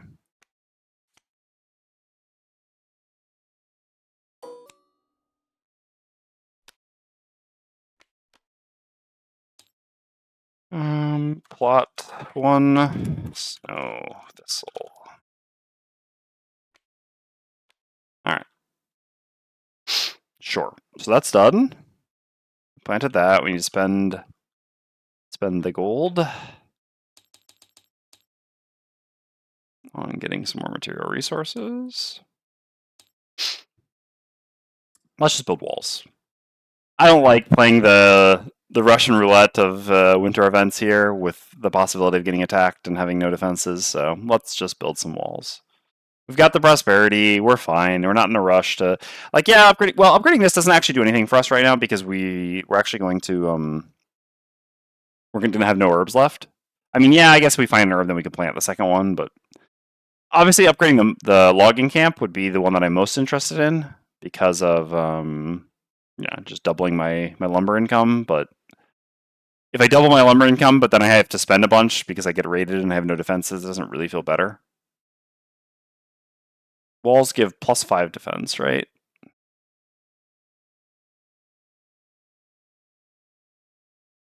there actually nowhere? I mean, I guess it'll just be done automatically then?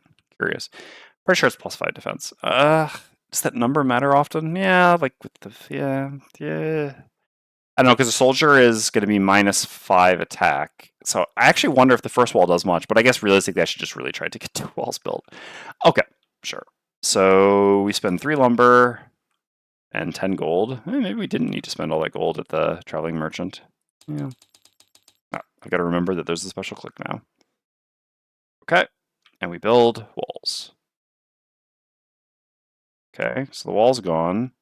It's not modifier defense. I mean, okay. Did at least, yeah, +5 defense. All right, it goes there now. There's like not even a notification or anything. Not the best.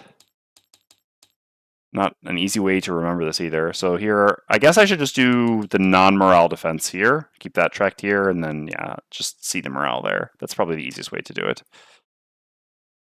Okay.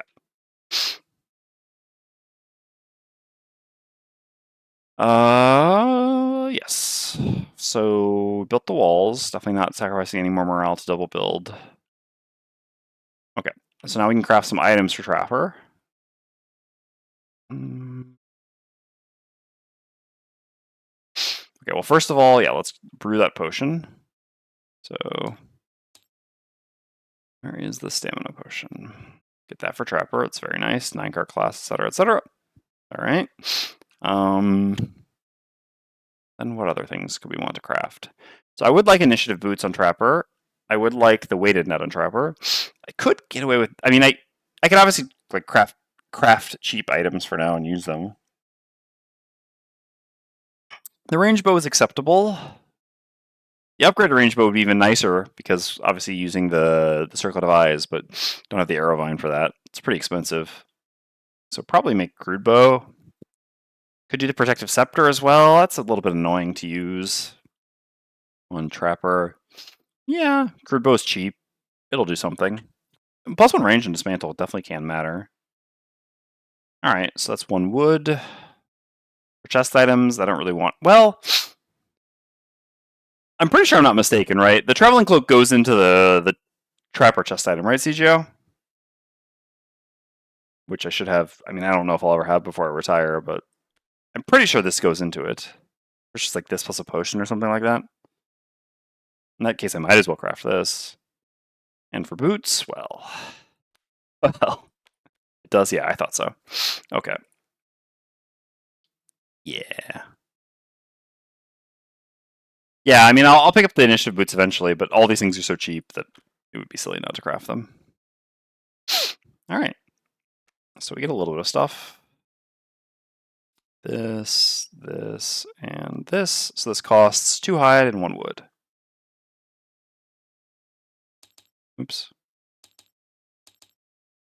And in reality, we actually, because I think I looted, maybe it's a wood that I looted, I don't know. We more or less would have had all of that even playing like the normal rules, but yeah, pooling just makes things so much more convenient. I mean, just speeds up the outpost phase, and honestly, speeding up the outpost phase is a pretty important thing to do. Okay. All right, let's do our perks and level ups. I'll blow my nose quickly, and then we can do this.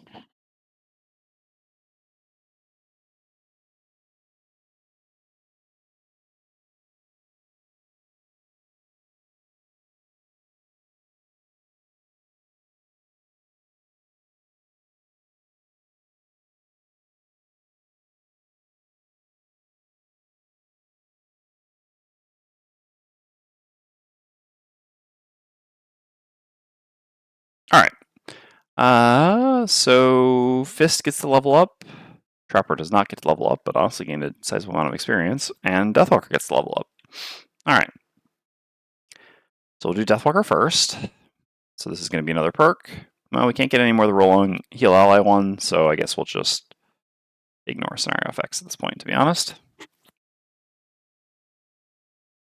Okay, and then take a card on level up.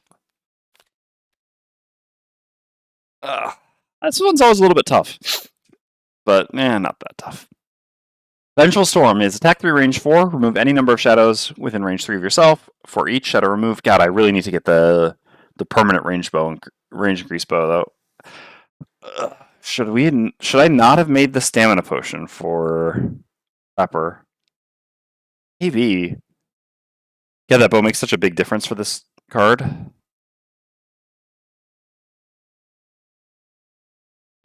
We'll find another arrow vine, right? Stamina potion's so nice for Trapper. That's tough though. I'm also about to retire. Like I could retire one thing. I don't really want to waste or use our 1 arrow vine for an item that I'm going to use for like one scenario. All right. Anyway, yeah, this is great. Especially because our party is now a little bit worse at AOE with the banner spear gone. Like Deathwalker is primarily single target. Trapper is primarily single target. Fist can do a bit of both, but doesn't do exceptional AOE damage. This really helps to clear up that problem. This is a really powerful loss. Obviously, would have been great in that last scenario. Won't use it very often. A little bit awkward to use just because you have to move the shadow the turn before. Is it that great on that card? I feel like range 4 is pretty expansive. I don't know. It depends. The thing is that I think it is, from my experience, it matters a reasonable amount on this card. Range 4 is quite large, but you also don't often want to TP like right in the middle of the room. I mean, or I don't know. It still makes it easier to just stay in a safe position while doing this. Because oftentimes when you're doing this attack, most of the enemies you're attacking are likely not dying. I mean, obviously you're facing like imps or something like that. That's a little bit of a different story, but yeah. And yeah, I don't know. When you put yourself in a position to attack a bunch of enemies that aren't going to die, having 1 extra range, I feel like it matters a fair amount. All right. The night takes shape. Is this Spirit Island? Like almost Spirit Island, right? Anyway, yeah. So this is a 5 health, 3 movement, 3 attack, All attacks targeting the summon gain disadvantage, but it costs 2 shadows to summon. Pretty expensive. It's fun. Also, the mini looks. I mean, the art on it looks incredible. But yeah, that's the best thing that's going for it. Really, I mean, you know, it's an acceptable normal summon, right? Like it's got really good stats. Very expensive to set up. Really requires a very slow scenario, and then there's still some implicit risk. Because often you're like gonna set this up before you know what's in the next room, and then the next room could punish you, Frosthaven style. 94 initiative, move 1 shadow up to 3 hexes to an unoccupied hex, teleport to the hex with the move shadow, then remove the shadow and gain 1 experience, then attack 3. This is great for melee, obviously, like incredible for melee, but because it's basically like a move attack on bottom, effectively. But yeah, for range, not that good. But where's the flying? Yeah, no kidding. Once again, there's definitely a thematic fail there. Anyway, pretty easy Vengeful Storm for us. What about the other 5? Oh, medium?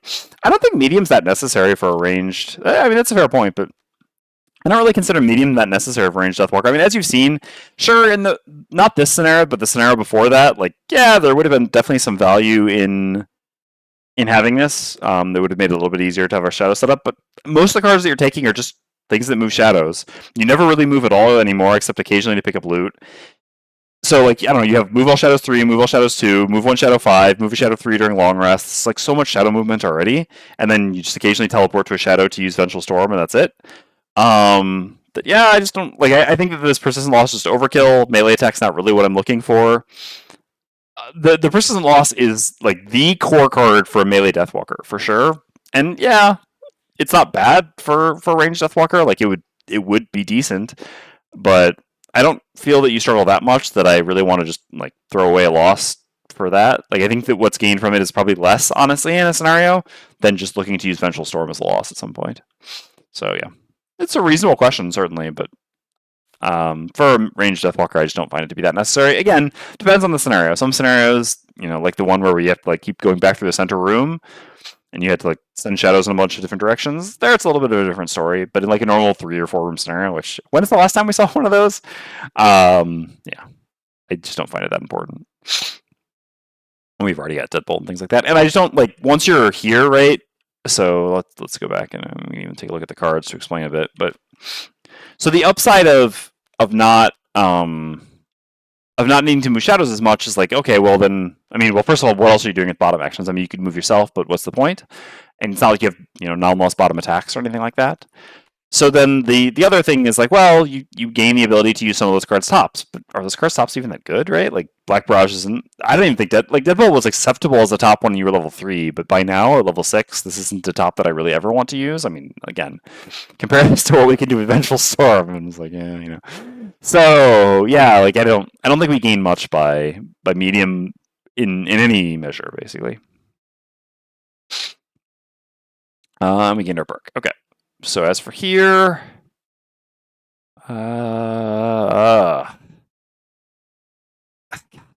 like what I would like to take is the long rest perk for extra healing, but fucking Frosthaven, there's just so many scenarios where I feel like you can't long rest, much more than in Gloomhaven. What are we gonna do next for a scenario? It's an interesting question. We metagame a little bit based on that. Oh yeah, we're gonna do Jagged Shoals. Well, we're not long resting there. Are we gonna do Jagged? No, we have to build the boat. Yeah, we're not gonna do Jagged Shoals. We gotta build the boat at some point, but we've got other things to build. I guess it's gonna be a little while. I mean, I guess we'll do like Frozen Fjord. You can actually long rest there. We've also got like the Eternal Crave to do. Won't be long resting there. Got Temple of Liberation to do. Yeah. 14 cheese time? Not quite. We have to build a boat to do it. I mean, if we didn't have to build a boat, I would just go cheese it right now. Not right now, but because we have to build the boat. Yeah, I don't think we'll get to long rest enough. Let's just get rid of -2. Let's keep getting rid of negatives while we can. And then we can pick up the long rest perk and some rolling healers. And some elements. It's got a lot of things that they want. A lot of perks we want. Alright. Oops. Guess I don't need... where did that go? I'm pretty sure, yeah, I just grabbed something. Alright, I should really not have this up anymore. I've actually never done the Hungry Maw boss version either, to be honest. I also have done the puzzle, which, yeah, I mean, I won't do this time. We'll do the Hungry Maw boss, I guess. which may be where we go. We'll see. We need to take a look at lumber for sure. Lumber looted. Okay, and as for the card, I have the Mountain's Fist. That's the other one, like card that does a lot of stuff. This bottom, I don't really know what it does. Technically does something, I guess. Okay, so attack 3, consume ice for +2 attack. Not like we have so much free ice. If the attack killed an enemy, perform heal 3 self, create earth. Just ran the Hungry Maw puzzle last night. Nice. It is a puzzle. I mean, I don't like puzzles to begin with, and yeah, that one. When I did it, when we looked at that when we were editing the books, I mean, again, we were also functioning on the assumption that Marcel made it. And we're like, oh my god. And so we wrote to Isaac about it, and he's like, oh no, I made it.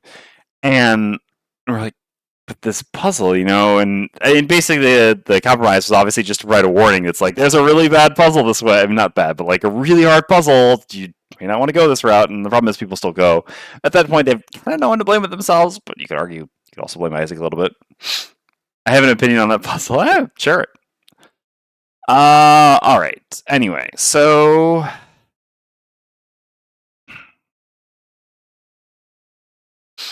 I just don't feel like I have enough ice to make the Mountain's Fist work since I don't have. So I didn't take the other 3, which is kind of the interesting thing here. So Peck Solid, right? Oh, God, a stun would just be so good. This party could really use some stun. But the Earth. Excuse me. So hard to make Earth. And also this party just wants us to use the top of Frozen Over, and we just have no move Earth. God. This just like, so hungry for elements. This is like the most element-hungry class in the history of Gloomhaven, right? Well, not completely, but this is very hungry for elements.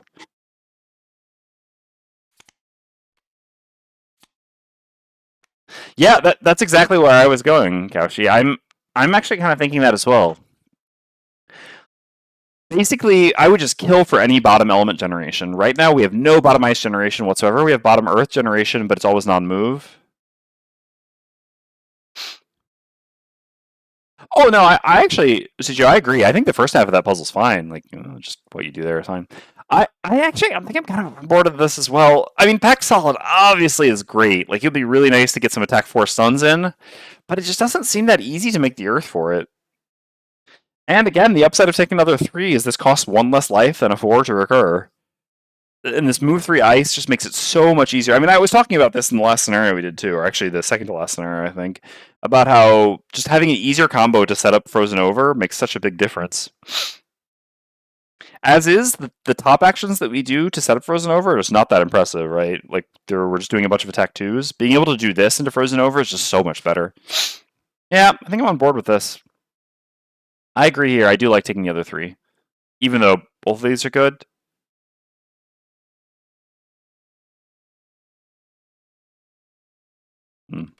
Anyway, alright, let's put these back. What are we getting at the next level? Yeah, also... Yeah, well... Yeah. Oh, tough choices ahead. Alright. Taking the other 3. This I do agree with. Alright. Geez, it is 9:30. Okay, well, we went late. That's fine. It was fun. Enjoying this campaign quite a bit. I don't think there's anything else I've forgotten to do. So I think we're all good. So, alright, let's very quickly take a glance at this. So yeah, I mean, we can also do Ice Cave. Oh, good. That is a complexity 3 scenario. What is the number for... I mean, we're not going to get many resources there no matter what, but... Because it's just a boss rush.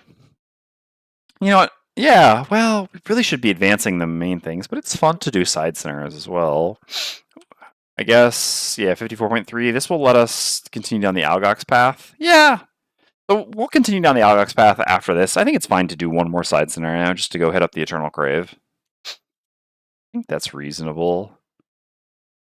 Otherwise, the other option would be to go down Crystal Trench. No. We'll start with Eternal Crave. We'll most likely do Eternal Crave, and then I think it's 28 that we do. I don't remember if it's 28 or 30, but we'll do Eternal Crave. I mean, which we hopefully win, and then we'll go into one of these two. Oh wait, this is the, yeah, they'll like come together, yeah. So I'm pretty sure, yeah, it'll be this. The only shame with this is that, yeah, we get the most boring boss.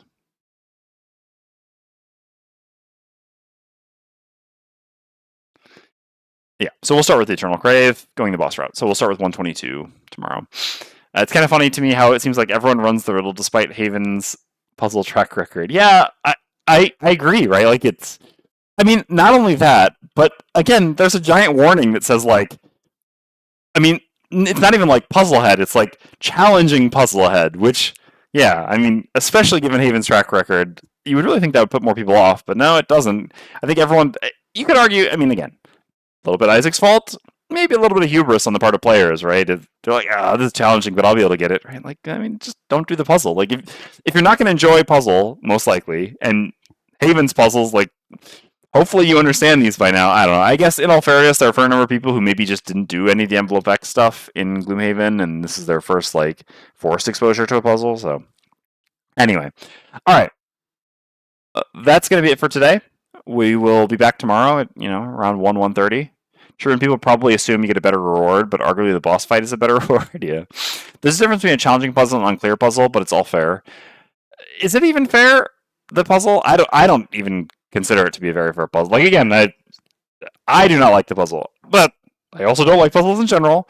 But to me, the puzzle was not, like, yeah, there was no, like, I don't know, like having to look at random different things and be able to somehow figure out from those, oh wait, this, I don't want to say anything explicit, but like this in relation to this, and oh yeah, it's so clear, like it's clear from the perspective of the person who designs it, but if you're just looking at the things, how you get to there is, So, yeah, I agree. There's a difference between a challenging puzzle and an unclear puzzle. That being said, I also don't know, like, also the flavor text is backwards, yeah.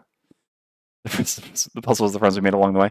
I also don't know how you make a like. I don't know. I hate puzzles, so maybe you can come up with a good example of this next time. But or even right now, I'm fine with. I don't necessarily know what the difference between an unclear puzzle and a challenging puzzle is. Personally, though, to me, a challenging puzzle is inherently an unclear puzzle, right? Because like if it's clear that you understand what to do for a puzzle, then it's not really puzzling, and you just solve it. I guess.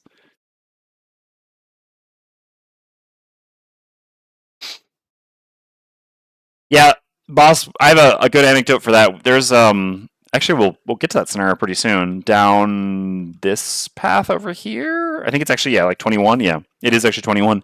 So 21, we did a Sudoku can be very challenging with instructions. Yeah, that is a good point. I guess that's true. That is a good point. Yeah, so we were doing 21 in our 2-player campaign. I was playing Prism, and Jessica was playing Trapper. And basically, the second room of this scenario is pretty rough for Prism. And despite that, while playing in +2, we came like we got down to the end of the scenario, and we basically had to have 2 monsters not flip these specific cards, while also both of us had to not at least get a better than a -2. Essentially, and we would still win. So yeah, I mean, it was like 1 out of 7, 1 out of 6 times 1 out of 16 sort of thing. I mean, 1 out of 7 times 1 out of 6 times 1 out of 16 sort of thing. I don't remember. It was truly wild how unlikely it was we lost. We lost, and so then, but it's just like with this one thing that you just have to blow up, basically. So there's like a first room and a second room, and the second room is the thing you got to blow up. So yeah, the second time we went back, I just sat there on my phone while Jessica prepared the mother of all traps, and we beat the scenario very easily. And yeah, that's the sort of thing about Trapper, right? Is that yeah, if you know that there's a boss ahead or just a single thing that needs to be killed ahead, yeah, I mean you can kind of trivialize these sort of scenarios, right? Unfortunately, yes, we will not have the level 3 before we go to that boss scenario.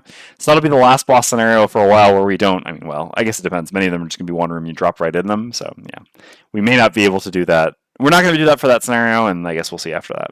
And I don't even know how it works in the Hungry Maw again, because I've actually never faced him before. I've only ever done the puzzle twice now. Well, no, I guess not actually twice. I mean, I read through it, and then actually played it through it once. I guess I technically proofread the Hungry Maw, but that was, I guess, kind of unnotable, so I don't really remember. Anyway, regardless. we'll be back tomorrow around the same time, 1:30 p.m. my time. And yeah, we'll start with the Eternal Crave. Thank you very much to everyone who tuned in today. I hope you all have a great rest of your day, and hope to see you again tomorrow. Thanks again, and take care.